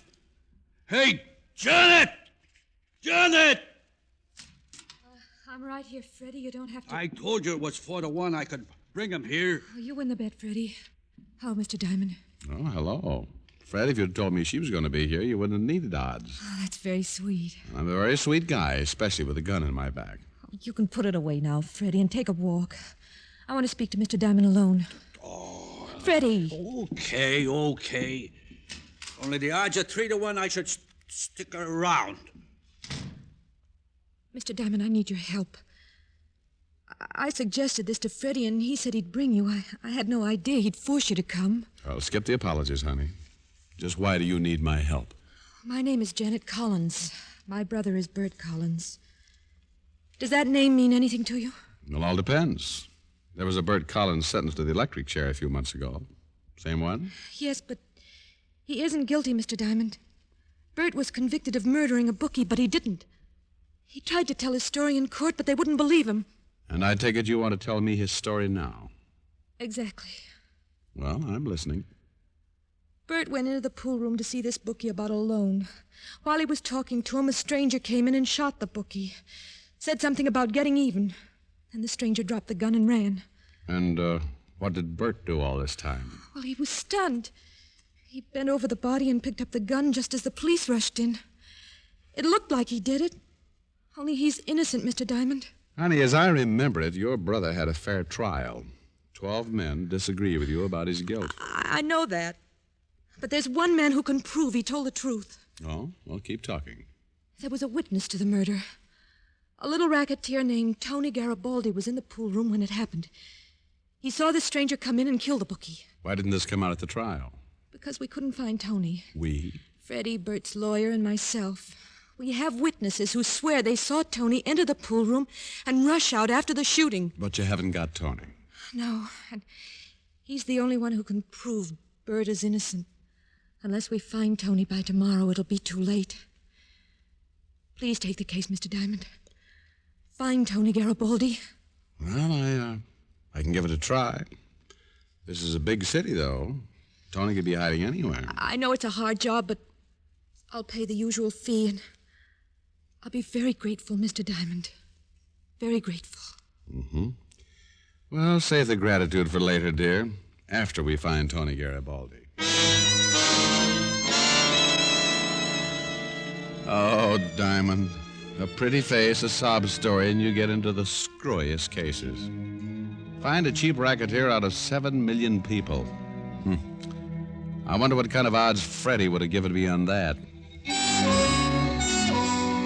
I caught a cab back to my office, picked up my card, then drove down to the 5th Precinct. I was hoping Lieutenant Walt Levinson could give me some lead on Tony Garibaldi. Oh, good morning, Mr. Diamond. Mr. Diamond? Well, so formal. New policy. Commissioner decided we were getting too lax here at the 5th Precinct. Henceforth, we are to treat visitors with dignity and respect. You don't say. Yeah, and stop grinning. What do you want down here, anyway? Oh, I'm working on a case. You remember Bert Collins? And how? Grilled him after he was arrested. Tough boy. Mm-hmm. Well, I'm working to spring him. Yeah, he was one of the...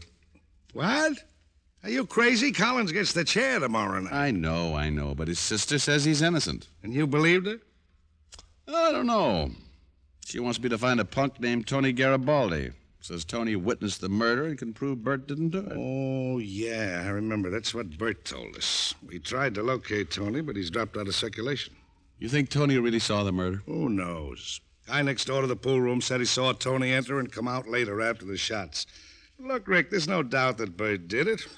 The patrolman on the beat rushed in, found him standing over the body with a gun in his hand. Mm-hmm. Well, then why is Tony hiding? And why would Bert's sister want me to find Tony unless he was sure he could free her brother? All I know is we had all the evidence against Bert that we needed. He tried to borrow money from the bookie. Bookie refused. They had a fight. Bert shot him open and shut case. Maybe it is, maybe it isn't, Walt. I'm still going looking for Tony Garibaldi. Any leads on him? Yeah, I'm afraid not. Chances are some of the petty rackets might know where he is. Tony's worked all the cheap rackets, got a lot of friends. Well, I guess I start covering the petty rackets then, huh? Yeah, good luck, Rick. If Bert is innocent, I'd hate to see him burn. Well, if I find Tony, I'll bring him into you here. I'm glad you said if. If you find Tony and if he can clear Bert Collins. That's right, Fatty. If. New York is a big city, and like any big city, it has a lot of rackets. Everything from fake panhandlers to phony insurance salesmen. But someone in these rackets might know where I could find Tony Garibaldi. So I began checking. One racket after another, charity rackets, used car rackets, everything. Yeah, a lot of people knew Tony, but they hadn't seen him in months, or so they said.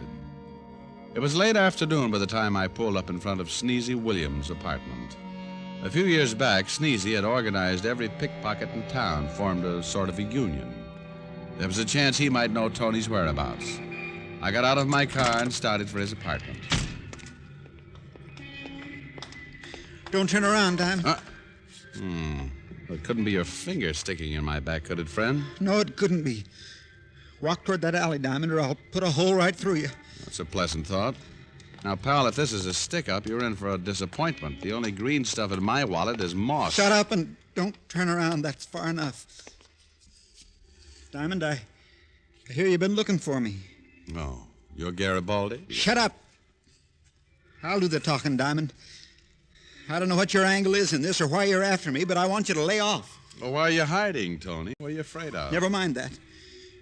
Now, look, I've heard you're a right guy. I hate to do this, but you've got to understand I'm not kidding. Keep away from me, or next time you won't get off so easy. Tony, listen to me.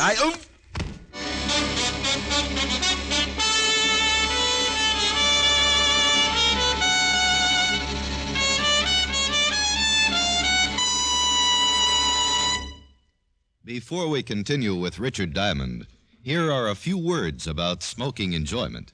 Listen to this report by leading throat specialists. After making more than 2,000 weekly examinations of hundreds of smokers from coast to coast, smokers with normal throats who smoked only Camels for 30 days, noted throat specialists reported not one single case of throat irritation due to smoking Camels. That's proof of mildness, proof offered by no other cigarette. Start your own 30-day Camel test. Smoke only Camels for the next 30 days. You'll soon see how mild, how flavorful, how thoroughly enjoyable a cigarette can be. You'll see how well Camels agree with your throat. Pack after pack, week after week. How mild, how mild, how mild can a cigarette be? Make the Camel 30-day test and you'll see. Smoke Camels and see. And now, back to Richard Diamond, Private Detective, starring Dick Powell.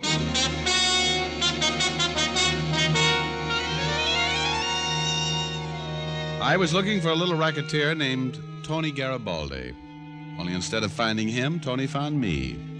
And he left a bump on my head as a not-too-gentle reminder that he didn't appreciate me searching for him. But now I was even more determined to find him for two good reasons. One, he might save Bert Collins from the chair. And two, I wanted to repay him for that crack on the head with interest. After I'd come to in the alley, I went to a cafe on the corner, smoked 4 Campbells, had 2 cups of coffee, and washed my face. I felt much better as I walked back up the street to Sneezy Williams' apartment. I climbed the stairs and knocked on Sneezy's door. When the door opened, Sneezy stood there, his face screwed up like he'd just bitten into an unripe persimmon, then... Relief spread over his pudgy features, and he held out his hand. Ricky Diamond. Long time no see. How are you, Sneezy? Bad, Ricky. Awful bad. Come on in. Well, thanks. Ooh, what's that smell? Fumes. From my vaporizer over there on the table. I gotta breathe them. It clears up my head. Oh. I hear you've gone up in the world, Sneezy. Pickpocket union, huh? Diamond, please, don't use that word pickpocket. In the trade, we call them cannons. Oh, well, I'm sorry. I didn't mean to be disrespectful. A common mistake. Yeah, I organize the boys. It keeps them out of each other's territory, and I get a percentage of all their takes. Well, that explains the fancy apartment. Uh-huh. Only what good's dough when you're a sick man like me? I got a cold all year round. I've been under a mustard plaster so long I feel like a hot dog. What brings you here, Ricky? I'm looking for a man, Sneezy. Thought you might know where I could find him. Well, it all depends. Come on, let's sit over here by the vaporizer. I gotta sniff those fumes. Who you after, Rick? Guy by the name of Tony Garibaldi. Tony, huh? You know him? Oh, sure. Worked for me a few years back. I haven't seen him lately, though. Where was he living when you knew him, Sneezy? Now, let's see. Excuse me a sec. Ooh, them fumes feel good. About Tony. Huh? Oh, yeah. I should know it. Sure. He lived with his mother. Yeah, that's a nice old lady. I've been over there a few times. Over where, Sneezy? What's the address? The address? Ooh, them fumes. You know, these vaporizers come pretty high these days. This one set me back $10. All right, Sneezy. Here's $10. Vicky, you are a kindred soul. Just make with the address, Sneezy. Yeah, the old lady runs a dry cleaning shop over on 79th and 3rd. Right on the corner. You can't miss it. Ooh, them foo. Ooh.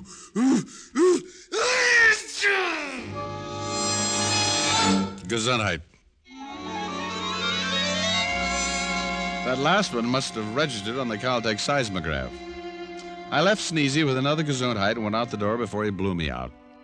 Then I went to my car, drove across town to the cleaning shop on 79th and 3rd. Inside, I found a tired-looking old lady marking clothes. Yes? You have come for clothes? No, Mrs. Garibaldi. I'm looking for your son. Tony? Tony. What is it you want with him? I'd like to talk to her. You're from the police? Well, indirectly, yes. Go away. Now, Mrs. Garibaldi. Go away. You're not dressed like a policeman. You're not from the police. You wish to harm my Tony. Go away. Mrs. Garibaldi, your son's in a lot of trouble. He might be able to save an innocent man from dying. I intend to find him. Tony is in trouble, yes, I know. He comes here months ago, tells me he must hide. He does not tell me why. Why must Tony hide from men like you? Why? Your son witnessed a murder. This is a crime? No, but Tony ran away. Now, if he tells what he really saw, perhaps an innocent man will go free. Tony is a good boy. He would not wish harm to innocent man. Perhaps Tony's afraid, Mrs. Garibaldi. Afraid some harm will come to him if he tells the truth. Is this true? No, the police will protect your son. But they can't protect him if they don't know where he is. He's in more danger now. How do I know you speak the truth? You're not from the police. I know you're not harmed Tony yourself. You can check with the police. Lieutenant Levinson, 5th Precinct. He'll vouch for me. Oh, I do not know. You would not tell me to check unless you spoke the truth. But I do not know. Where's Tony living, Mrs. Garibaldi? Tony says I'm not to tell anyone. Your son's afraid. People in fear don't think clearly. Now, where's Tony? Tony's a good boy. It's no good he must hide. Where is he? Tony must hide no more. Tony must tell the truth. If I do wrong, may I be forgiven, but I will tell you where Tony hides. Mrs. Garibaldi wrote the address on a slip of paper. I called Janet Collins and asked her to meet me at Tony's hideout. Together, we might be able to persuade him to tell the truth about the murder. When I got to Tony's rooming house, Janet hadn't arrived yet, so I went up alone. And after 5 flights, I didn't bother to knock. What? Hello, Tony. Diamonds. Yeah. Now, punk, we'll have a little talk. You get out of here. Leave me alone. Now, stay right there, Tony. I've got the gun this time. And I'm itching to pay you back for that wallop in the alley. I had to do that, Diamond. You don't understand. Well, then suppose you enlighten me. Who are you hiding from? You know as well as I do. They hired you to find me, didn't they? It all depends. Who do you mean by they? Colin's sister Janet and that Freddie character. They hired you, didn't they? That's right. To find a chicken-hearted punk who might be able to save Bert Collins from the chair. You're quite a guy, Tony. Let Bert die because you're afraid you'll risk your own neck. Oh, come off it, Mr. Diamond. You must know why they want me. Sure, I was in the pool room the night of the murder. That's why I gotta hide. I don't follow you, Tony. Now, who was it you saw? You're trying to tell me you don't know. I never ask questions if I know the answers. Okay, then here's your answer. Sure, I seen the killer. It was Bert Collins. What? I was at a back table. Bert come in. He didn't see me. And after the shots, I got out of there fast. Ah, you're lying, Tony. Why are you hiding if Bert really did it? He's been convicted. He can't harm you. No, but his sister and that Freddie guy can. After the murder, they got in touch with me. Told me I had to swear I saw a stranger come in and kill the bookie. They told me I had to swear Bert didn't do it. So that's why you ran? Sure, I didn't want to get in trouble with the law. But if I didn't lie, I'd be killed, so I hid out. Tony, if what you say is true, I'm the biggest stoop in town. You gotta believe me, Mr. Diamond. I swear I tell the truth. And please don't tell them where I'm hiding, please. It's too late for that, Tony. They already know. What? Yeah, come on. Let's get out of here. We'll get you to a safer place, then we'll have... Hold it right there, kiddies. Odds of 5 to 1 I'll pull a trigger. Well. Yellow vest, purple sports coat, and gray gun. Freddie, you're a regular Technicolor nightmare. Better drop your gun, Diamond. Hello, Janet. Drop it. That's a sweet little boy. You believe me now, Mr. Diamond? Yeah, Tony, only don't rub it in. Diamond, I'm sorry this has to be. I wanted you to find Tony, but I wish you hadn't talked to him. Oh, Janet, you're a dreamer. This won't work. Even if Tony does swear Bert's innocent, the police will break his story. Your brother dies in the chair tomorrow night, and a lie can't save him. We'll see about that. It's a chance, anyway. Well, what about it, Tony? You gonna let him take you downtown and lie for them? Well, I don't know. I know Tony, Diamond. Don't try and fill him with false bravado. He knows what Freddie'll do with him. Unless he does exactly what we tell him. Don't you, Tony? Yeah, kid, you know. And the odds are 50 to 1 you'll say just what we want you to say.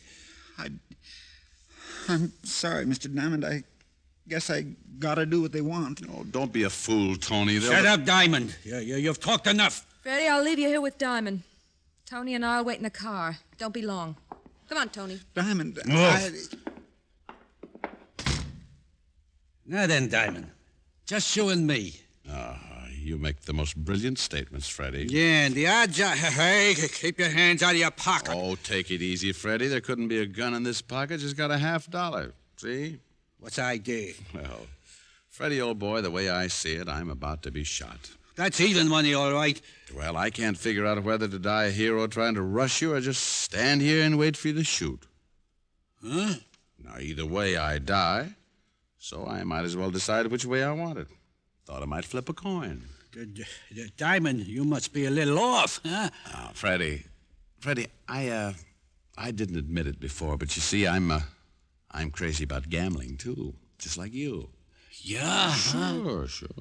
You can appreciate a sportsman wanting to go out like this, to die on a gamble. I don't know. Oh, Freddie, relax. Either way, I die.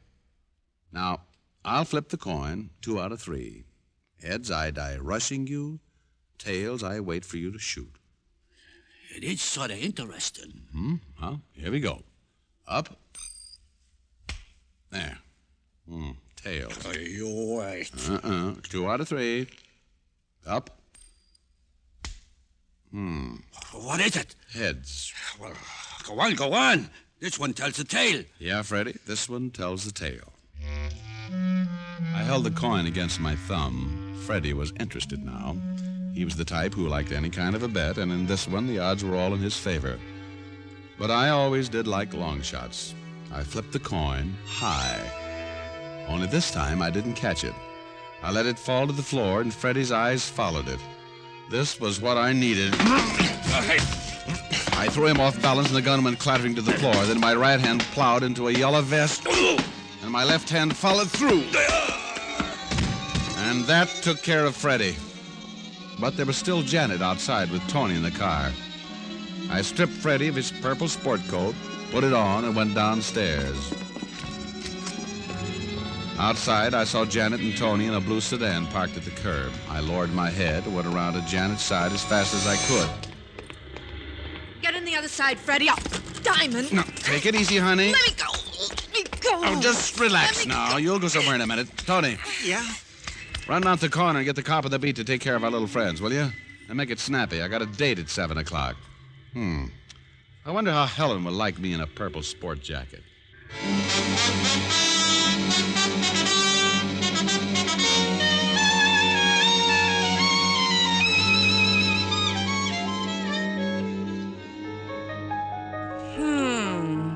I beg your pardon, Helen, dear? I said, Well, that's what I thought you said. Now, dear, please stop staring at me. It makes me self-conscious. Oh, I just can't help it, Rick. I don't think it's right for a woman to tell a man how to dress. I agree. Only sometimes. Well, that purple sport jacket.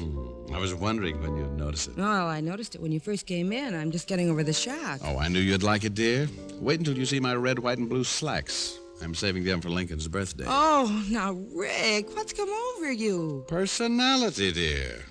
Now settle back and listen to your colorful boyfriend sing a sweet song. Oh, what a way to spend an evening. A purple coat, a piano, and a private detective. And I'm the gal who graduated from Vassar.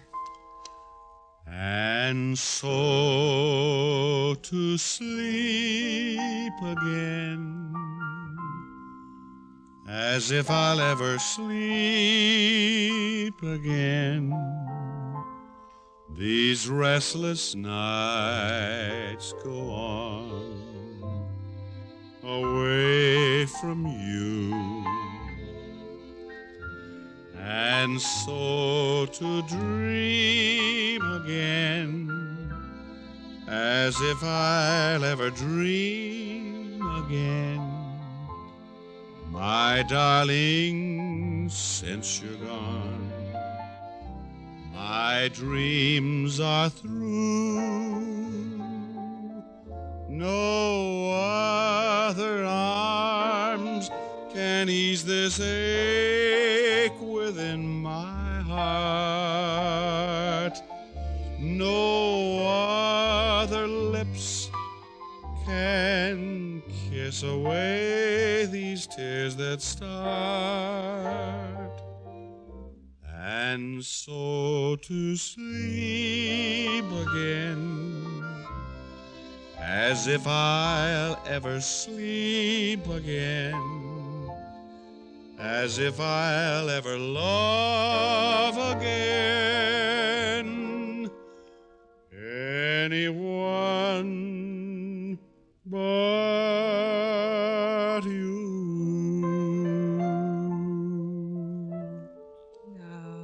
It's very nice. Thank you. Only I'm surprised you didn't sing a louder tune to go with your clothes. Oh, Helen, from your tone, one would think you didn't approve of my new apparel. Yes, one would, wouldn't one? One would also... Now, Rick, Rick. Rick. Rick. Yes, dear. More. Well, aren't we romantic tonight? Romantic, nothing. As long as you wear that jacket, I'd rather keep my eyes closed. Come here.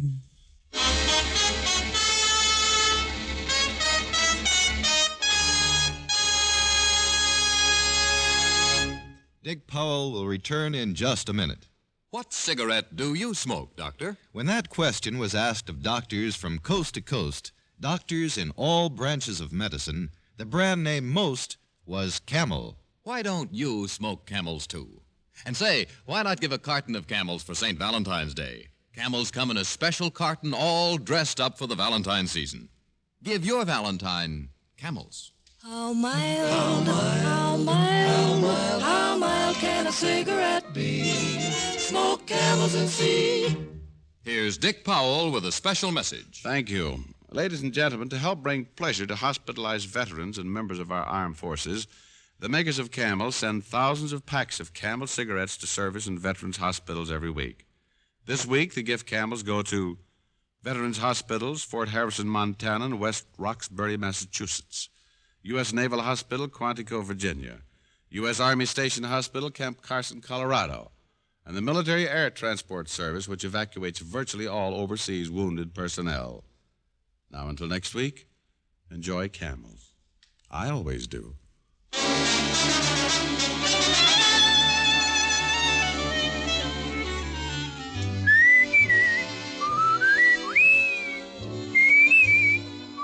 Tonight's transcribed adventure of Richard Diamond was written and directed by Dick Carr with music by Frank Worth. Virginia Gregg played the part of Helen Asher, and Alan Reed was Lieutenant Levinson. Others in the cast were Herb Butterfield, Gene Bates, and Parley Bear. Be sure to listen to another great Camel show, Vaughn Monroe and the Camel Caravan, every Saturday night. Here's Prince Albert, the National Joy Smoke. The bite is out and the pleasure's in when you smoke Prince Albert. It's specially treated not to bite your tongue. The bite is out and the pleasure's in. So pack your pipe with Prince Albert, the largest selling pipe tobacco in America. It's smooth, cool smoking. And say, there's more tobacco in the pocket tin now. So get Prince Albert tomorrow. Listen next week for another exciting adventure of Richard Diamond, starring Dick Powell.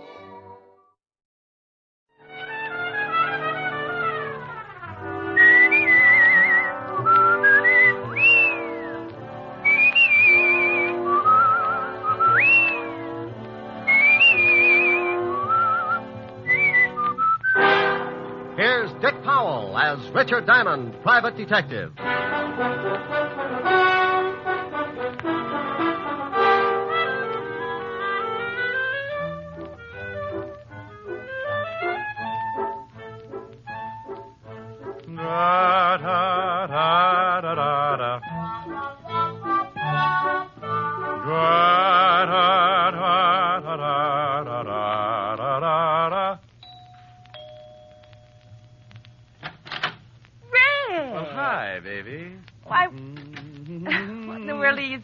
About? Why aren't you at the office? Now, don't confuse me, dear. One question at a time. Come on in the study, and I'll tell you all about it. Oh, now stop being so mysterious. You never come over here at this time of the day. Read some of these. What are they? Letters. Read them. All of them? Well, there must be at least half 100. Well, close. 53, and those are only about 1/10 of the pile that's in my office. Oh, Rick, are these... Yeah, the lovely, dear, sweet tenants in that gorgeous building right next to this one. They like your singing. Read a couple. Me, me, me, ho, ho, ho, dee, dee, dee, dee, dee. Dear Mr. Diamond. La, la, la, la. Rick. Go on. Well, stop sounding like a whole quartet. All right. Dear Mr. Diamond, I live in the building across the way from Miss Asher's apartment. Right over there. At least once a week, I sit in my living room and listen to the sounds of your melodious voice. Last week, however, I waited for 7 straight days, but without result. You did not sing. Please, Mr. Diamond, for the sake of my family, continue to sing at least once a week. I'm beginning to nag my husband, and yesterday I took the rubber bone away from my French poodle. Everybody shall be exalted. You see, it's getting to be a real problem with me, and if you want to save me the $25 a day, I would have to pay my psychiatrist sing. Lavo! Yours expectantly, Mrs. Louise Cartwright. Rick, are they all like this? Well, certainly not. Some of them are really desperate. Now, here's the one I saved out. Read this one if you really want to get a charge. Oh, me. My dearest Mr. Diamond. Go on, go on. I have been listening to your beautiful singing. What? What do you mean, what? What you just read. I've been listening. No, the last part. Your beautiful singing? Yes, I'm in a enchanted evening. Oh, you show off. Go on, finish it now, finish it. Well, she's been listening to your beautiful singing. Oh, yes. And many times I've seen you going into Miss Asher's apartment, and I think you are as beautiful as your voice. Oh. What? Now, you said that. Turn off the steam and read the last part. I wouldn't miss it. Last week, I waited and waited, but you didn't sing. Everybody shall be exalted. I know you were in Miss Asher's apartment, and you certainly had the chance. If Miss Asher is the one that won't let you sing, come over to my apartment. I have a piano, and I just love it. 977 Park, apartment 303. Signed, your most ardent fan, Ellen. Mademoiselle Rick, what are you doing? Open your window. Don't you think it's a little stuffy in here? The air conditioning's on. Rick, now stay away from that piano. No, I knew it. Ellen's right. You really don't want me to sing. At 11 o'clock in the morning? No. I want you to sing tonight when it's more romantic. Oh, shame on you. Me? Yes, you. You want to deprive those poor, discouraged people of a little honest, simple pleasure?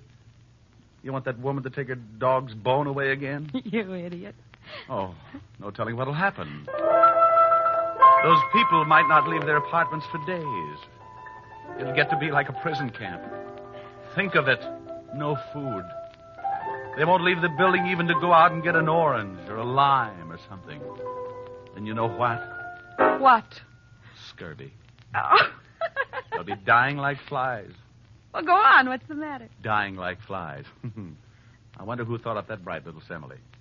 I've got a big green fly in my office that's so tough he carries a man-swatter. Oh! Well, you think it's funny, do you? Think what'll happen if those poor people stay in that building, withering up with scurvy, you fiend. I know it. Yes. It's just that, well, I don't want to share your tonsils with anyone. I'm selfish. Me. You're more than that. You're antisocial. All right. You mean? Yes. Sing. Stop, fellow. 101 pounds of fun. That's my little honey bun. Rick. Yes? Did you hear something? Oh, I think so. Try it again. All right. 101 pounds of fun. That's... Rick. Yes? I heard it. That's that grouch. Rick. Yes. There's an enemy in the camp. But what do we do? We can't just let those people die over there. Sink him. You mean? Yes. Sing. It's your duty. You're right. It's no longer a matter of personal pride. I must defeat the grouch at all cost. For those 1,000 starving tenants. 1,000? Big rooms. Stand back. Good luck. Thank you. You are my sunshine. You are my sunshine. You are my sunshine. You are my sunshine. He's you are weakening. my sunshine. You are my sunshine. You are my sunshine. Sunshine. He's nearly down. You are my sunshine. You are my sunshine. You are my sunshine. You are my There he goes. You are my sun. Rick. Victory? Decidedly. Bull Run was never like this. All right. Now sing Honey Bun and save those poor people. 101 pounds of fun. That's my little honey bun. Honey bun. Rick! Good grief. Bun! Rick! What happened? happen? I don't know. I can talk all right, but the minute I go up, something happens. I hope you didn't hurt it. La, la, la, la, la, la, la, la. Oh, Rick! Oh, now isn't that ridiculous? I can't help laughing, but it isn't really funny. Come on, let's go get you some warm milk or something. Mimi. Lord, I'm off, Mo. Oh. Now stop that. Give it a rest. Oh, if that grouch only knew, I may never bother him again. Well, he's the only one that doesn't like it. Poor guy. Poor guy, now, that's a silly thing to say. Well, honey, he doesn't like it, let's face it. He'll probably get so desperate he'll have to move. Okay, let him. I wonder what he's doing right now. I'll bet he's planning something fiendish. You think he's going to start shooting burning arrows? I wouldn't put it past him. Now, let's take care of that throat.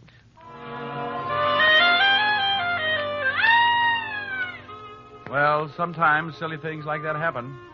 I come on like a big baritone and lose my voice.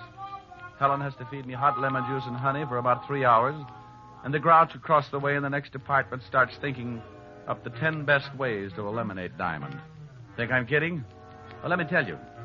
I didn't know it then, but that fast course of You Are My Sunshine with my own lyrics started more trouble than a hopped-up mouse in a herd of elephants. While Helen fed me the tonsil cure, old Grouchhead was dreaming up a cure of his own. What am I going to do? I work in the daytime, try to sleep at night. He sings at night. I switch to the night shift. He sings in the daytime. Oh, I'll fix him. I'll fix that Diamond. Yeah, phone book. Detectives. Private detail. Ah, look at that. Richard Diamond, private detective. Full page ad. Wouldn't you know it? Yeah, look at that slogan. Whoever you are, whatever you do, if you're too dead to walk, we'll come to you. Ugh. Must be other detectives in here. Oh, here's one. Pat Kosak. You are my sunshine, huh? Oh, Diamond, I'll fix you. I'll fix you good. Yeah. Is this Pat Kosak? Yeah, for employment. Haven't I heard of you before? I doubt it. Probably that Shamus in Frisco. He's always stealing my stuff. Well, my name is Ernest Lumpkin. Happy Halloween, Mr. Pumpkin. No. Lumpkin. Lum. Okay. What can I do for you? Well, I've got a problem. It concerns another person in your line of work. You mean another Shamus? Yes, he sings. You mean Diamond? Oh, is he a friend of yours? A competitor isn't a friend. Diamond gets more clients than anyone in the business, so he isn't even a competitor. He's a capitalist. He can advertise. People go to him instead of me. I hate him. Oh, Mr. Koslak, you're not alone. The name's Kosak, Mr. Dumpkin. Lumpkin. Lumpkin Dumpkin. You want to hire me? But you don't even know what I want you to do. Can you pay me $50 a day? If you can do the job in one day. For $50, I'll steal a Chrysler building and bring it over to you on a motor scooter. What's your address? 977 Park Avenue. And hurry.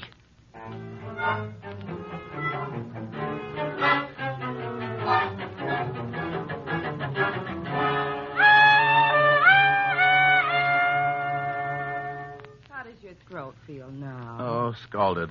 I'll be eating Zymol troches for a week. Oh, now it wasn't that hot. Wasn't it? Honey, that lime water was so hot Alibaba could have boiled his 40 thieves in it. Well, your speaking voice is all right. Oh, well, I think I've swallowed a bear rug. Where are you going? Well, I can't sing, and I'm going to see you tonight anyway, so I think I'll drop down to the 5th Precinct and drive Sergeant Otis out of his mind. Oh, Rick, that poor man. He called up last week when Lieutenant Levinson was looking for you, and he sounded like he was dying, and you were responsible. Honey, when Otis dies, everybody will be running around in spaceships. He got through the Stone Age all right, didn't he? Bye. I left Helen and headed for the 5th Precinct Police Station. It was one of those good afternoons. The sun was leaning on 3 o'clock, and now and then a cool breeze would sail through my sinus and pump my lungs full of that easy, good-to-be-walking-around feeling. I had just about everything. Good job, good girl, and a 4-0 report from my insurance company. When I reached the station, I hopped up the steps and bounced into the squad room. Sergeant Otis was sitting over in the corner, making out the weekly report for the commissioner. Hello, Otis. Oh. What do you want, Shamus? Well, really nothing. I just came by to see if I could borrow one of your shoes. I'm going sailing. Oh, that's very funny. You know, someday, Gumshoe, you're going to run out of gags. Then what are you going to do? Well, I could set you on fire. That's sure to be a good chuckle. Oh, yeah? Lieutenant in? Yeah. Otis, you want to know how to catch a crook? How, wise guy? Eat a lot of spaghetti. Oh? How can I catch a crook that way? Just open that big mouth and say, oh, yeah. You'll lasso him. Hello, Lieutenant Levinson. Lieutenant Levinson? Well, how do you do, Mr. Diamond? Now, what's with the formal routine? Oh, I can't help it. Every time I leave Otis, I feel like I've just stepped out of a gorilla cage. Oh, why don't you leave that poor guy alone, Rick? Oh, he's used to it. If I started treating him like a human being, he'd get so confused he'd probably cut off his tail. Think what would happen, Walt, when he wanted to go to sleep at night. No more hanging upside down. Oh, brother. What's on your mind? Oh, just thought I'd stop by and chew the fat. Well, go ahead. I already did. Chewed a whole pound right off Otis.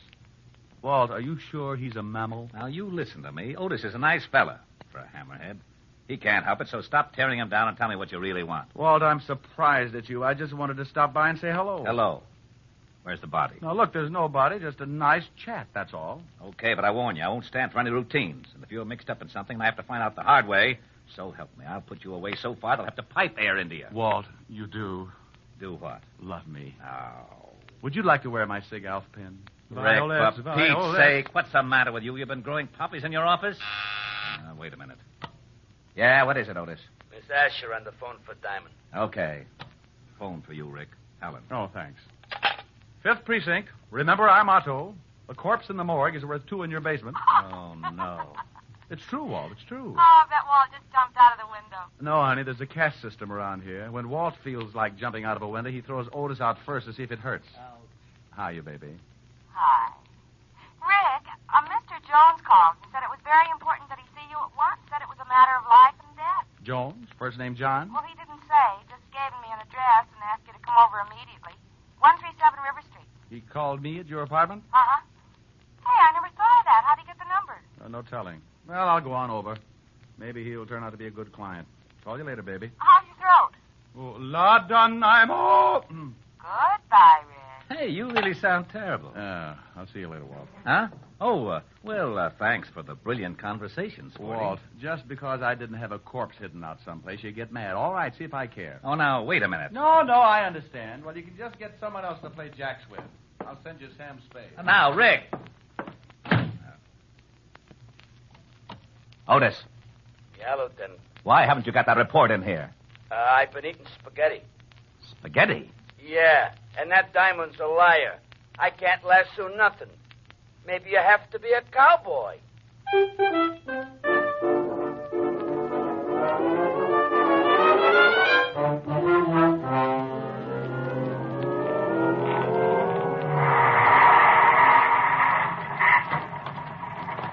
Thanks, Cabby. Keep the change.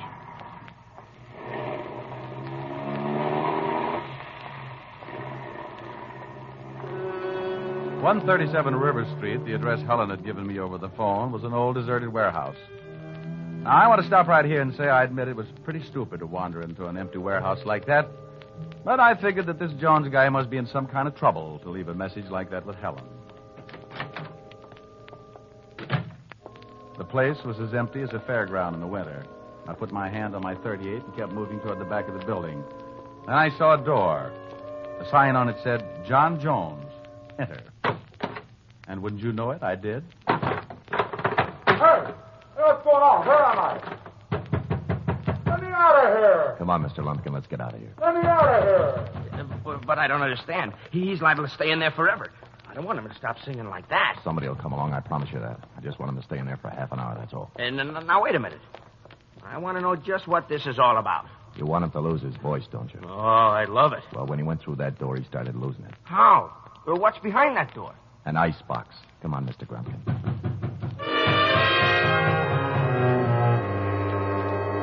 Well, that's exactly where I was, in an icebox. Not a very big one, but a very cold one. The kind a company might have to store fresh meat and drinks. I tried breaking down the door, but it was a foot thick. I struck a match and looked around. Lots of ice, no way out. So I turned up my collar and sat down to wait. I don't know how long I sat there, but I guessed it to be about 20 minutes. I could tell because my feet had frozen up about 20 minutes worth. Then I heard that lovely sound. Rick, you in there? Yeah. Hand me an ice pick. I want to get my feet uncrossed. How on the devil did this happen? Well, I think one of the frozen food companies got a new idea. What's the matter, Diamond? Forget your sleigh. Shut up, Otis. You think you can walk, Rick? Yeah, sure, but I might squeak a little. Ooh, got a Bunsen burner handy? Otis. Okay. How did you find me? We got a call. From a guy named Jones? Yeah. Said he was in danger and that you were coming down to meet him at the warehouse. Said he saw 2 guys lock you in this icebox. Oh, dandy. Did he say where he was? Yeah. Here's the address. Thanks. Hey, where do you think you're going? Well, I feel better now. I'm going over to find Jones. Well, you might get in trouble. Well, if I can find the 2 guys who locked me up, you can bet on it. Well, I'm going to send Otis along with you. Otis? I thought you wanted me to keep out of trouble. Oh, now, wait a minute. I can keep you out of trouble, Diamond. Oh, Otis, you couldn't find an elephant in an elevator. But come on and bring your head with you.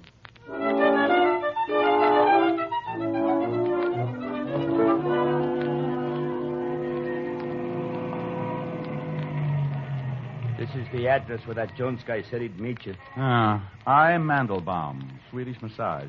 This guy really picks out some great places to hide out. Come on, Otis. Feet first, or the rest of you'll never get out of the car. Oh. Hey, Diamond. You think while you're talking with this guy Jones, I might get me a rub down? Otis, to rub that stomach of yours, it would take a gallon of baby oil and an octopus to get anywhere.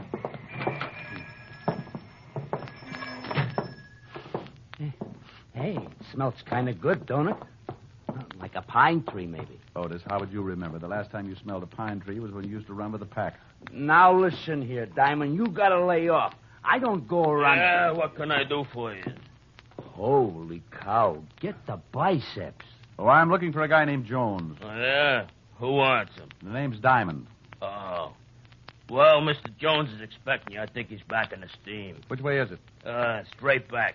I'd show you, but I gotta give a guy a rub. Come on, Otis. You must be at the end of the hall. That's a pretty bright observation, seeing as how there's only one door and it's at the end of a hall. Yeah, that's the steam room. How do you know? By this little window in the door. What do you see? Steam. Then, by golly, it must be the steam room. Hey, I can't see nothing. Mr. Jones? Hey, ain't that some guy lying over there on the bench? Looks like it. Mr. Jones? He don't answer. No. Otis, look, I'm going over there. Keep the door open. I don't want anyone to lock me in this place. Oh, okay. Mr. Jones, Well, hey, Otis, it's just a bunch of towels rolled up to look like somebody. Hey! Otis, what's the matter? Diamond. Yeah, where are you? Right over here. Well, what are you doing there? I told you to stay by the door and keep it open. Well, I did stay by the door until I got pushed. Pushed? Oh, no. You know something? What? I think we're locked in.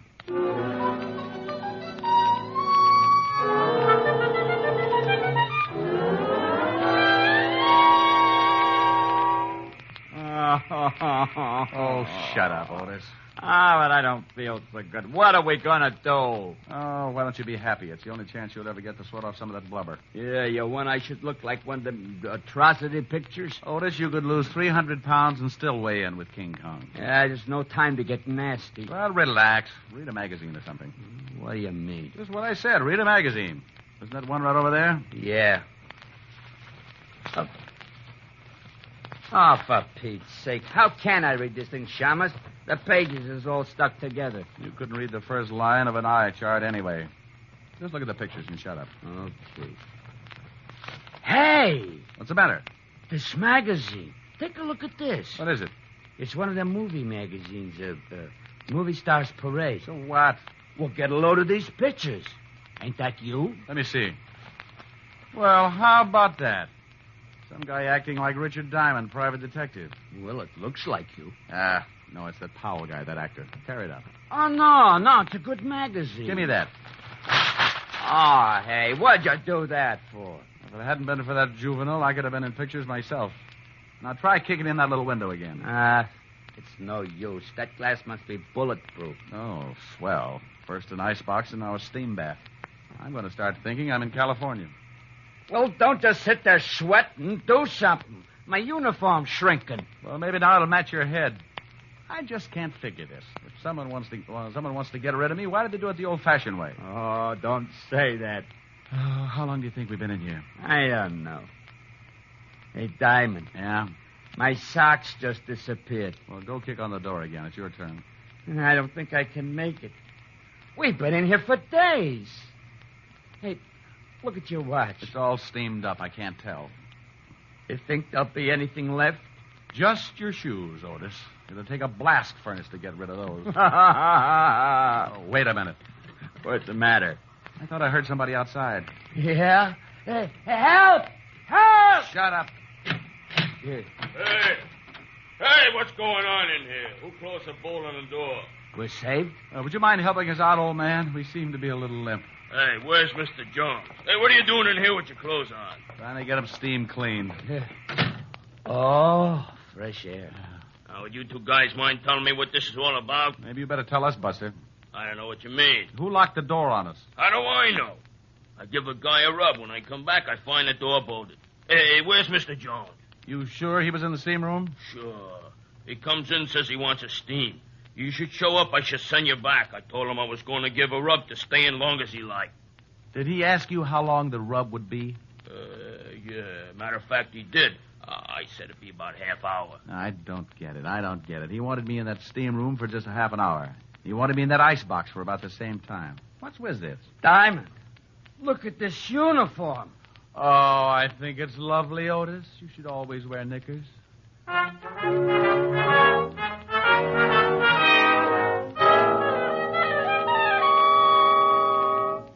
Rick, this is stupid. Didn't the guy at the steam room tell you what this Jones guy looked like? Well, from the description, could have been anyone.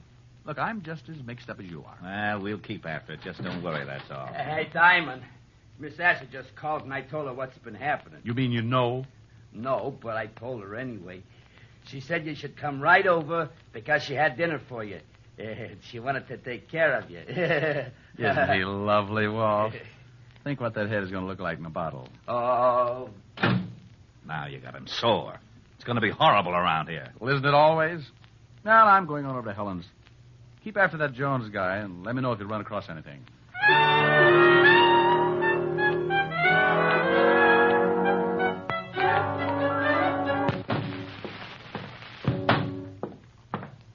How are you, Mr. Klumpkin? Lumpkin. Okay, how are you? Come in. Well? I'm and a friend, Boyle. You think it did the trick? Look, when Pat, Cossack. Yeah, Cossack. Well, when I do anything, the results are guaranteed. I just tailed Diamond from the station. He went into his girlfriend's apartment across the way. Oh, goody. Let's see what happens tonight. I'm staying home from work just to hear him not sing. Yeah. About my $50. Oh, look, he's never in that apartment more than 10 minutes before he starts singing. If he goes over 15, you get your 50. Come on. What are we going to do? Raise the window.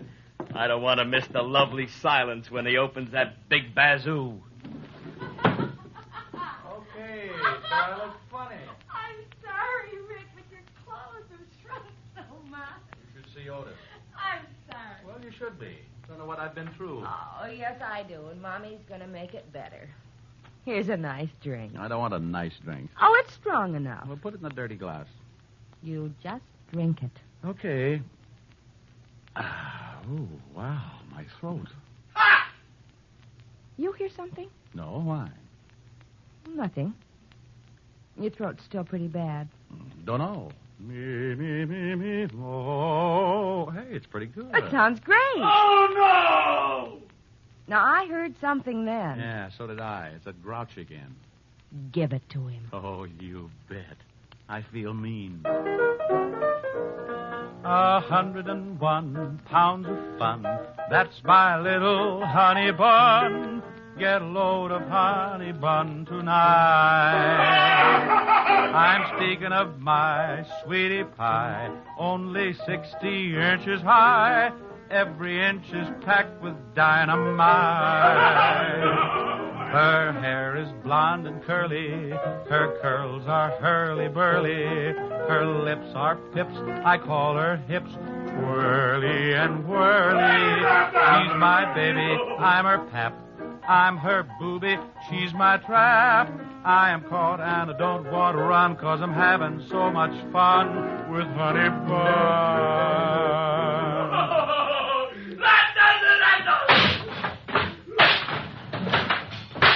What's going on over there? You're Cossack. Okay, but don't hit me again. You can keep the $50. And he wouldn't sing again, huh? Said you fixed it. Well, I'll fix you. No, not that. Put down that chair. Go on, get out of here. That vulture's singing better than ever. Okay, only don't hit me again. Helen, Yes, Rick?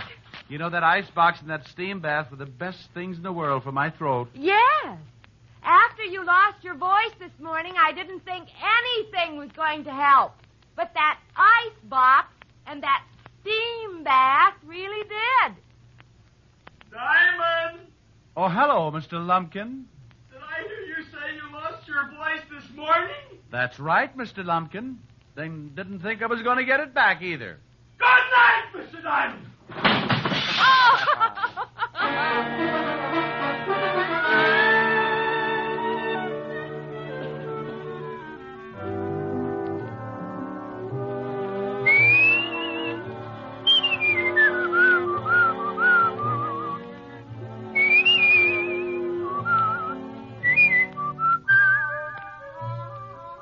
You have just heard Richard Diamond, Private Detective, starring Dick Powell. Helen was played by Virginia Gregg, Lieutenant Levinson by Ed Begley. Also in our cast were Wilms Herbert, Jack Crucian, and Stephen Dunn. Music was under the direction of Frank Worth. Richard Diamond is written and directed by Blake Edwards. Richard Diamond, starring Dick Powell, was previously released over the National Broadcasting Company for listeners in the United States and has been re-released to you men and women overseas by the United States Armed Forces Radio Service, the voice of information and education.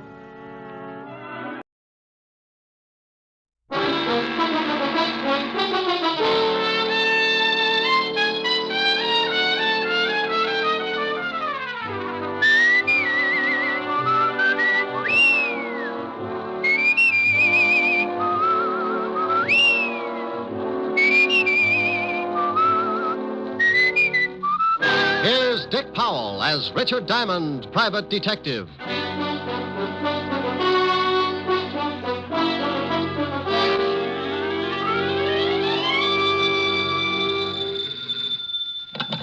Diamond Detective Agency, handy hints on homicide. Oh, no. Oh, yes. Just pick a victim. All right. Got it? Yes? 6 of spades. Oh. Hello, Helen. Hi. Am I going to see you tonight, Rick? Depends on how many lights you leave on in the study. But are you coming over? Wouldn't miss it. I've been puckered up since 8 o'clock this morning. Francis has the night off.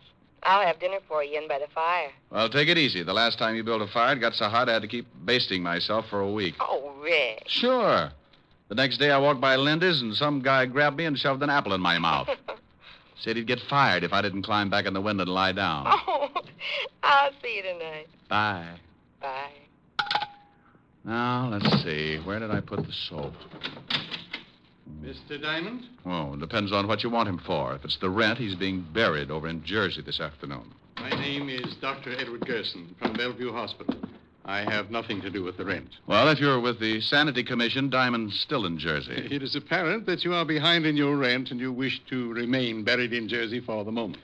Well, it's not as bad as it sounds. Are you a potential client? I'm a psychiatrist, Mr. Well, pick a good one. How about Apple Knocker? All right. I'm in a rather peculiar position, Mr. Apple Knocker. Oh, I don't know. I always sit like that.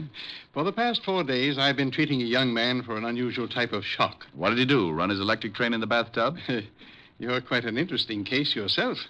Are you always so unconcerned when someone comes to you with a problem? Look, Doctor, everybody's got a problem. That's why I'm in business. If you've got a big one, you'll get by my little remarks, and I'll be glad to see what I can do for you. Quite a philosophy. All right, then. Let's both get down to business, Mr.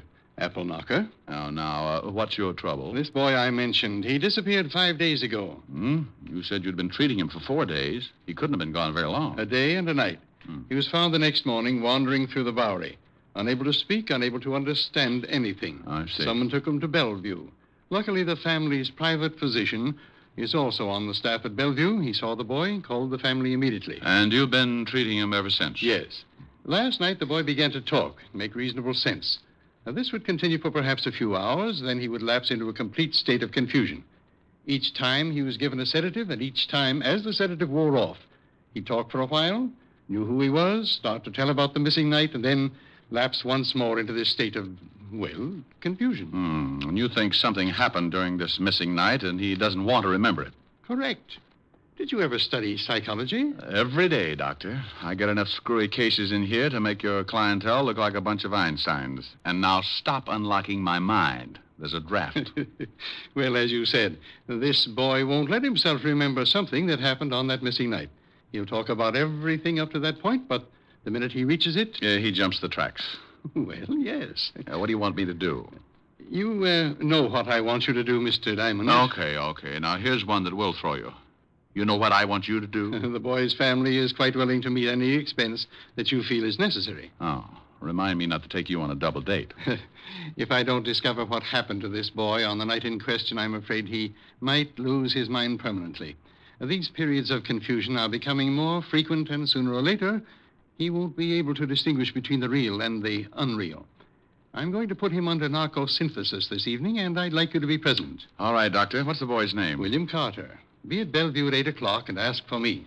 The boy's family will be there also, and you can tell them about your fee. Now, just give me a quick answer and leave my motives alone. Is his family wealthy? Quite. Then I'll see you at 8 o'clock, Dr. Gerson. You would have anyway. Goodbye, Mr. Appleknocker.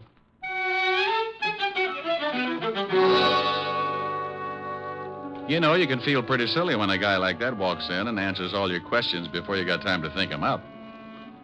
Anyway, I remembered my dinner date with Helen and put in a fast call to the little redhead. She was unhappy, naturally, but she said something about me holding the pucker and to drop around whenever I had the time. At 8 o'clock, I was standing in the long hall at the Bellevue Hospital. Dr. Murray, report to the second floor desk, please. Dr. Murray to the second floor desk. Good evening, Mr. Diamond. Oh, hello, Dr. Gerson. What's the matter? You look a little nervous. Well, hospitals bother me. That's very interesting. Hacker, please The check family your is at the end of the hall. Let's go down. Tell me, Doctor, just what exactly happens when you put William Carter under this narcosynthesis? It's an intravenous injection. It unlocks those little doors in the back of his mind. Gets him to talk. You'll see. It's really very amazing. Right here. Good evening, Doctor. Mrs. Carter. How's the boy? Not much change. This is Mr. Diamond, Mr. and Mrs. Carter. How do you How do? do you do? How do you do? Mrs. Carter, Dr. Gerson wants me to find out what happened to your son the night he was missing. Have you any idea? He said he had a date, and when I asked him who it was, he wouldn't tell me. That's all we know. I think William will be able to recreate what happened for you, Mr. Diamond. Now, I'll leave you to discuss business. And when you are through, stop at the desk. They'll show you where I am. Well, I... Yes, Mr. Diamond. What is your fee? Oh, thank you. Believe me. 100 a day in expenses. And your retainer? 1 day's work. Mr. Diamond, can you help our boy? Mrs. Carter, I don't really know. I'll write you a check. Oh, thanks. Mrs. Carter, whatever it is that's strong enough to make your son lose his memory, it might be... Think maybe it's something bad? I know it's something bad. How bad, I've got to find out. I hope it's not more serious than I think. Oh, yes, I know. Here you are, Mr. Diamond. Oh, thanks. I'll keep in touch.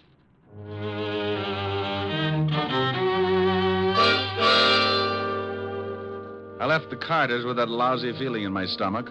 I looked at the check. $200. For what? Maybe a down payment on a man's sanity. Maybe not. William Carter could have done a lot of things that missing night. Maybe that $200 was going to be a mortgage on murder. I went down to the desk, and an intern showed me downstairs to a small room with one desk lamp in the corner. I'm glad you didn't take too long. The patient will be down in a minute. Oh, isn't this a little irregular, Doctor? I mean, me listening in on a man's secrets? If he's done something against the law, I want you to find out whether it really happened. Well, if he tells you about it, it must have happened. He might have thought it happened. I can't take the chance. If he's committed some sort of a crime, I don't think I'll be able to do much for him. Now, I want you to sit behind that screen there and be perfectly quiet. Sure. Comfortable? Oh, yes. The needle can't reach this far. This should be quite interesting for you, Diamond, particularly in your kind of work.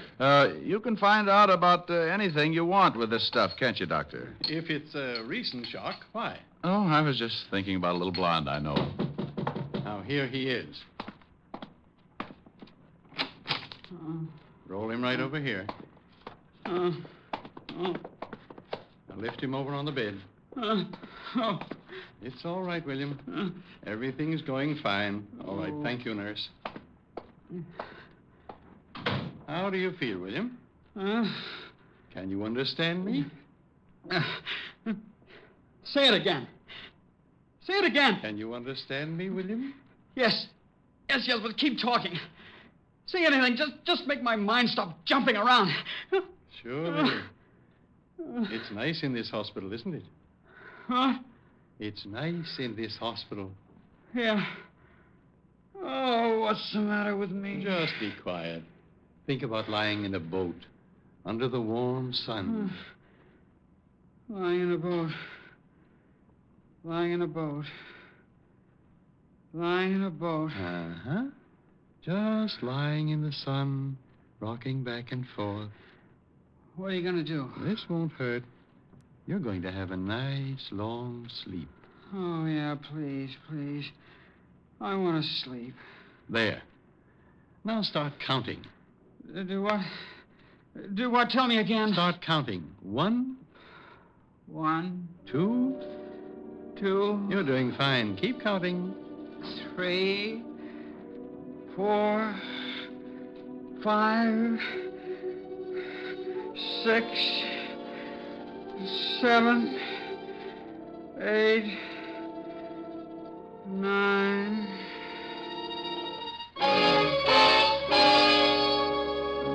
I sat behind the screen and listened to the doctor begin. At the start, Carter seemed almost glad to talk about it. He described the beginning of the evening. He had a date, a girl named Helena on 53 East 51st Street. Did you have a good time with Helena? Wonderful time. We went dancing. Where did you He go kept dancing? talking all about the evening. They danced and drank. We went to a little The doctor kept digging, working at him, village. looking for every little detail. After you got through dancing? We went to her apartment. We had some more drinks. Pretty strong ones. Who made them? What? Who made the drinks? Helena did. Then he came in. Who came in? He did. The man. The man? The man just came into Helena's apartment. Who are you? Helena, who is this guy? What are you doing here, William? What are you doing? What do you want? Get out. Get out. I don't care who you are. I'm not going to get out, William. I don't believe it. You're not her husband. Stop it. Take your hands off her. He's hurting Helena. Yeah. I'll fix you. Helena needs help. There. You hit him. Gotta get out of here. Why do you? I gotta get out. He's dead. I killed him.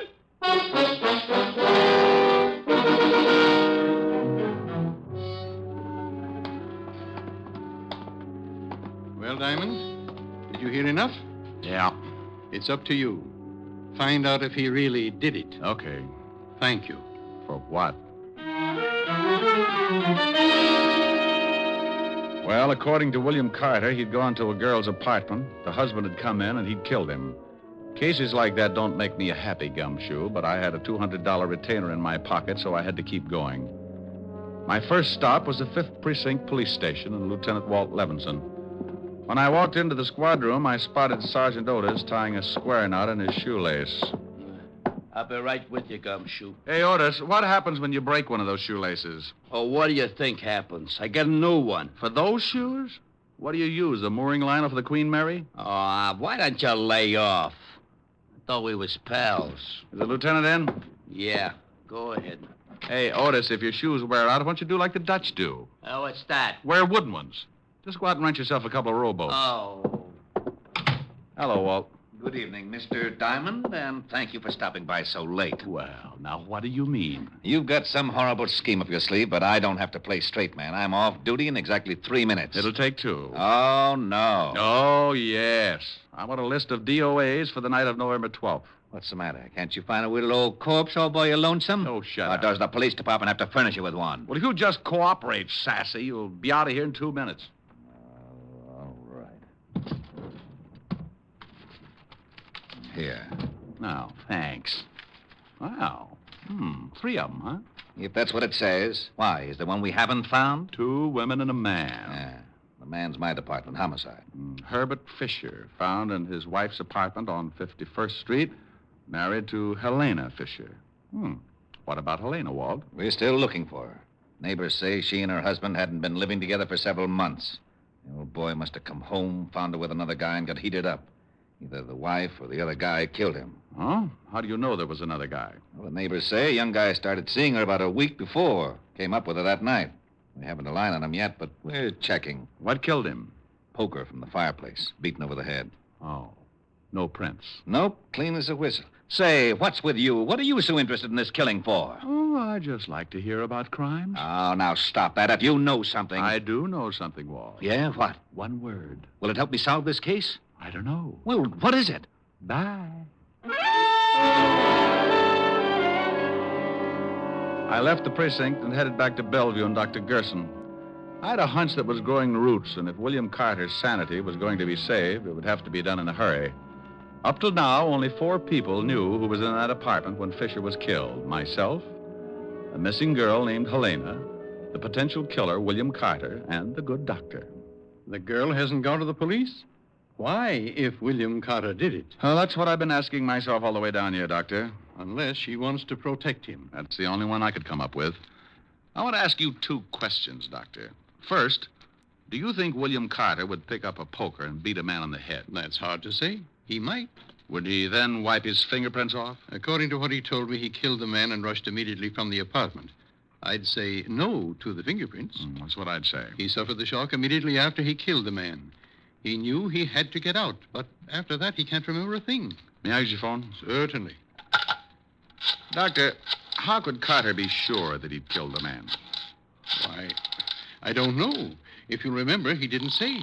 He just said he'd killed him. Homicide, Lieutenant Levinson. I thought you were going home. I gotta sit up with a headache. Oh, well, I want some information. Where did the murdered man live if he wasn't staying with his wife? Oh, now, wait a minute. We know who did it. You do? Sure, some guy named Carter, William Carter. I sent some of the boys over to his house 10 minutes ago. Now, how do you know he did it? Because Helena Fisher walked into the station and told us so. You got the girl? Yeah, we're holding her till we pick up the Carter guy. Seems Carter was in her apartment with her. I know the story. You do? You do? I'll be right down. Well, they've got Helena, Doctor. She says William Carter killed her husband. Yes, I heard. Well, I'm afraid I can't do much for him now. I think you can. There's one thing that smells too rotten to make sense. Why did William Carter take enough time to wipe off those fingerprints? Because he didn't want to be discovered. Well, if he didn't want anyone to know he did it, why didn't he kill the girl? Oh, good Lord, I never thought of that. I got an idea. And it may mean you bending the law a little, Doctor, but it might save William Carter. What do you want me to do, Mr. Diamond? Is there any way you can find out from Carter exactly what he did after he struck the man? Of course. When he comes out of his sleep, he'll be able to talk about it. Can he be moved? Well, yes, if it's necessary. Then get him out of here. Take him somewhere. Even if his family covers for him, it's just a matter of time until Lieutenant Levinson finds out he was picked up and put in here. Oh, this is extremely dangerous. Look, if he believes he killed this guy, the girl's story will hold water. The only way that I can see to make him snap out of it is to prove to him that he really didn't kill anybody. That's right. Don't you think he did kill that man? Maybe, but I doubt it. Can he walk? Yes. Good. Take him down to my office. Here's the key.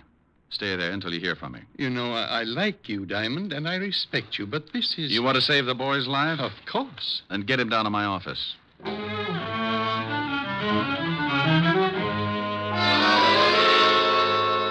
I left the hospital and grabbed a cab back to the 5th Precinct. Sometimes when things don't add up like ABC, you've got to go out into left field for the answer. Everything pointed to William Carter, and he believed it himself. But I kept thinking about those fingerprints. I told Walt my idea. Are you crazy? So the guy did wipe off the prints but didn't kill the girl. What of it? People do crazy things the first time they knock somebody off. Besides, you can't go around posing as a police sergeant. Oh, now stop that, Walt. Admit it. There's a hole someplace. But you told me yourself the Carter guy admits killing the girl's husband. In his condition, he'd admit anything. He says he did it. The girl says he did it. What more do you want? I don't want any doubts at all. Will you just try the idea? If you'll tell me where you've got William Carter. Promise not to have the boys there? Just you? Yes, I get mixed He's up in my office. Wouldn't you know it? Okay, Walt. Get the girl in here and tell her just what I told you. I don't need any rehearsals. I mean an awful spot. Well, if it works, Walt, the state won't burn an innocent man. Yes, but this... Mrs. Fisher, Lieutenant. Oh, come in, Mrs. Fisher. Thank you, Lieutenant. Sit down. This is Sergeant Diamond. Oh. Well, how do you do, Sergeant Diamond? How do you do, Mrs. Fisher? We've checked your story, and everything seems to be all right. You can go home, but please don't leave town. I'm terribly sorry about this. I know I should have told you sooner, but William was... Well, I didn't know what to do. You did the right thing. Have you found William yet? No, but we will. Well, didn't you check his house? Isn't he with his family? No, he didn't come home at all. Oh, and that reminds me. You know, you're the only witness who can prove he did kill your husband. Why, yes, I guess I am. Well, I'd be extremely careful. He just might, Lieutenant, you don't think he might try and kill me, too? Well, you never know. After a man kills once and he's got time to think about it, he's liable to do anything. Well, then, I demand police protection. And you'll get it. Sergeant Diamond here has been assigned to the case. Oh, how nice. I'll do as much as I possibly can. Well, when do you start? Right now. I'll meet you out in the squad room right after I have a few words with the lieutenant. All right, Sergeant. Thank you, Lieutenant. Perfectly all right. This is ridiculous. All right. You get over to my office and pick up William Carton, the doctor. I'll stall Mrs. Fisher. Take her to a bar or something. All right. But if the commission hears about this, Sergeant Otis will be the new head of homicide.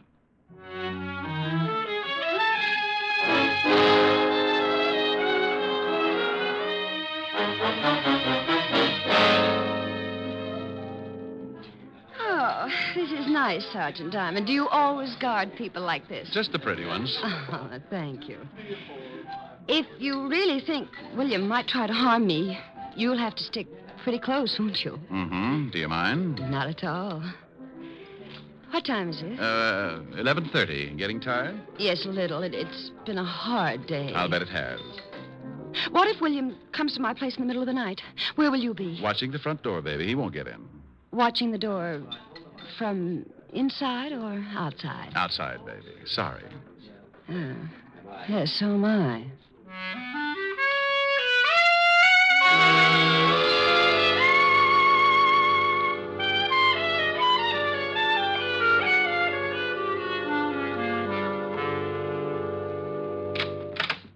Here's my apartment, Rick. Oh, nice place. I don't like it very much since... Look, couldn't I stay in a hotel? Oh, no. Too many ways for a killer to get in. But do you really think William might try and get me? What's he hiding out for? Well, he could be scared. All the more reason. Men like that don't hide out for a week if they're going to give themselves up. And if William isn't going to give himself up, he'll probably try to get rid of the one person who knows he did the killing. But William isn't like that. He wouldn't... Wouldn't what? I was just going to say he wouldn't kill anybody. But he did. He knows he did. Yes. Well, I'm going out in front and check the building. I'll be back. Oh, do you have to go? That's a good idea. You just take it easy. But William has a key. Oh, well, then you better give me one, too. I'll be right out in front. Oh, all right, here. Don't be too long, Rick. I can't stand this place long if I'm alone. Sure, baby.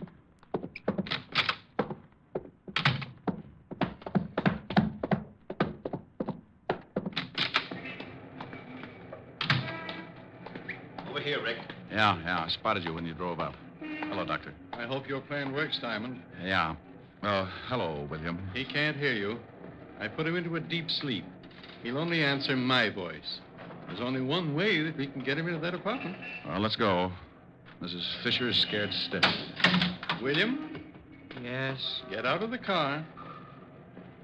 Come on, Walt. You got to be there to hear it. If we solve this one, I'll never tell anyone how. Let's go. Come with me, William. Now, William, remember, you are to go up to Helena's apartment and go in. Here's a key, Doctor. Do you understand, William?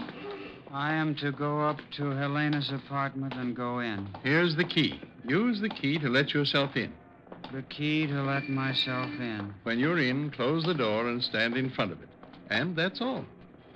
All right, Mr. Diamond. Here we go. The four of us went in through the front door, and Dr. Gerson briefed William once more. Then we led him up the stairs and up to Helena Fisher's apartment. I could hear her humming as soon as William tried the key. We all ducked.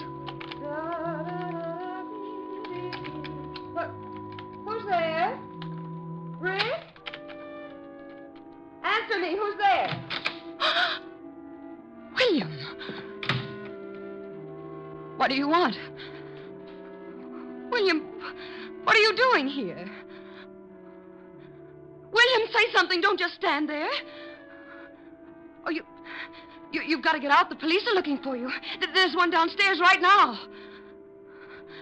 Well, say something. Stop staring. William, get away from that door. Please, William, please, please. I know what you want, William. I won't tell anyone. William, say something. Don't look at me like that.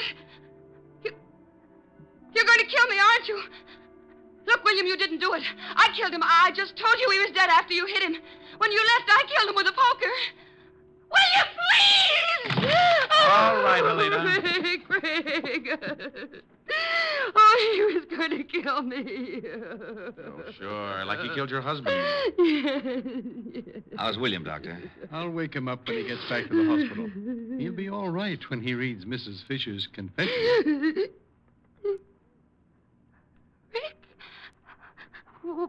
What's going on here? You better go along with the lieutenant, baby. Why? We heard your whole confession from outside the door. What? Why, I just said he was going to kill me. Also, we found some of your fingerprints on the poker. You're crazy. I wiped them all. She's all yours, Walt. Let's go, Mrs. Fisher. You tricked me. You tricked me into saying that. Come on, lady. I don't want to get rough. I'll kill you, too. I think you can take her along now, Lieutenant. Holy cow. Why, Doctor. Well, I've never hit a woman before, but this one made me very unhappy. Well, you're a good doctor, Doctor, but you're certainly no gentleman. You should have kicked her.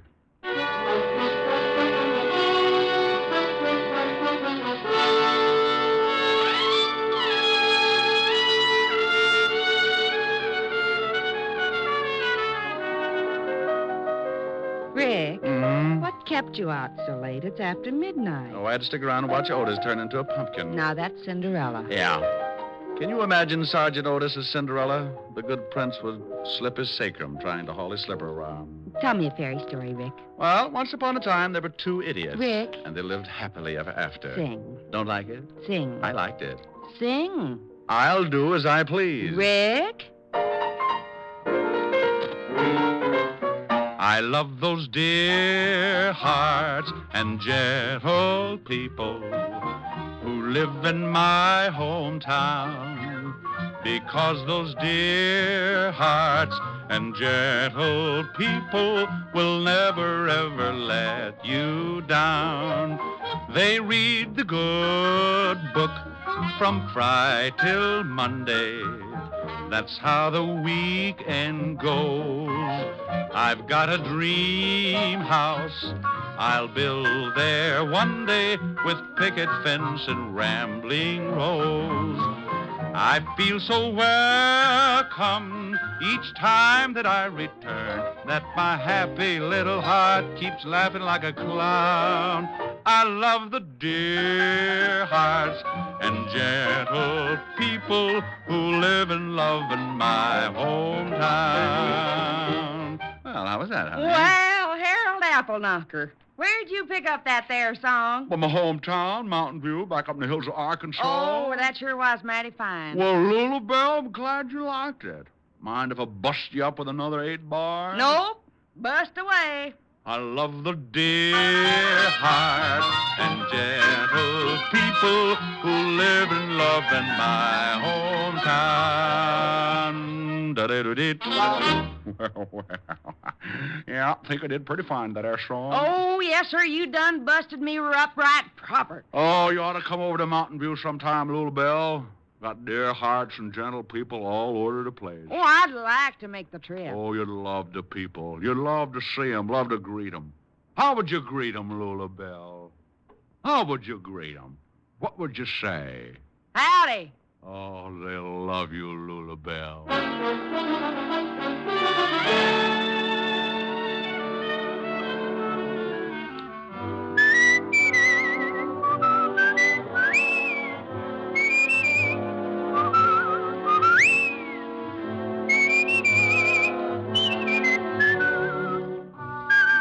You have just heard Richard Diamond, Private Detective, starring Dick Powell.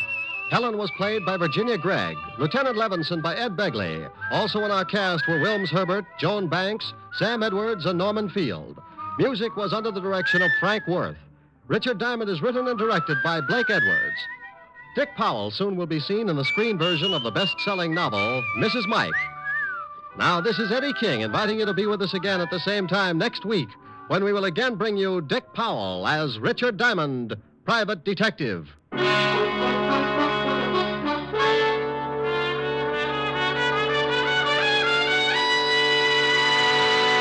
What's on NBC Sunday? There's a full evening of great entertainment in store for you tomorrow on NBC. You'll hear rib-tickling comedy on the Phil Harris-Alice Faye Show. And for mystery, there's Sam Spade's latest caper. Tomorrow, Sam meets a Mr. Tom Turkey. For the very best radio fare, always tune to NBC.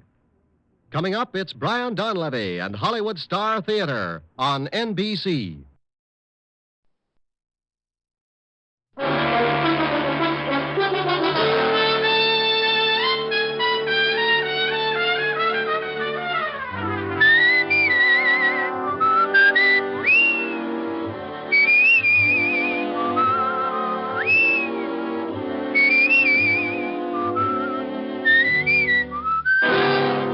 Dick Powell as Richard Diamond, private detective.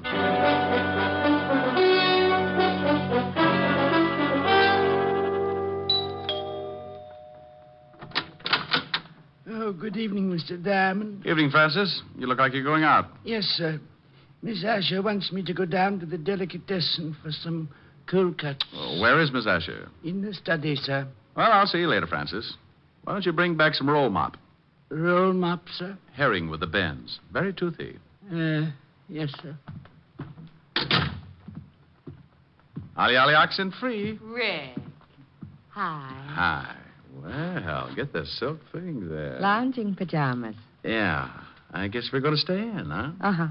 I just sent Francis out for some food. Met him at the door.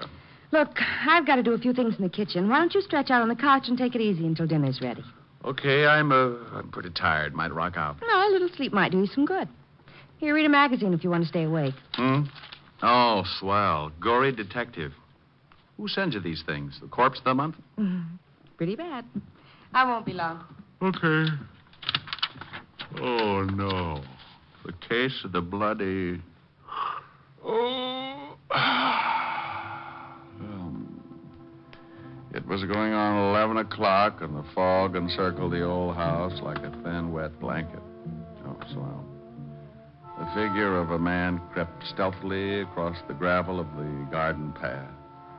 Oh, these riders really dream it up.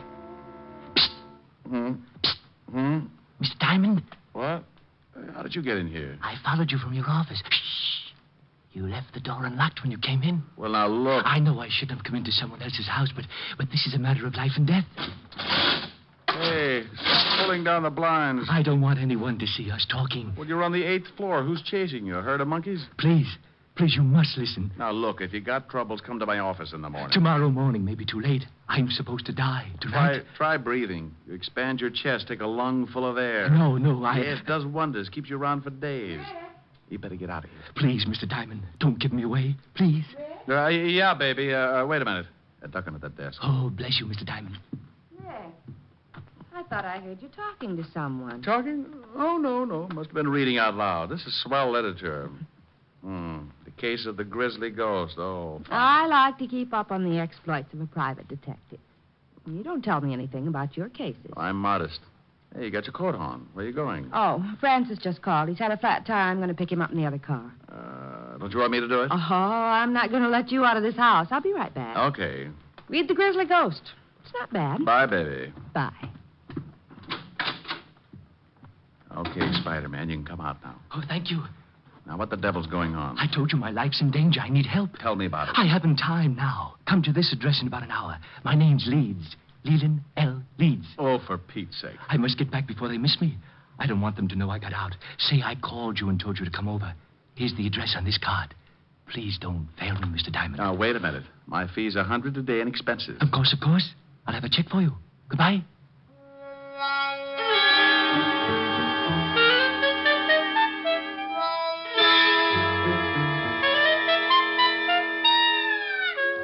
went out like an undertaker stealing a can of embalming fluid, and I poured myself something just about as strong.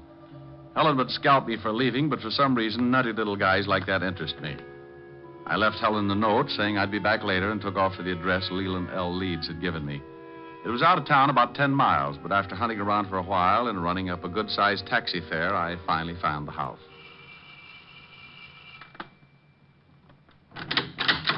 Yes? Yes. I got a call from a Mr. Leeds at this address. He asked me to come over. My brother? I don't know.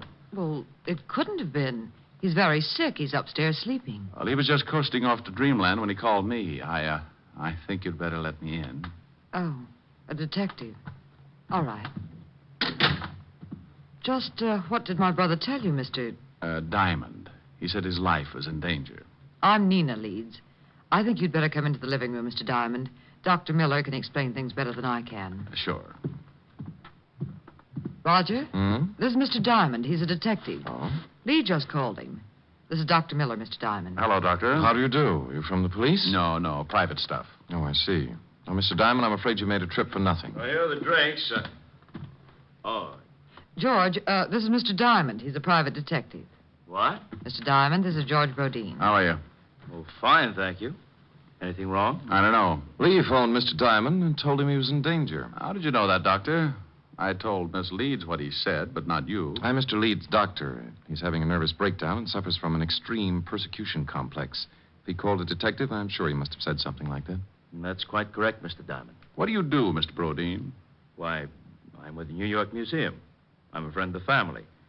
I've been watching Lee break up for the past month. Mm-hmm. May I talk to your brother, Miss Leeds? I don't think you can. I gave him a very strong sedative. Let me get you a drink, Mr. Diamond. When Lee wakes up, you can talk to him. Sure.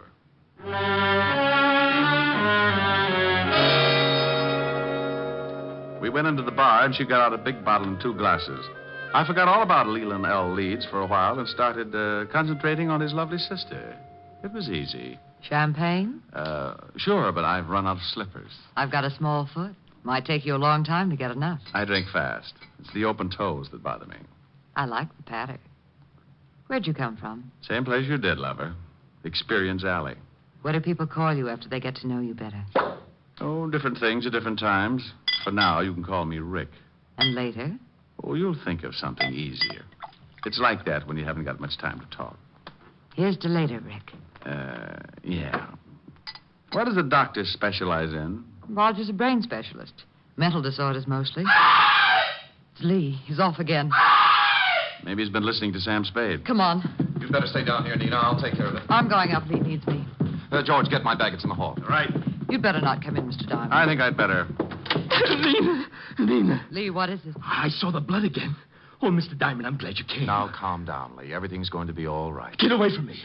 He thinks I'm insane. You all do. You want my idol, and you stop at nothing. Now, there's no sense in this much self-indulgence. Here's your bag, Roger. Thanks. What are you going to do? Just give you something to make you sleep. I don't want to sleep. I'll wake up and see the blood again. There's no blood. It's just your imagination. You're overwrought. You think I'm crazy. But I saw it. I tell you, I saw it. Now, this won't hurt. No, I don't want to sleep. Please, Mr. Diamond, help me. Lee, do what Roger tells you for my sake. Come on. The injection should take I'll get up. Just a minute. I won't go to sleep. Lee, please. Then leave Mr. Diamond with me. I want to talk to him. Well, I guess it'll be all right. Don't stay too long, Mr. Diamond. I want him to rest. Okay, Doctor. Remember, he's not at all rational. Come on, Nina. I'll see you downstairs, Mr. Diamond. Hey, what's the idea, Leeds? I'm locking the door. I don't want anyone coming in. Pardon me for walking around in circles. I got to stay awake. Uh-huh. Those people downstairs are trying to drive me crazy. They must have been working overtime. They're after my idol. Your what? My idol. That carved image standing on the night table. Oh, yeah. Here, look at it. Look at it. Well, that's dandy. How many box tops did you have to save? Mr. Diamond, at this moment, you are holding $100,000 in your hand. I am? Last month, my grandfather passed on and left his entire estate to my sister and me. Among the effects was that idol. It was left to me. What is it, platinum? Oh, no, Mr. Diamond. That is the lost idol of King Tut. I always wondered what happened to it. Oh, then you know the legend. Well, I'm a little hazy on it. Maybe you'd better bring me up to date. Oh, of course. It was supposed to have been buried with King Tut. However, The story goes that a slave absconded with it before they sealed the tomb. And that makes it worth $100,000? I guess so. You guess. You don't know? I only know what my grandfather told me before he passed on. He told me its value and said there was a curse on it. What does it say? Crime doesn't pay? Well, Mr. Diamond, it seems that on the first night of the new moon, after one has gained possession of the idol, he will die. Next week, Tom Swift and his electric grandmother. You don't believe me? Oh, sure. No, you don't. You're just like the rest. But it may interest you, Mr. Diamond, to know that 1 month after the idol was uncovered and my grandfather gained possession, he died. It was a new moon. How old was he? 74. Oh, well, that couldn't be it. Now, relax and tell me why you came to me. What about your fee? Oh, forget it. You can just buy me a broom to ride around on. Good night, Mr. Leeds. Remember, Mr. Diamond, it's a new moon. You don't have much time. Oh, brother. Did you talk to her, Mr. Diamond? You might call it that. Now do you understand? Your point's well taken, Doctor. What about that hunk of stone? Maybe if you gave him a teddy bear? Oh, the idol he's got is absolutely worthless. His grandfather had the same unusual ideas about it. Is there such an idol? Oh, there's a legend, but no one has ever found even the slightest clue that it's a fact. Now, I've examined Lee's idol, and it's certainly not worth any more than the granite it's carved from. Well, I'll be saying good night. I hope he gets better. Can't I get you another drink, Mr. Diamond? You certainly deserve something for your trouble. No, thanks. Goodbye, Doctor. Mr. Rodin. Thanks, Miss Leeds. I wish I could make this up to you. I'll take a rain check.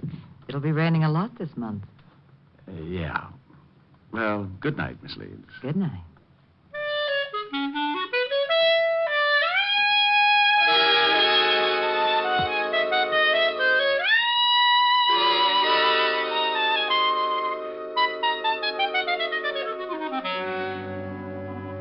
I went out and got a cab.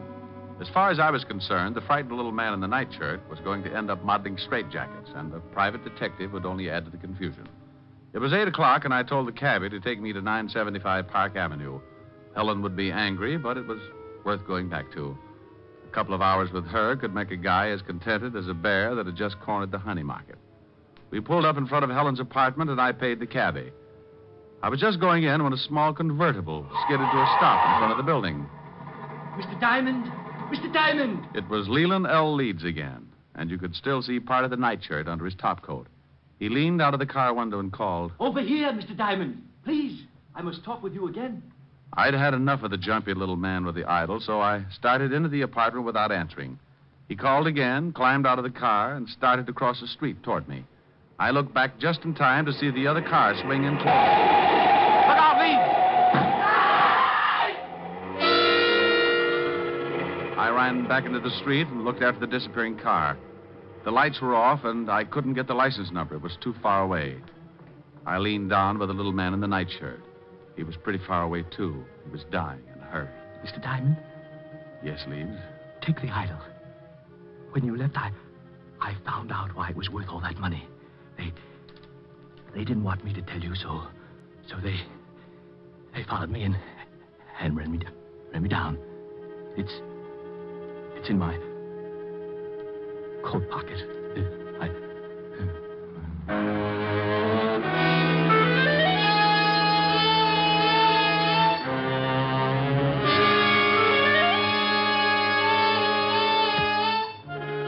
He died lying on his back in the street. Several people were coming out of the building, so I reached into his pocket and pulled out a chamois bag. I guess the idol was inside, so I put it in my coat and went in to call the police. Oh, Mr. Diamond, Miss Asher's been worried. Hello, Francis. Tell her I'm back and let me use the phone. Certainly, sir. She's upstairs. Is something wrong, sir? You look worried. The man got hit by a car. I've got to call the police. Oh, my goodness. Is he hurt badly? Bad enough to get buried. Oh, my goodness. Homicide, Sergeant Otis. Otis, let me talk to the lieutenant.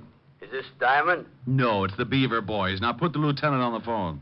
And what do you do with all those tired jokes? You can't keep using them. I give them away to idiots. Want to start a collection? Oh. Lieutenant Levinson. Walt, this is Diamond. I got a body for you. I go off duty in 20 minutes. Call back then. Lying out in front of Helen's apartment, 975 Park. Rick, my stomach is bothering me. Why can't you be a good boy and stay out of trouble? Take some soda and get over here. Take some soda. Every time you call, I end up taking enough to give an elephant the hiccups. Well, you're a fine one. Oh, I'm sorry, Rick. I didn't know you were on the phone. Wait a minute, Walt. Hello, baby. I'm talking to the lieutenant.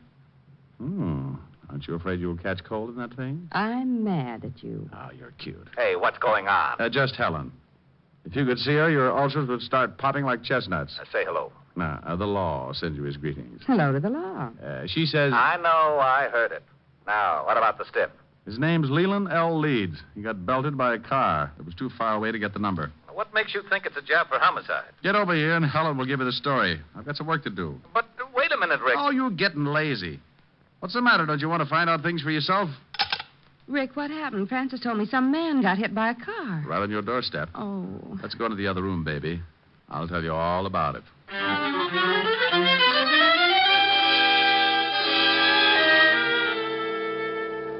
We went into the warm study, and Helen poured me a tall drink. I briefed her on what had happened earlier in the evening, and she sat down next to me. There's something about red hair that does things to me. It smelled fresh and clean, and with her that close, I could have been sitting in the middle of the Arctic and still kept my temperature above 102. Rick, do you have to go back out there? Well, somebody's got to tell his sister, and in a way, I feel a little responsible. Are you going to give her the idol? The idol. The thing you took from poor Mr. Leeds' coat. You could at least show me what I'm playing second fiddle to. Oh, that's right. Yeah, I nearly forgot about it. Oh, here it is in this chamois bag. Oh, what an ugly little thing. And that's supposed to be worth all that money? Well, that was what Leeds, Hey, something's missing. Yeah, one of the eyes. Must have come loose when the car hit him. Probably in the bag. Yeah, there it is. Rick! Yeah. It was painted over. You'd never guess it unless you pried it loose. Why, it's as big as a marble. Is it real? Well, you've got enough of them around, you tell me. It is. Rick, I think it's the pigeon blood. Why, it's worth a fortune. What are you doing? I'm scratching the other one. Well, Mr. Leeds wasn't so squirrely after all. This is ridiculous. You only read about things like this. 2 pigeon blood rubies. No wonder he thought it was worth $100,000. He said he found out tonight. He must have been scratching at them. Oh, then it wasn't just a hit and run. I don't know. Baby, I don't want to get hung up with a lot of explanation to Walt. Rick, what are you doing? Taking the other eye out. There. Now here. Hang on to these and don't let them get out of your little hot hand. When Walt gets up here, tell him what I've told you. Well, will you be back? An hour ago, I laughed at a little guy when he told me he was going to die. He said it was a full moon and he had a curse on him. I'm still a skeptic, but I'm a new boy when it comes to voodoo. I've got to hurry over there before the whole bunch of them turn into bats.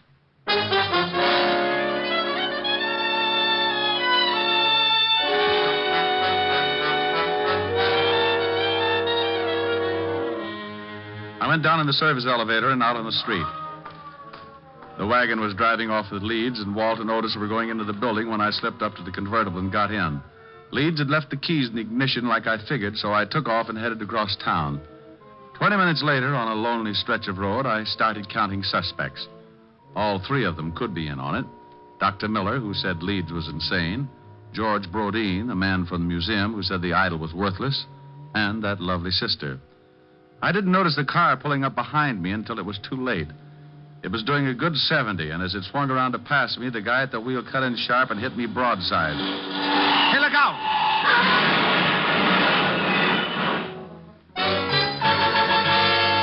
I went through a white fence and over an embankment. The car rolled, and somebody dropped the night on my head. I went to sleep. I don't know how long it was before I started coming around, but when I tried to shake myself back, it was like pulling my head out of a barrel of molasses. It stuck to my eyes and plugged up my ears. I tried to claw the stickiness away, but my hands were like 2 baseballs. I moved my shoulders and felt the stiffness in my back. It spread out to my hands and down to my feet. I opened my mouth and took in a lot of air. I finally made it.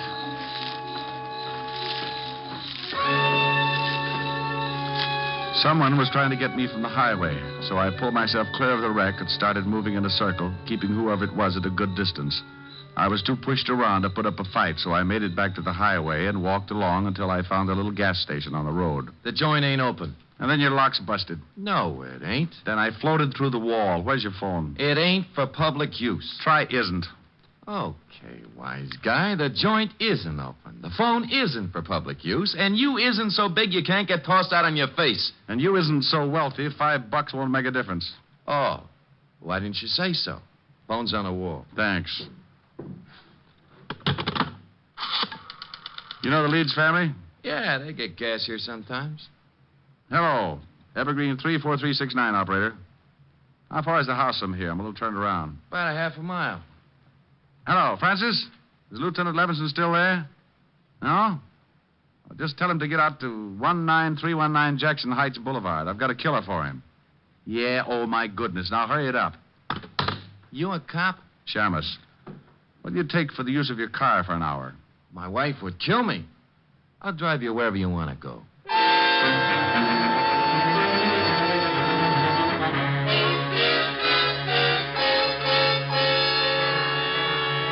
He gave me a lift in his old sedan, and 10 minutes later I was ringing the doorbell to the Leeds house. I was glad the girl answered. She made me feel better right away. Oh, Mr. Diamond, come in. Thank you. Where are your friends? Raj and George? They went out to look for my brother. He disappeared right after you left. I'm terribly worried.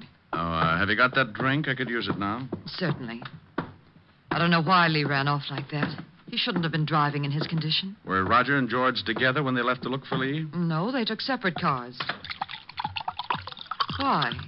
Has something happened, Mr. Diamond? Have you heard from my brother? I guess I'd better give it to you straight. Your brother's dead, Miss Leeds. I'm sorry. Dead? Oh, no. He was hit by a car. It's all because of that horrible idol. That stupid, horrible idol. If my grandfather hadn't told Lee it was worth that much money, this never would have happened. Did you think it was worth anything? No, of course not. But we couldn't convince Lee. Now he's dead. Would you please answer that, Mr. Diamond? Sure. You take it easy. Nina, Oh, what are you doing here, Diamond? Did you find Lee? Why, no, I didn't. I've gone to every place I thought he could possibly be. I even looked up your address, went over there, but the building was closed. You better go in and see Miss Leeds, Doc. She's pretty upset. Upset? Nina, what's wrong? Oh, Raj, it's Lee. He's been killed. What? That's right. But how did it happen? Bingo. I'll tell you as soon as I let Mr. Brodeen in. There, Nina. Just let yourself on fire. Do you? Come in, Mr. Brodeen. Well, Mr. Diamond, what are you doing here? I think I'd better have a sign made. The doctor and Miss Leeds are in the living room. Well, something happened? Mr. Leeds is dead. What? This is the most surprised household I've ever run into. Roger, is this true? I guess so. Oh, I'm terribly sorry, Nina. Is there anything I can do? No, thank you. Where did this happen, Mr. Diamond? In front of 975 Park Avenue. Car hit him. I was with him when he died. Oh, this is terrible. I thought at first it was an accident, but I'm not sure. What do you mean? When I left to come out here, someone ran me off the road, nearly killed me. Who would want to kill Lee and then try to kill you? Probably a coincidence. Certainly. Probably just a drunk. Could have been. Lee gave me this before he died. A chamois bag. What's in it? The idol. Oh, that awful thing. What do you want done with it, Miss Leeds? I don't care. Just get it out of this house. What are you going to do? I don't know. You want the thing, Doctor? Why, what for? That's a good question. How about you, Brodeen? You want it? Oh, well, what would I want a worthless piece of stone for? Well, as long as no one wants it, may I use this fire poker, Miss Leeds? What are you going to do with it? The idol is worthless. It's caused a lot of trouble for you and your family. I'm going to break it up. No! Give me that, George! Well, Brodeen, you're sure getting grabby. All right, now all of you stay right where you are. Well, for a museum collector, that's a pretty modern gun. Yes, and I know how to use it. George! This is the hokiest case I've ever been on. Even the dialogue's bad. I suppose you think you're pretty clever making me show my hand like that. I read Gory Detective. I found that the idol was really worth all that money, but I had to make the killer tip himself. You did. Mr. Diamond, do you mean my brother was really right all along? In a way, yes. He believed what his grandfather had told him. But it wasn't until tonight when he scratched one of the eyes of the idol that he knew for sure. Scratched one of the eyes? That's right. Pigeon blood rubies, painted over. Well, now I'm leaving you. Well, that's good, but you're minus something. Minus what? A couple of rubies. I took them out of the idol. You're lying. Take a look in the bag. What? They're gone. I'll kill you for this. Give me the gun, George. Look out. He's going to shoot. Give me the gun. All right, everyone. This is the police.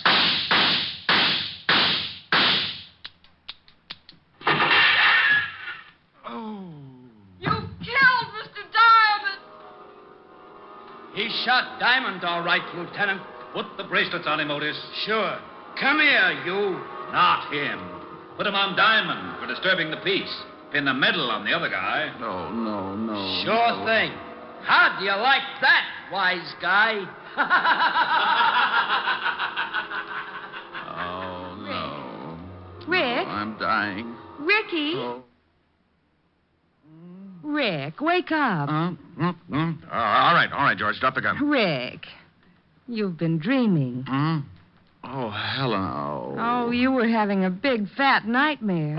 I came down from upstairs and you were asleep on the couch with Gory Detective. Oh, well, I started reading some story and I got mixed up with Egyptian idols and the rubies. I got shot. That's the case of the ruby eyes. That was the craziest dream. I solved the crime and got shot 6 times for my trouble. Oh, Lieutenant Levinson and Otis came in and arrested me for disturbing the peace. After you were shot 6 times? Yeah. Otis loved it. That wasn't in the magazine. I worked out my own ending. Move in. That's pretty. What are the lyrics? Well, an awful lot of them. I'll sing them. Okay. I'm sitting high on a hilltop, Oh, I remember that. tossing all my troubles to the moon. It's from Thanks a Million. Where the breeze seems to say, don't you worry. With Alice Faye. Things are bound to pick up pretty soon. Here, 'neath the sky on the hilltop, seems to me the world is all in tune. I forget all the bustle and hurry, tossing all my troubles to the moon. I know someone will love me, and everything will be just grand. Just so the stars up above me continue doing business at the same old stand. It's mighty sweet in the evening when I've had a busy afternoon, sitting high on a hilltop, tossing all my troubles to the moon. Sing it again, Rick. I'm sitting high on the hill. Oh, Rick, the grouse. Yeah, listen to that. Where the breeze seems to say, don't you Hey. worry. How you like that, wise guy? Oh, that's really awful. Yeah, well, maybe you know how I feel when you open that big bazoo of yours. You mean I sound like you do? Look, Diamond, what do you think the rats keep jumping out of my window for? Well, maybe if you had some plastic surgery.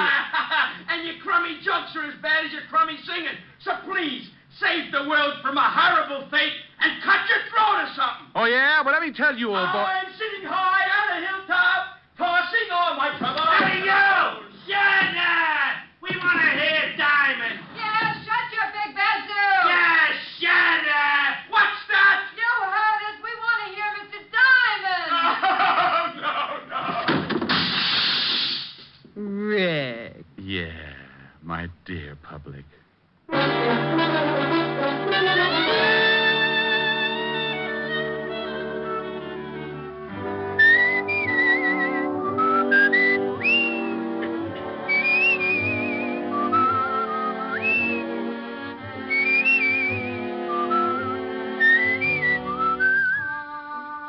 You have just heard Richard Diamond, Private Detective, starring Dick Powell.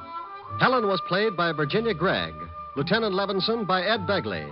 Also in our cast were Wilms Herbert, Peter Leeds, Yvonne Patey, Stephen Dunn, and Jack Crucian. Music was under the direction of Frank Worth. Richard Diamond is written and directed by Blake Edwards. Portions were transcribed. Dick Powell soon will be seen in the screen version of the best-selling novel, Mrs. Mike. Now, this is Eddie King inviting you to be with us again at the same time next week when we will again bring you Dick Powell as Richard Diamond, Private Detective.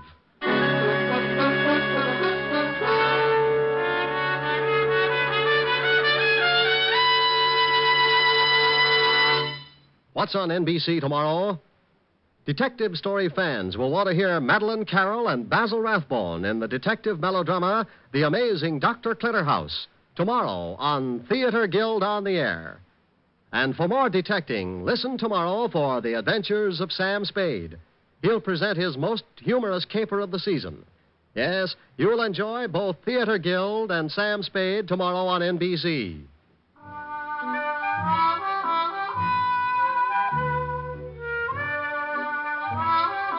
Next, it's Free Ride to Danger with Dorothy McGuire on NBC.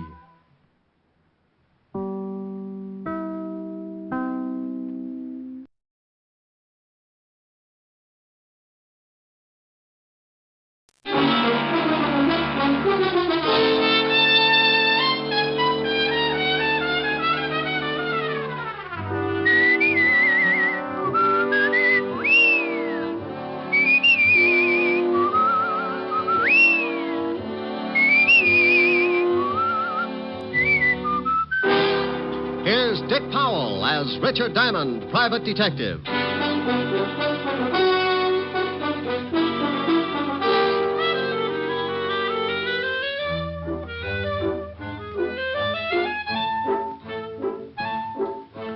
Da, da, da, da, da, da. Da, da, da, da, da, da, da, da, da. Well, hi, baby. Why, what in the world are you so happy about? Why aren't you at the office? Now, don't confuse me, dear. One question at a time. Come on in the study, and I'll tell you all about it. Oh, now stop being so mysterious. You never come over here at this time of the day. Read some of these. What are they? Letters. Read them. All of them? Well, there must be at least half 100. Well, close. 53, and those are only about 1/10 of the pile that's in my office. Oh, Rick, are these... Yeah, the lovely, dear, sweet tenants in that gorgeous building right next to this one. They like your singing. Read a couple. Me, me, me, ho, ho, ho, dee, dee, dee, dee, dee. Dear Mr. Diamond. La, la, la, la. Rick. Go on, go on, go on. Well, stop sounding like a whole quartet. All right. Dear Mr. Diamond, I live in the building across the way from Miss Asher's apartment. Right over there. At least once a week, I sit in my living room and listen to the sounds of your melodious voice. Last week, however, I waited for 7 straight days, but without result. You did not sing. Please, Mr. Diamond, for the sake of my family, continue to sing at least once a week. I'm beginning to nag my husband, and yesterday I took the rubber bone away from my French poodle. Everybody shall be exalted. You see, it's getting to be a real problem with me, and if you want to save me the $25 a day, I would have to pay my psychiatrist. Sing. Yours expectantly, Mrs. Louise Cartwright. Rick, are they all like this? Well, certainly not. Some of them are really desperate. Now, here's the one I saved out. Read this one if you really want to get a charge. Me, me, me, me, me, me, me, me. My dearest Mr. Diamond. Go on, go on, go on, go on, go on. I have been listening to your beautiful singing. What? What do you mean, what? What you just read. I've been listening. No, the last part. Your beautiful singing? Yes, I'm in a enchanted evening. Oh, you show off. Go on, finish it now, finish it. Well, she's been listening to your beautiful singing. Oh, yes. And many times I've seen you going into Miss Asher's apartment, and I think you are as beautiful as your voice. Oh. What? Now, you said that. Turn off the steam and read the last part. I wouldn't miss it. Last week, I waited and waited, but you didn't sing. Everybody shall be exalted. I know you were in Miss Asher's apartment, and you certainly had the chance. If Miss Asher is the one that won't let you sing, come over to my apartment. I have a piano, and I just love it. 977 Park, apartment 303. Signed, your most ardent fan, Ellen. Mademoiselle from Armentier Pilot. Rick, what are you doing? Opening your window. Don't you think it's a little stuffy in here? The air conditioning's on. Rick, now stay away from that piano. No, I knew it. Ellen's right. You really don't want me to sing. At 11 o'clock in the morning? No. I want you to sing tonight when it's more romantic. Oh, shame on you. Me? Yes, you. You want to deprive those poor, discouraged people of a little honest, simple pleasure? You want that woman to take her dog's bone away again? You idiot. Oh, no telling what'll happen. Those people might not leave their apartments for days. It'll get to be like a prison camp. Think of it. No food. They won't leave the building even to go out and get an orange or a lime or something. And you know what? What? Scurvy. Oh. They'll be dying like flies. Well, go on. What's the matter? Dying like flies. I wonder who thought up that bright little simile. I've got a big green fly in my office that's so tough he carries a man-swatter. Oh.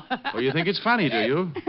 Think what'll happen if those poor people stay in that building, withering up with scurvy, you fiend. I know it. Yes. It's just that, well, I don't want to share your tonsils with anyone. I'm selfish. Me. You're more than that. You're antisocial. All right. All right. You mean? Yes. Sing. Stout fellow. 101 pounds of fun. That's my little honey bun. Rick, Yes? did you hear something? Oh, I think so. Try it again. All right. 101 pounds of fun. That's... Rick, Yes. I heard it. That's that grouch. Rick, Yes. there's an enemy in the camp. Well, what do we do? We can't just let those people die over there. Sing him. You mean? Yes. Sing. It's your duty. You're right. It's no longer a matter of personal pride. I must defeat the grouch at all cost. For those 1,000 starving tenants. 1,000? Big rooms. Stand back. Good luck. Thank you. You are my sunshine, you are my sunshine, you are my sunshine, you are my sunshine. He's you are weakening. my sunshine, you are my sunshine, you are my sunshine, sunshine. He's sunshine. nearly down. You are my sunshine, you are my sunshine, you are my sunshine, you are my There he goes. You are my sun. Rick, Victory? decidedly. Bull Run was never like this. All right. Now sing Honey Bun and save those poor people. 101 pounds of fun. That's my little honey bun. Honey bun. Bun. Rick! Good grief. Bun! Rick, what happened? I don't know. I can talk all right, but the minute I go up, something happens. I hope you didn't hurt it. La, la, la, la, la, la, la, la. Oh, Rick! Oh, now isn't that ridiculous? I can't help laughing, but it isn't really funny. Come on, let's go get you some warm milk or something. Mimi, Lord, I'm off. Oh. Now stop that. Give it a rest. Oh, if that grouch only knew, I may never bother him again. Well, he's the only one that doesn't like it. Poor guy. Poor guy, now. That's a silly thing to say. Well, honey, he doesn't like it. Let's face it. He'll probably get so desperate he'll have to move. Okay, let him. I wonder what he's doing right now. I'll bet he's planning something fiendish. You think he's going to start shooting burning arrows? I wouldn't put it past him. Now, let's take care of that throat.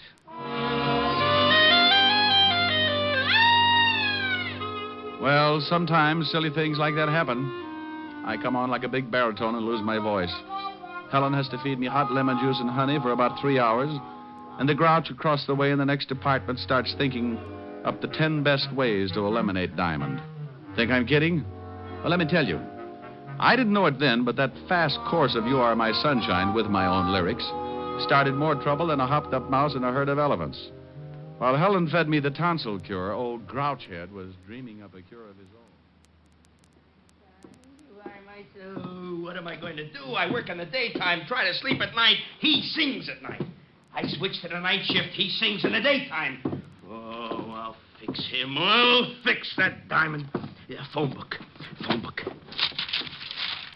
Detectives. Private detail. Ah, look at that. Richard Diamond, private detective. Full-page ad. Wouldn't you know it? Yeah, look at that slogan.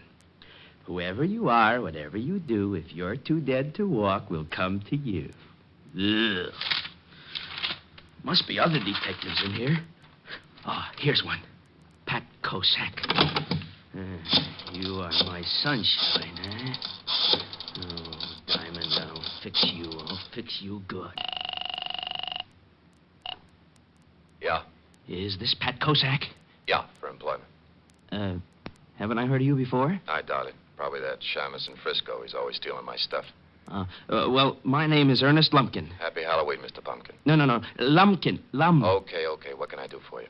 Well, I've got a problem. It concerns another person in your line of work. You mean another shamus? Yes, he sings. You mean Diamond? Oh, is he a friend of yours? A competitor isn't a friend. Diamond gets more clients than anyone in the business, so he isn't even a competitor. He's a capitalist. He can advertise. People go to him instead of me. I hate him.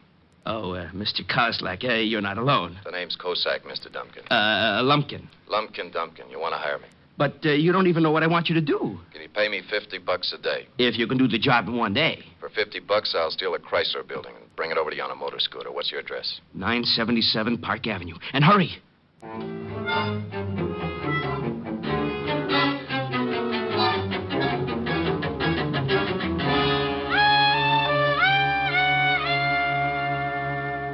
How does your throat feel now? Oh, scalded. I'll be eating Zymol troches for a week. Oh, now it wasn't that hot. Wasn't it? Honey, that lime water was so hot Alibaba could have boiled his 40 thieves in it. Well, your speaking voice is all right. Oh, well, I think I've swallowed a bear rug. Where are you going? Well, I can't sing, and I'm going to see you tonight anyway, so I think I'll drop down to the 5th Precinct and drive Sergeant Otis out of his mind. Oh, Rick, that poor man. He called up last week when Lieutenant Levinson was looking for you, and he sounded like he was dying, and you were responsible. Honey, when Otis dies, everybody will be running around in spaceships. He got through the Stone Age all right, didn't he? Bye. I left Helen and headed for the 5th Precinct Police Station. It was one of those good afternoons. The sun was leaning on 3 o'clock, and now and then a cool breeze would sail through my sinus and pump my lungs full of that easy, good-to-be-walking-around feeling. I had just about everything. Good job, good girl, and a 4-0 report from my insurance company. When I reached the station, I hopped up the steps and bounced into the squad room. Sergeant Otis was sitting over in the corner, making out the weekly report for the commissioner. Hello, Otis. Oh, what do you want, Shamus? Well, really nothing. I just came by to see if I could borrow one of your shoes. I'm going sailing. Oh, that's very funny. You know, someday, Gumshoe, you're going to run out of gags. Then what are you going to do? Well, I could set you on fire. That's sure to be a good chuckle. Oh, yeah? Lieutenant in? Yeah. Otis, you want to know how to catch a crook? How, wise guy? Eat a lot of spaghetti. Oh? How can I catch a crook that way? Just open that big mouth and say, oh, yeah. You'll lasso him. Hello, Lieutenant Levinson. Lieutenant Levinson? Well, how do you do, Mr. Diamond? Now, what's with the formal routine? Oh, I can't help it. Every time I leave Otis, I feel like I've just stepped out of a gorilla cage. Oh, why don't you leave that poor guy alone, Rick? Oh, he's used to it. If I started treating him like a human being, he'd get so confused he'd probably cut off his tail. Think what would happen, Walt, when he wanted to go to sleep at night. No more hanging upside down. Oh, brother. What's on your mind? Oh, I just thought I'd stop by and chew the fat. Well, go ahead. I already did. Chewed a whole pound right off Otis. Walt, are you sure he's a mammal? Now, you listen to me. Otis is a nice fella for a hammerhead. He can't help it, so stop tearing him down and tell me what you really want. Walt, I'm surprised at you. I just wanted to stop by and say hello. Hello. Where's the body? Now, look, there's no body, just a nice chat, that's all. Okay, but I warn you, I won't stand for any routines. And if you're mixed up in something and I have to find out the hard way, so help me. I'll put you away so far they'll have to pipe air into you. Walt, you do. Do what? Love me. Oh. Would you like to wear my Sig Alf pin? Rick, for Pete's sake, what's the matter with you? You've been growing poppies in your office? Wait a minute. Yeah, what is it, Otis? Miss Asher on the phone for Diamond. Okay. Phone for you, Rick. Helen. Oh, thanks. 5th Precinct. Remember our motto. A corpse in the morgue is worth 2 in your basement. Oh, no. It's true, Walt. It's true. Oh, I bet Walt just jumped out of the window. No, honey, there's a caste system around here. When Walt feels like jumping out of a window, he throws Otis out first to see if it hurts. Ouch. How you, baby? Hi. Rick, Mr. Jones called and said it was very important that he see you at once. Said it was a matter of life and death. Jones? First name John? Well, he didn't say. Just gave me an address and asked you to come over immediately. 137 River Street. He called me at your apartment? Uh-huh.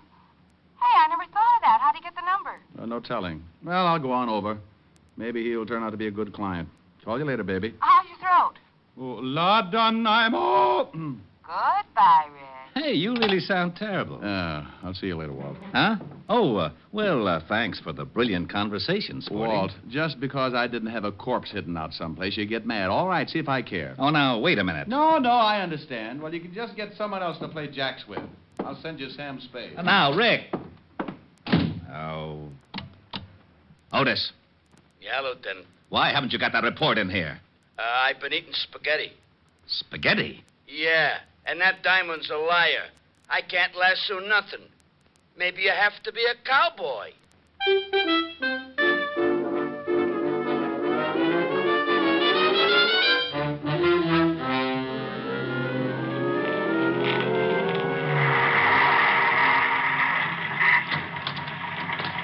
Thanks, Cabby. Keep the change.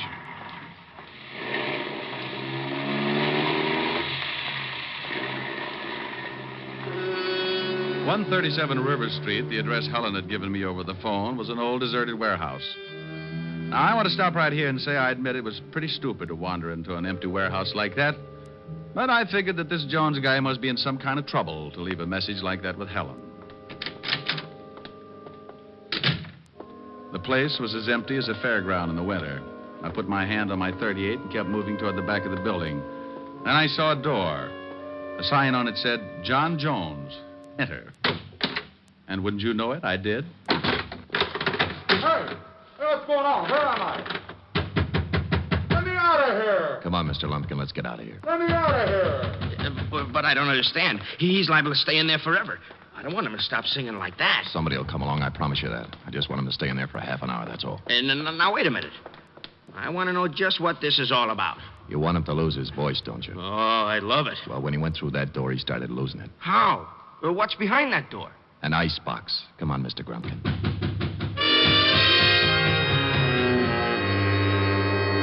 Well, that's exactly where I was, in an ice box. Not a very big one, but a very cold one.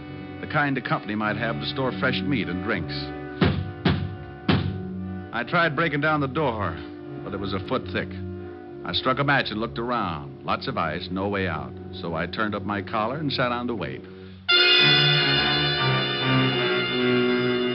I don't know how long I sat there, but I guessed it to be about 20 minutes. I could tell because my feet had frozen up about 20 minutes worth. Then I heard that lovely sound. Rick, you in there? Yeah.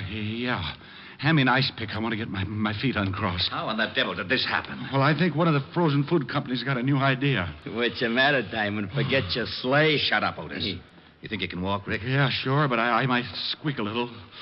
Ooh, got a Bunsen burner handy? Otis. Okay. How did you find me? We got a call. From a guy named Jones? Yeah. Said he was in danger and that you were coming down to meet him at the warehouse. Said he saw two guys lock you in this icebox. Oh, dandy. Did he say where he was? Yeah. Here's the address. Thanks. Hey, where do you think you're going? Well, I feel better now. I'm going over to find Jones. Well, you might get in trouble. Well, if I can find the two guys who locked me up, you can bet on it. Well, I'm going to send Otis along with you. Otis? I thought you wanted me to keep out of trouble. Oh, now, wait a minute. I can keep you out of trouble, Diamond. Oh, Otis, you couldn't find an elephant in an elevator. But come on and bring your head with you.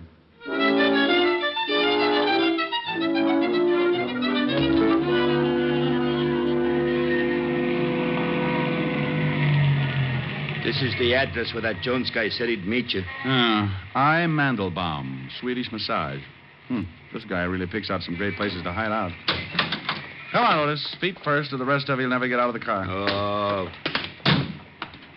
Hey, Diamond. You think while you're talking with this guy Jones, I might get me a rub down? Otis, to rub that stomach of yours, it would take a gallon of baby oil and an octopus to get anywhere.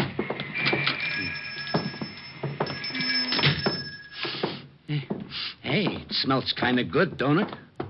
Like a pine tree, maybe. Otis, how would you remember? The last time you smelled a pine tree was when you used to run with a pack. Now listen here, Diamond. You gotta lay off. I don't go around... Yeah, what can I do for you? Holy cow. Get the biceps. Oh, I'm looking for a guy named Jones. Oh, yeah? Who wants him? The name's Diamond. Oh. Well, Mr. Jones is expecting you. I think he's back in the steam. Which way is it? Straight back. I'd show you, but I gotta give a guy a rub. Come on, Otis. You must be at the end of the hall. That's a pretty bright observation, seeing as how there's only one door and it's at the end of a hall. Yeah, that's the steam room. How do you know? Oh, by this little window in the door. What do you see? Steam. Then, by golly, it must be the steam room. Hey, I can't see nothing. Mr. Jones? Hey, ain't that some guy lying over there on the bench? Looks like it. Mr. Jones? He don't answer. No. Otis, look, I'm going over there. Keep the door open. I don't want anyone to lock me in this place. Oh, okay. Mr. Jones, Well, hey, Otis, it's just a bunch of towels rolled up to look like somebody. Hey! Otis, what's the matter? Diamond. Yeah, where are you? Right over here. Well, what are you doing there? I told you to stay by the door and keep it open. Well, I did stay by the door until I got pushed. Pushed? Oh, no. You know something? What? I think we're locked in.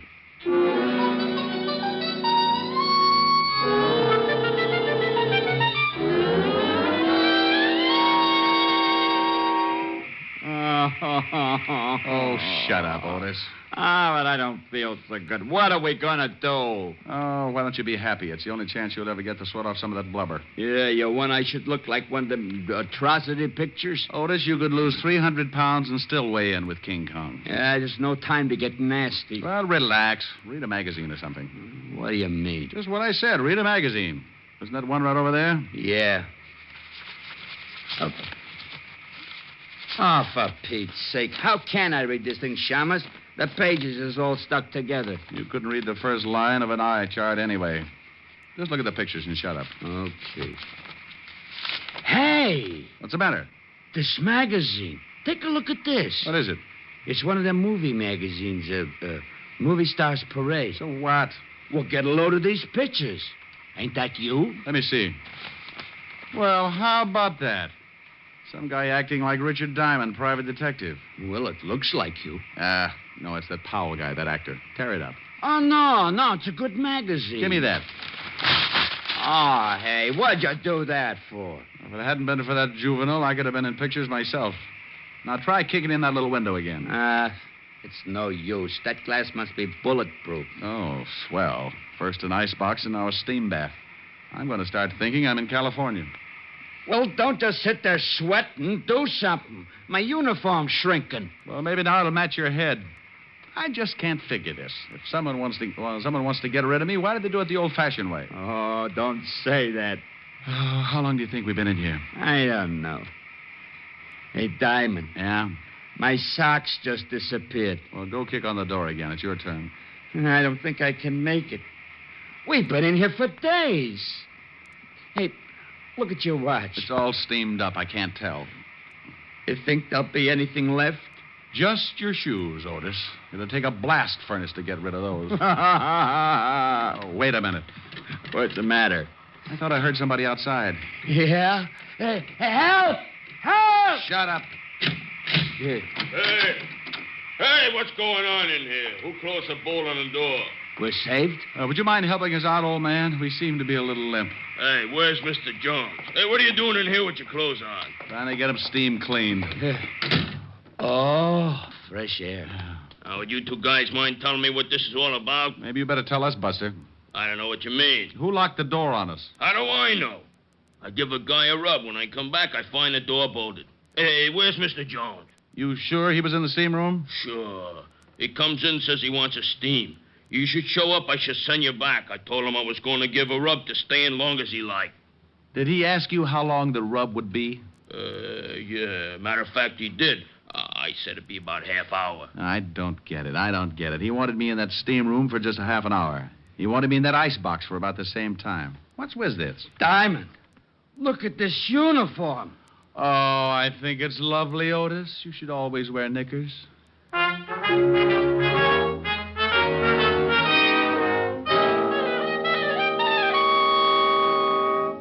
Rick, this is stupid. Didn't the guy at the steam room tell you what this Jones guy looked like? Well, from the description, could have been anyone.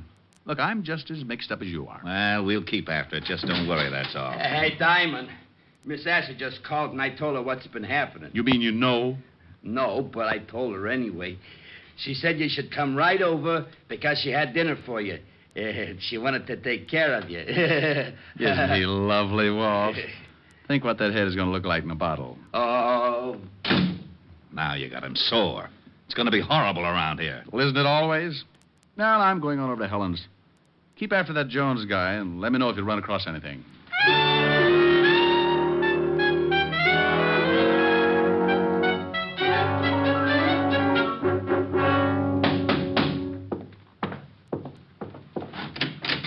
How are you, Mr. Klumpkin? Lumpkin. Okay, how are you? Come in. Well, what happened at the steam bath? Diamond and a friend boiled for a while. You think it did the trick? Look, when Pat, Cossack. Yeah, Cossack. Well, when I do anything, the results are guaranteed. I just tailed Diamond from the station. He went into his girlfriend's apartment across the way. Oh, goody. Let's see what happens tonight. I'm staying home from work just to hear him not sing. Yeah. About my $50. Oh, look, he's never in that apartment more than 10 minutes before he starts singing. If he goes over 15, you get your 50. Come on. What are we going to do? Raise the window. I don't want to miss the lovely silence when he opens that big bazoo. Okay, so I look funny. I'm sorry, Rick, but your clothes have shrunk so much. You should see Otis. I'm sorry. Well, you should be. Don't know what I've been through. Oh, yes, I do, and Mommy's going to make it better. Here's a nice drink. I don't want a nice drink. Oh, it's strong enough. Well, put it in a dirty glass. You just drink it. Okay. Oh, wow, my throat. You hear something? No, why? Nothing. Your throat's still pretty bad. Don't know. Me, oh. Hey, it's pretty good. That sounds great. Oh, no! Now, I heard something then. Yeah, so did I. It's that grouch again. Give it to him. Oh, you bet. I feel mean. 101 pounds of fun. That's my little honey bun. Get a load of honey bun tonight. I'm speaking of my sweetie pie, only 60 inches high. Every inch is packed with dynamite. Her hair is blonde and curly. Her curls are hurly-burly. Her lips are pips. I call her hips twirly and whirly. She's my baby. I'm her pap. I'm her booby. She's my trap. I am caught and I don't want to run 'cause I'm having so much fun with honey bun.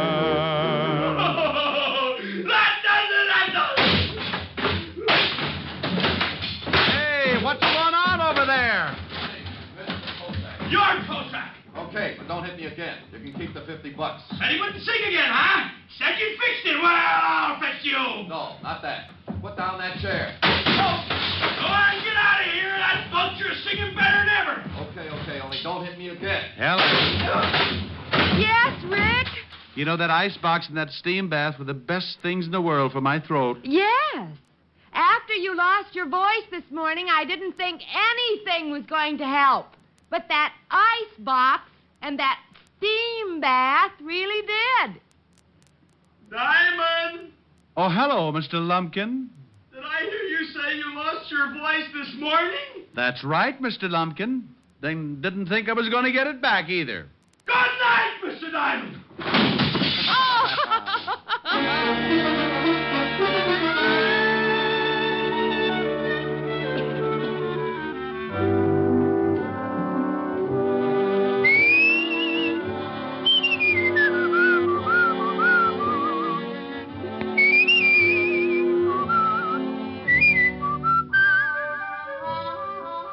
You have just heard Richard Diamond, Private Detective, starring Dick Powell. Helen was played by Virginia Gregg, Lieutenant Levinson by Ed Begley. Also in our cast were Wilms Herbert, Jack Crucian, and Stephen Dunn. Music was under the direction of Frank Worth. Richard Diamond is written and directed by Blake Edwards.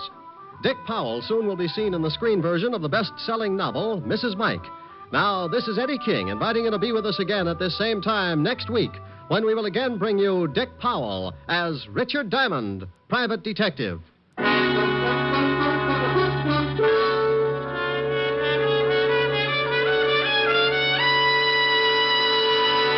Saturday night brings some of the week's best radio entertainment when you tune for the stars on NBC. Stay tuned every Saturday for a great lineup of programs, including Hollywood Star Theater, Ralph Edwards' Truth or Consequences, Your Hit Parade, A Day in the Life of Dennis Day, The Judy Canova Show, and Grand Ole Opry.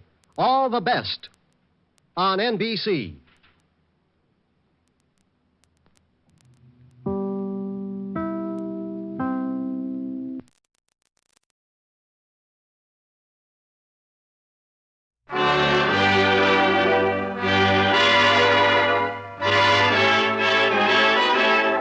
The makers of Camel cigarettes present Dick Powell as Richard Diamond, private detective.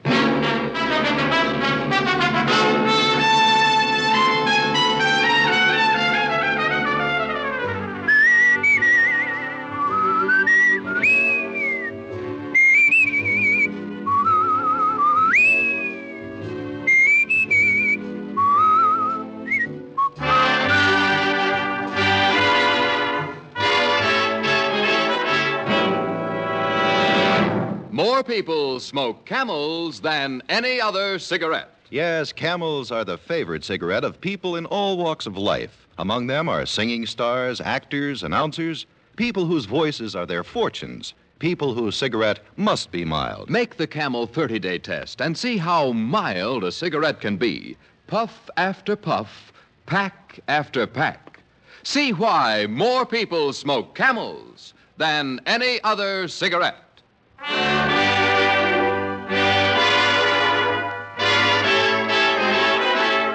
Here transcribed is Richard Diamond, private detective, starring Dick Powell.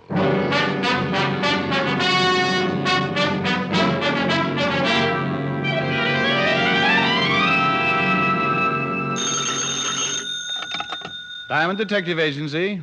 We make homicide pay for 100 a day. Oh, that's pretty terrible. Oh, you should catch me on a bad day. Nothing. Am I going to see you tonight? Not if you keep turning out the lights. Who turns out the lights?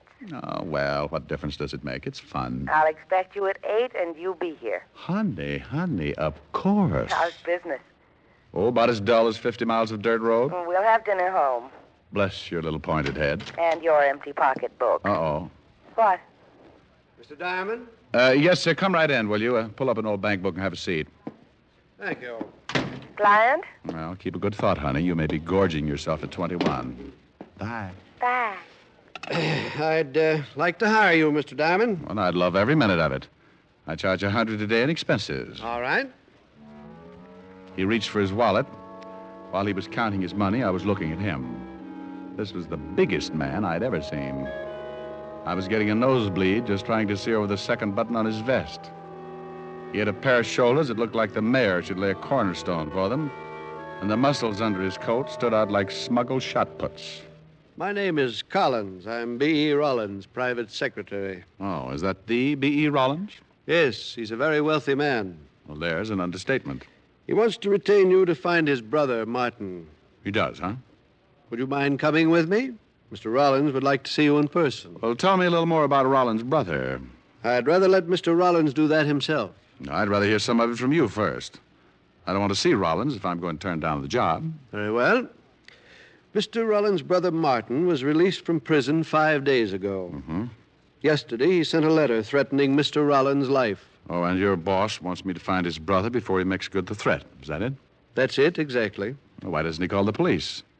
Show them the letter and get the protection he needs. It'll certainly be a lot cheaper than hiring me. Mr. Rollins doesn't want any more bad publicity. There was enough of it when Martin was sent to prison. And why did Martin get sent to prison? He embezzled $100,000 from the company funds. Did Rollins try to save him? He was guilty. Mr. Rollins prosecuted him to the full extent of the law. Was the money ever recovered? No. Goodbye, Mr. Collins. You won't take the job? Oh, now you've guessed. But why? Mr. Rollins is prepared to pay you handsomely. Well, I don't doubt it at all, but it's too pat. Martin's killing mad because his brother sent him to prison. Rollins receives a threatening letter, but won't call in the police, yet he wants Martin found. Why? I told you. He doesn't want any more bad publicity. So I take the job and maybe find Martin. Then B.E. Rollins is a potential killer in the house. What you going to do? Try and keep his mind off of things by letting him shrink heads in the basement? Remember, Mr. Diamond, they are still brothers. So were Cain and Abel. You mean you think Mr. Rollins intends to kill his brother, and that's why he wants you to find him? Well, that's a little crude, but it's certainly a possibility. That's utterly absurd. Maybe so, but no one would blame him. You better try Hearthstone of the Death Squad. Now you're being ridiculous. Mr. Rollins is a highly respectable businessman. His reputation is spotless. Well, then this looks like too good a time for him to start getting dirty. Goodbye, Mr. Collins. He got up, started to say something, but changed his mind. He turned and walked to the door, ducking his head as he went out. Someday he was going to forget the duck and take the whole wall along with him. 10 minutes later, I got a phone call. Yeah. Is a man named Collins in your office? But he was. He just left. Did you take the job? Who's this? If you didn't take the job, you're fortunate. If you did, you'd better catch up on your insurance payments. Oh, I think so, huh? I think so. This is a family matter, so leave it that way or you're liable to get yourself killed. Look, would the Sherlock and me show if I deduced your name was Martin Rollins? Hello? Hello? When I brushed Collins out of my office with a quick no, I wouldn't have taken the job he'd offered me for a share in Manhattan Island. But when somebody starts threatening me, it's like telling a 5-year-old kid to stay away from the cookie jar. The quickest way to get me to do something is to tell me not to and try pushing me around. I looked up the Rollins address, and in 20 minutes, my cab pulled up in front of a big old English house that looked like the summer training camp for the U.S. Mint. Yes? Why, Mr. Diamond. Tell Mr. Rollins I want to see him, will you? Come in. I'm happy you've changed your mind. Just tell him I want to see him. He's in the garden. This way, please. We went through the big house and out through the glass doors into the garden. B.E. Rollins was sitting in a chair, feeding the birds. He was reaching his late 60s with the sour look of a man who didn't want to. As he threw the breadcrumbs out on the gravel walk, a big diamond on his little finger flashed in the afternoon sun. Mr. Rollins? Huh? Oh, Collins. Who's that with you? The detective you sent for, Mr. Rollins. Oh, yes. Pull up that chair and sit down, young man. Oh, thank you. Just feeding the little birds. Here, Birdie. Been doing it for some time. Oh, swell. Well, what are you standing around for, Collins? I want to talk to this detective in private. Yes, sir. If you need me, I'll be in the library. I won't need you. Here, you feed the birds for a while. Makes you feel good. Oh, sure. Here, Birdie. Birdie? That's fine. That's fine. What's your name, young man? Diamond, Richard Diamond. Oh, hey, get a load of that little fella. He's grabbing enough crumbs to stuff a pheasant. He's the greedy one. Always does that. Reminds me of some people I know. Yes. Well, Mr. Diamond, I suppose Collins told you why I wanted to see you? Yeah, and I can't say I wanted the job at first. So Collins tells me. What changed your mind? A phone call. I think it was from your brother, Martin. He told me not to work for you. And you don't like being intimidated? Good. I think we'll get along, young man. Tell me, have you got the letter he sent you? Have it right here. Read it. I'll take over with the birds for a while. All right, thanks, sir. My dear brother, I spent 5 years hating you, but I learned a trade. I used it drawing blueprints for your shroud. Signed, Martin. Well, this'll never get the Pulitzer Prize. Martin always did go in for the dramatic. Well, do you think you can find him? Was this the first you've heard from him since he went to prison? Yes. I will admit the letter has me worried. Aside from the dramatic, Martin has always been a hothead. Since boyhood, he's envied my get up and go. We never got along. It was even too much for my mother. She died very young. Probably overworked from knitting straitjackets. Don't be flippant, young man. Well, will you take the job? $100 a day and all hospital expenses. Fine. See Collins. He'll take care of the fee. Now, tell me one more thing. Can you think of anyone who might know where your brother is? Only one, and I'm not sure if she's even still in New York. She was going with Martin when he was caught. I only met her once, but I will say, if nothing else, my brother showed good taste. Yes, indeed. Well, that's nice. What was her name? Carter. Virginia Carter. Lived someplace in the village, I think, but that was 5 years ago. All right, thank you. Now, what about your secretary, Collins? Can you trust him? Collins is above reproach. He's been with me for 15 years. Knows everything about me. Almost a member of the family. Does he know anything more about Martin? No more than I do. Now I'm getting tired, and I want to finish feeding my birds. Good day, young man. Here, Birdie. Birdie! I left the old man sitting with his friends. He'd have one good deed to take along with him anyway. I went back to the glass doors, and a butler showed me the way to the library. But the cupboard was bare. Collins wasn't around. Collins! Collins! The shot had come from the direction of the garden, and I went back out in a hurry. Mr. Diamond! Mr. Diamond, over here! What's wrong, Collins? It's Mr. Rollins. He's dead. B.E. Rollins was sitting in the chair with a bullet hole just over the heart. His head was resting on his chest, and he still held the breadcrumbs in his hand. He seemed to be smiling like he knew he was going to be able to feed the birds for a long time now. Martin did it. He did? I saw the whole thing. I thought you were supposed to be in the library. I started out of the library and came around the other way. As I rounded the corner of the house, I saw Martin standing behind that tree. I started to yell, but he fired and climbed over the wall. Mr. Rollins was dead when I reached him. Let's call homicide.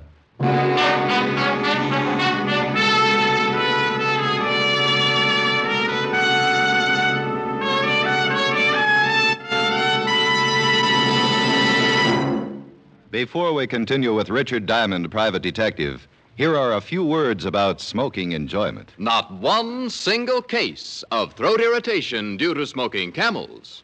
That's what noted throat specialists reported in a coast-to-coast test of hundreds of people who smoked only Camels for 30 days. That's how mild Camels are. Make your own 30-day Camel mildness test. Smoke only Camels for 30 days and enjoy the rich, full flavor of Camel's costly tobaccos. And see for yourself how mild Camels are pack after pack. See how well Camels get along with your throat week after week. Yes, that's the sensible test of cigarette mildness. For only by steady smoking can you judge the day-in, day-out mildness of a cigarette. Start your own Camel 30-day test today and see how mild, how flavorful, how thoroughly enjoyable a cigarette can be. You'll find out why people say, once a Camel smoker, always a Camel smoker. How mild, how mild, how mild, how mild, how mild can a cigarette be? Make the Camel 30-day test, and you'll see. Smoke Camels and see. And now back to Richard Diamond, private detective, starring Dick Powell.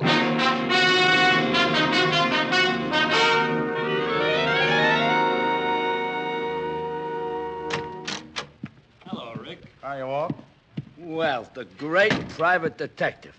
What do you want the police force to do for you now? Get rid of one of their stupid sergeants? Now, I don't Oh, like... it is? Okay. Okay, yeah. This is Mr. Collins, Walt. Lieutenant Levinson, Mr. Collins. Hello, Mr. Collins. How do you do, Lieutenant? The body's in the garden. B. Rollins, huh? Yep, big time. Rollins Investments. That's right, Lieutenant. Any idea who killed him? Mr. Collins here says it was Rollins' brother. That's right, Lieutenant. I saw Martin shoot Mr. Rollins. There he is. Gee, on such a nice day, too. Isn't Otis a dream? Oh, such a one. Well, right over the heart. Otis, you go... What are you doing, Rick? It was a letter from his brother. A letter? Sure, I read it myself. Holy Ike, it's gone. We searched the whole garden for the incriminating letter and came up with a big fat zero. Then I remembered something that the old man had told me about Martin. Something about a girl named Virginia Carter. I questioned Collins, but he didn't know her. So I put the old mind to work and became my usual shrewd self. I went back in the library, grabbed a phone book, and found the only Virginia Carter listed. It was a wild, long shot, but I grabbed a cab, and 40 minutes later I was standing in front of her door. When she opened it, I got the quickest scalding in history. Hello. Oh, I bet you have a hard time finding something to wear in July. You like it? It's French silk. Love it, love it. What's on your mind? Virginia Carter? Mm-hmm. Now, if you'll stop panting long enough, maybe you'd like to tell me what you want. Well, I'd like to know about Martin Rollins. Oh, I have not seen him in years. Maybe you've got a picture of him? I've got lots of pictures. Mm-hmm. Maybe there is one of Martin someplace. Well, let's look through the whole flock. I've got lots of time. Before I let you in, you better tell me your name. I don't want you to steal anything from me. Baby, if anybody stole something from you, they get their fingers burned off at the elbows. Mm-hmm. You can come in. She opened the door and walked ahead of me like she'd just oiled her sacroiliac. She led me into the living room and sat down. The shades were drawn. I had a hard time finding the couch. Right here. Oh, wow. Well, how do we look at the pictures? With the magic lantern? I thought maybe you wanted to relax for a minute. Well, put something in a glass. I'll cool down. I don't drink. I never keep the stuff around. Well, that doesn't leave you much of a field. Or what do you major in? Cigarettes. Have a Camel? Oh, yes, anytime. I haven't got a match. Well, just hold on to it. It'll light up. I think I better get the pictures. I'll be right back. Just make yourself comfortable. Mm-hmm. Hoop-de-doo, hoop-de-doo. Ba-da-dee-doo-da-doo-dee-dee-dee. Hoop-de-doo, hoop-de-doo. We can start with these. If Martin isn't in this pile, I've got lots more. You're not in a hurry, are you? No, not a bit. Good. This might run into overtime. There was one trouble with the setup. Looking at the pictures with her sitting close was like trying to read a mail order catalog in front of a blast furnace. She handed me one picture at a time, describing each guy in the photographs. I've seen draft boards with smaller clienteles. Several times she stopped and looked at one of the pictures like Diamond Jim eyeing a 10-course meal, then passed the guy to me. After 24 photographs, I started thinking she was the reason for the rise in the vitamin market, and I was just going to mention an old snapshot I had of myself when she thumped one of the collection with a polished fingernail. Martin Rollins, here he is. Well, he figured to show up sooner or later. How long ago was this taken? Well, I could not say exactly, but I'd guess about 6 years. Well, you should keep a file. How'd you get along with Martin? All right, I guess. He had money, and he showed me a good time. What else do you know about him? He has a brother with a checking account at Fort Knox. Any unusual habits? Yes, but they wouldn't help you find him. Oh, yes, he used to play a saxophone. A hobby? No, not exactly. He played around town with several other small bands. He was a nut on jazz. Did he make money at it? I guess so. Well, thanks, baby. I'll stop around again sometime and take a look at your parlor. I'll spin a nice soft web. Mind if I take Martin with me? Not if you bring back a picture of yourself. Maybe I'll just bring my camera. You can take it. Good. That's why I keep the room so dark. I like to develop things. I hated to leave, but my hair was on fire. She'd given me one lead. Martin was a musician of a sort, and sometimes he made money at it. I started to cross the street to catch another cab, and I was halfway there when I heard the car. That was an old trick. You drive by fast, open your door, and if anyone is in the way, he winds up with a face full of automobile. I picked myself up and thought about chasing him, but he was so far down the street I couldn't even get the license number. I grabbed a bug-eyed cabbie and had him take me to local 802 of the Musicians' Union. I went in, and a little short guy with a twitch looked up at me from behind a big desk. Something I can do for you, Pops? Bad twitch. Yeah, too much bop. Tell me, do you know Martin Rollins plays the sax? Has he got a card? He makes money. Then if he ain't, you better have. I'll see if he does, will you? I'm an old friend. I'd like to get in touch with him. You look like a cop. And I've got a shiny little badge. Oh, wait a minute. I'll see what I can find. Cop, huh? Now look what you done. You got me twitching more than ever. Between twitches, he found what I was looking for. Martin had just renewed his card. It didn't show a home address, but his mail was being sent to one of the swing joints on 52nd Street. I said thanks and left him in the middle of another twitch. I walked out on the sidewalk, looked at the long gray shadows stretching out from the tall buildings. one of them moved and ducked around a corner. I was being followed.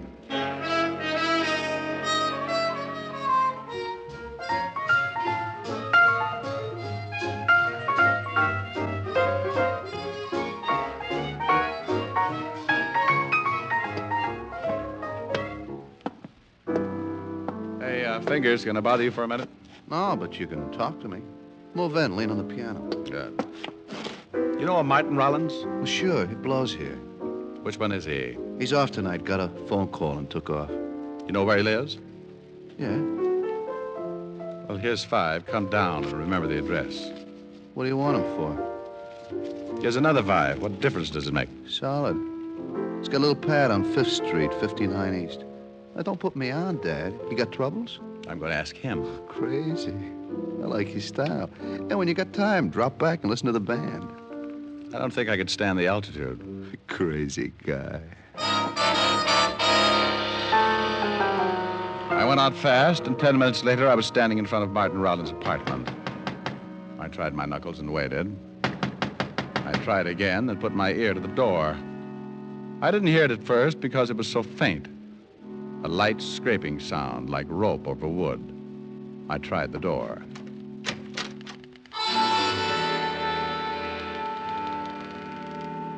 I had been right on both counts.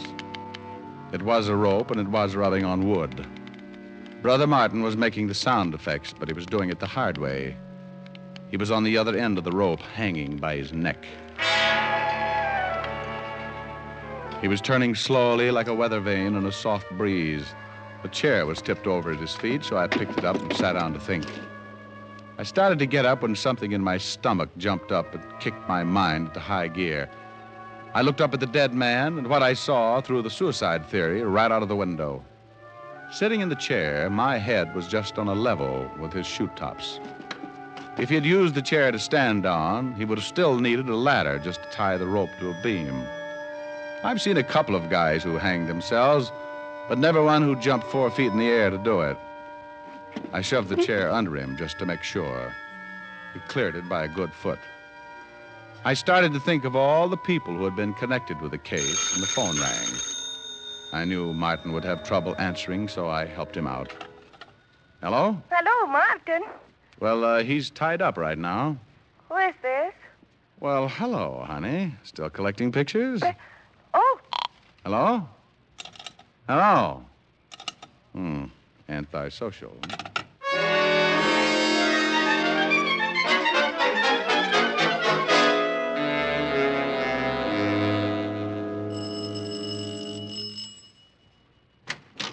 Well, Mr. Diamond, did you bring your camera? We'll play spin the bottle some other time.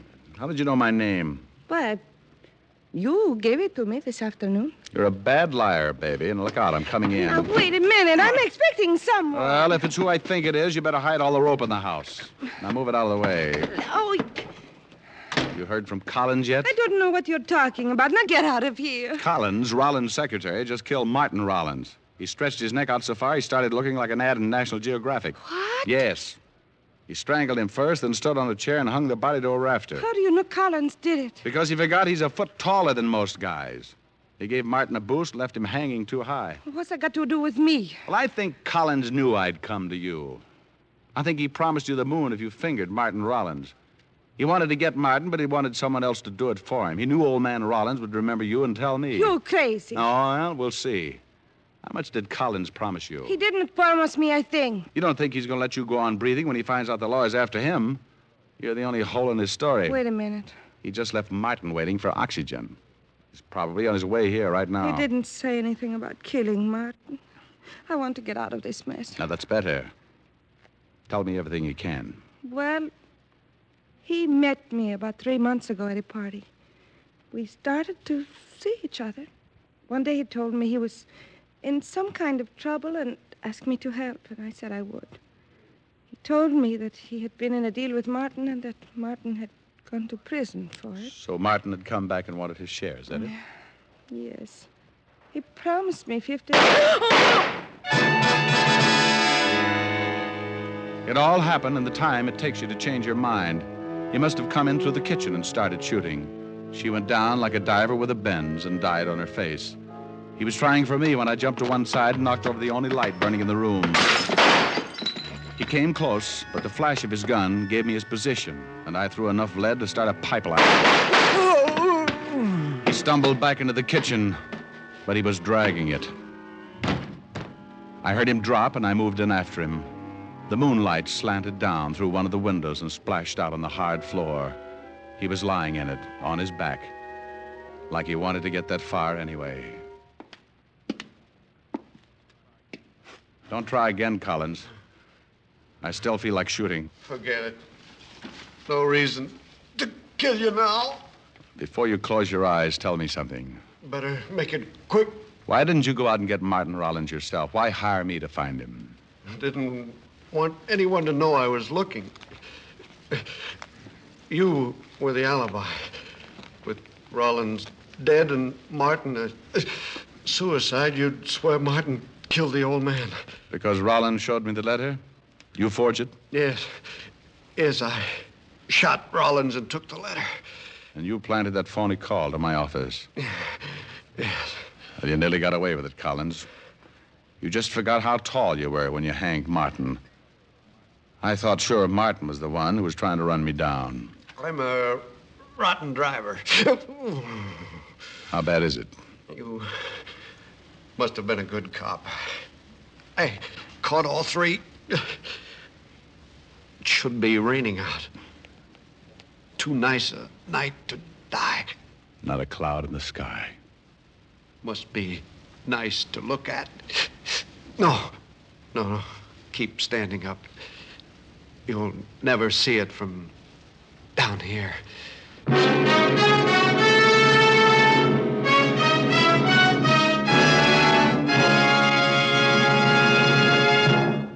Dick Powell will return in just a minute.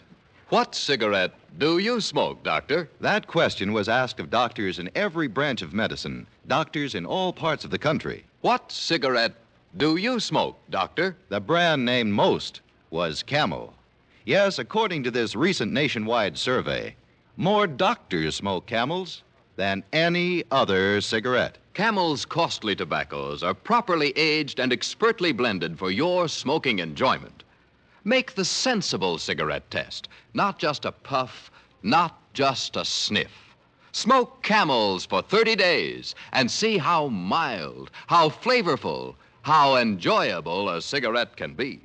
How mild, how mild, how mild, how mild, how mild can a cigarette be? Make the Camel 30-day test and you'll see. Smoke Camels and see. Here's Dick Powell with a special message. Thank you.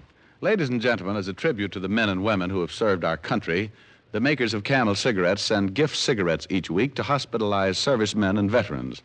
This week, the Camels go to veterans' hospitals, Fayetteville, North Carolina, and Des Moines, Iowa.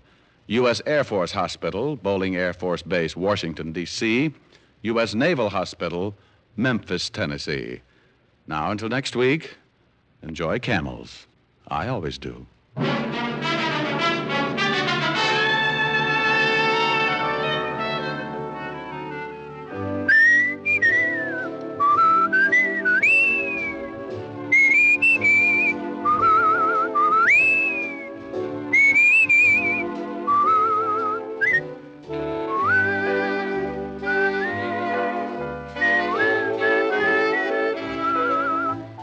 Tonight's adventure of Richard Diamond, starring Dick Powell, was written by Blake Edwards. Our director is Helen Mack. Featured in tonight's cast were Virginia Gregg as Virginia and Ted Osborne as Rollins. Tom Tully was Collins, Arthur Q. Bryan is Lieutenant Levinson, and Wilms Herbert Otis. Men, pack your pipes with Prince Albert. The rich flavor and natural fragrance will tell you why PA is America's largest selling smoking tobacco. Prince Albert's Choice Tobacco is specially treated to ensure against tongue bite, and it's crimp cut to smoke cool and even. Get Prince Albert. It's the national joy smoke.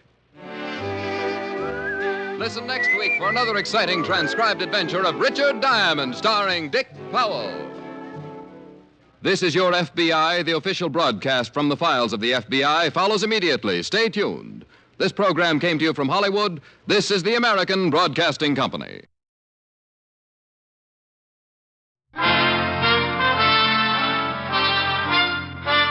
Listen while the makers of Rexall drug products and 10,000 independent Rexall family druggists bring you Dick Powell as Richard Diamond, private detective.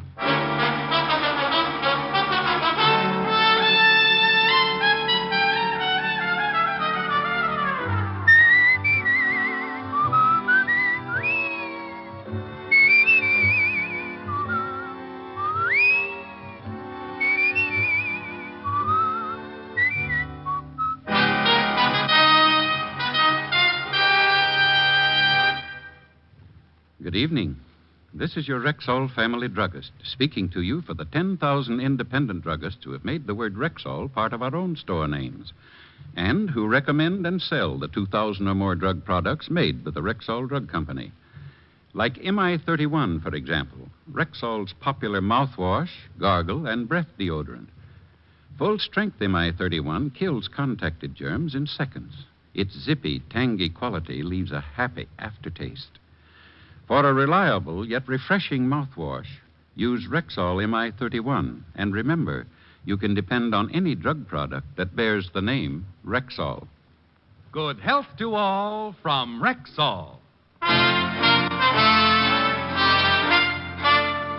Now, your Rexall family druggist brings you a transcribed half hour with Richard Diamond, private detective, starring Dick Powell. Dick's special guest star tonight is what was your name again? I'm sorry, but I really can't tell you. You can't tell me. Well, Rexall brings you Richard Diamond, starring Dick Powell.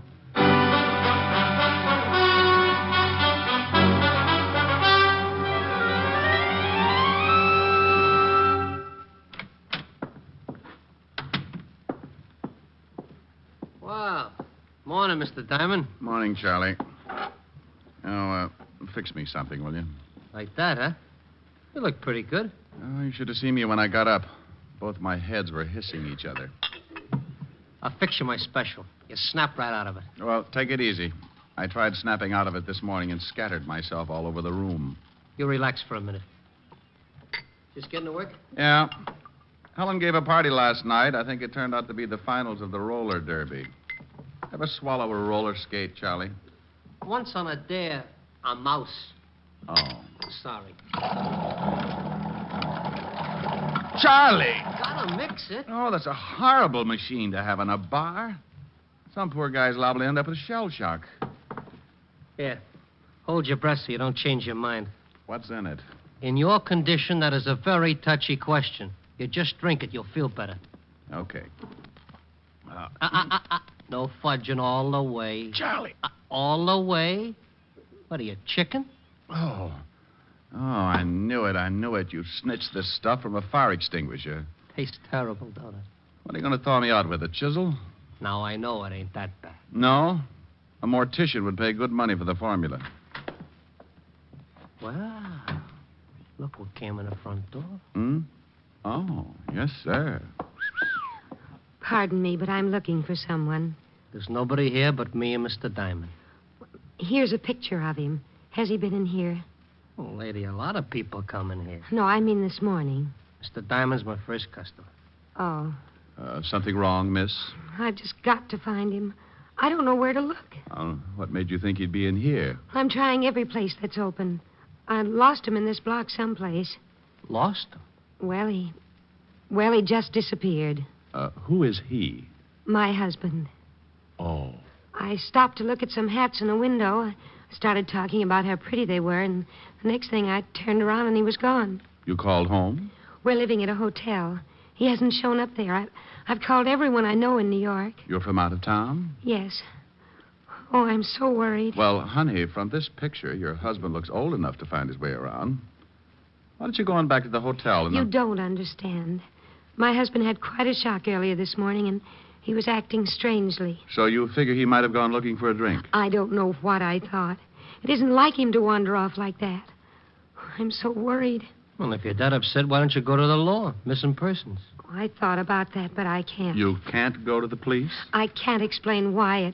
It just wouldn't be good. Would you mind a completely new remark? What?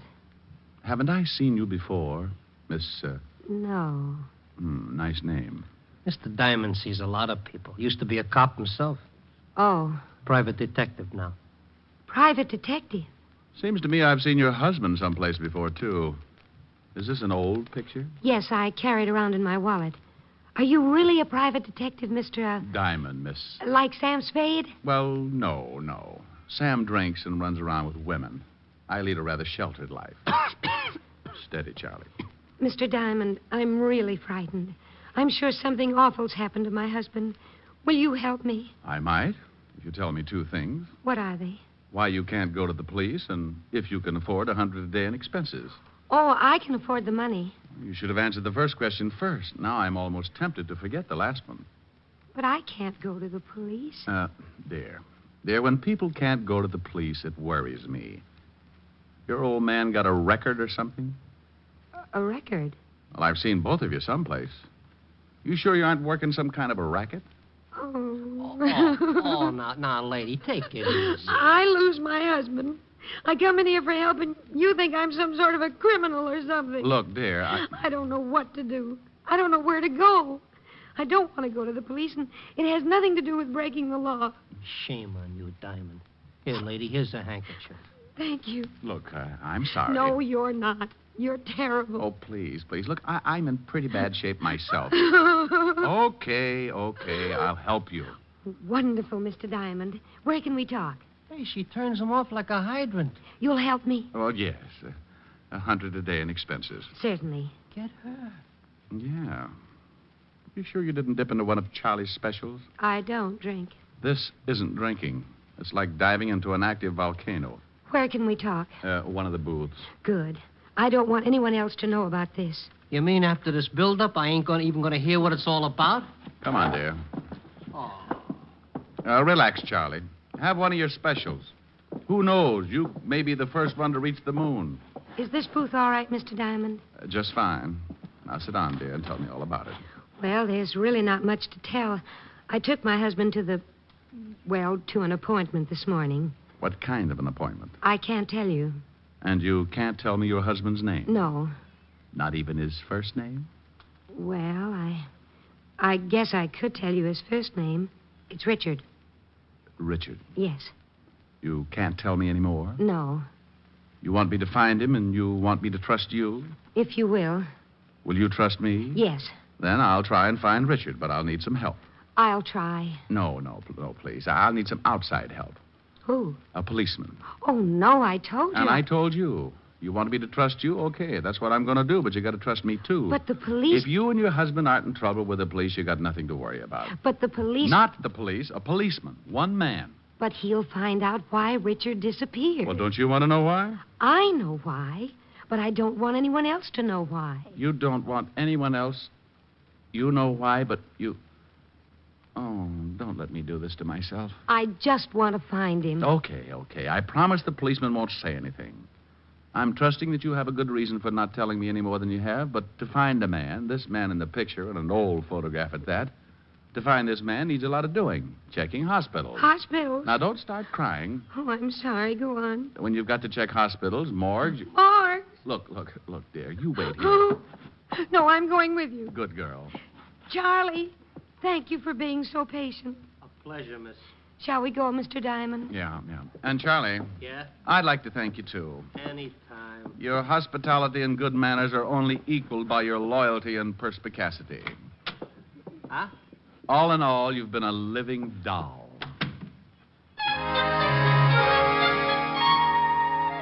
Being a person who lives out in left field most of the time myself, I realized that these little disturbances in my life were pretty average. So with cute little Anonymous tagging along behind, I left Charlie's fancy bistro and headed for the 5th Precinct Police Station and the good Lieutenant Levinson. When we walked into the squad room, we bumped right into the one thing that science had been working 24 hours a day to find a cure for. Well, good afternoon, Sergeant Otis. Oh, how are you, Diamond? Hey. Oh, unpucker, Otis. Mrs. X will think the lieutenant uses you to unstop sinks. Mrs. X? What kind of a name is that? You want to meet the lady? That's the name. Mrs. X? How do you do, Sergeant? Oh, hey, ain't I seen you someplace before? Otis, haven't I seen you someplace before? Now, what are you talking about, Chalmers? Sure you've seen me before. Mr. Diamond? Yeah, but this is nothing. Stick around him for a whole day sometime. Come on, let's see the lieutenant. I'll see you later, Mrs. Yes, Sergeant. It's been a pleasure. Otis, Yeah? your eyes are hanging out so far they cover your badge. Oh. Hello, Walt. Hi, Rick. Yeah. This is Mrs. X, Walt. Dear, this is the mighty arm of the law, Lieutenant Levinson. How do you do, Lieutenant? How do you do, Mrs. Axe? Oh, let's not go into this thing again. The young lady prefers to be known as Mrs. X. Now, Walt, I want you to do me a favor. Yeah, young lady, haven't I seen you Someplace before. Yeah, Walt. Even Otis is with us on that one. I said the same thing when she found me in Charlie's bar. Now, the young lady's lost her husband, and I'm going to help her find him. Here's his picture. See if you got anything. Oh, yeah. Are you sure I haven't seen you? Walt, we'll solve that one later. The picture. Go make like a policeman. Okay. She got a record? Lieutenant. Oh, well, I never forget her face. He's been trying to ever since he got Otis. Now, come on, Walt. Get a report for missing persons. Check the hospitals and the morgue. The morgue. Lady, please. It's a habit. Honey, we got to do these things just in case. But you think he's... Give me that picture. Lady, please. Now. What's your husband's name? She can't tell you that, Walt. What do you mean she can't tell me that? I can't. Now, you look, Diamond, if this is one of your... His first name is Richard. Richard what? That's something I really can't tell you. I wouldn't have told Mr. Diamond the Richard part, but it just sort of slipped out. Now, wait, what are you two trying to do to me? You come in here and ask me to locate this guy in the picture, and you won't even tell me his last name? Look, Walt, I promise you'll do me the favor without the questions. The young lady seems to have a very good reason for not wanting to give her name or her husband's. Now, all I want you to do is check the morgues. What's the matter with her? She wants her husband. Yes, I want my husband.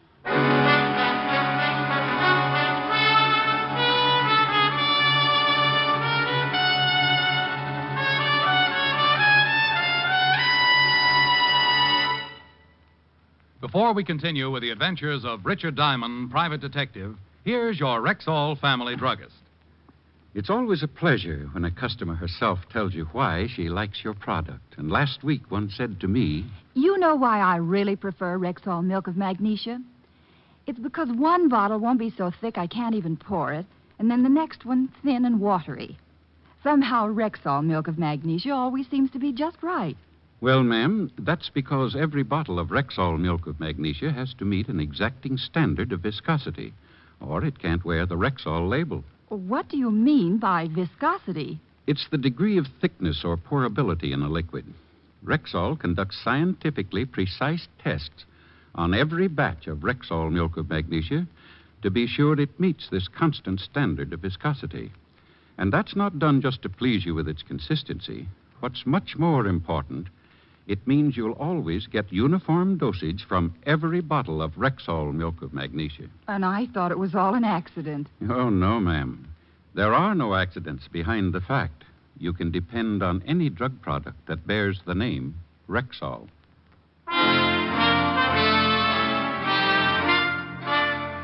And now back to tonight's adventure with Richard Diamond, private detective, starring Dick Powell.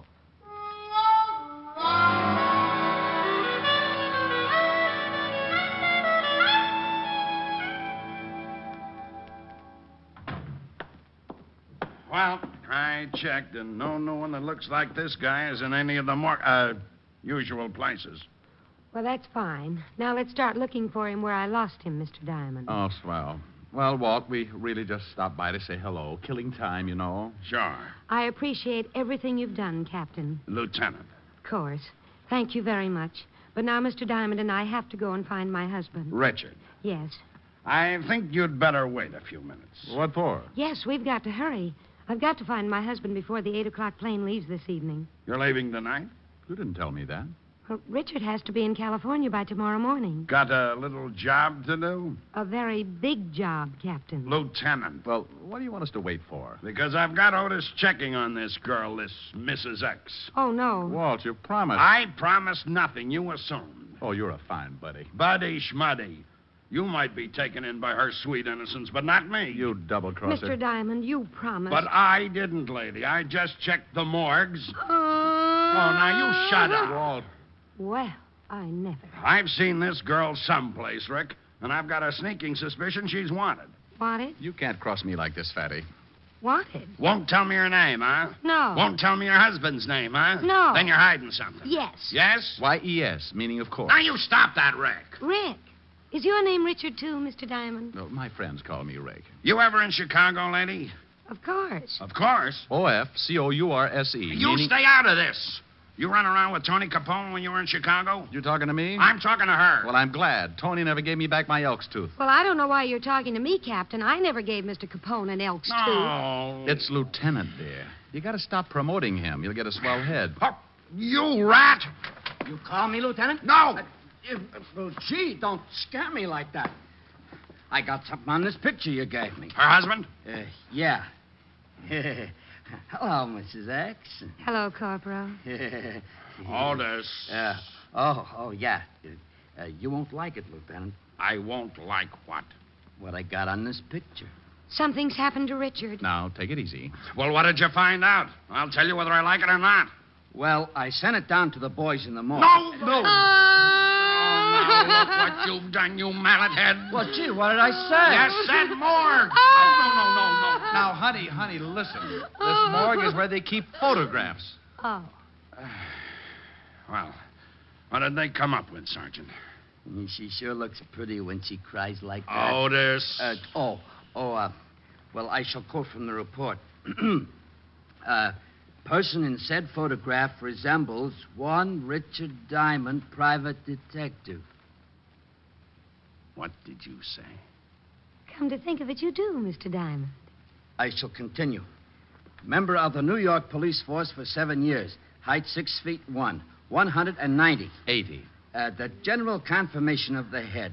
Note, right ear... Otis, shut up. Oh, it gets real interesting. You didn't tell me about getting mixed up with that fan dancer back in 39, Diamond. I was simply interested in starting an ostrich farm. Otis. Yeah? Do you think that picture looks like Mr. Diamond? Kinda. Thank you, Patrolman Lovelow. Patrolman? Yes, and if I ever catch you wearing a sergeant's stripes again, I'll put you on a beat so far out that I'll have to fly food into you. Now get out of here. Sergeant Levinson. Lady, please, it's Lieutenant. Well, I don't care what it is. I think you were just horrible to that nice little policeman. Is that right? It certainly is. And I'm going to write a letter to the governor about you. Now, wait a minute. And what's more, I'm going to tell him what a horrible, mean, impolite person you are. But I come in here with Mr. Diamond, and simply because I won't tell you my name, you accuse me of being a mop. Mop? Yes, mop. One of those gangsters' girls. Moll. Yes. And just because everyone thinks they've seen me before, I'm accused of all sorts of things. But, lady, No telling what's happened to my poor, wonderful husband. Lady, please, lady. You big bully. Yes. Well, okay, I'm sorry. I apologize. Can Sergeant Loveloon have his stripes back? Yes. No, thank you very much. Come on, Mr. Diamond. We've got to find Richard. Goodbye, Major.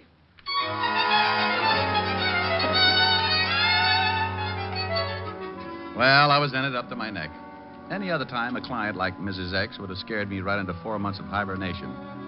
But she was such a cute little screwball that I just had to go along with it.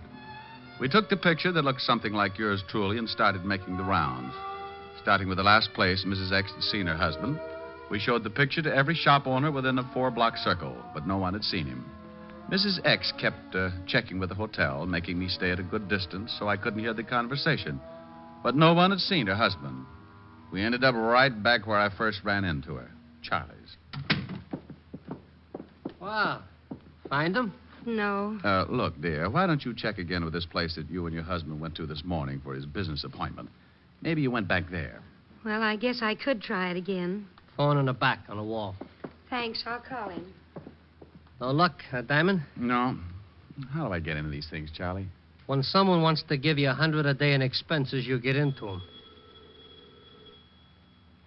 Phone. Brilliant deduction. Hello? A little lady will get it. Mr. Diamond, Yeah? it's for you. Captain Levinson. You been promoted? Several times in the last hour. You think he's heard something about Richard? Might be. Yeah. What is it, Fatty? I thought you might be there. What made you think of Charlie's? Well, it's pretty obvious you had a hangover. Well, maybe I stuck a bicycle pump in my nose and pumped up my head just to get a laugh out of Otis. You'll have to do better than that. You told me you met the girl at Charlie's. Shrewd. Is it something important? Honey, just relax. I'm getting to it. But if it's about Richard. The girl there? Yeah.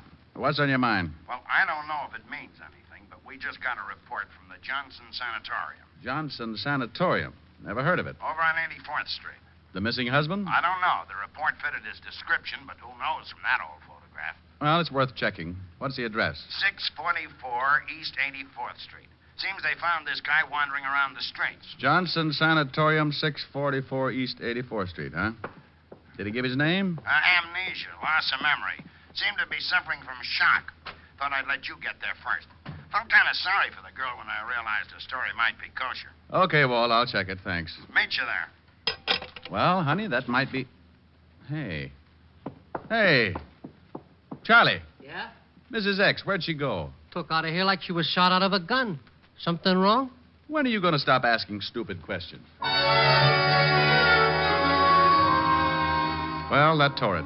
Mrs. X was probably on her way over to the Johnson Sanatorium and with a good head start. So I went out and grabbed a cab for 84th Street and kicked myself a dozen times for getting mixed up in a situation like that. Why not forget the whole thing and get some rest until my head returned to a normal circumference? Answer. Because I'd wasted a whole afternoon looking for the missing husband and hadn't even got a retainer. Yes, sir. Is something I can do for you, Prince? I'm looking for the man you reported as... Hello, Rick. Oh, Walt. Have you seen Mrs. X? I just this minute got her. She's been and gone. What about the guy you got the report on? Took him with her. The young lady came in, took a look at the man, claimed it was her husband, paid his bill, and left. You let him go like that? I thought the man had amnesia. Well, yes, he was suffering from some kind of shock and had temporarily lost his memory. But you just let him walk out of here with... Rick, let him finish his story. The minute the man saw the young lady, he snapped right out of it. She said they had to hurry to catch a plane or something, had a lot of packing to do. Did she give her name? Yes, he signed the release. Here, let me see it. And now, take it easy, Rick. It's signed Mrs. Richard Diamond. She used my name?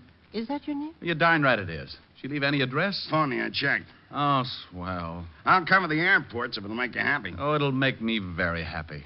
She did nothing for my hangover. She didn't pay me 1 red cent for my trouble, and I think I may be getting hives.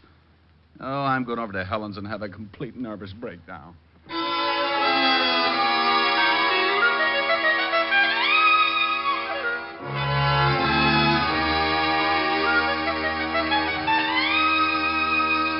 How do you feel now? Oh, I'm all right, Helen, dear, but my ulcers just had a parade. Any word from Walt? No.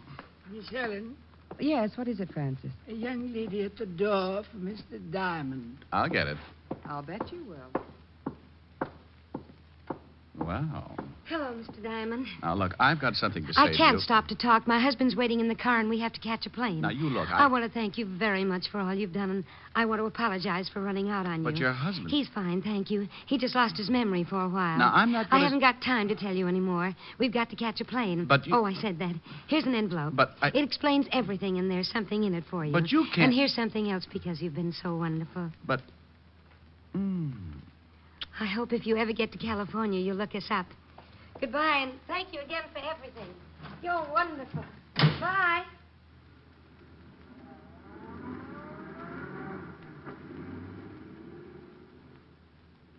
Well, Oh, all right, Blue Eyes. What was that all about? Oh, no, that was her. She. The girl. The girl. Mrs. X. What's that? Oh, it's an envelope. Said it would explain everything. I hope it does, especially that fond farewell. Oh, that. She was just being grateful. Yeah. Go on, open the envelope. Pardon, Miss Helen. Now it's the phone. Lieutenant Levinson for Mr. Diamond. I better tell him about the girl. You'd better read what's in that envelope. Hello, Walt. Rick, that dame phoned Otis. Asked where she could find you. Oh, that's how she found the place. Yeah, the melonhead told her you might be over at Helen's. Gave her... She's been there? Just left. And she left an envelope that she said would explain everything. Well, what did it say? I haven't read it. Well, read it. I want to know what this is all about. So does Helen. Well, Well, $500. the explanation? what about the letter? Well, it says, Dear Mr. Diamond, I know that I've caused you a great deal of trouble, so I wish to take this opportunity To thank you for your patience and understanding. As for an explanation, well, here it is. But I count on your discretion and hope that you will keep my secret. This morning, my husband and I went to a doctor because I hadn't been feeling well. We discovered and were overjoyed to find out that I was going to have a baby. Immediately, I informed my husband that I had decided to give up working until after I had the baby. The realization that I wasn't going to make any more money for the rest of the year was too much for him. The shock made him lose his mind, and he just wandered off. Although he has recovered his memory, the thought of having to support us both for the rest of the year has left him nervous and despondent. So I'm taking him back to the coast to the family psychiatrist. I wish to thank you from the bottom of my heart for all your kindness and help. Signed, Sign who? Rick! Helen, what's wrong? He's fainted. What? He looked at the signature on the letter and just flopped over. Well, what about the signature? It's signed June Allison.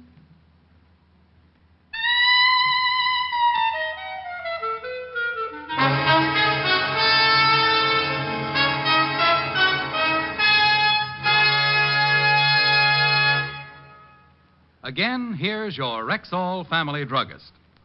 Whenever you have a headache, remember this about Rexall aspirin. When taken with water, the 5 full grains of pure aspirin in every Rexall tablet are ready to go to work for you even before they reach your stomach. Yes, whenever you have a headache, remember that about Rexall aspirin. Ask for it at Rexall drugstores everywhere. And remember always, you can depend on any drug product that bears the name Rexall. Good health to all from Rexall.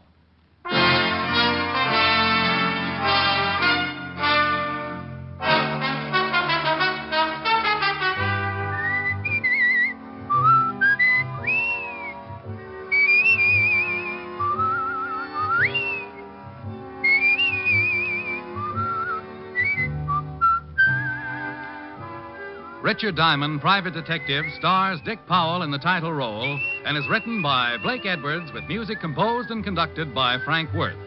June Allison appeared through the courtesy of Metro-Goldwyn-Mayer and will soon be seen co-starring with Dick Powell in the MGM motion picture Right Cross. Featured in tonight's cast were Virginia Gregg, Ted DeCorsia, Wilms Herbert, and Bob Sweeney. Richard Diamond, Private Detective, was transcribed in Hollywood by Jaime Del Valle. This is Bill Foreman inviting you to be with us next Wednesday at this time when we will again bring you Dick Powell as Richard Diamond, Private Detective.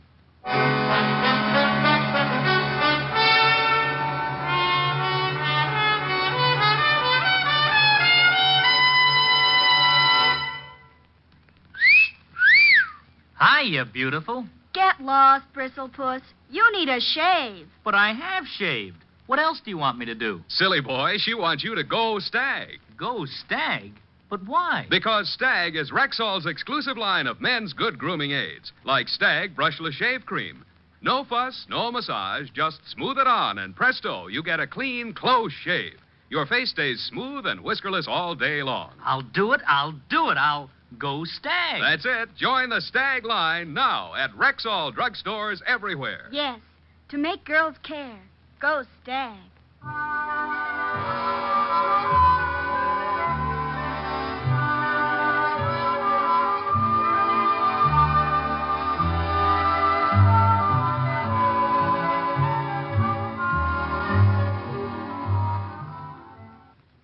Bill Bendix leads The Life of Riley again Friday on NBC.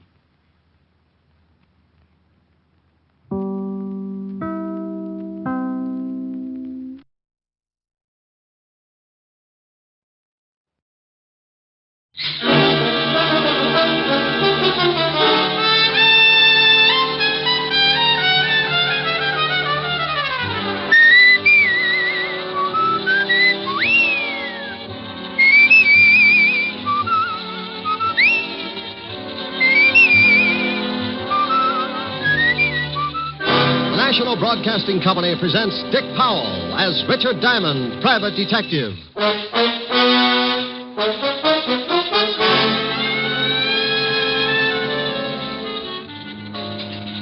Are you Mr. Diamond? Yeah, unless there's a warrant out. Mr. Diamond, I'd like to talk to you about a man. Oh, don't look so unhappy. Can't talk about girls all the time. Mr. Diamond, this is pretty serious. I'm scared stiff of him. Why? Because he's dead. And here's another exciting case from the files of Richard Diamond, private detective, starring Dick Powell.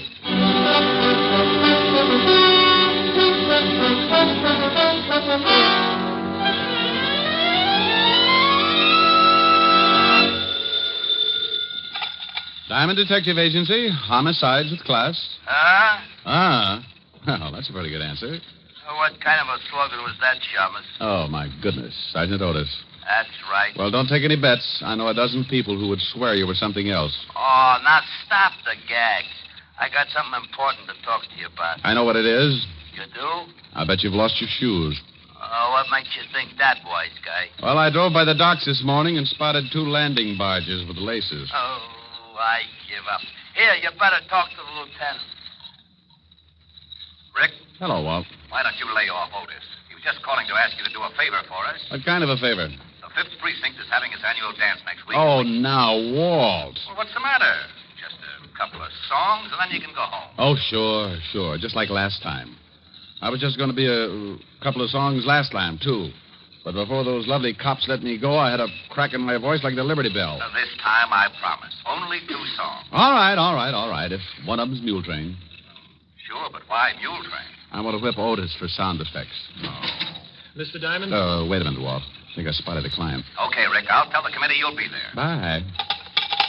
Are you Mr. Diamond? Yeah, unless there's a warrant out. Mr. Diamond, I'd like to talk to you about a man. Oh, don't look so unhappy. Can't talk about girls all the time. Mr. Diamond, this is pretty serious. I'm scared stiff of him. Why? Because he's dead. That's right. He's supposed to be dead. Well, bring him over. We can make a fortune from Barnum and Bailey. I guess I better go. No, wait a minute. Maybe you better tell me about it. Okay. I'm Martin White. I go to Barrett College. I'm an ex-GI. I'm a senior now because I couldn't start until I was released from the hospital 3 years ago. Hospital, huh? What was the trouble? I got hit at casino. How long were you in the hospital? 2.5 years. 2.5 years? Yeah, Okay, I fell apart up there. Oh, psychosis? Yeah. Go on. The other day I was on my way to class when I saw this man I was telling you about. The one who's supposed to be dead? Yeah, that's right. He used to be in the same outfit with me. I saw him killed at casino. Oh, well, so you made a mistake. So he looks like the guy. No, it's not like that. Maybe I better tell you, and then you'll understand. Go ahead. Well, his name was Jarvis, Paul Jarvis. I was a captain with the 5th Army when we went into casino. And Jarvis? Private. He'd been with us since we pushed Rommel out of the desert. Everybody hated him. Why? Gold brick. Never missed a chance to dog it. But he was smart, plenty smart. There wasn't anything we could pin on him. Yeah, I know the type. He was great in a street fight because he was big. And I mean really big.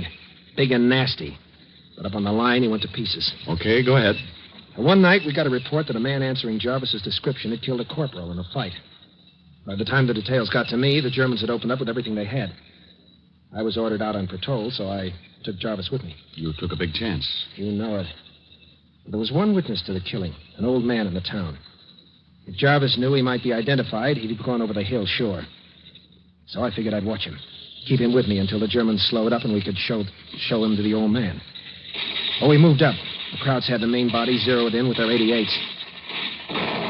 Our job was to move up, try to spot a path through the enemy artillery pattern. We had to belly down, and Jarvis and I ended up in a hole together. They'll spot us, sure.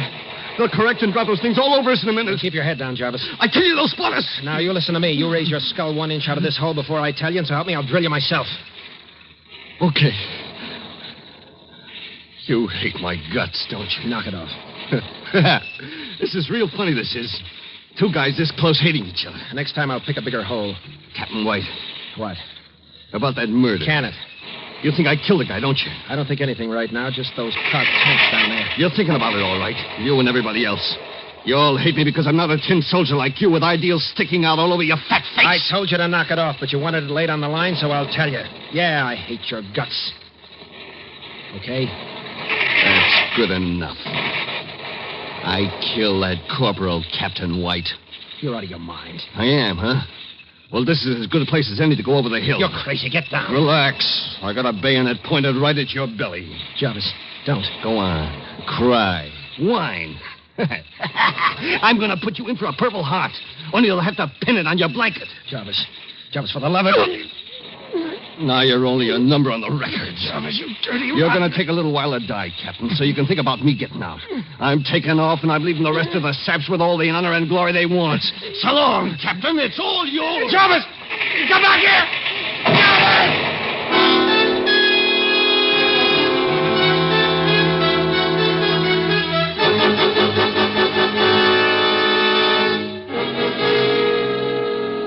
Well, it was one of those lucky things, Mr. Diamond. I got out. Spent a day and a night in that hole until the medics found me. What about Jarvis? I'd swear he got the 88 right on top of him. But now you think you've seen him and you're not sure. I'm not sure of anything right now. But I saw that 88 hit, and I saw Jarvis go down. Okay. Let's say you did see Jarvis. He got out some way. Looks pretty simple to me. Call up the authorities and tell them you spotted a man wanted for murder. There certainly should be a lot of guys from your outfit who could identify him. No. He's done something to his face. Maybe the shell did it for him, but I know it's him. You can't miss a guy that size. A lot of big boys. Sure, but he's got the same rotten eyes. That didn't change, and that nasty smile he gets. I'd know him anywhere. In a dark room, I'd know him. No. Well, you said you were scared. Why not go to another school? I can't. I've got a job up there, and I've got a wife and a kid. That's why I came to you. I can't go to the police. They might put me back in that hospital. They'll think I'm slipping again. Up here. Uh-huh. Well, let's say it is Jarvis. What in the world would a guy like that be doing in a college? Don't you think I've asked myself those questions? Just forget the whole thing. No, wait, Martin.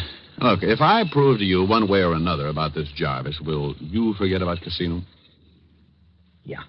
What name is he using? Blackwell. John Blackwell. Okay, let's go. Don't you get a fee or something? Your wife a good cook? The best.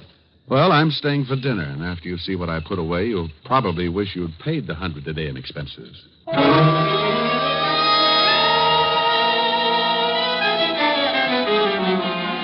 Usually I'm pretty hard about my fee because the trouble I get into has to be balanced on the book some way.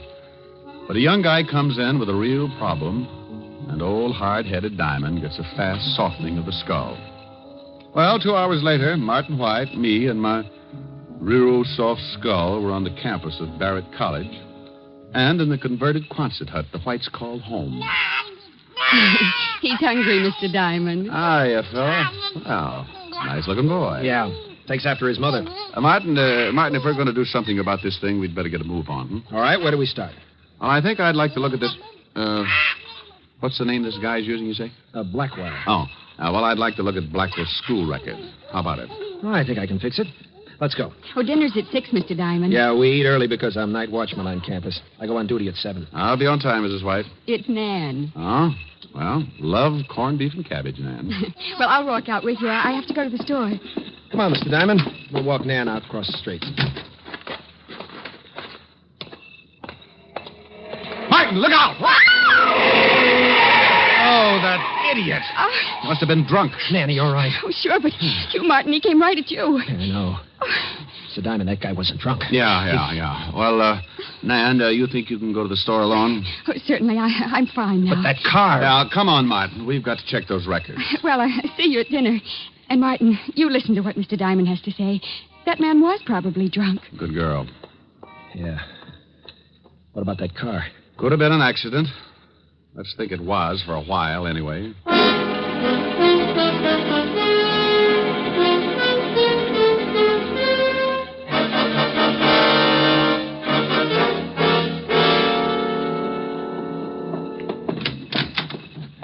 Well, this is where they keep the records. Hello, Susie. Hi, Martin. Well, hello. Hello, Susie. This is Mr. Diamond, Susie. Mr. Diamond, Susie Wirt. It's really a pleasure, believe me. We'd like to look at the file, Susie. You a new professor, Mr. Diamond? No, just a friend of Martin's. Married? Not a bit. Why? Pretty square, huh? Sometimes, but I can learn. Yeah? Well, I might just start some night classes of my own. Sounds like fun. In about 5 years, you let me know how your education is progressing. Oh. Age is a problem with you, huh? My dear, when I stumbled over 30, everything got to be a problem. Now, do you think we can, Yes? The records, Susie. Remember? Yeah, Susie, the records. Oh. Okay, which ones? We want to see the file. Everything from B to C. Okay. But if I get in trouble for this, you may have to make it up to me in some way. I'll buy you a soda. And I'll let you. Here they are.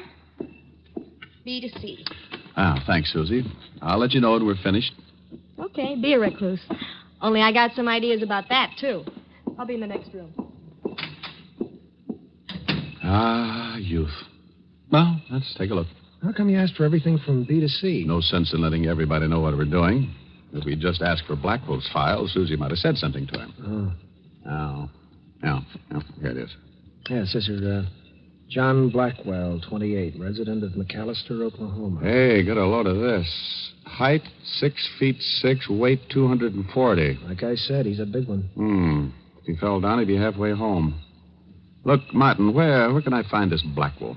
Now, let's see. What does it say about his classes here? It's 2:30 now. Yeah, he should be in English Lit. Take me over there. You want to see him? I want to meet him. You want to meet him? Oh, now relax. Sooner or later, you've got to talk to him. Oh, Susie. Susie. Yes? Oh, Susie, we're finished. I'm not. How about that soda? I'll take a rain check. Lots of rain up here. Susie? Yes? Bye.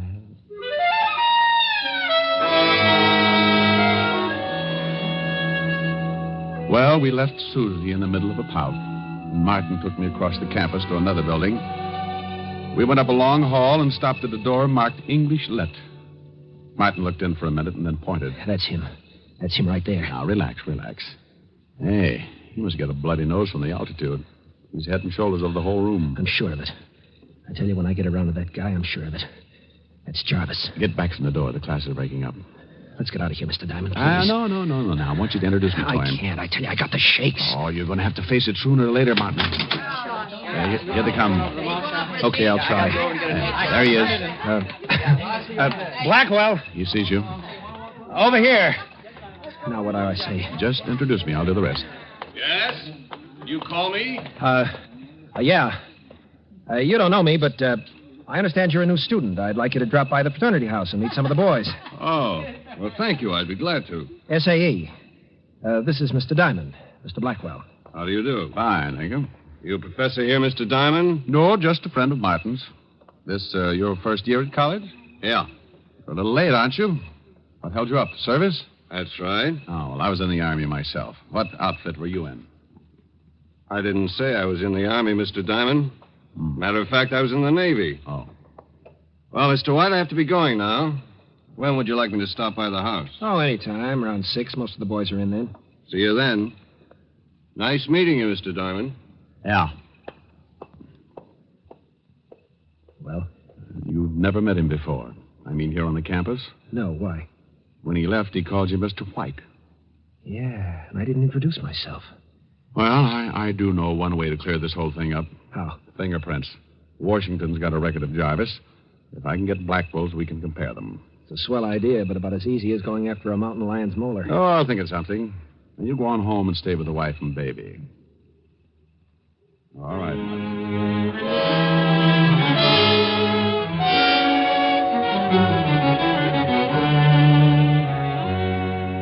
I left Martin and cut across the street to the college malt shop. When I went in, a bunch of kids were having a time playing records and making dates, so I slipped by them and eased into a phone booth and put in a fast call to the 5th Precinct Police Station and Walt Levinson.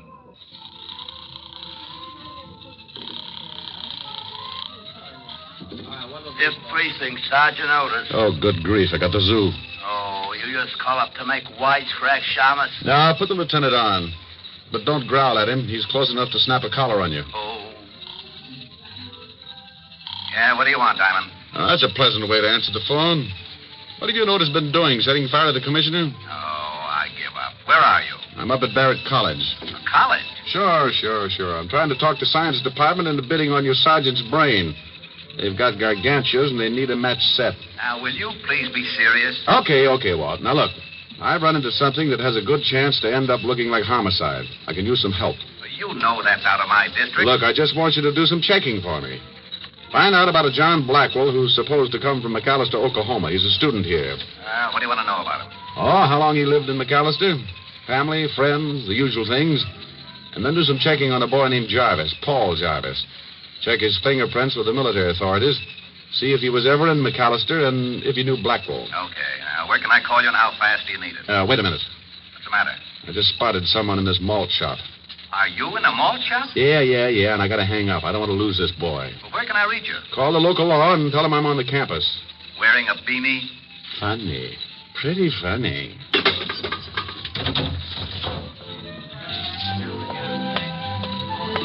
Ah, Mr. Blackwell, isn't it? Huh? Oh, yeah. Mr. Diamond. That's right. Mind if I sit down? Not at all. Just finishing my malt. Looks good. Think I'll have one. It is good. Good for you. Makes you healthy.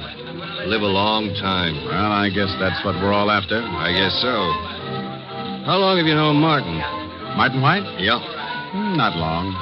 How long have you known him? Just met him today with you. Why? Oh, nothing. Wondered how you knew his name. Oh, he was pointed out. Mm-hmm. Well, I gotta be going, Mr. Diamond. This little chat has been very enlightening. Goodbye. Goodbye. For now. Hey, waiter. Huh? Oh, you want something, mister? Yeah, the small glass. Just the glass? Don't touch it. Well, what's wrong with it? Is it contagious or something? Yeah. Here's $5. Huh? Give me a napkin to wrap it up in. Oh, a collector, huh? Yeah, something like that. Okay, take it. I had a girlfriend who used to collect beer cans, but this is a new wrinkle. Thanks. Oh, it ain't nothing. Come back again and get a load of our ice cream dishes. You'll lose your mind.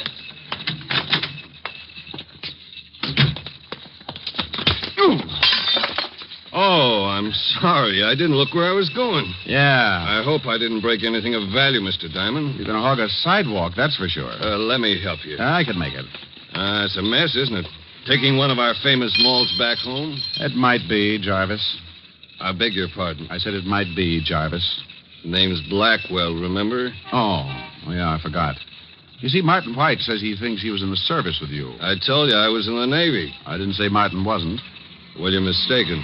My name's not Jarvis. Oh, well, now, isn't that funny? Martin's so sure. He was even going into New York in the morning to see if he couldn't find some of his old buddies who might have remembered you. I hope he has a nice trip. I'll tell him when I see him. But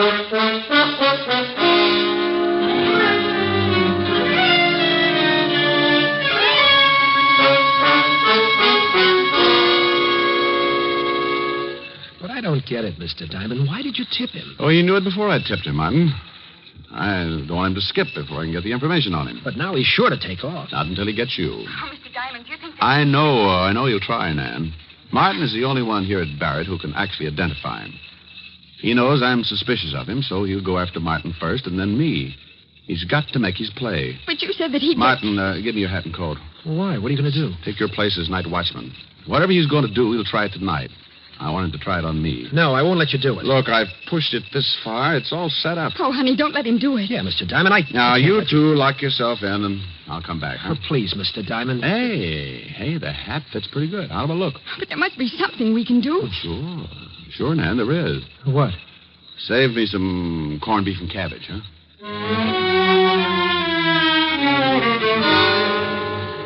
It was dark when I walked out with Martin's hat and coat and started to cross the campus. I had a flashlight. The night was black, solid black. But I had a feeling that sat on my shoulder and raised goosebumps. When you've been in this business as long as I have, that feeling is an alarm ringing inside, telling you the trouble is creeping up. Halfway across the campus, I stopped. I heard nothing but the usual sounds that come with night. Dampened, muffled sounds. I walked on. And I heard it. The sound of someone walking well behind me. I stopped again. Maybe it was Jarvis. Maybe it wasn't. There was one way to find out. Keep going. If it was anyone with no business with me, okay, he'd stop following. I cut to my left, away from the main walk and toward the shadowy bulk of the college buildings. I kept going until I reached the gymnasium building. I was leading my pigeon to me. But who was the pigeon? My toes were beginning to turn in, so I figured I was. Then the bulk of the big building popped up in front of me. I tried the door. It was open. I went in, closed the door behind me. There was no light at all. Only a funny sound that I couldn't identify. A peculiar humming, and there was a smell. Chlorine. Yeah, chlorine. Now I knew where I was, an indoor pool. The hum was the filtering machinery. I wanted to turn on the flashlight, but in a place like this, I couldn't give Jarvis the tip on where I was. I had to get out, so I felt my way carefully along the tile floor. I kept what I guessed was the middle of the walk around the pool, and then... He was in with me. I stopped, but he didn't.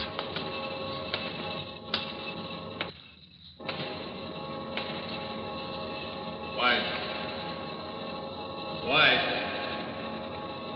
I know you're in here. This couldn't be better. You're a sap, White, coming in here. Don't be silly, White. You know that door leads to the filtering machinery? Come on, this way. It's the only way out, and I'll be waiting for you. Okay. It's all the same whether you come to me or I go to you. Stay where you are, Jarvis. Who's that? We met before. You're not White. No, I'm not. Diamond? Yeah. Not White, and you're not Blackwell. You're Jarvis. Surprise, Buster? What's the difference? None, I guess. Where's the real Blackwell? Where you're gonna be, Diamond. Stay right there, Jarvis. Sure, and let you shoot off your mouth. All right, Diamond. It's all the same to me whether I get you first or White. I gotta do both. Now we'll see just how tough you are, Diamond. Well, the boy's got a gun. You missed, Diamond. And too bad the flash gave you away. Now I gotta do this fast. This is it, Diamond.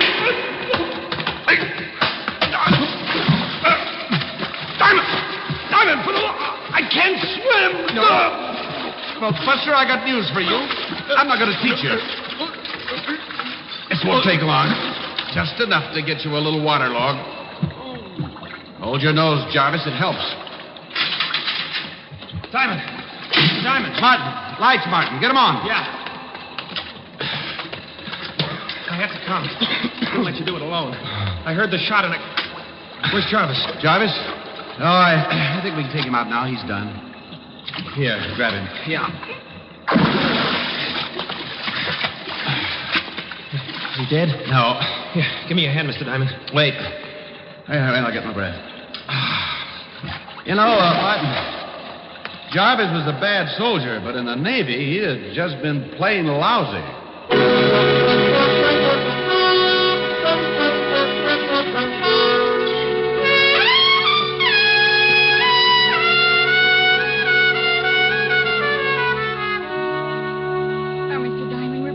Grateful. We've got to pay you something. Okay. Mail the recipe for your wife's corned beef to a gal named Helen, huh? But, Mr. Don't Diamond... forget it. Jarvis won't... he won't... Come back? Oh, no. The Army picked him up. They've got first crack at him. Then come the McAllister authorities who'd like to talk with him about the murder of John Blackwell. So that's how he got Blackwell's papers. Sure. Blackwell was alone in the world. He was going to come here to school, but Jarvis hitched a ride and, well, once the guy kills... He'll do it again to beat the rap. And Blackwell and Jarvis were both from McAllister. Yeah. Jarvis figured this college would be a great hideout under a different name, papers all in order, but you saw him and he saw you, and that put a crimp in his plans. From there on, you know the rest. Now, I guess... Oh, I'll get it. Be back in a minute. I'll send your clothes to you when I get back to the city, Martin. No hurry, Mr. Diamond. Oh, Mr. Diamond, the phone's for you. Me? But no one knows I'm here but the McAllister police force, Levinson, Otis, Jarvis, Susie, the campus, and you. Well, he asked for you. Oh, thank you. Hello? Diamond? Levinson? Yeah. Well, what's on your mind? Are you all right? Never better. Why? Because we got the report on Jarvis. He's a bad boy. You watch yourself. Don't get caught alone with him. Oh, sure, Walt. I'll be real careful. The only place I'll be seen with him is in a swimming pool. Huh? And I'll cut the wisecracks. What's that? Did you say something? Hold it a minute, Walt. Oh, Bill, shh, please. Sorry, Mr. Diamond. I guess the phone awakened him. Diamond, what are you doing? You got asthma? Quiet, Walt. Hold it. Martin, bring the baby here. But he's never done this at this time. Oh, never mind. Bring him here. Okay, you asked for it. Now, baby. Stop calling me baby.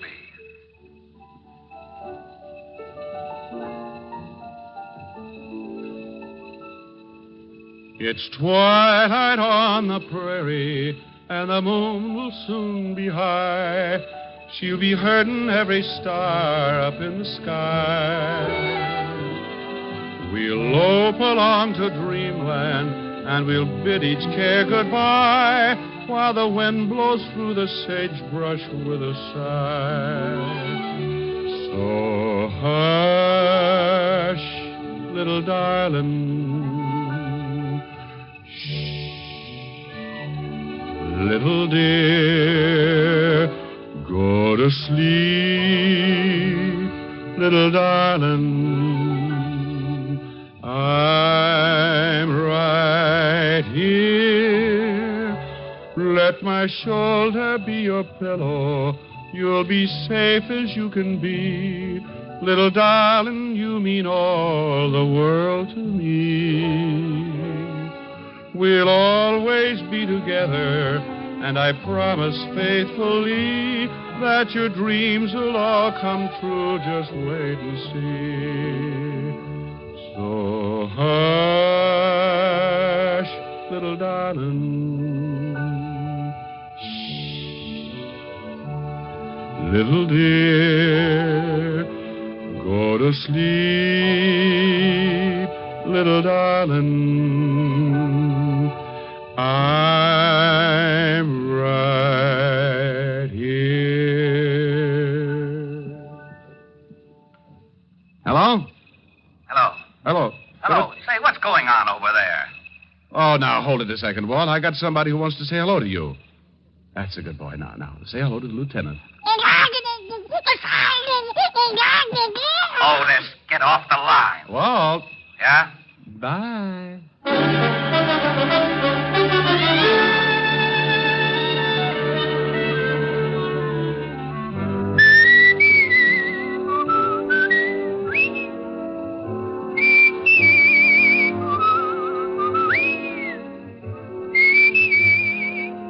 You have just heard Richard Diamond, Private Detective, starring Dick Powell.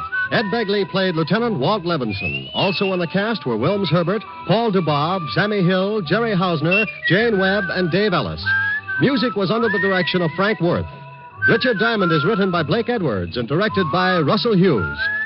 Dick Powell currently may be seen in the motion picture version of the best-selling novel, Mrs. Mike. This is Eddie King inviting you to be with us next Sunday at this same time when we will again bring you Dick Powell as Richard Diamond, Private Detective.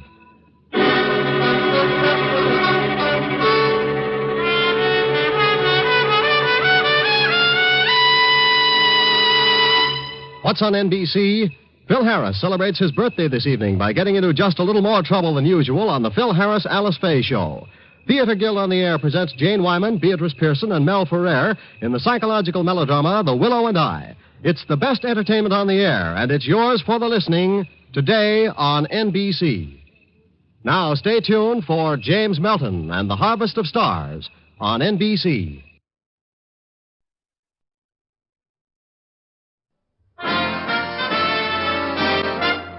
Listen while the makers of Rexall drug products and 10,000 independent Rexall family druggists bring you Dick Powell as Richard Diamond, Private Detective.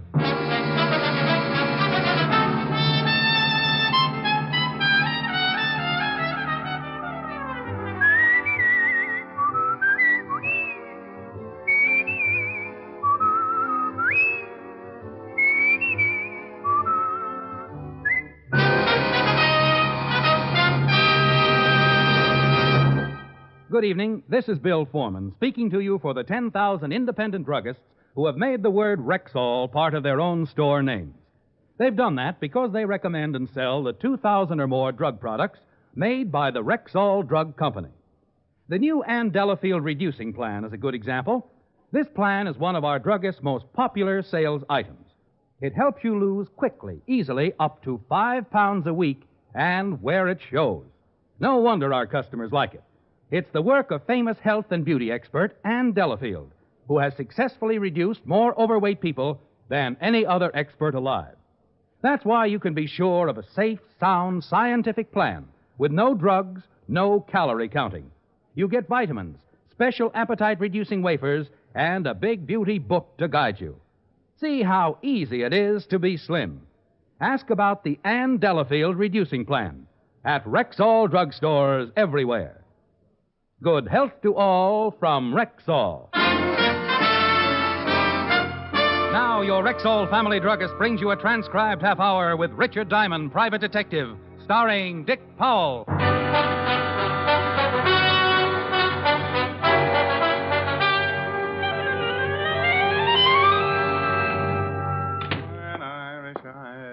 Well, if it ain't Richard Diamond, the smiling gumshoe. Well, if it ain't Sergeant Otis, the laughing hyena.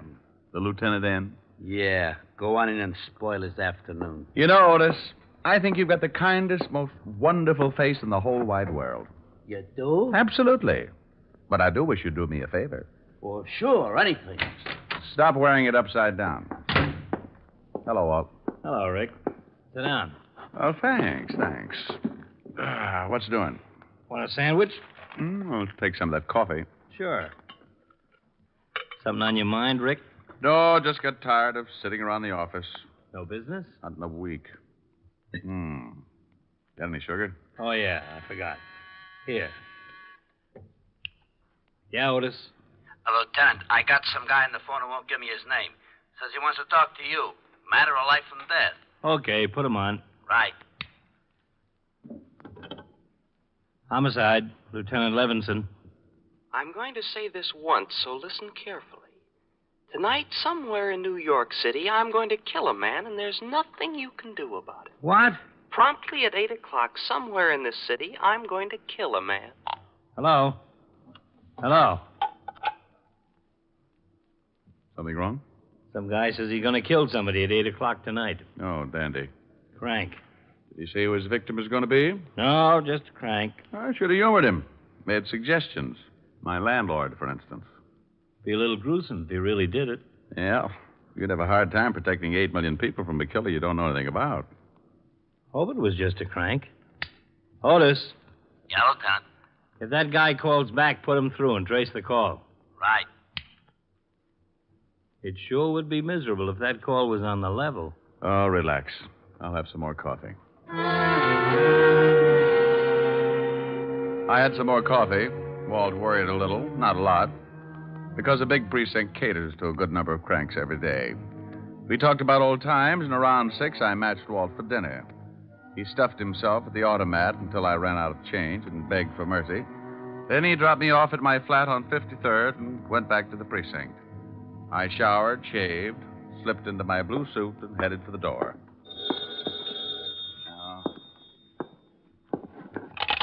Yeah? Do me a favor, will you, Rick? You gotta stop stuffing yourself, Walt. You sound like you got indigestion. I'm down at the morgue.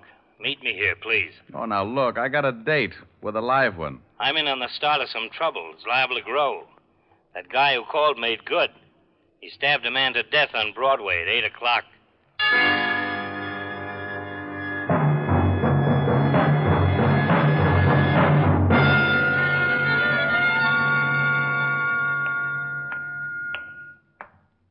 Here he is, Lieutenant. Hello, Walt. Hi, Rick. Thanks for coming down. Okay, Hal. Who is he? Or, who was he?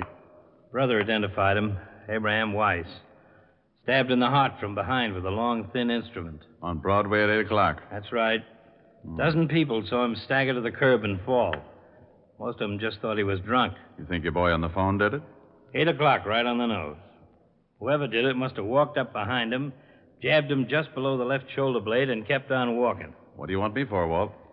If this guy on the phone did kill Abraham Weiss and we can't find a motive, it's a little more than a simple killing. We may be mixed up with a madman. Oh, so I qualify in that league. You're one of the few guys who really is interested in criminal psychology. Well, I think it's the answer. You can't stop something unless you know the cause. Will you give me a hand, Rick? Sure, sure. I've got Weiss's family at the station. Let's go see them.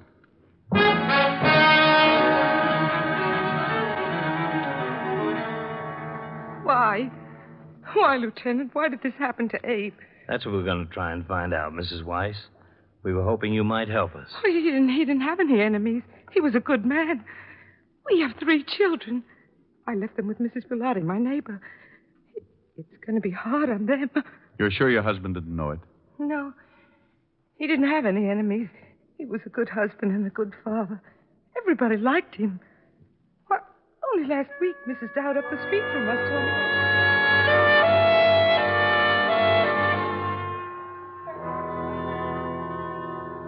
We'd like a list of your brother's friends, Mr. Weiss. Where he worked, people he had business with, anyone you can remember who might give us a lead. Been sitting out there thinking about that. There just isn't anyone that I know would want to kill Abe. He was a good guy, did his job, took care of Louise and the kids. He didn't bother nobody. How long were Louise and Abe married? No, 6 years, maybe a little more.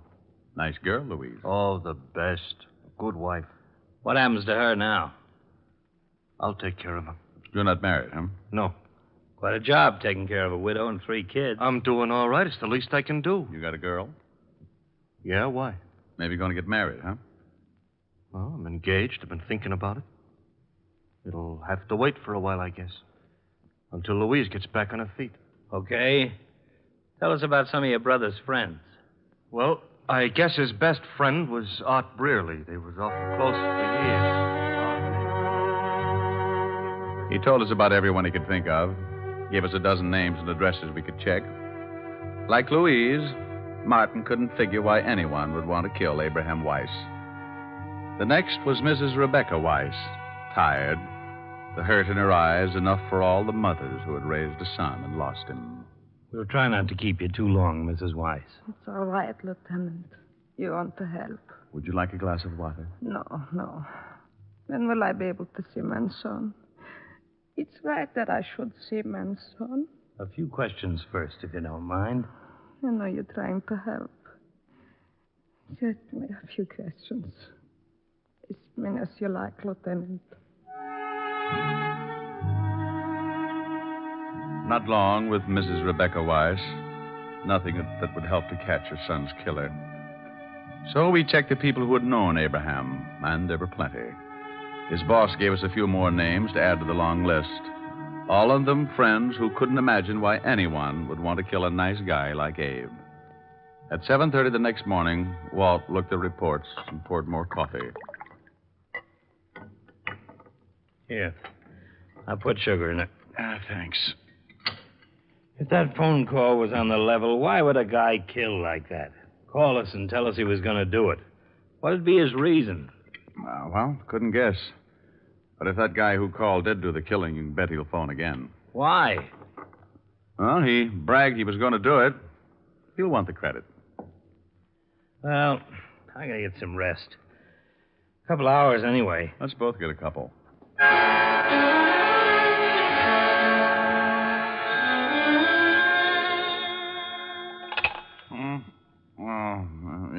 Yeah? Sorry. It doesn't matter. Lousy dream. What time is it? 5 o'clock. Oh, I died, didn't I? Our boy called again. Oh? You trace it? Phone booth in Grand Central. What do you have to say? Not much. Wanted to know how he liked his handiwork. What's a good answer to that one? Well, I said a few things, but I guess he figured we weren't satisfied, so he promised he'd kill somebody else tonight.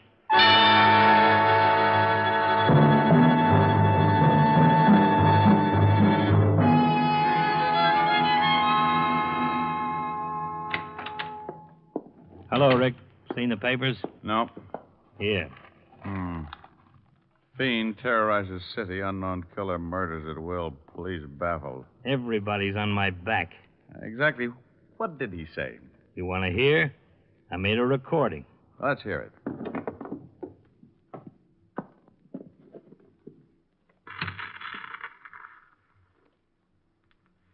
Okay, Otis, put him on. Hello, Lieutenant. Yeah? What do you think now, Lieutenant? I did what I said I was going to do, didn't I? Look, who is this? The man who called yesterday and said he was going to kill someone at 8 o'clock last night. I don't believe it. Well, certainly you do. You'd like to stall so you could have this call traced. Well, you'd better listen. I want everybody to know just how stupid the police force really is. I'm going to kill again tonight, and there's nothing you can do about it. Look, you, whoever you are, if it's the last thing I ever do, I'll... Tonight at 8, another innocent victim will die because the police can do nothing about it. Hello? Hello? Otis! The call came from a phone booth in Grant. He said another innocent victim. Yeah, so he's a nut. For some reason, he hates the police force. There's your motive. Well, I guess it's possible, but something sticks in my craw. Yeah? What? 8 o'clock. Why pick 8 o'clock both times? Well, I guess, like you said, he wants the credit. We're liable to get a couple of killings in an evening. He wants us to be sure which one he did. Okay, so he makes it 8 o'clock the first time. Why the second? Why not 6 or 7 or 10 or... Just following a pattern, I guess. Maybe so. Well, what'll we do? I got every man possible on the streets. But, Rick, let's face it, this is a pretty big city. And it's 6-2 and even. If he does kill again, it won't be anywhere near the scene of his first stabbing. I guess we just wait. Yeah. A little over an hour to go. So we waited. Walt got the coffee going, and I went through a whole package of cigarettes. Somewhere in the middle of New York, probably on a crowded street, a man was walking, waiting like we were for 8 o'clock, waiting to stab someone through the heart, waiting for 8 o'clock. Want coffee? No. Give me a cigarette. You don't smoke. Want a bet? Here. Got a match? Got a lighter. This is no good. Yeah? Let's go. Where to? Entrance to Madison Square Garden. Man stabbed to death in the crowd going into the fights. Right at 8 o'clock.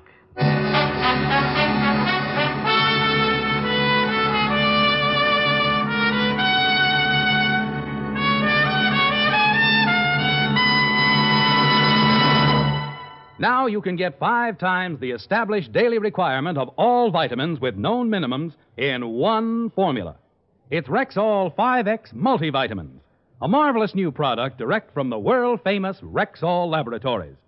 In this new, carefully balanced formula, Rexall scientists have provided a tablet that is 5 times stronger than the minimum daily requirement of all vitamins with established minimums, plus red crystalline B12. Rexall family druggists are so anxious for you to reap the benefits of this amazing new vitamin formula that they invite you to try it for 10 days at their cost. They offer you a 10-day trial size, a regular $1.79 value in itself, free of extra cost, with a purchase of the regular bottle of 50, both for only $6.95. If, after 10 days, you do not notice a marked difference in your general health and well-being, return the unopened bottle of 50 tablets, and your full purchase price will be refunded. Take advantage of this special introductory offer on Rexall 5X Multivitamins, the tablets that give you 5 times the established daily requirement of all vitamins with known minimums, plus red crystalline B12. Ask for 5X Multivitamins at Rexall drugstores everywhere. And now back to tonight's adventure with Richard Diamond, Private Detective, starring Dick Powell.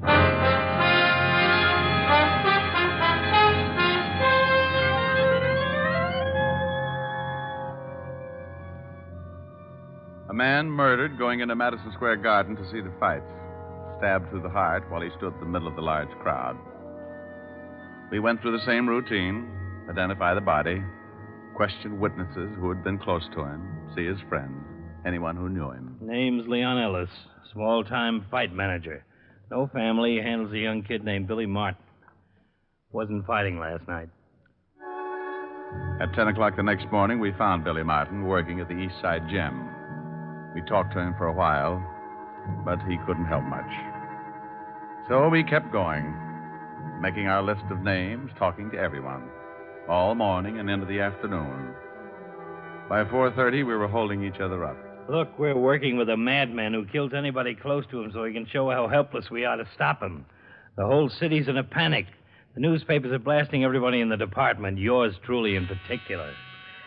Yeah? I got him on the line again. He even bragged to me about this last killing. Trace it as fast as you can. Right. Start that recorder, Rick. It's our boy again. Okay. Go ahead. 5th Precinct, Lieutenant Levinson. You can skip the formalities, Lieutenant. Your sergeant told you who was on the line.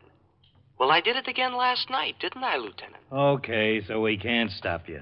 I admit it. I'll admit it to the papers. That should make you happy. The police department can't do anything about it. That's what you want, isn't it? Again tonight, Lieutenant. One more person will die. Now, wait a minute. At least give me a chance to talk to While you trace the call? No. Tonight at 8 o'clock, and you can't stop me. Hello? Yeah? Call came from a phone booth in Rockefeller Center. Pick's the right place to call from. We look pretty silly rounding up everybody in Rockefeller Center.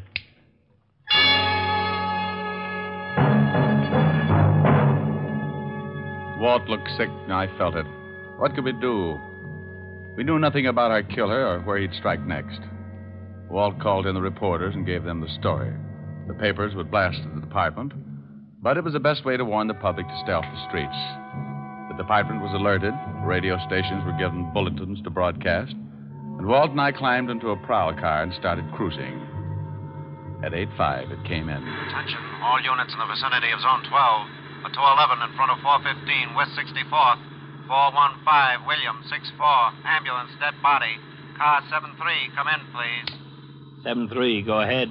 211 at 415 West 64 is a stabbing, Lieutenant. Roger. That's it, Rick.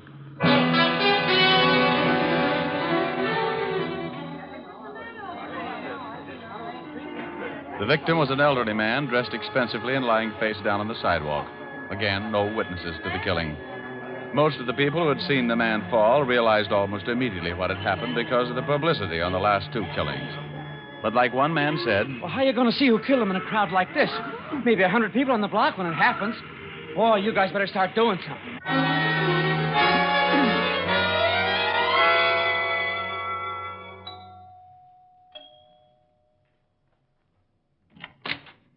Yes, sir?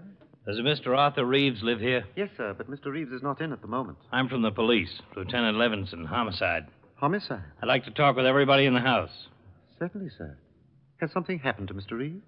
He's been murdered. Oh, no. No, not Mr. Reeves. How many people in the house? Myself, the maid, and Mr. George Reeves, Mr. Reeves' nephew. Tell him I'd like to talk with him. And we talked with the 3 people in the dead man's house. The maid, the butler, and George Reeves, the nephew. I warned him not to take his walk tonight. I showed him the papers. Did he usually take walks at night?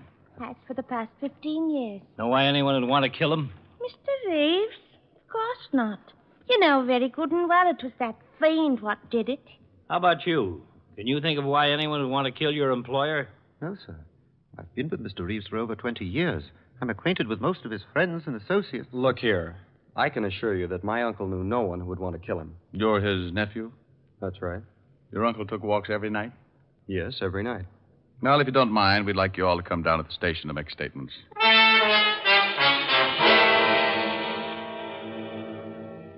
Okay, we got the statements, another list of names, and a long one. None of these killings tie together. Nobody on the first list has any connection with anybody on the second list. Let's face it, if that madman calls again, we can't stop him. Oh, take it easy. Well, will you? can we? I want to talk to the maid, the butler, and the nephew again. Why? It's just the same as all the others. I want to talk to them, okay? I'm sorry. Getting jumpy. No, you're tired. So am I. Otis, send in the maid. What are you doing? Fixing the recorder. I may want to listen to it again. So we again talked to the maid, then the butler, then the nephew, and the tape recorder picked up everything they said, and it sounded very much like everything everybody else had said after the first 2 killings. Walt let them go home and went up to talk to the commissioner. When he came back, he looked pretty discouraged. I'm sure on the griddle. Salvador, turn in my badge. I want you to listen to something. Oh, sure. I've cut out sections of tape, stuck them together. Mr. Reeves took walks every night after dinner, and dinner was always at 7? That's right. Then he always left sometimes close to 8? Yes, 7:30 or 7:45. He was never gone more than half an hour? No. What time did he leave tonight? About 7:45. Weren't you worried when he didn't come back within half an hour? Well, certainly. Both the maid and I were very anxious. Were you all in the house between 7:45 and the time we arrived? Yes, sir. Where was Mr. Reeves' nephew? In his room. He went up right after dinner. How wealthy was your employer? He was very wealthy. Mr. Reeves, who inherits your uncle's fortune? Why, I do.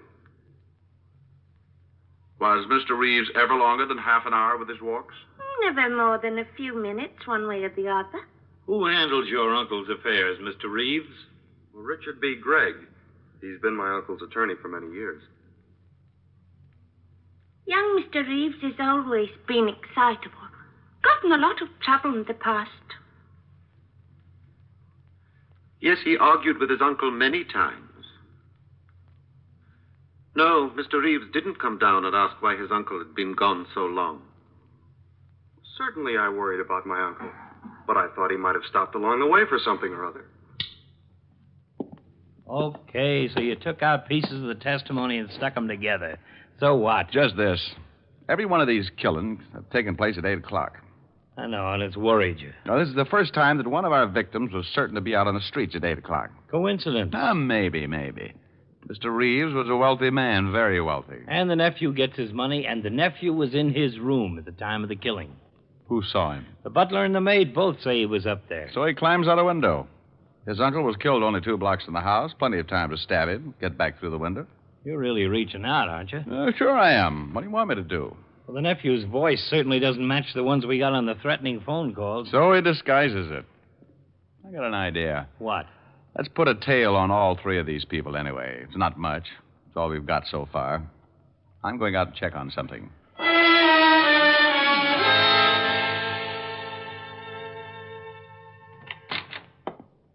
What? Here's something that'll make your hair curl. I just saw the attorney for the Reeves estate, and he said the old man was planning on changing his will, leaving all his money to charity, not his nephew. He was supposed to meet with Mr. Reeves this morning. And Reeves gets killed last night. Pretty convenient for the nephew. We can't arrest him on that. No, but it makes a good motive. You think the nephew would kill 2 men and then his uncle, just so it would look like a madman had picked out another innocent victim? You gotta admit it'd be pretty clever. There's an understatement. Yeah. He's on the line again, Lieutenant. I'm tracing it. Oh, no. Our boy again. There goes your theory. Hello. You can't do anything, Lieutenant. I've killed 3 men, and you can't stop me. I'm going to kill again tonight at 8. Hello. Was him, all right. Tonight at 8. Rick, we've just got to do... Yeah? Call came from Grand Central again. Okay. Well, what happens to your theory now? Well, he might do it again. Expect you to react just this way. Who's tailing George Reeves? Harrison. When does he report in again? Checks in on the hour. Last time was about 20 minutes ago. 40 minutes to go, huh? No way of contacting him? No. Okay, we wait.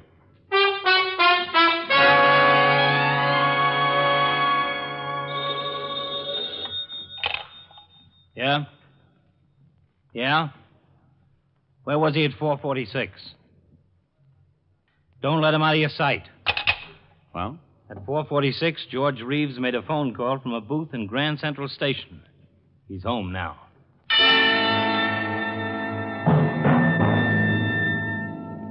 Well, we had something. A motive and a man calling from Grand Central, but not enough to make an arrest. We waited until 7 and then headed for the Reeves house. The area is surrounded. He'll have 2 men on him no matter where he goes. He's still in the house? According to Harrison. No, I want to do more than pick him up with a knife. Here he comes. Yeah. Climbing into his car. Attention, cars 31415. Suspect heading east. Proceed east on your streets. We tailed him, keeping in contact with the other cars as they stayed parallel. When Reeves turned off, we went on ahead, notified the car in our right or left to pick him up. That way Reeves wouldn't suspect a tail. About 7:30, we got a call that Reeves had parked. We headed for the spot in a hurry. Suspect is heading north on Coulter. Oh, get ahead of him. Park at the corner of Davis. We'll pick him up there. We stopped at the corner and got out of the car.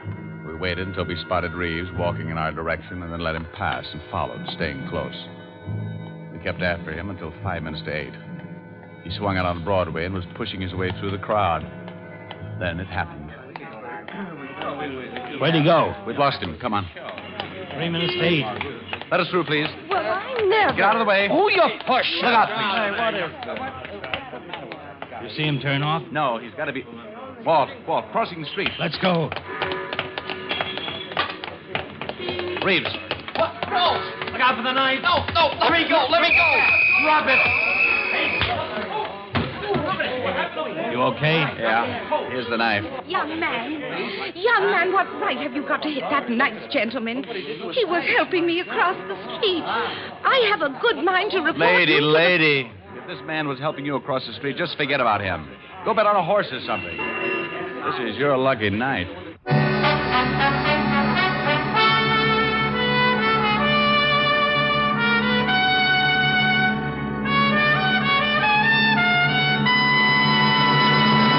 Right when you need it most, Rexall scientists have developed a wonderful new product, Rexall Sunburn Cream, available now at Rexall drugstores everywhere.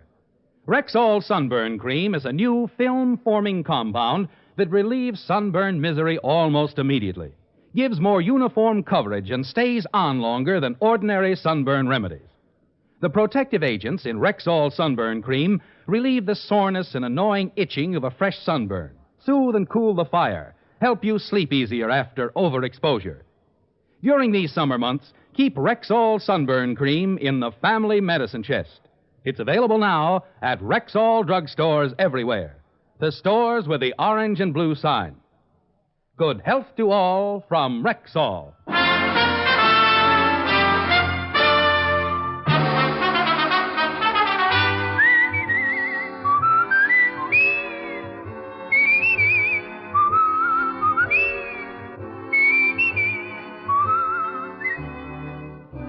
Richard Diamond, Private Detective, stars Dick Powell in the title role and was written by Blake Edwards with music composed and conducted by Frank Worth.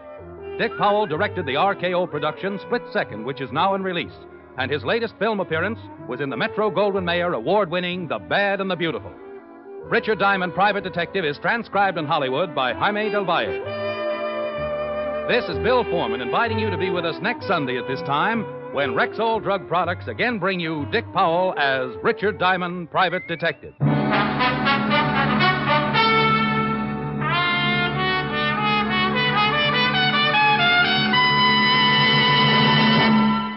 Attention people on sugar-restricted diets. At last you can get a non-fattening sweetener in granulated form. It's Rexall Sweetenette Sprinkle, the easy-to-use sugar substitute in a shaker. Just sprinkle it on food for all the taste, none of the calories. And there's no bitter aftertaste.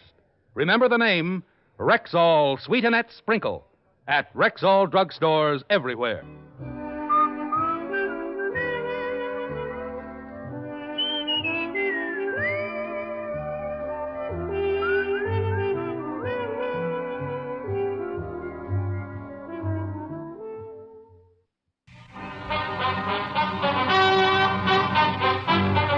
Richard Diamond, Private Detective, starring Dick Powell.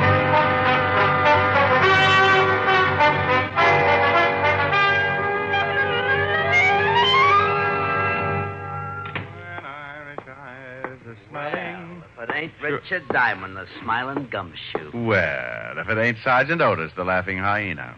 The lieutenant in? Yeah, go on in and spoil his afternoon. You know, Otis, I think you've got the kindest, most wonderful face in the whole wide world. You do? Absolutely. But I do wish you'd do me a favor. Well, sure, anything. Stop wearing it upside down. Hello, Walt. Hello, Rick. Sit down. Oh, thanks. What's doing? Want a sandwich? I'll take some of that coffee. Sure. Something on your mind, Rick? No, just got tired of sitting around the office. No business? Not in a week. Got any sugar? Oh, yeah, I forgot. Here. Yeah, Otis? Lieutenant, I got some guy on the phone who won't give me his name. Says he wants to talk to you. Matter of life and death. Okay, put him on. Right. Homicide, Lieutenant Levinson. I'm going to say this once, so listen carefully. Tonight, somewhere in New York City, I'm going to kill a man, and there's nothing you can do about it. What? Promptly at 8 o'clock, somewhere in this city, I'm going to kill a man. Hello? Hello? Something wrong? Some guy says he's going to kill somebody at 8 o'clock tonight. No, dandy. Crank. Did he say who his victim was going to be? No, just a crank. I should have humored him. Made suggestions. My landlord, for instance. Be a little gruesome if he really did it. Yeah. You'd have a hard time protecting 8 million people from a killer you don't know anything about. Hope it was just a crank. Otis, Yeah, Lieutenant. if that guy calls back, put him through and trace the call. Right. It sure would be miserable if that call was on the level. Oh, relax. I'll have some more coffee. I had some more coffee. Walt worried a little, not a lot, because the big precinct caters to a good number of cranks every day. We talked about old times, and around 6, I matched Walt for dinner. He stuffed himself at the automat until I ran out of change and begged for mercy. Then he dropped me off at my flat on 53rd and went back to the precinct. I showered, shaved, slipped into my blue suit, and headed for the door.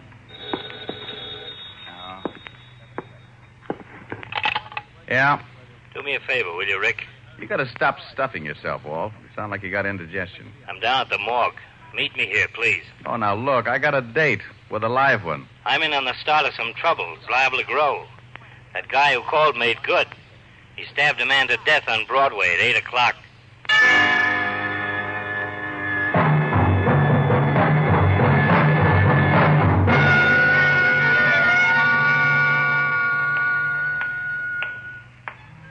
Here he is, Lieutenant. Hello, Walt. Hi, Rick. Thanks for coming down. Okay, Hal. Who is he? Or, who was he? Brother identified him, Abraham Weiss. Stabbed in the heart from behind with a long, thin instrument. On Broadway at 8 o'clock. That's right. A dozen people saw him stagger to the curb and fall. Most of them just thought he was drunk. You think your boy on the phone did it? 8 o'clock, right on the nose. Whoever did it must have walked up behind him, jabbed him just below the left shoulder blade, and kept on walking. What do you want me for, Walt? If this guy on the phone did kill Abraham Weiss and we can't find a motive, it's a little more than a simple killing. We may be mixed up with a madman. Oh, so I qualify in that league. You're one of the few guys who really is interested in criminal psychology. Well, I think it's the answer. You can't stop something unless you know the cause. Will you give me a hand, Rick? Sure. I've got Weiss's family at the station. Let's go see them.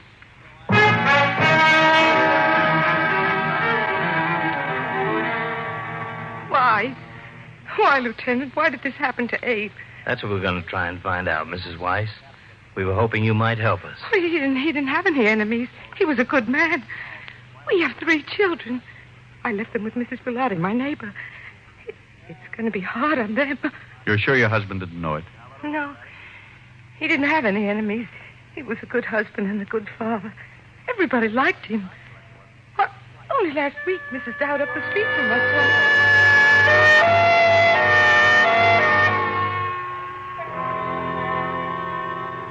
We'd like a list of your brother's friends, Mr. Weiss. Where he worked, people he had business with, anyone you can remember who might give us a lead. Been sitting out there thinking about that. There just isn't anyone that I know would want to kill Abe. He was a good guy, did his job, took care of Louise and the kids. He didn't bother nobody. How long were Louise and Abe married? 6 years, maybe a little more. Nice girl, Louise. Oh, the best. Good wife. What happens to her now? I'll take care of her. You're not married, huh? No. Quite a job taking care of a widow and 3 kids. I'm doing all right. It's the least I can do. You got a girl? Yeah, why? Maybe going to get married, huh? Well, I'm engaged. I've been thinking about it. It'll have to wait for a while, I guess. Until Louise gets back on her feet. Okay. Tell us about some of your brother's friends. Well, I guess his best friend was Art Brearley. They was awful close for years. He told us about everyone he could think of. Gave us a dozen names and addresses we could check. Like Louise, Martin couldn't figure why anyone would want to kill Abraham Weiss. The next was Mrs. Rebecca Weiss, tired, The hurt in her eyes enough for all the mothers who had raised a son and lost him. We'll try not to keep you too long, Mrs. Weiss. It's all right, Lieutenant. You want to help? Would you like a glass of water? No. When will I be able to see Manson? It's right that I should see Manson. A few questions first, if you don't mind. I know you're trying to help. Just a few questions. As many as you like, Lieutenant. Not long with Mrs. Rebecca Weiss. Nothing that would help to catch her son's killer. So we checked the people who had known Abraham, and there were plenty. His boss gave us a few more names to add to the long list. All of them friends who couldn't imagine why anyone would want to kill a nice guy like Abe. At 7:30 the next morning, Walt looked at the reports and poured more coffee. Here. I'll put sugar in it. Thanks. If that phone call was on the level, why would a guy kill like that? Call us and tell us he was going to do it. What'd be his reason? Well, couldn't guess. But if that guy who called did do the killing, you can bet he'll phone again. Why? Well, he bragged he was going to do it. He'll want the credit. Well, I gotta get some rest. A couple hours anyway. Let's both get a couple.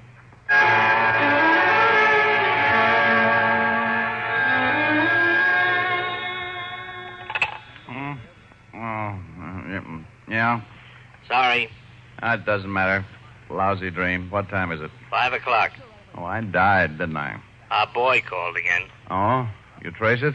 Phone booth in Grand Central. What do you have to say? Not much. Wanted to know how he liked his handiwork. What's a good answer to that one? Well, I said a few things, but I guess he figured we weren't satisfied, so he promised he'd kill somebody else tonight.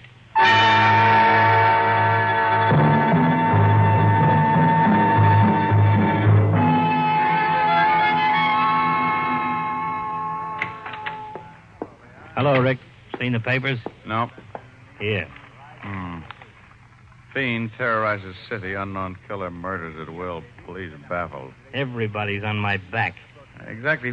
What did he say? You want to hear? I made a recording. Let's hear it.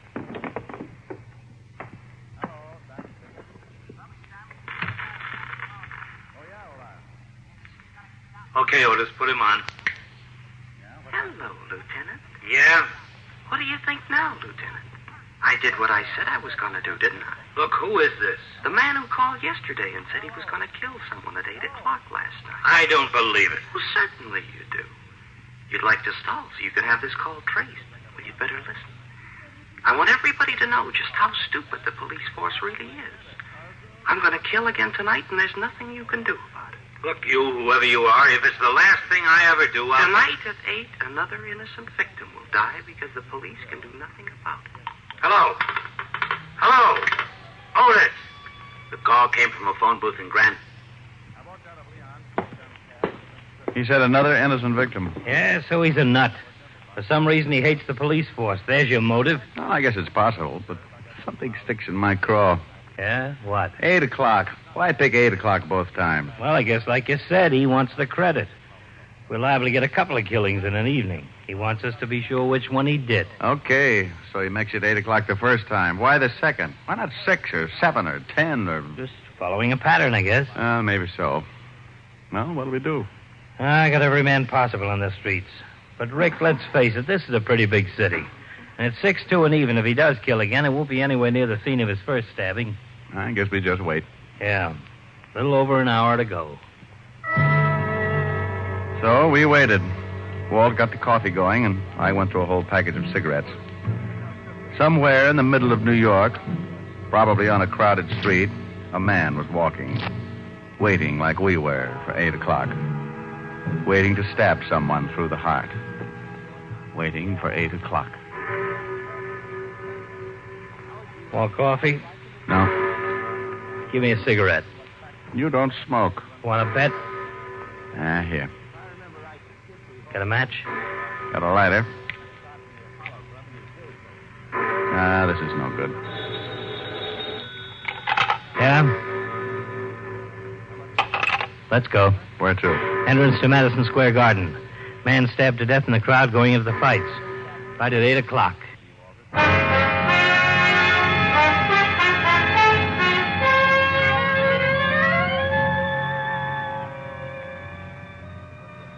man murdered going into Madison Square Garden to see the fights.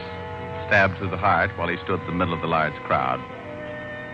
We went through the same routine, identify the body, question witnesses who had been close to him, see his friend, anyone who knew him. Name's Leon Ellis, small-time fight manager.